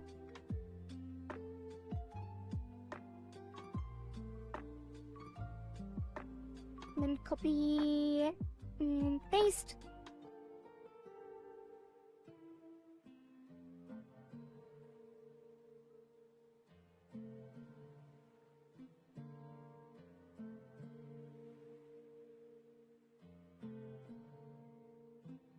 And then fix the corners, because that is not perfect. Not ideal, not optimal.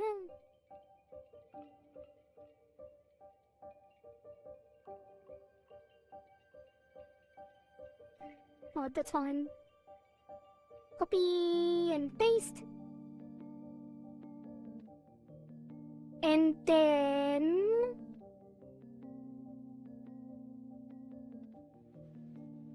we have press lip open, press and lip open.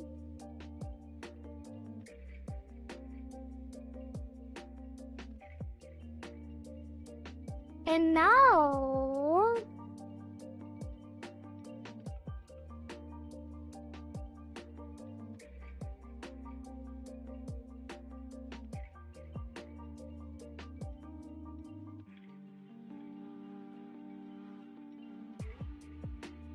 I'm actually gonna take this and push it up a little in the center.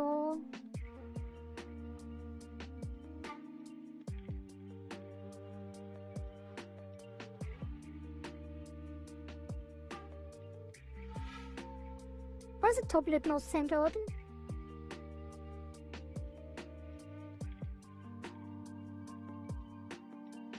VBridger.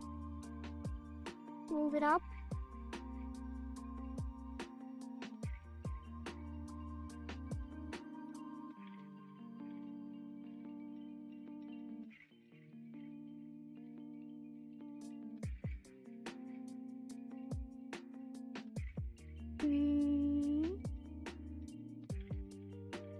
Copy, paste, copy, paste. Make sure that the other one is also copy pasted.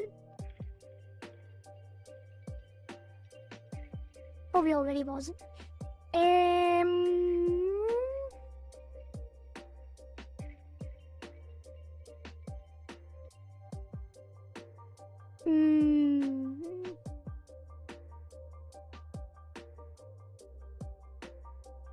I'm not super happy with this, but I think the other shapes will resolve it. I like the press.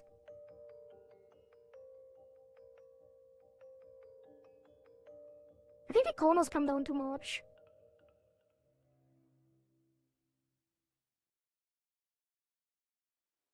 I feel like the lips in general are too far down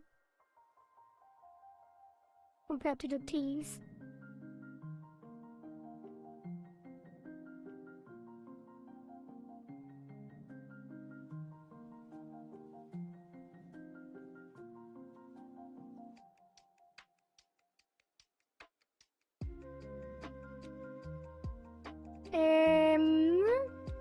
It's fine now. Alright. So form and press lip open. We synthesize. Hopefully this works with the actual deformers, because usually we do this with like directly on the art meshes.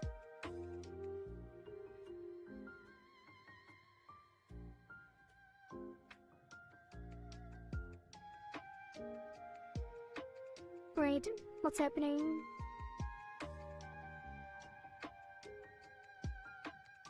Wait, what did I do?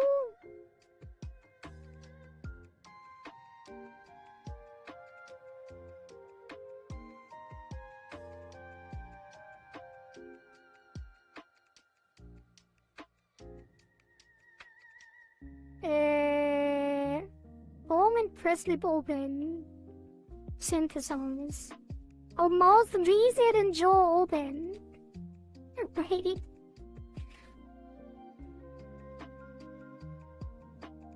Okay. Form and press lip open. Kohari, hello Prince. It's been a while, how are you doing? Many people today that haven't been here in a while. The Rigathon is almost over, so some more people might come back when we start playing games again. If I have time for games.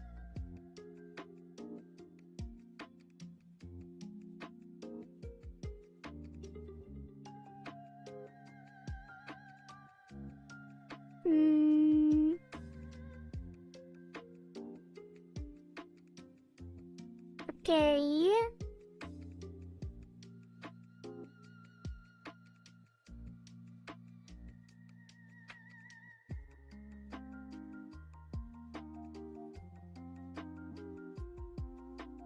Okay, so we just take basically all the new keys or the corners and adjust them until we're happy. I think that's already really funny.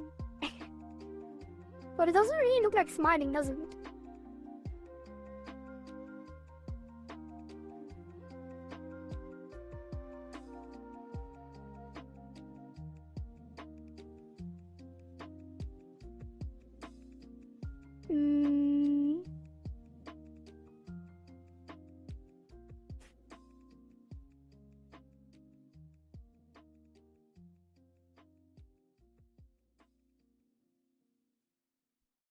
Yeah. I think we're gonna adjust this. And this is gonna be more of a smiling version of the same thing. We're gonna pull the corner up.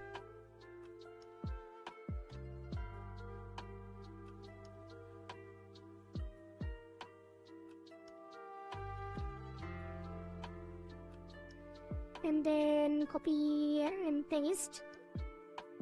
And then the other corner should be the real teeth smile. So I think for this, we're just gonna scale it a little more.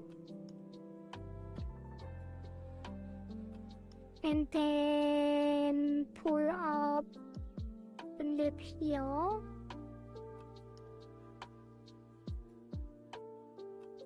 And pull up the corner there.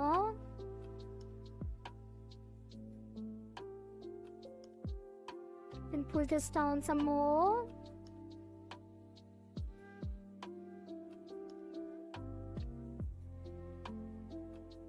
And then push this down some more.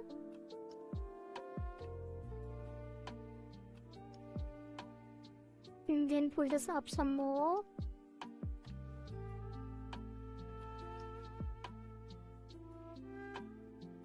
And then copy it over.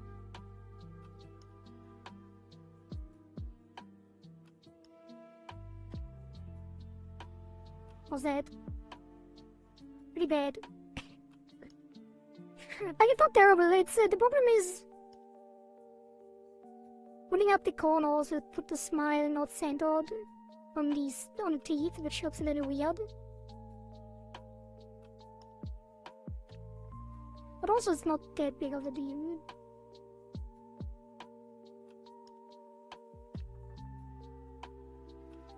I think that looks cute. Overall. Maybe the neutral just shouldn't be. Like, the teeth lines are very thick overall, which is distracting a little bit.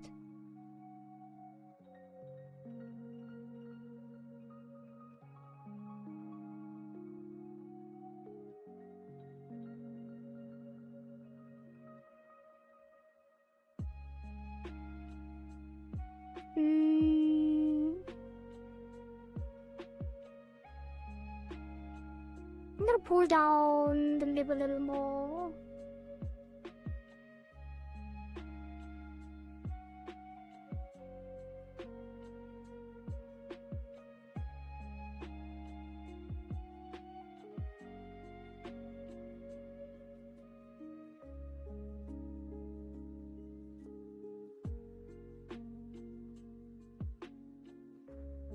But also, like, pull out the side here a little.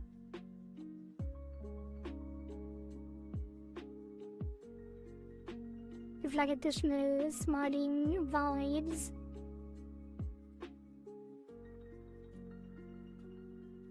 And then mirror it again.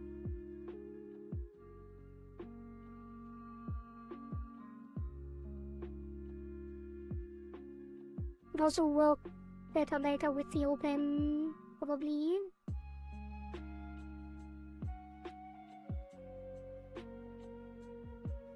And this one, pull down a little more.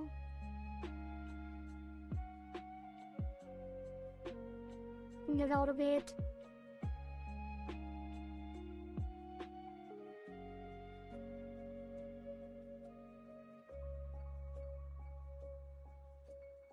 Okay. Wait, no, don't take the center, on close to the center.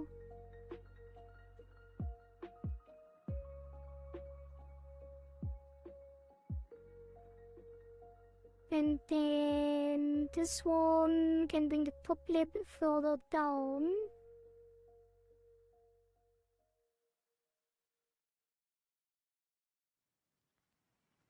And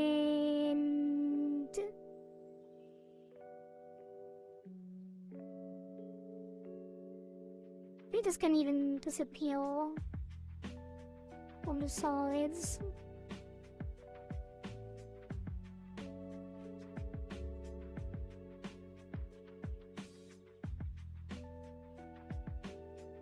Yeah. And then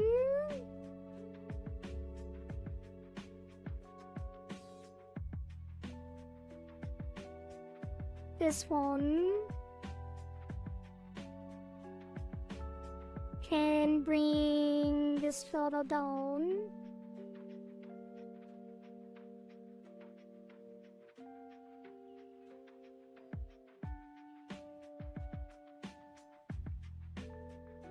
And this further up, I guess. I don't like this shape. I don't think you can make this shape, actually. It's like an impossible shape. The frowning, wait, what is it?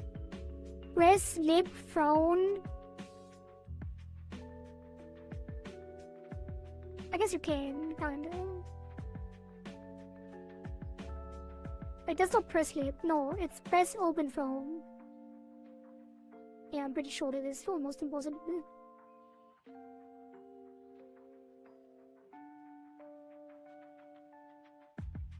Lid open phone.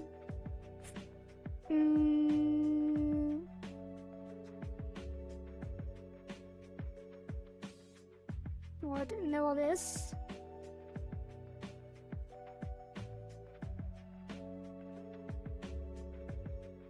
And then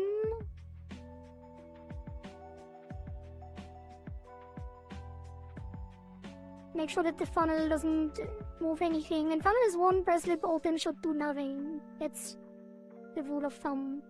And then we need the open, jaw open, press lip on smart and phone. And all of them actually.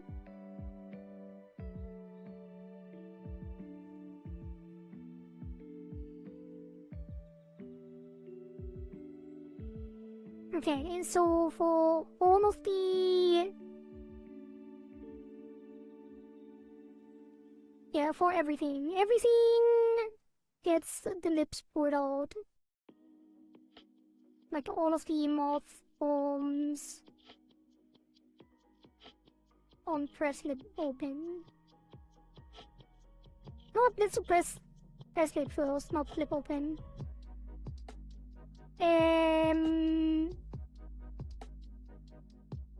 For that, we're gonna take the top lid and push it down and thin it out.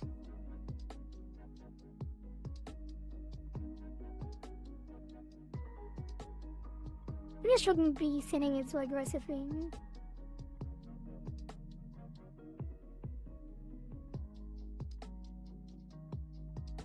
Yeah, maybe not that much.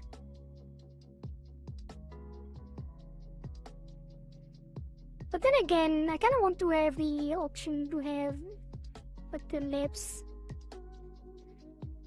How about the teeth on this? Like sucking in your lips like a grandma without teeth. But I never know how far I can go without it looking weird.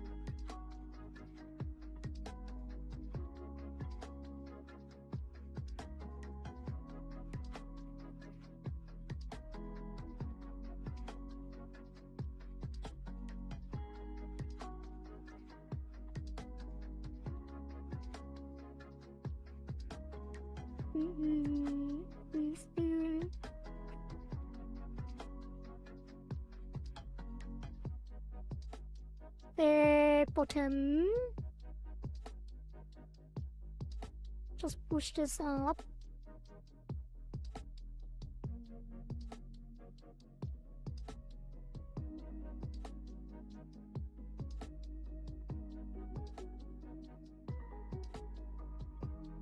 And then the lip color pushes in.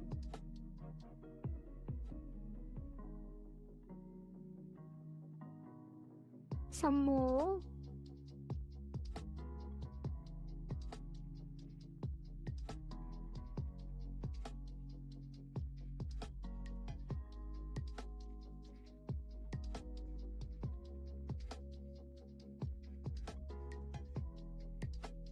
It looks so silly, yeah. But that's kind of the point.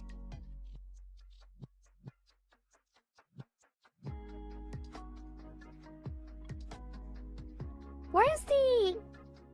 Did I really change the neutral on open to also have the edge outside? I guess it did.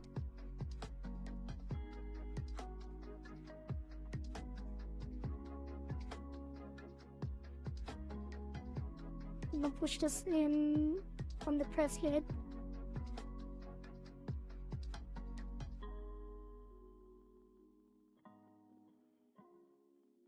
And then sounding, we do something similar. Bring this down. Then bring these all up. I guess use the one where we get the city shape. Like the Angie kinda. whiny shapey thing. Now we push the lip up as well.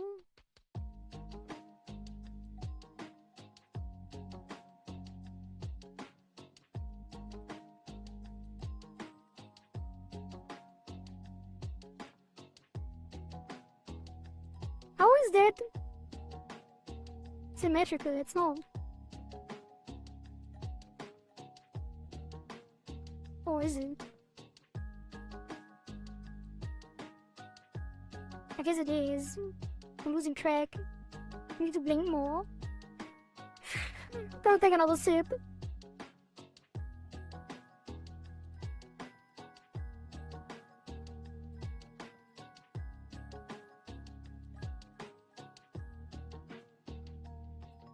I think here I should probably also hide the side of the teeth.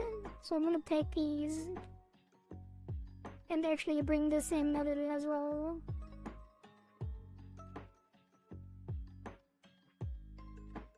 Well, that seems a little too extreme. Maybe not. Maybe it's fine. Maybe it's fine. Copy.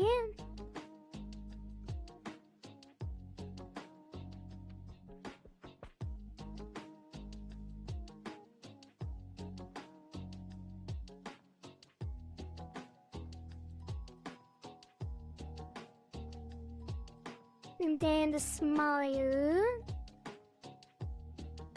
I'm gonna bring in the top.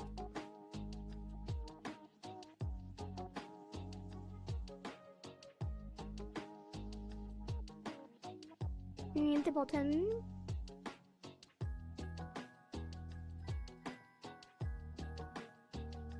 This is a little too extreme now. Or what you gonna do?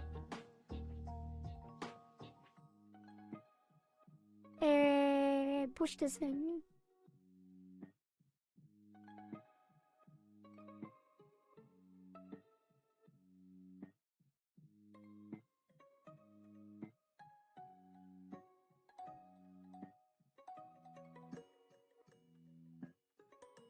Take these and copy.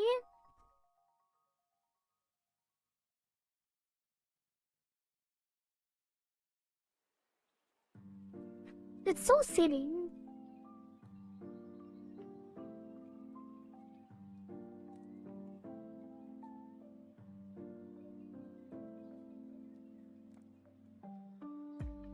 The top lid needs to be all out down. Or does it? Not really, I guess.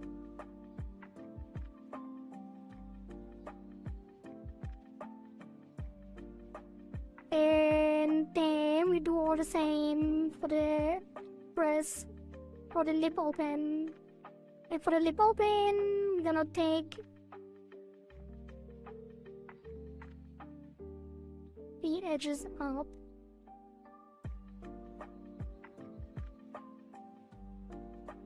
Oh no. A limitation has been reached. Let's take the mask and actually give it different vertices. This needs these two instead. Actually, we could give it all three.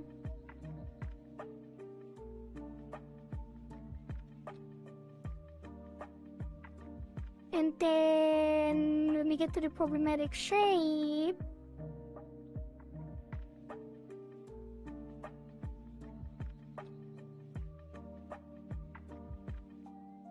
right, open. I don't even have to do anything, we just word these up. These two, put them up and over.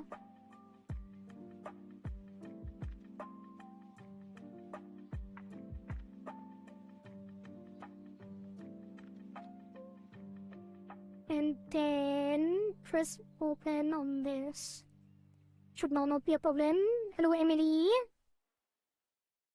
I'm a professional graphic designer for VTubers, gamers, Twitch and Twitch staff, 2D, 3D models, logos. If anyone is interested, I'd be happy to share my work on Discord. Here's my Discord username, Emily, Annie. Sure. People advertise. Thank you for the sub. Emily, if you want, if you're not a bot, and if you're not like a scammer, you can join the Discord. We do have a channel where you can share your stuff. There's a promote yourself channel.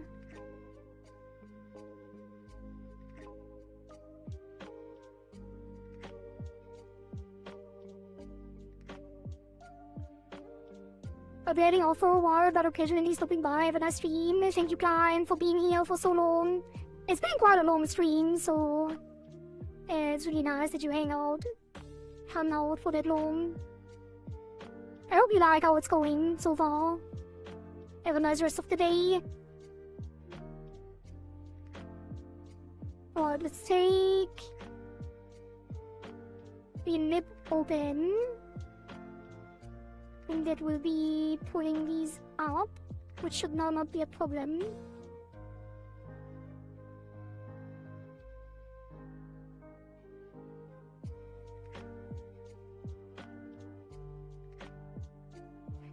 And then pull these down.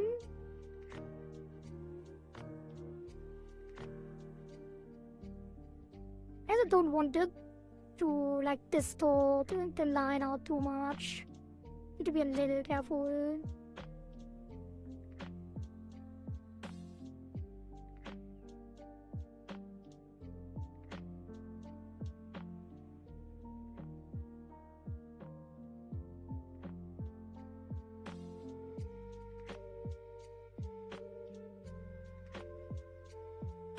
And then the lip pot. Just gonna stretch this less.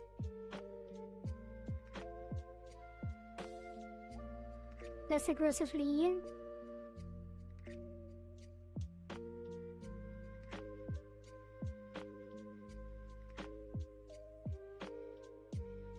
Oh, wait, what? This one doesn't press open at all. What have I done? Oh, I'm stupid. I'm working on the jaw closed. I'm supposed to work on jaw open.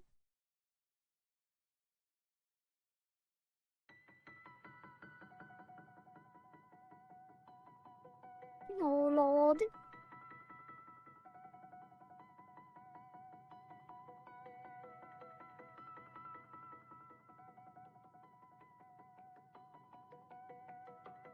Okay, the jaw open.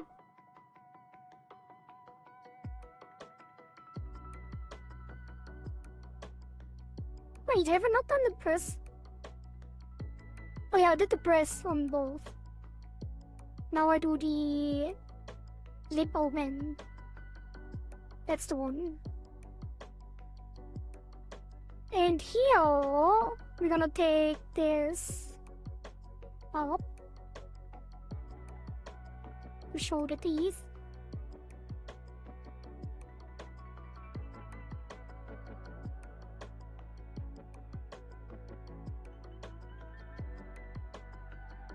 Oh god. Creating some limitations on the detail. On the deform or mesh detail.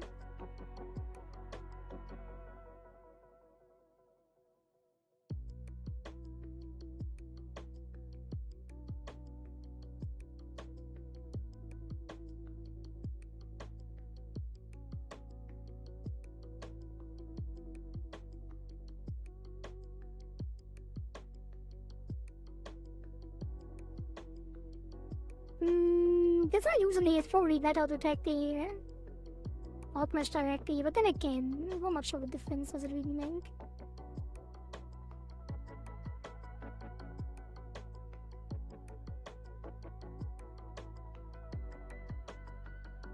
And then for the bottom, I'm gonna take that and put it down.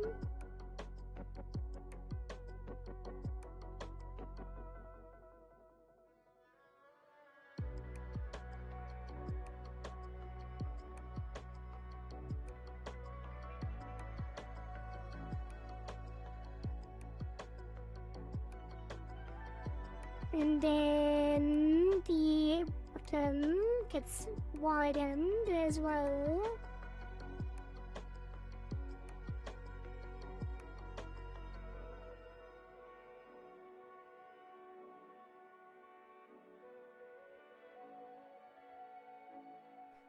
Now we take them all and paste them to the other side.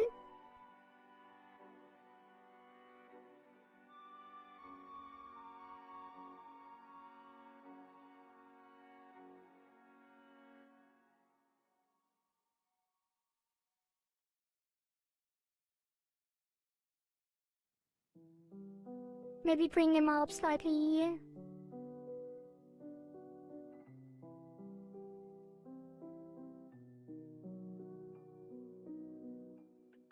Okay, and then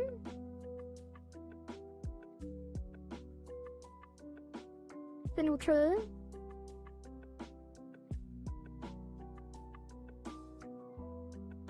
Pull these up.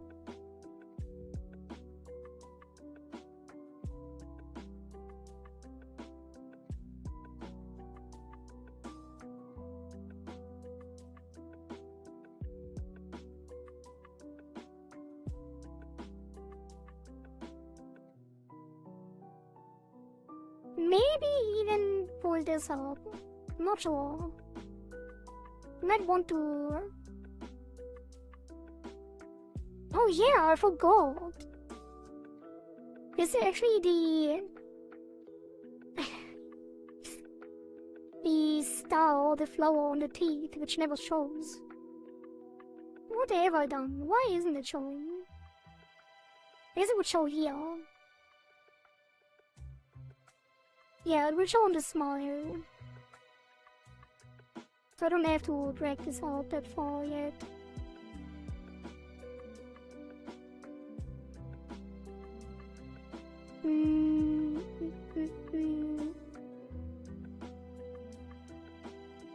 What just happened? And then pull this down.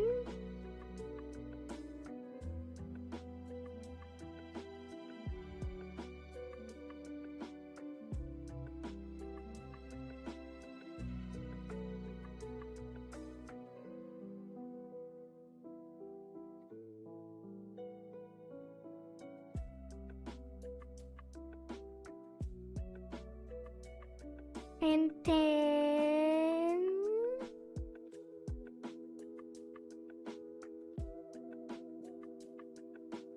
the other, which is gonna get pulled down quite a bit.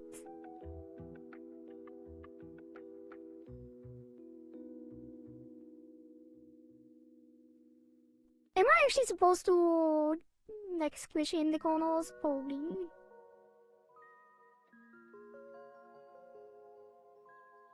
Actually, pull this in a little more.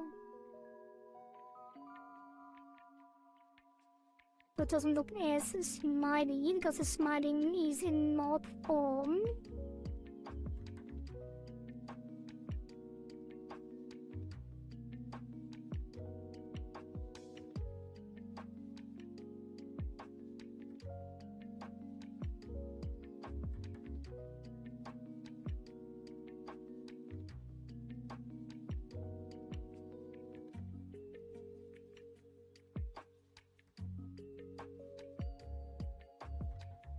Yeah, let's just make the effect a little less extreme. Pull this up a bit.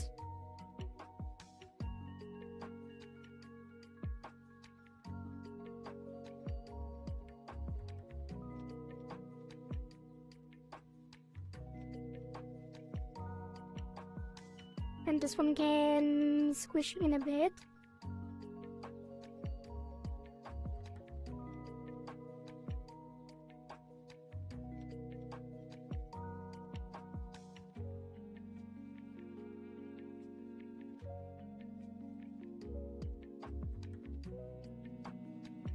And then this one. What is happening? Why do I see things in the corner of my eye popping up and down? What is that? Distracting.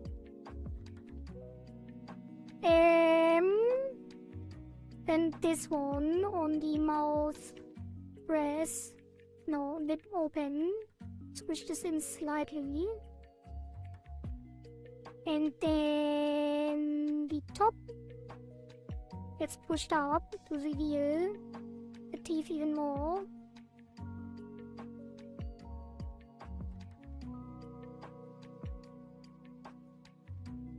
And I'm gonna push this out a little further so this flower is fully revealed.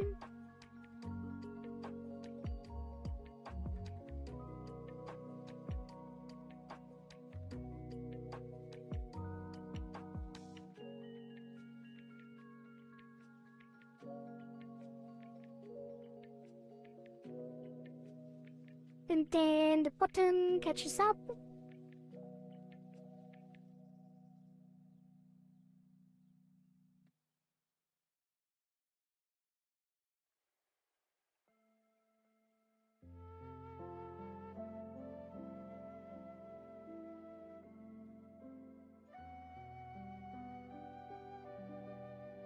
Isn't that too extreme? Yeah, it's too much of a change.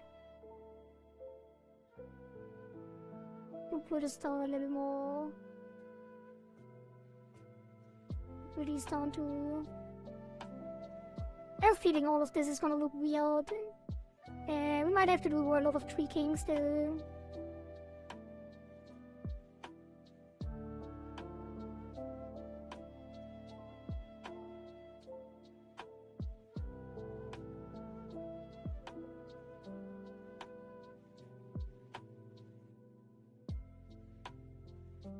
And then the bottom lip is gonna push down here.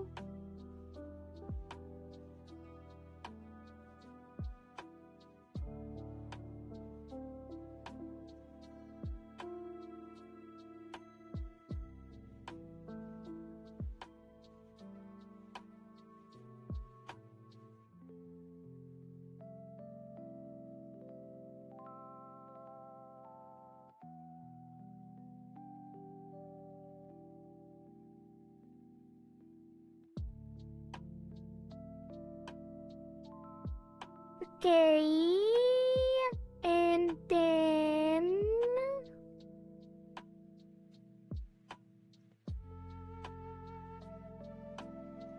copy and paste.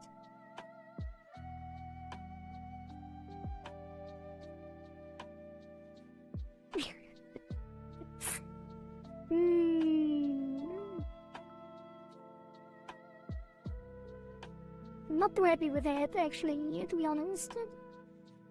This needs to go further down. What is it different? Let me see again. I guess it doesn't fully reveal it either.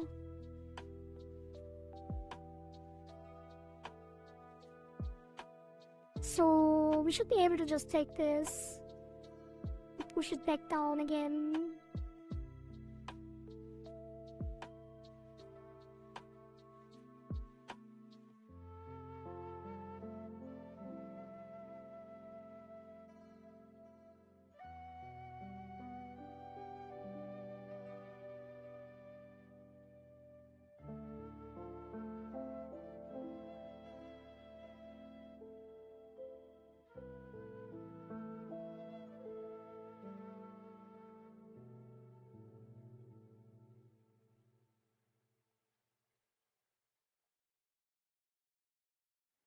No, not. Take these.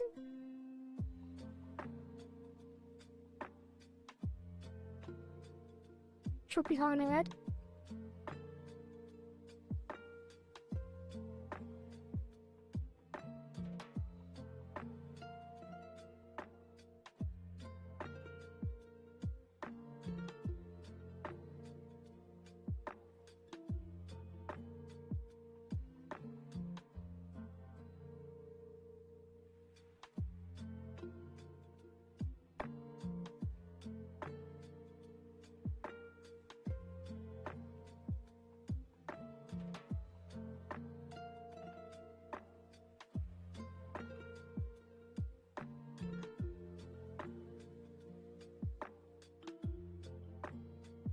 I think it's fine.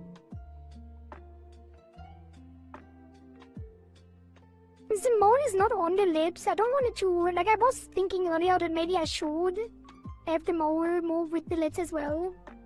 But it's not on the lips.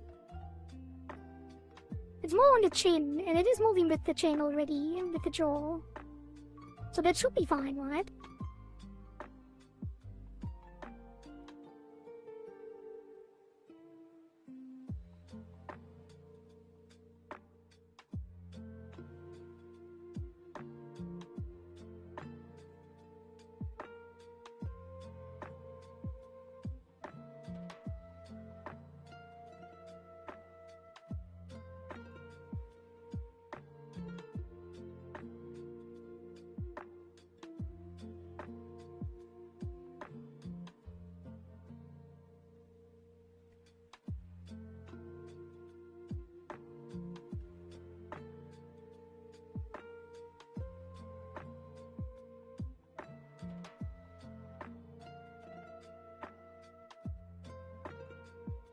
I think the base first lip open, teeth smile should never have such a fake lip. But overall, I think it's nice. Like, G show not more than before as requested. Otherwise, it's still open. So I think overall it should be fine. Also very close to the reference.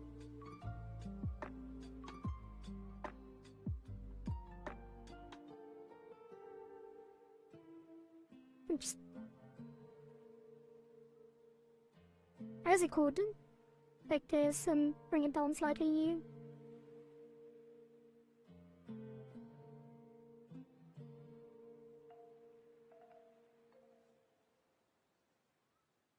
Why is it thinning out? It should be thickening.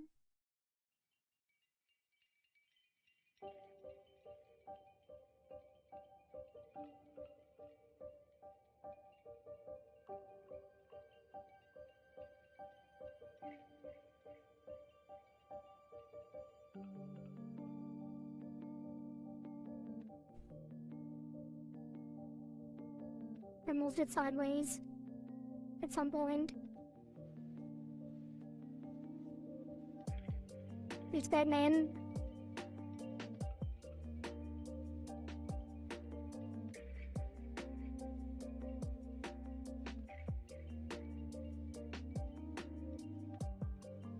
Copy and paste.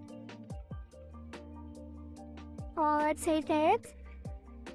Getting close to the end of the mouth rig. I think head angles is out of scope for today. There's still quite a bit on the mouth, actually. Mouth X, mouth shrug, and cheek puff, and pucker widen. I mean, it's not too much, because they don't have to be like on all the forms, they're like combining everything in one. But at the same time... Also, this is too wide, like way too wide. I'm gonna just squish it in.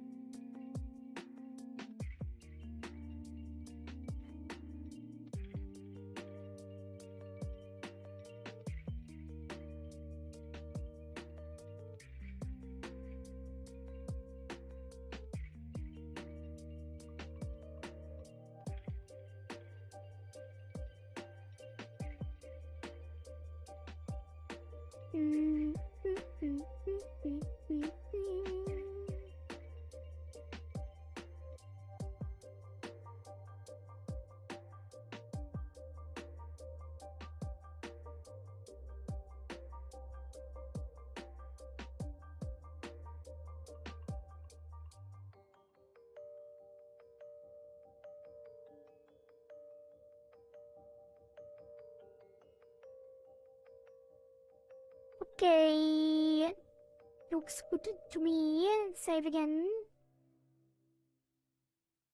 check my VRAM. How is it going? Climbing steadily. As usual.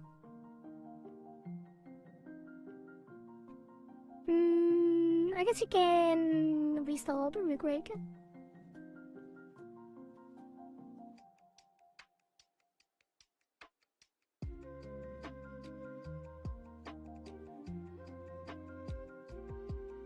Reset the memory leak of Live2D.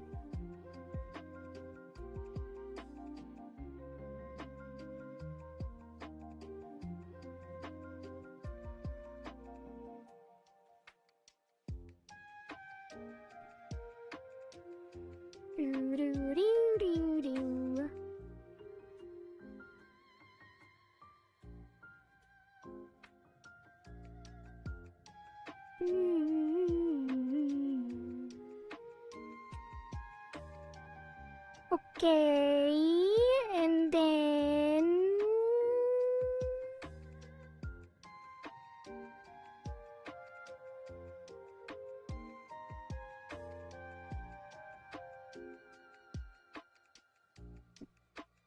open this again.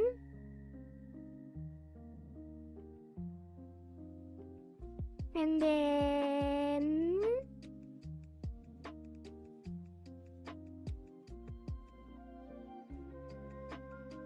reconnect it to VTuber Studio.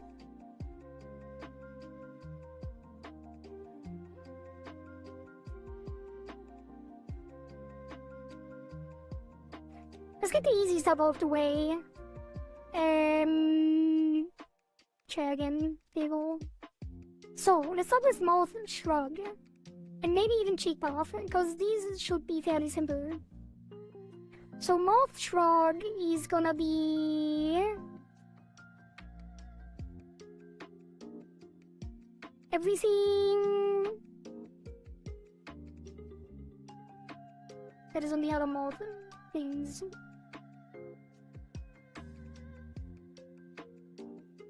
Let's take a lip. Will the shrug actually... I think the shrug actually takes the bottom... like all of the mouth.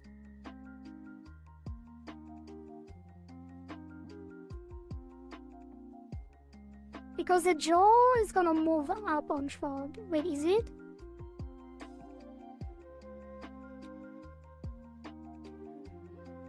Was it just the mouth? Why do I forget these things after I've done it like 6 times during the Rigathon?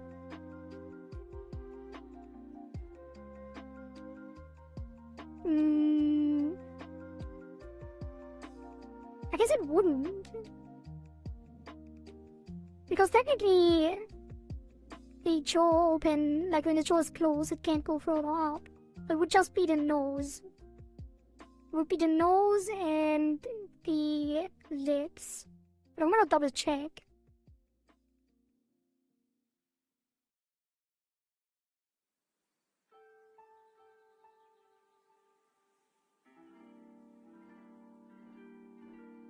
Yeah, the shrug also goes, like the chin also goes up.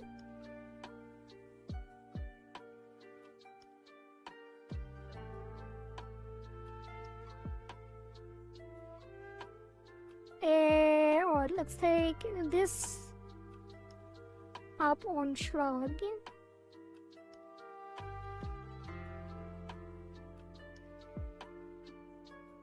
Just move it up like that, kinda.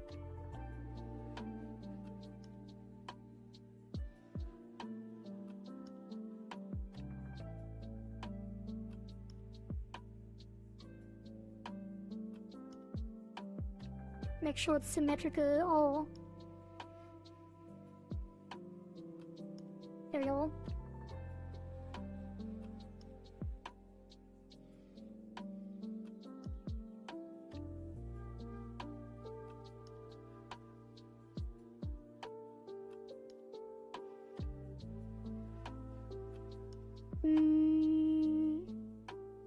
Yep.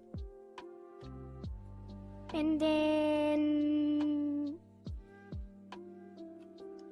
it's getting squished too much. I'm gonna pull this back a little.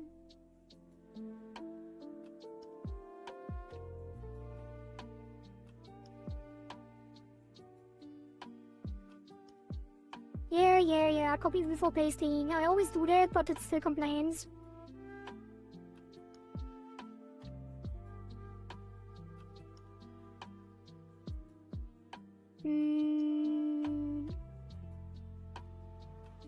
Let's see.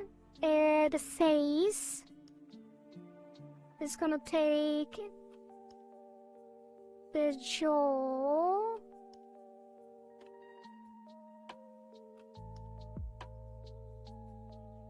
I guess it would take the same things that we did with the jaw, but also I can't really select the same thing. So I'm just gonna take it like this and squish it up. I also saw the outcome actually in the tutorial push out the side a little bit. So it looks like you're chewing. Like the muscles from chewing come to the side. Could be nice, could be a nice addition.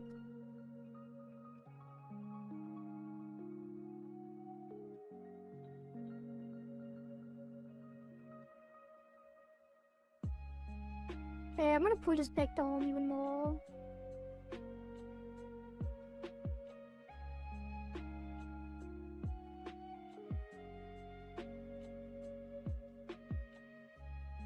Save. And then the nose on mouth shrug. It's gonna also shrug up.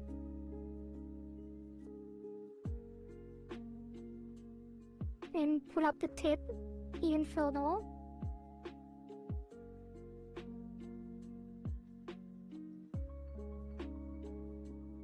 And we're gonna copy that over as well. Then we're gonna copy that over as well. Wait, copy, paste. I guess it already was. And let's see how the chewing looks. The shrugging, I mean.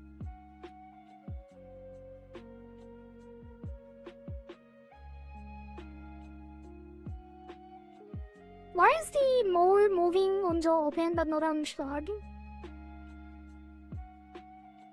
I didn't move it independently. It has to be on some of these deformers. Did I have? Oh, it's the head XY jaw open.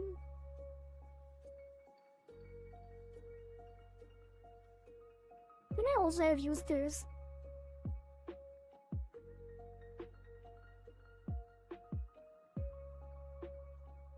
What is shrugging? I'm not gonna do. I'm just gonna move the mole to the face. Deformer. To be honest.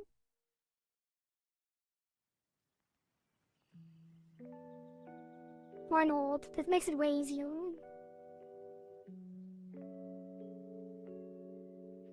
But then it's too close.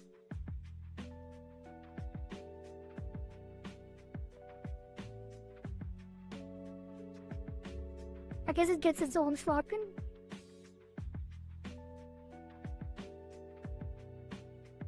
You get your own little shrug, my guy. Actually, you get your own jaw open shrug deformer. Or does it? Maybe I shouldn't. Hey, it shouldn't be on the lips anyway. To be fair. I'm gonna pull it out. The mole... I guess I do want it on the face. Because otherwise the 3D, like when the face turns, it's not gonna move with the face, which would be dumb.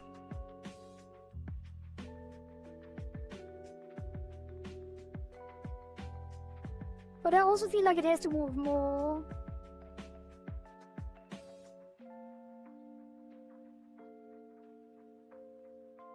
Also, why is it moving sideways?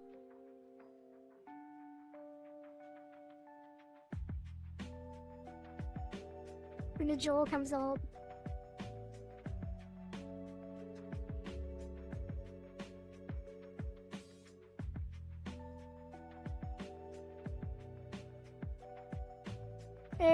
Let's give it a fixed blend shape. Let's call it mole.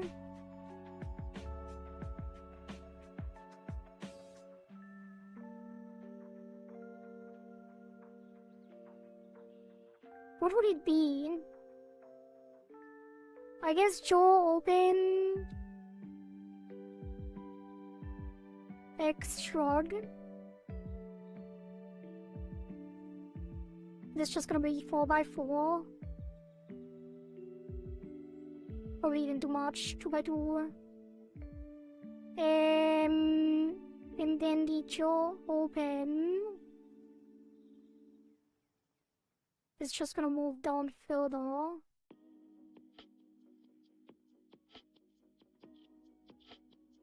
And the shrug is gonna move upward.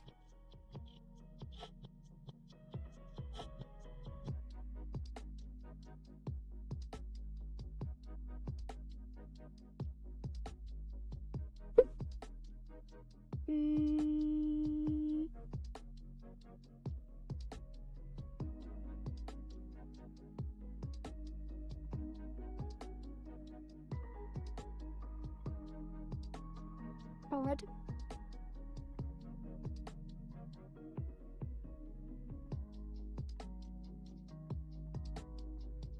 Also, just realized I had the order wrong because I have to move the keys from jaw open. Well, it doesn't really move, does it? I'm just moving the keys from jaw open to mouth open on the lips. But is it already? I guess it would be already.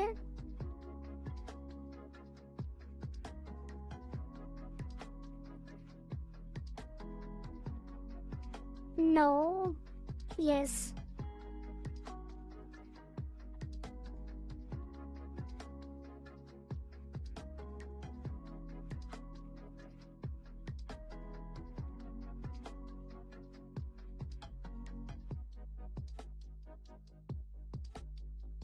Yes. Okay, now is the time to take the lips and move the jaw open to mouth open.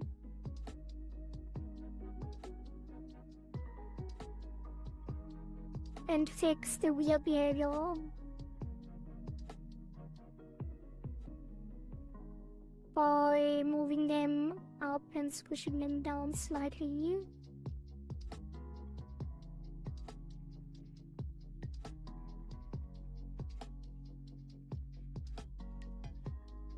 But not like this.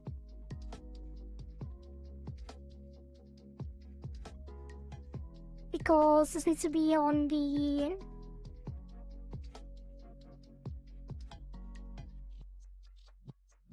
Yeah, it's the outer, like, lip set exposure open. That one gets keys on mouth open. And just gonna squish that up slightly.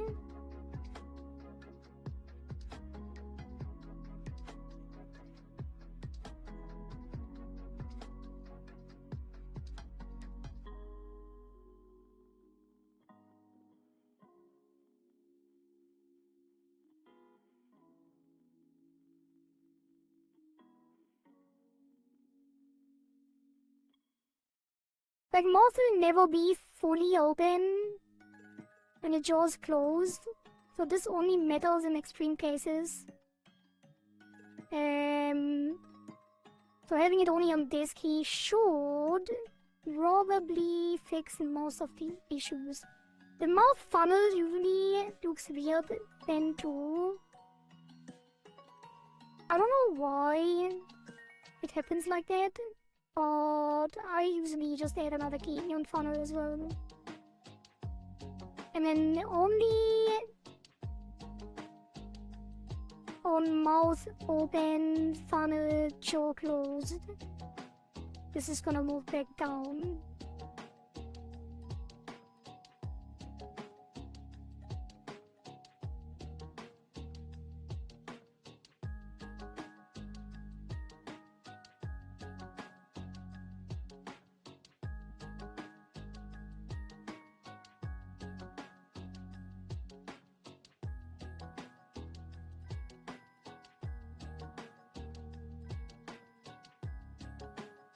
Where would jaw open funnel? Well, I guess you could move that up too.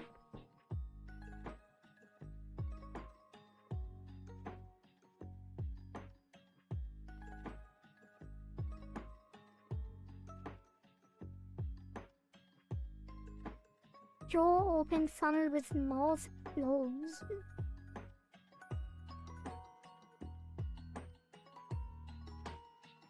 No. Wait, yes. Mouth closed, jaw open.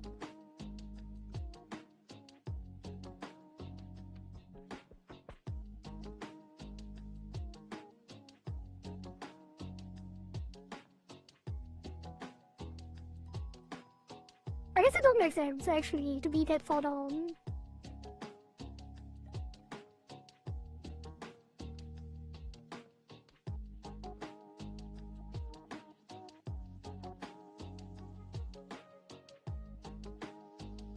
Odd. Save.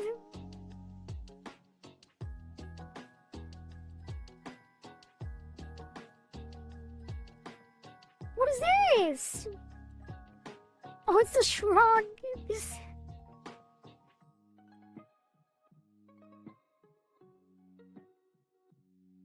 I think the shrug actually has to move the entire inner mouth.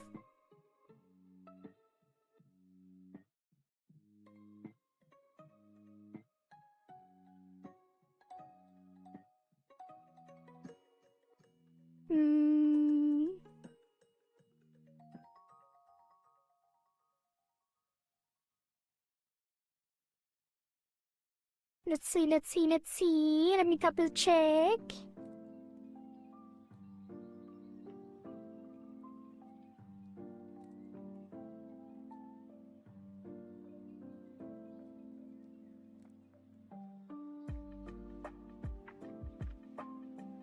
Oh, I should not have done what I have done.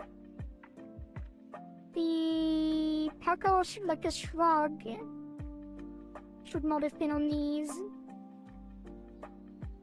Should have been on a separate deformer.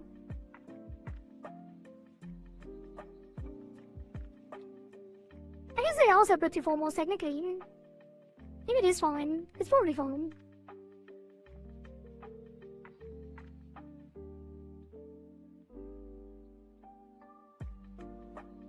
But then again, there's a lot of keys on these. I'm gonna redo it. Give them lips, mouth X, pucker, shrug.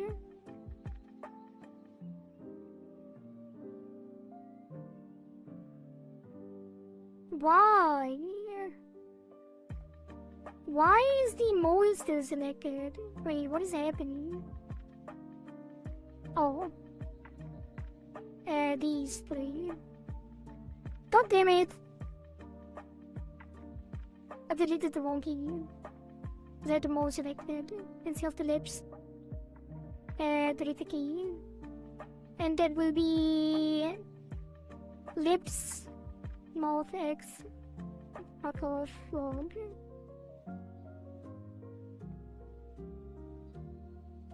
And then the shrug will be moving this up. This time properly without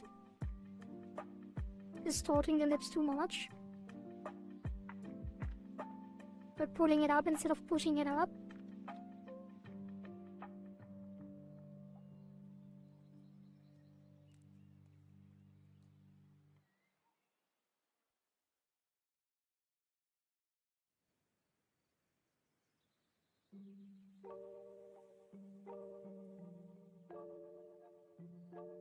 Not too much.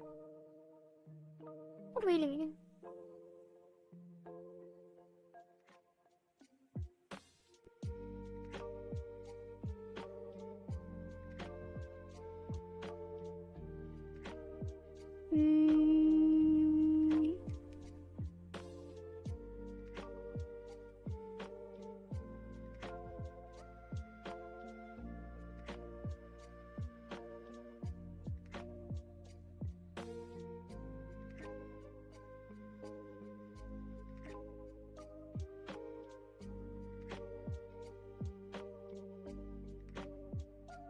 Yeah, I should have taken it all.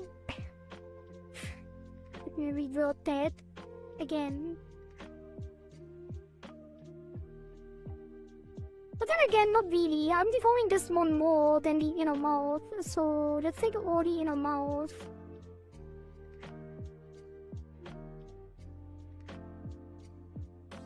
And move it separately on Schwag.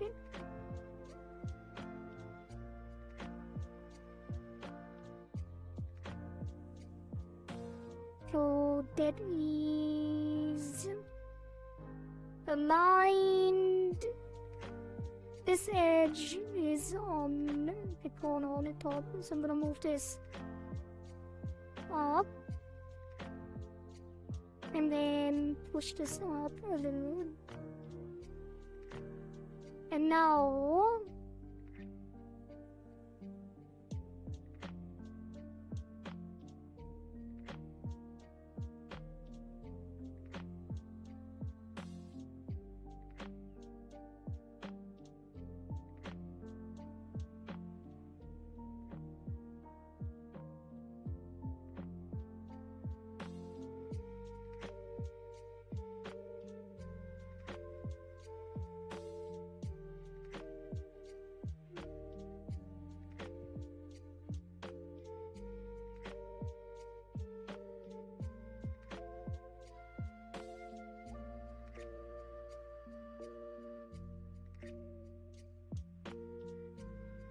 that's fine.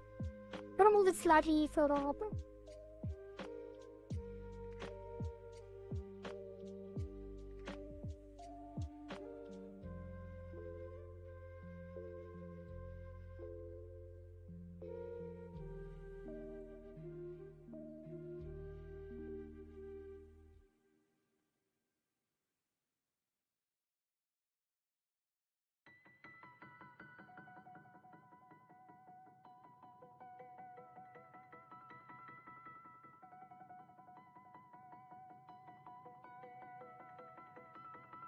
Oh, the jaw open has to move the mole as well. The mouth open, I mean. Let's go to the mole. Mole, where is it? Mole. What is this? Oh, shrug and open at the same time. Let's take the top.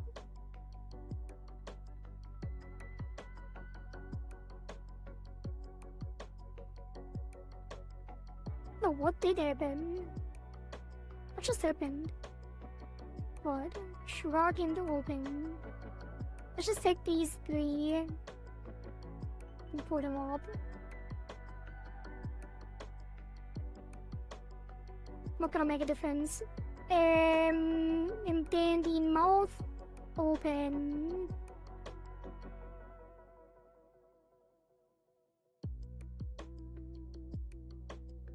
Maybe the shark is pulling out too much. Wait, is that not? Oh my god. If we do it again. The form was way too small.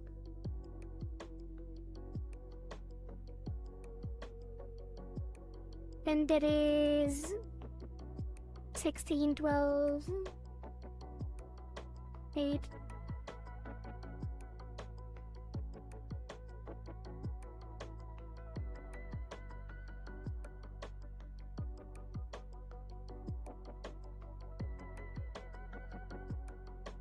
What? why is it so small? Like, the other one is way bigger. Like, there's no reason to not have this way bigger.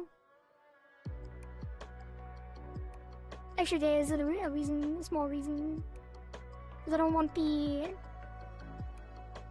mouth X to be weirdly moving.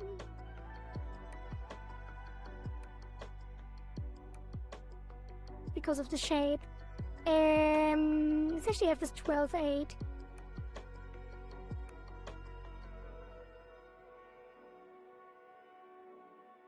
And then this will be mouth shrug. And then this will move up.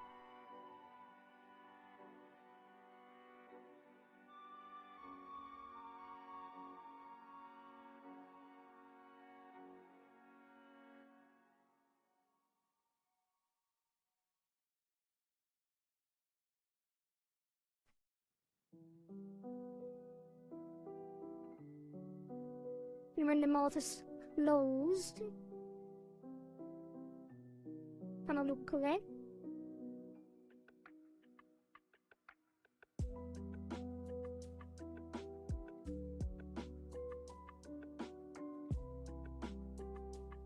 Then open door. And then the mole.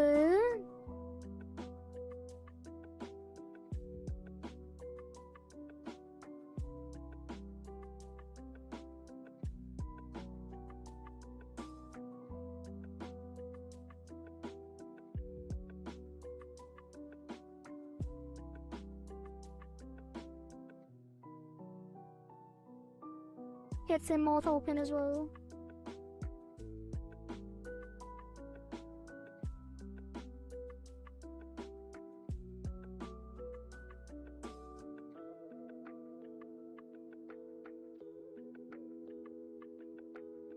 Moves further down and slightly to the left.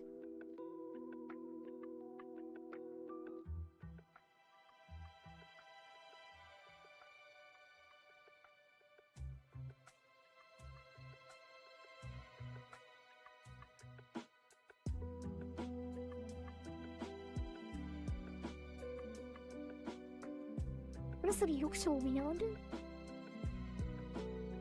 Like a frog. Bring this down a bit.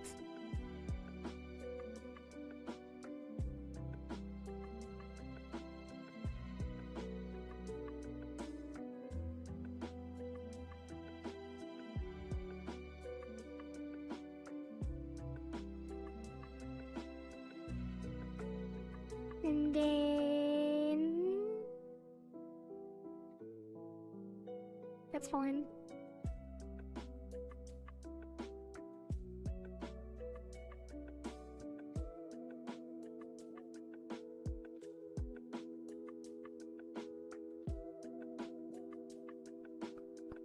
Up, up, up, up, up, up, up.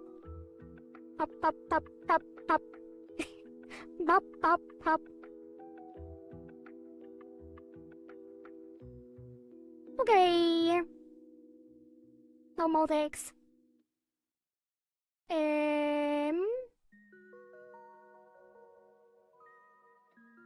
It's gonna be on this.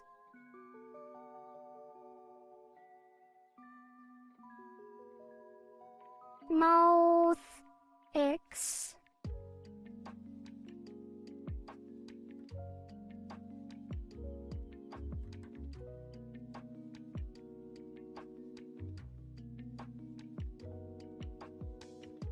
Okay, and this is gonna move over.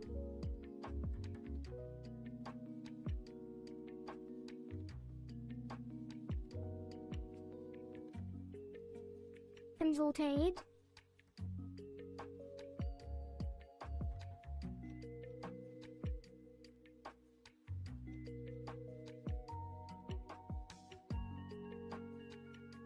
Don't make it like too complicated on the Mortex. It should look nice, but if the shape gets too complicated, it's gonna cause issues when we get to the angles.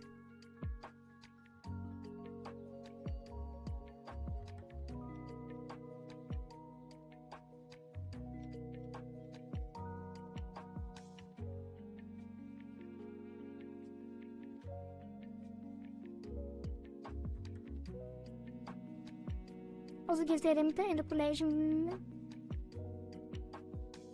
for no particular reason other than smoothness.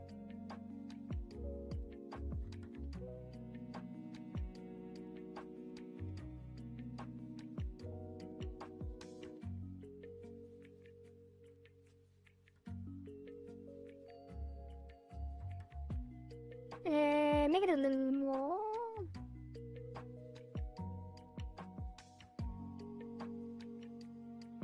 apparent.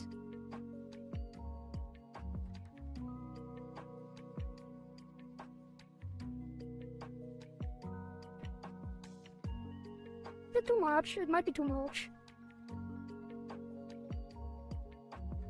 Also, it looks so weird when the jaw's not moving. I'm gonna put it back a little.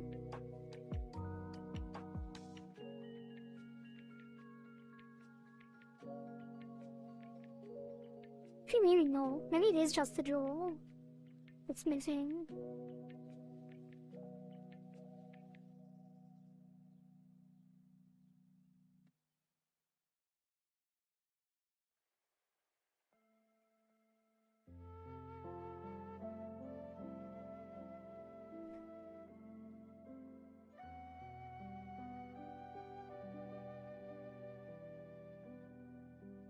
So let's take the face.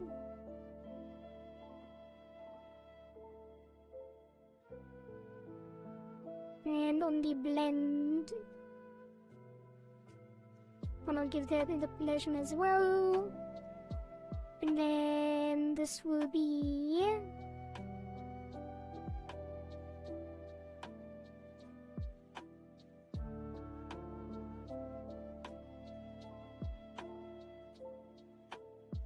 this time I can't actually have symmetry on the selection. This doesn't matter. We can just wing it. Probably.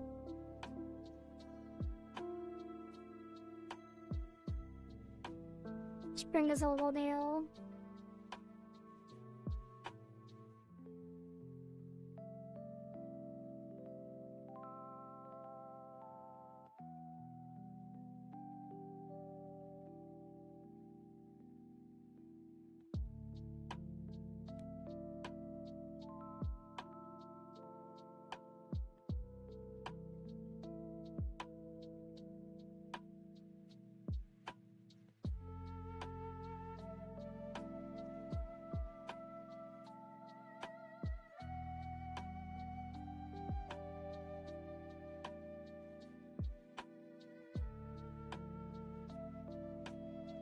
Okay, not bad.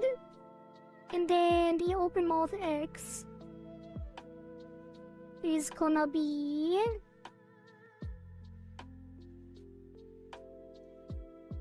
probably a little different. Let's really open it and pour this over.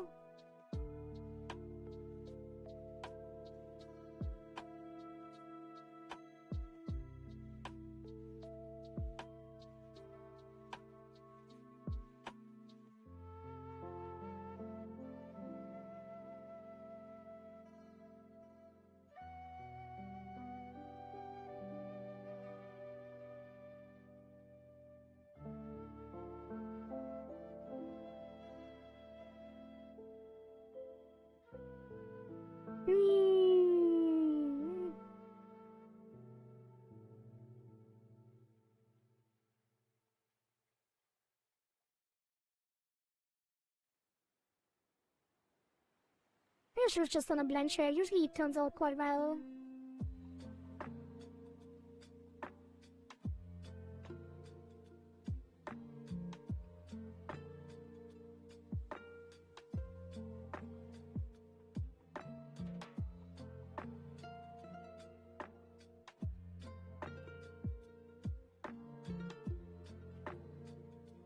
Okay. And then the inner mouth should follow. We're gonna take all of copy in a mouse and give it keys on the blend shape, interpolation as well, and then probably should do the press hip open with fully open mouse just to see it better. Then this is gonna move over.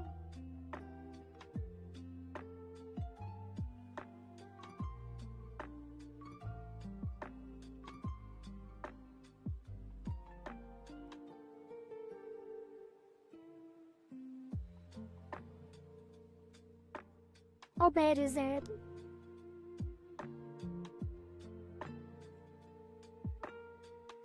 Where's the tongue?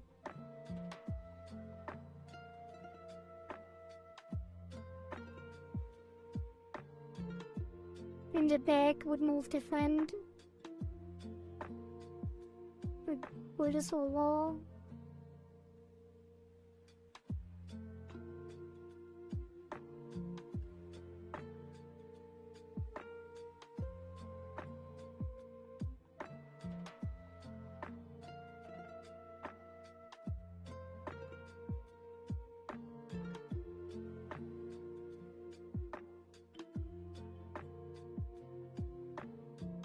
And then the back teeth pop. We can just pull back.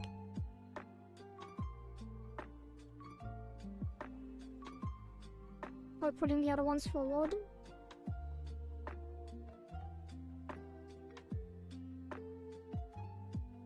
Kinda, like it's not kinda weird. But it doesn't have to be perfect, because that is very hard to do. Open mouse X. Pretty difficult.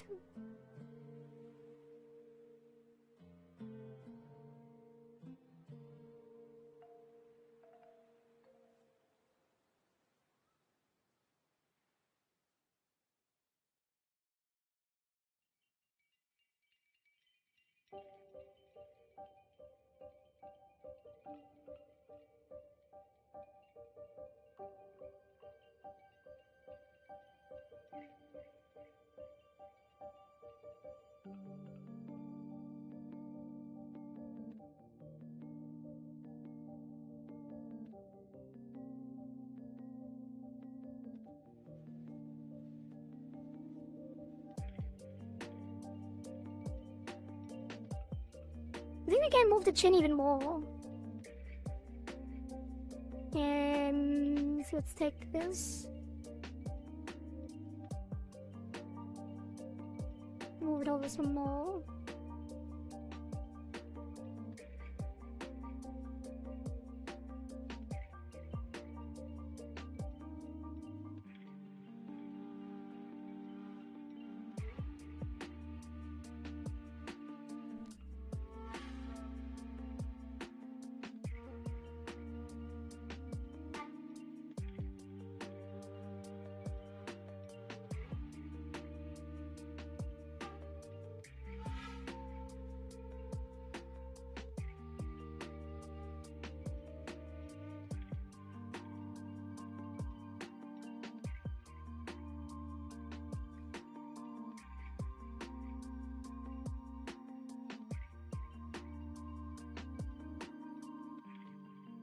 Comes up too much on the phone.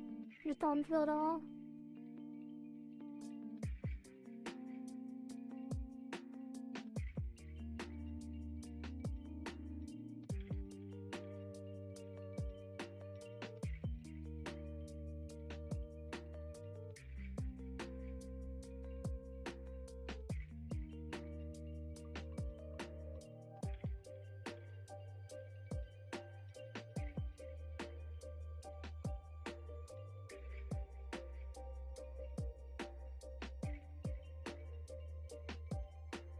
Back teeth are moving too much. Too little.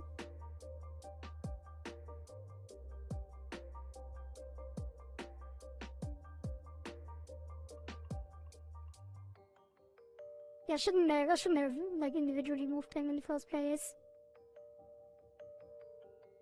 And the tongue is too far in front. Move that back.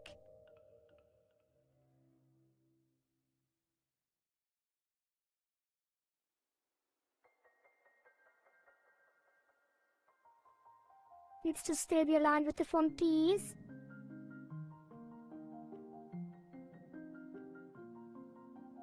I wanted to have a little bit of a rotating effect in the back, but I think I exaggerated way too much.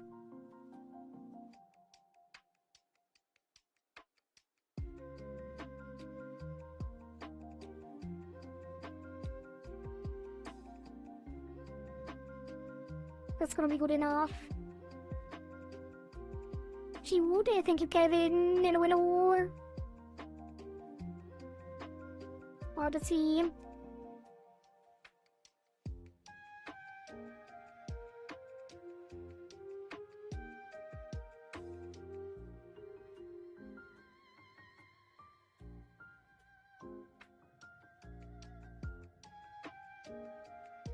I think your chin probably moves too much still. Oh no, like I moved it a lot. But I kind of oriented myself on the tongue movement, and we pulled back the tongue movement, so we have to pull back the chin as well.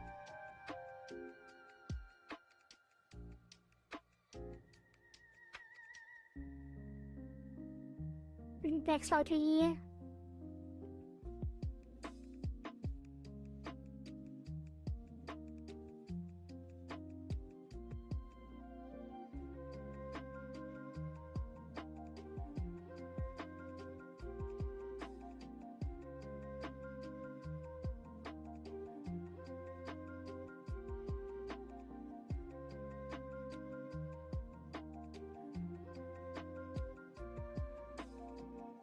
Also, I was looking at the eyes again. I feel like the iris would squish more.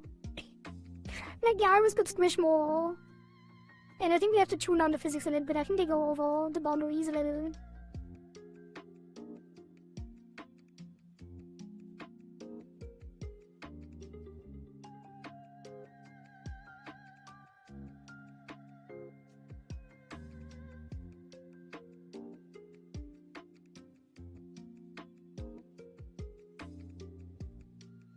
Okay, that looks good to me, honestly. Now we get to nose. Nose X. Nose, mouth X. Which we just take another interpolation. And then we take the tip with a soft select and move it over.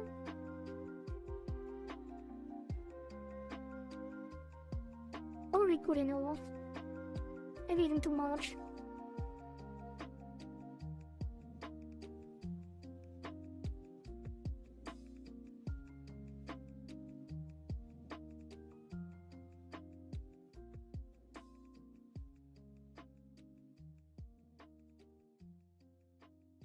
It'll be fine. I do want the tip to wiggle a little bit with it. It's fine.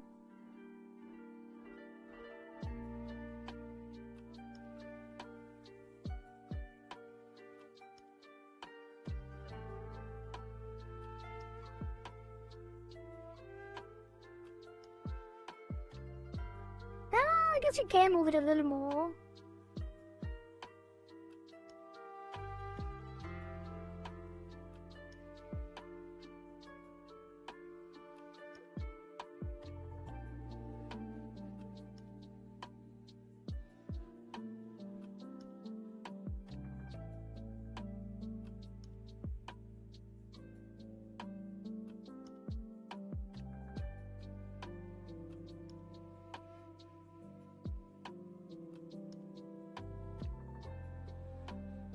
I feel like we can also move it on Schwag more. I'll pull the nose up a little.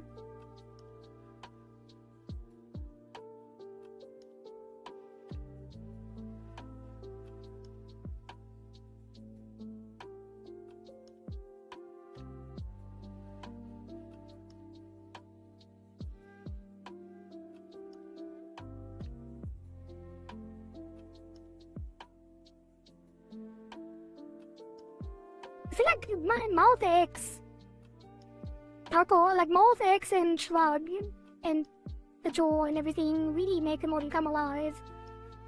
With VBridger. So nice.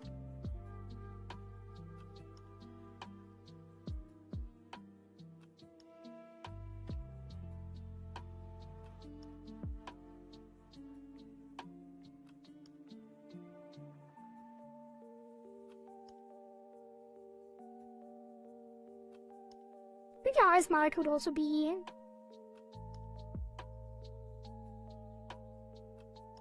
a little more.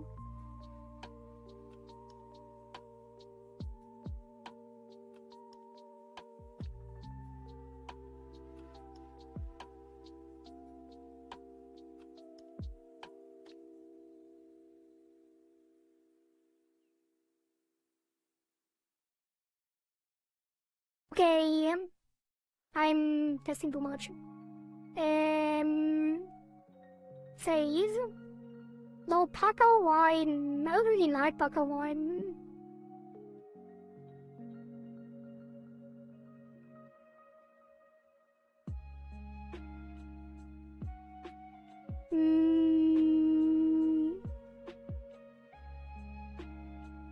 Yeah, mouth Paco.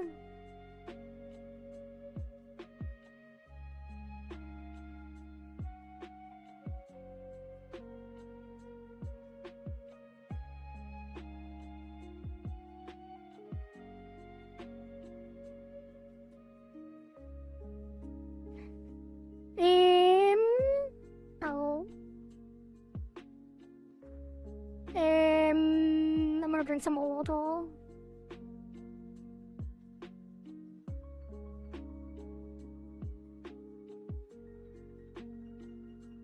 Honestly, we didn't have as much progress as I thought we would have. We only have like an hour left.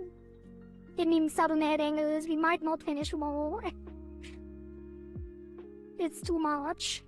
The hair alone takes probably like half a day. Like the hair physics, like there's so many hair layers. I'm not very confident. So tomorrow will probably only be head angles and the hair physics. And then on Wednesday we finish it. Because even 12 hours is probably not enough, given that we took 11 hours for VBridger and the eyes alone. And there's like a lot of these very detailed accessories. Gonna take some more time, that's for sure. I mean, I shouldn't be surprised because we did put like, we took like 6 days on the first model, 5 days. So obviously 2 days is not gonna be enough. We only did 2 hours on the first day. So yeah. And this is one of the most complex models we had, so that is on top. Although I gotta say, like most of the parts on the body at least are not as complicated as what we had on the first model. So the body in general should be fairly big.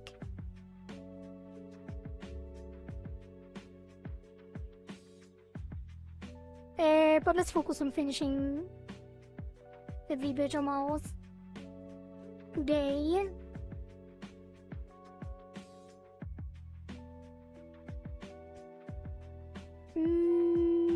Let's do cheek off.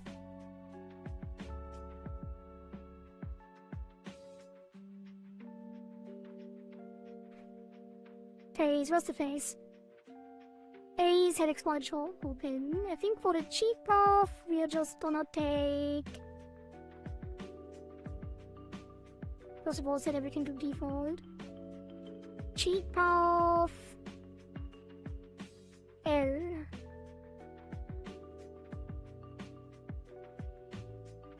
And R. Get keys. And then L is gonna push this out.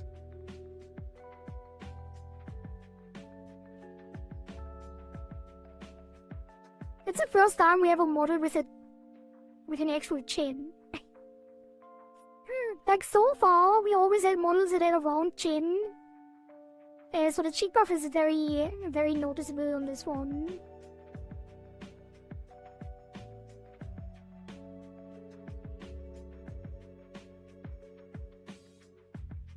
Let's take that and mirror it over.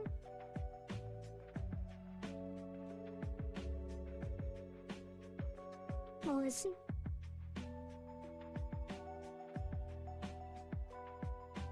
And I think we're gonna take the XY jaw open. No. It Parker Shrug. It should actually be up here. That one... We are pushing in... I get keys on both. And then here, we're gonna push in this side. Man, this new tech of like mirroring over is so useful. It is crazy. Like, I can use it for so many things.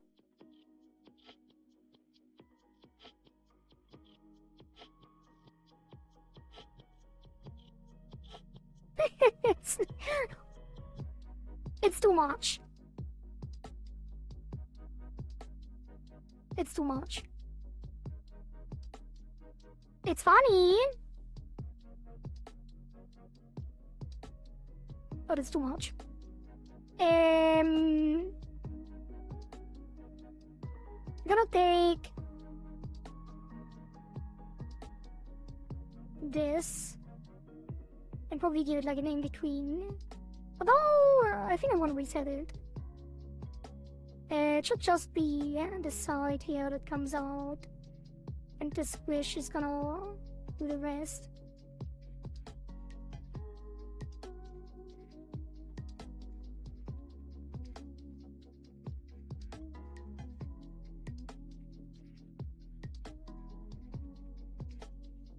The eyes are very far away from the cheeks. So I don't know if you can do like an eye squish.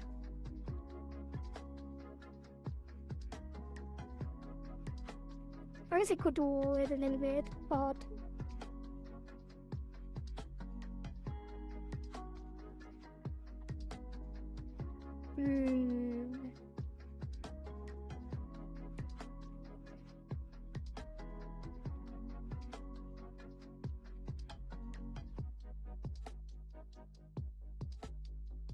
I think it's also wrong.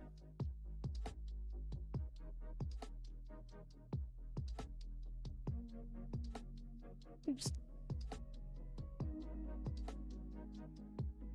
Like the cheek starts right next to the mouth, right? So it should push out here.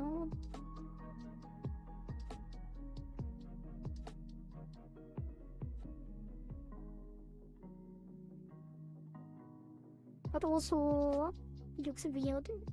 I don't know.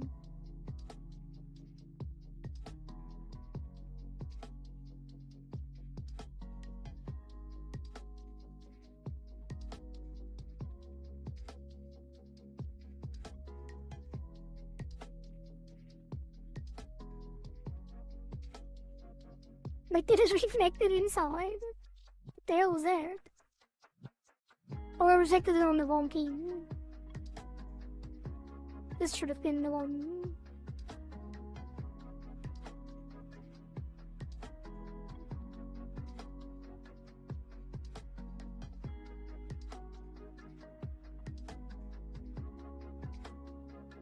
I hate it! Why do I hate it? It's too far down.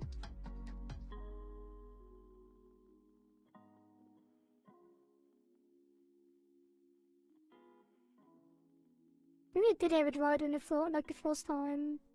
Just had to pull it back a bit.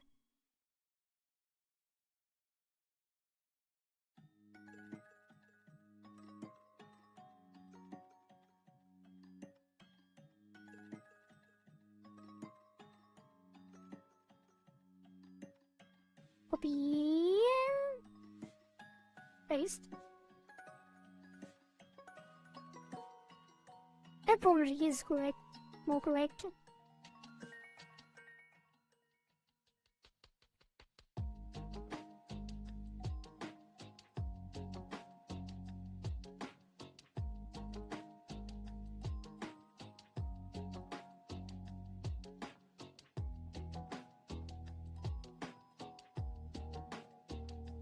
Yep.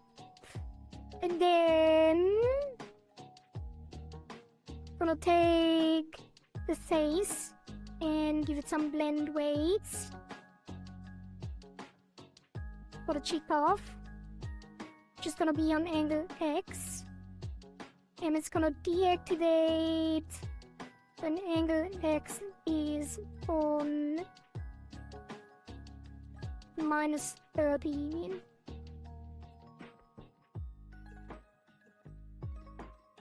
So this one. -30 deactivates it, then it was fully active in the middle and stays active on the other side. And then cheek puff R is gonna get angle X with the other way around.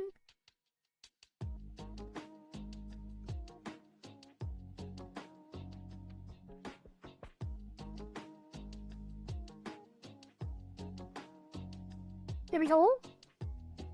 That is the cheek puff done. And then the mouth pucker widen. So when the mouth is closed, when the mouth is open, we use the blend shade. But it will be open, open.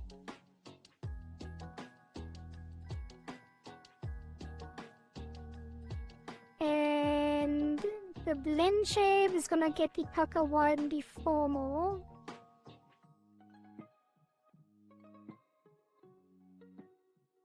And it's just gonna stretch it.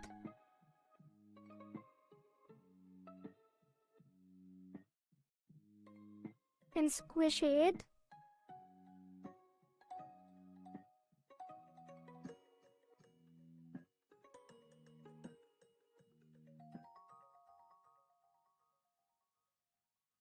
It's like the most extreme closed form. Make sure it doesn't look weird.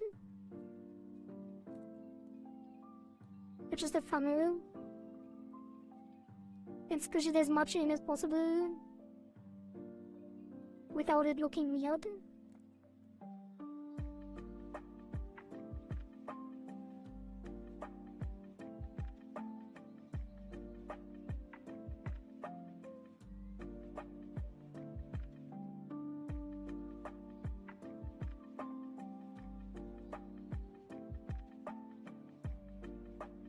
Oh, jaw open.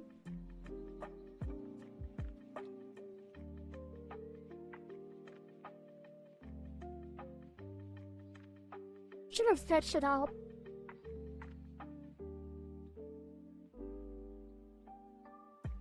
What we said. Just squish it in.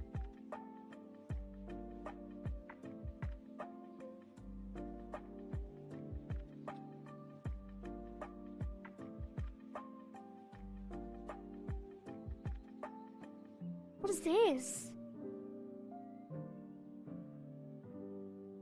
Why is it? Oh, because the jaw is not open.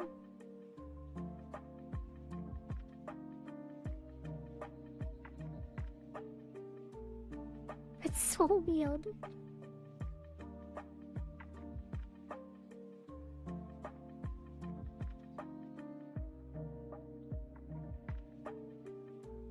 Surely that's not gonna matter.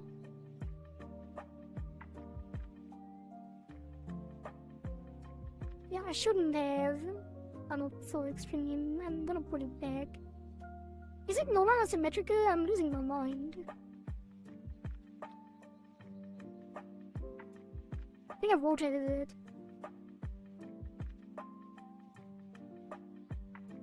Also, I forgot that mouth closed will actually use a different pucker widen anyway.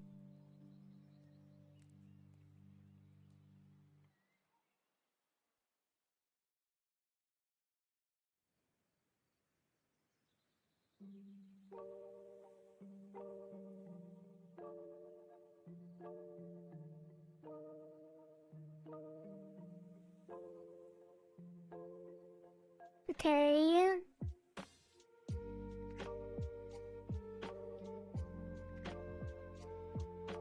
Good look.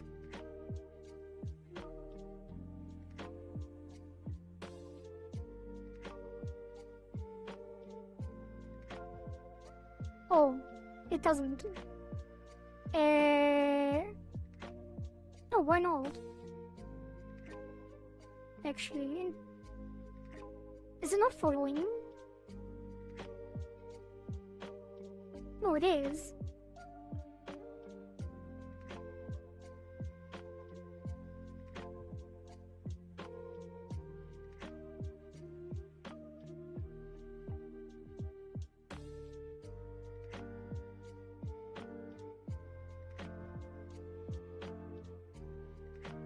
It doesn't look like it is.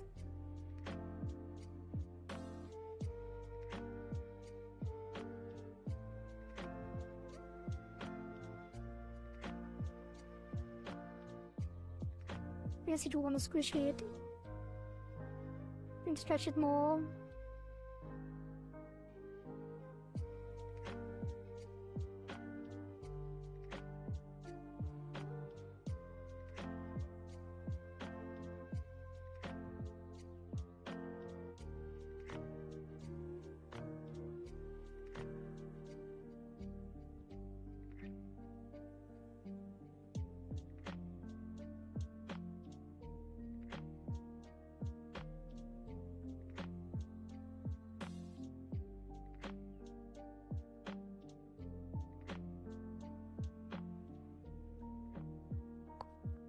Okay.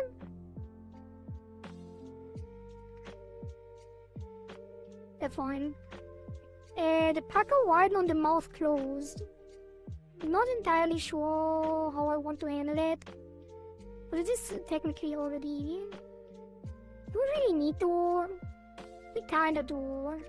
Because the pucker technically... Yeah, we have to. The second pucker thing again. It would be limited by mouth open. And it's gonna be when the mouth is open, it's gonna be active.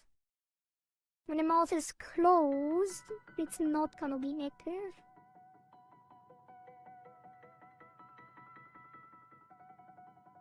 I think it's actually gonna be step. Actually, I'm not sure.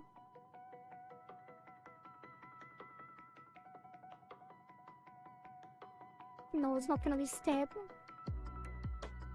What is it gonna be? Let me double check.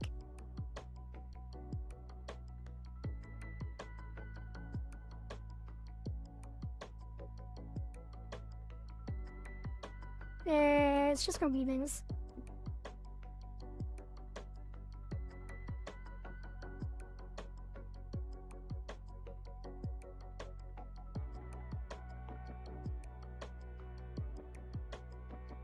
Oops.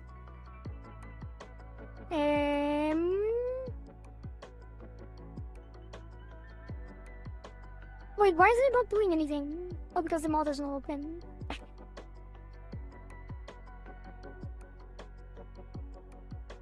Maybe it is too extreme, but also not really. The wideness too extreme.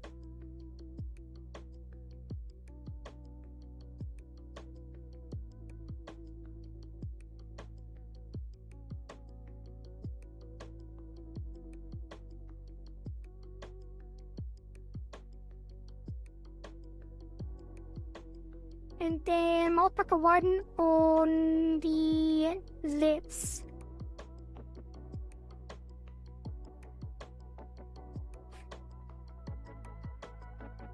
Wait, what? Oh, never mind. Why is it still here? Didn't I move it out earlier?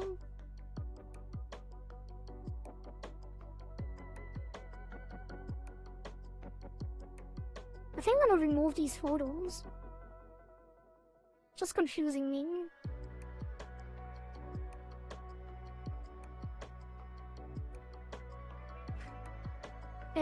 Lips. So when the mouth is closed, the pucker widen will be... What about the other mouth forms? Oh, it's gonna be a blend shape too. Okay. That's gonna be blend. And then this is gonna squish in.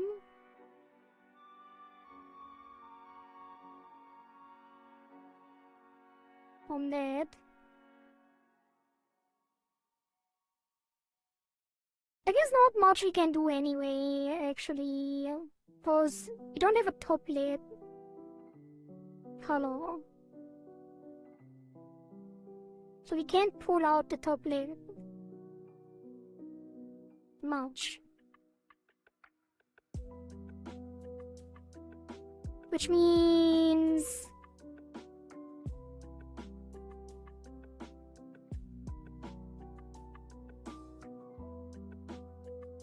it's just gonna be weird.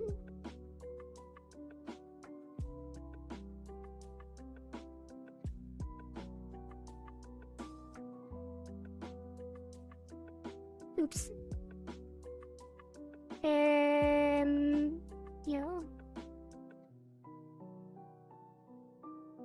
Let's not do that then.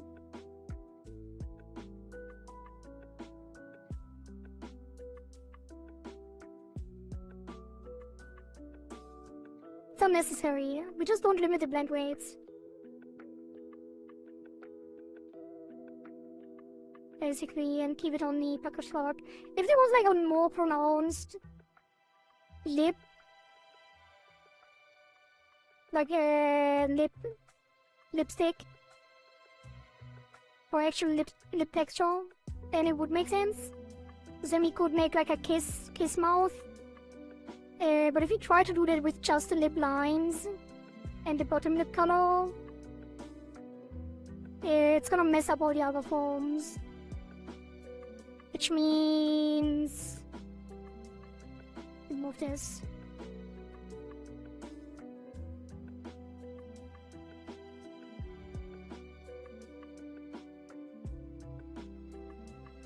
I mean, we could squish this more. Or even if... I guess a little bit more would do it.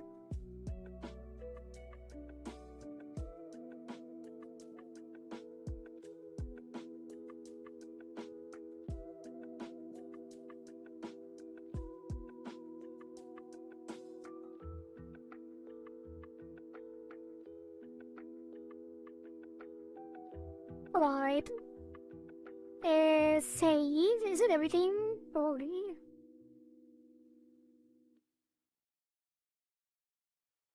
I want to widen it even more.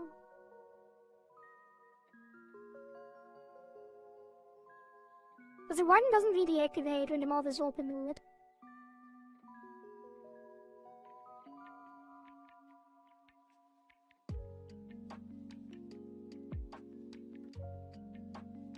Not really.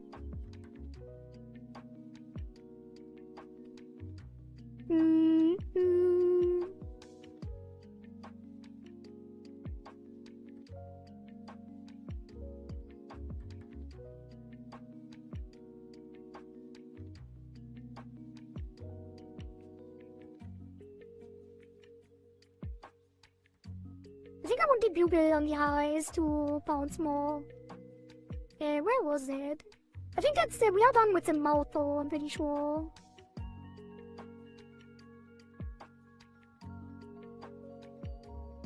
Testing, hello, pop. Need a part. Wait, what's the tongue twister? Need a pipe pack of pickled peppers. Need a pipe pick the pack of pickled peppers. It doesn't even Peter Piper picked a peck of pickled peppers. Doesn't get... I think my light is too low currently. But it does still track it pretty well. Peter Piper picked a peck of pickled peppers. Peppers. Peppers. Too slow. It's probably because of my smoothing settings. I think it actually would keep up if I didn't use smoothing. But I like using smoothing because otherwise it jitters. It does jitter. Jitter. Jitter. Jitter. Jitter. Jitter. I do like VBridger a lot.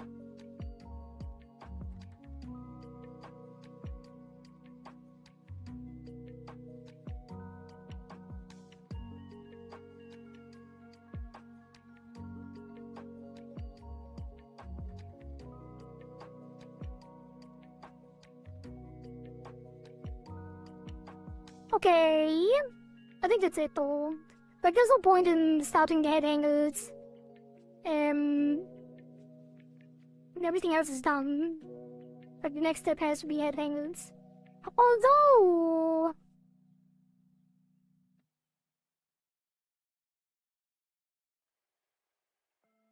I probably should move the ears on head XY, so onto open, I mean. To open and shrug.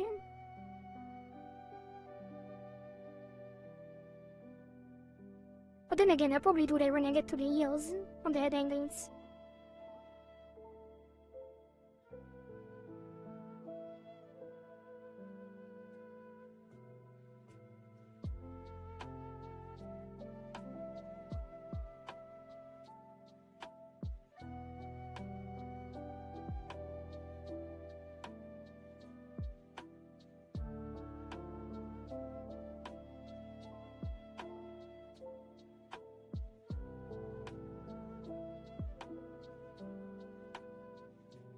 Why is this rotating so much more than the other one? There's something wrong. Investigate.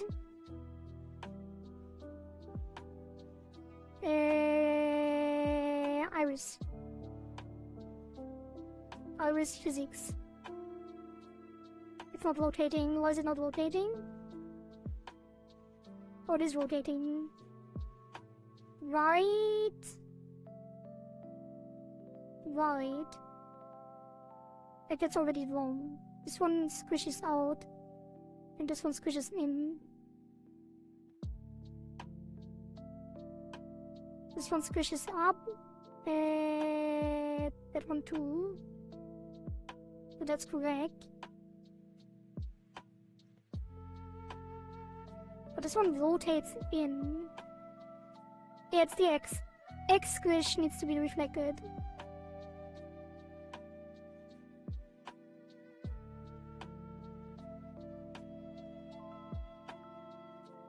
Just kidding.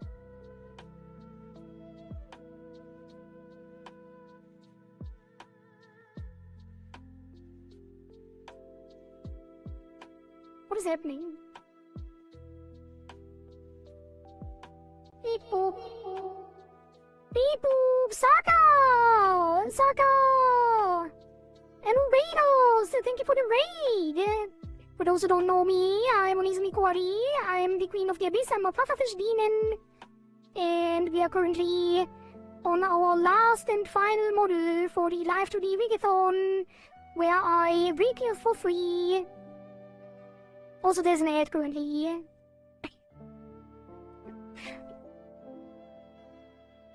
No!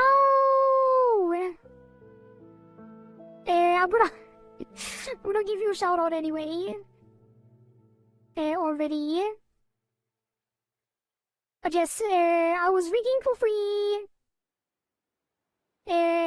during July, and this is our last model. One of the models has been Zaka's, as you may or may not know. So for those who currently are not watching ads, there you go. That's my introduction. We usually do like gaming and sometimes game development, and yeah. For the last month, we have only been rigging, nothing else. And rigging is going well, thanks for asking. How was your stream? What have you guys been up to? Really trying to fix the eyes behaving incorrectly so it reflected. Uh-oh. No, why does it have to break now? Anyway, that is how far we've gotten so far. It is Klein's art and Klein's model and request. And we've done the eyes today. With some eye all XY. Some blinking, some winking. Some physics on the eyes. And also, as you can see, we are already done with the mouth or VBridger. So we can chew. We can chew, and we can have a bunch of different, very accurate mouth forms. We can even suck in our lips.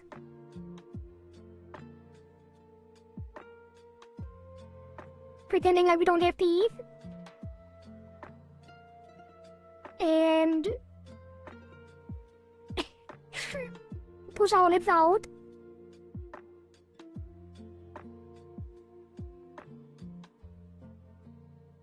And all that good stuff. Some nose wiggling. Some jaw wiggling. And also the eyebrows.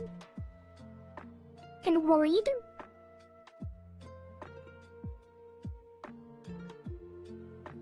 And angry.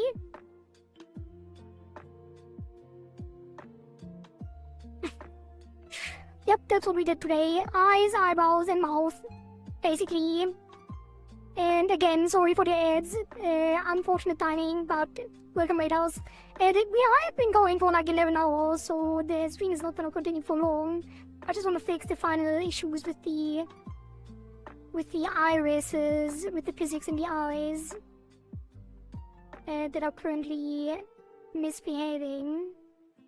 And unfortunately, wait, no, I just need to select everything on the D actually. Why does the right click not show? What is happening? Why now? Why now at the very end? I have to restart Live2D. Now? I guess I have to. I've been playing Naraka Blade Point. I actually saw, like when the game came out, I was very interested. But I never played it. Okay, let me restart that real quick.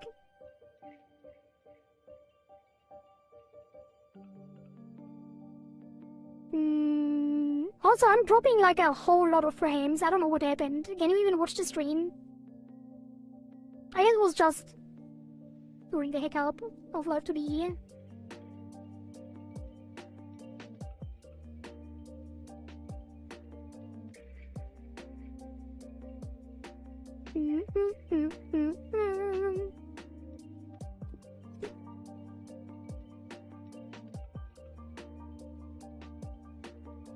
Just a matter of hours until it opens.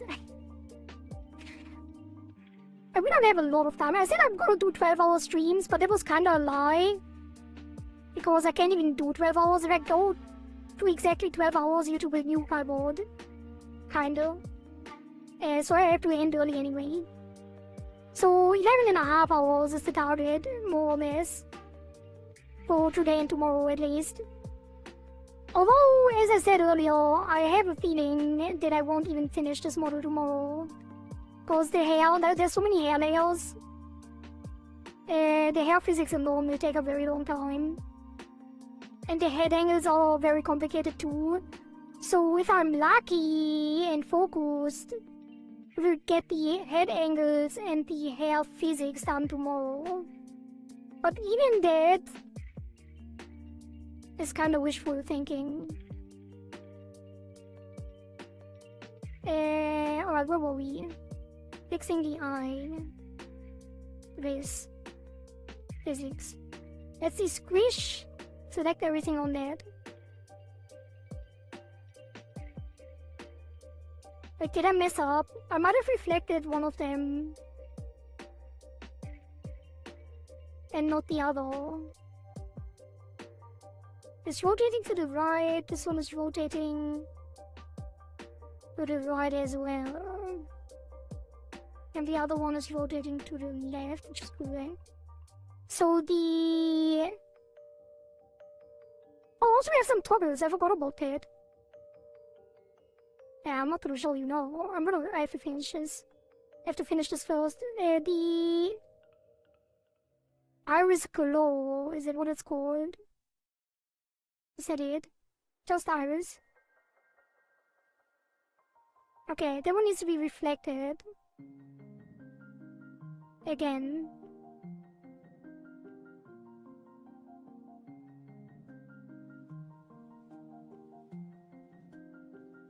So this should be identical now, and then we select everything on that key. Why is it lagging? Help! What's going on? Please! There we go. And then we reflect that.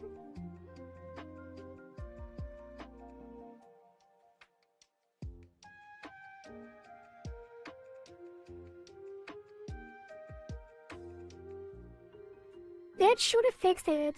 Now they should be identical. Or not track at all, because I'm not showing it! No! I always, when I restart the application, I have to like hide the screen because there's like some tokens when I connect to VTuber Studio. God damn it! But here we are.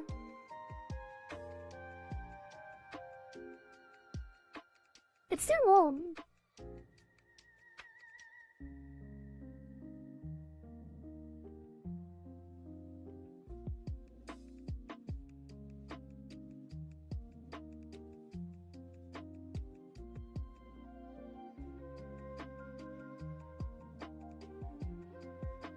There must be something else that's missing.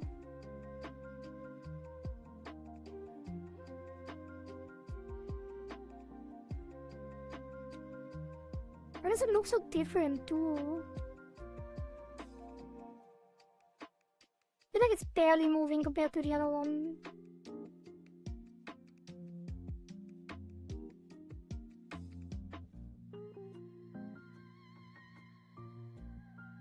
This should rotate it further on why? Oh. Why is this reflected incorrectly?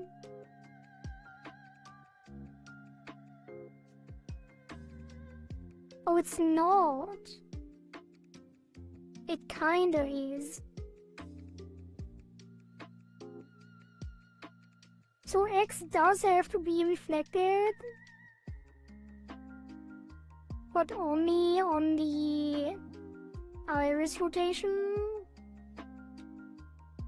This one rotates left, this one rotates... Wait, this one rotates counterclockwise on the rainbow. This one rotates counterclockwise. No, this is clockwise, this is counterclockwise. But this one is also clockwise, and this one is... Wait, counterclockwise. These are both counterclockwise? And...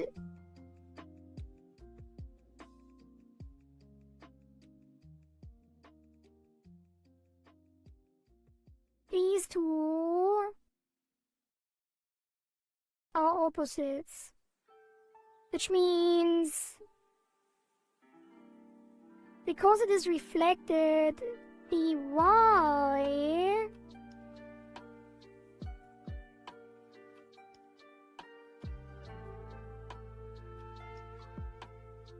is counter, like it's outbalancing the X, which means the iris atom needs to rotate the other way.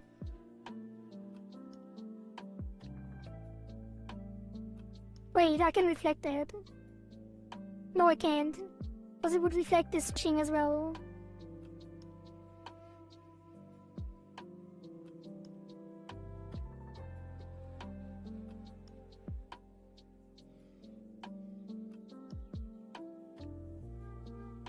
So now it rotates in and out, and the rainbow goes counter, so the rainbow needs to be counter.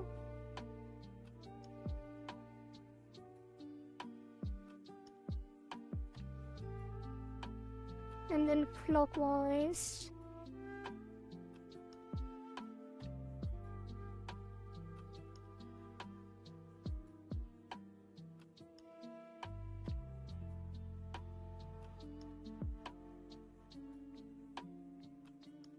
Okay, that should have done it.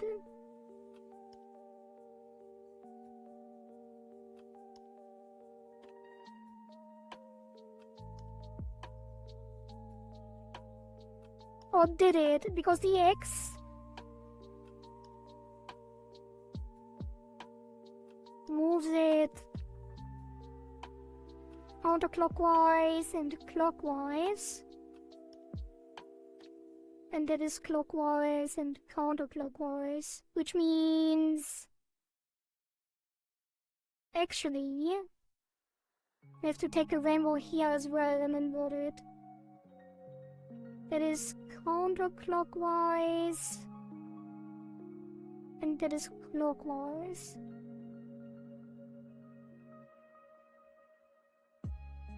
Yes. That's too much.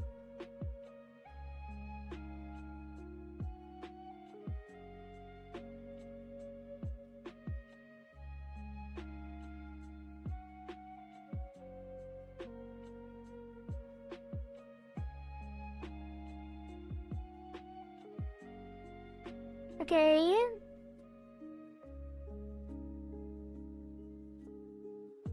That should be fine.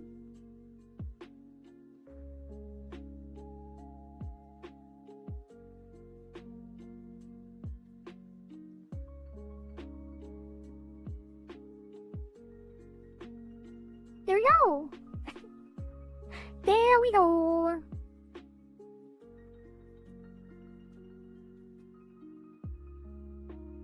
And I do want the squish to be a little more. So I'm gonna take both of them, ideally. Oh god, can I do that?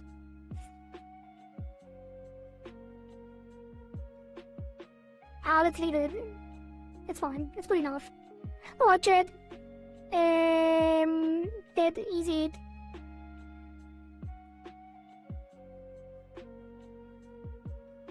That's gonna be it for today. Also, wait.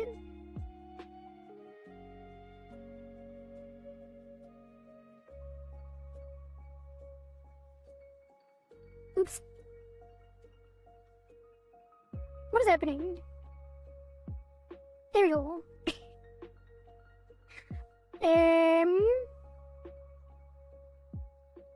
Right.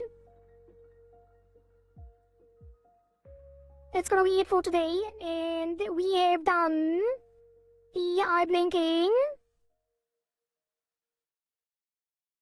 the eye X and Y, basically everything about the eye, up and down, and eyes individually,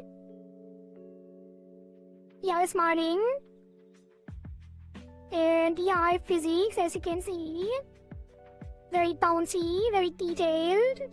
There's very cool detailing in the eyes and some cool layering. And then we did the eyebrows.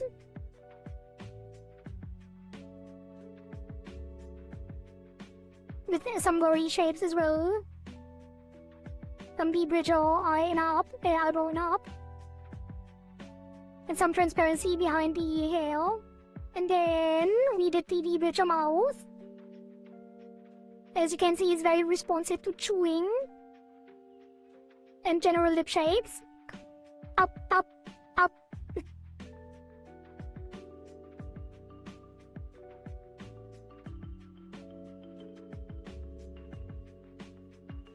And the cheek mouth.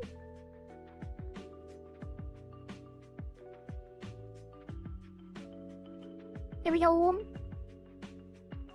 That's pretty much it.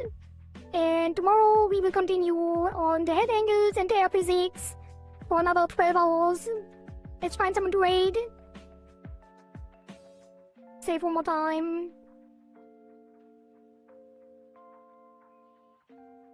And let me get it big. Then we forward the raid. So, who do we raid today? We are going to check the categories that we have on our hands. There's definitely some cool artists. Why does it always reload to recommend it for you? I kind of want to always like sort our top like by viewers so I can skip the high viewer channels. And yet it always goes to recommended and meshes it in between, and I hate it.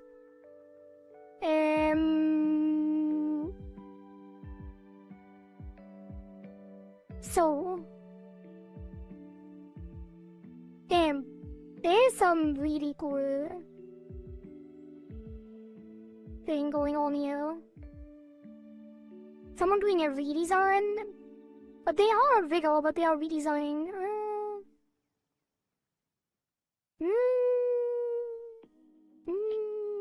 Maybe. Maybe. Big maybe.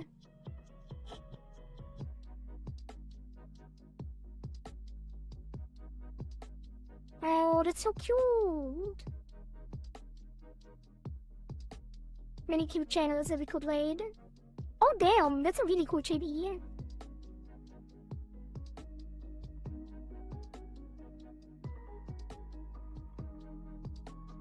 Hey, what language is UA?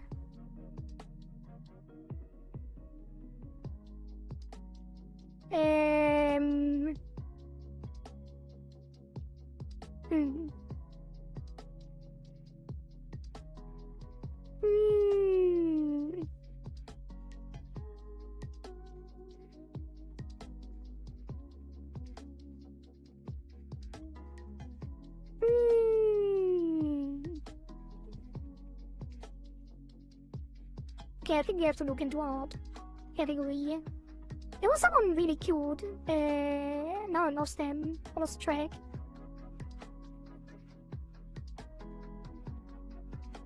Let's see.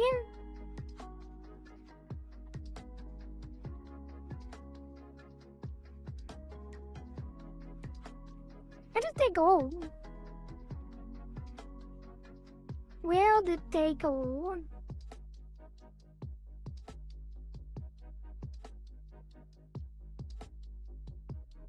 She seems cute. Wait, what is PH? Filipino? Oh damn it. All the cutest people speak our language. Please, Batman.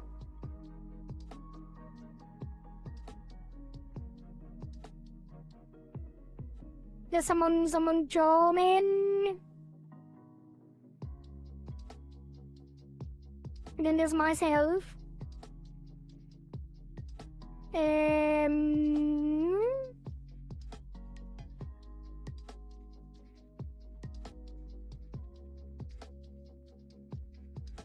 Yeah, every streamer that I think, oh, they look really cute. And every time it's like a different language.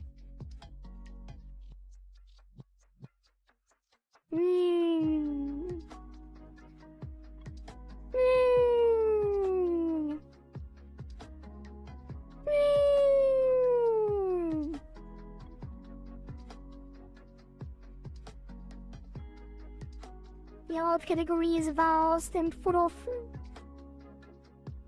decisions.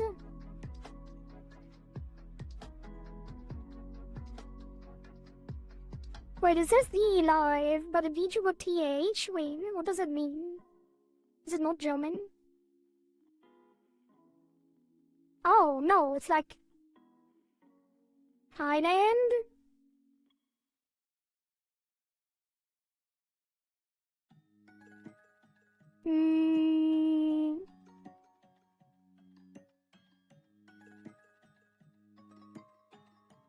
Oh? Maybe I found someone?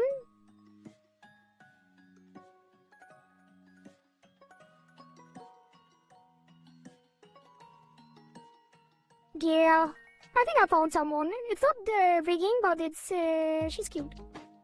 And there's some really, really cute art. So let's go over there. That took a long time. Actually, I didn't even check who's live in my friend list. Maybe I should have done that first.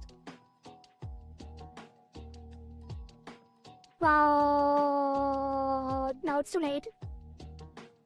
So I'm gonna raid over to Cyber Pyank. Cyber Pyank.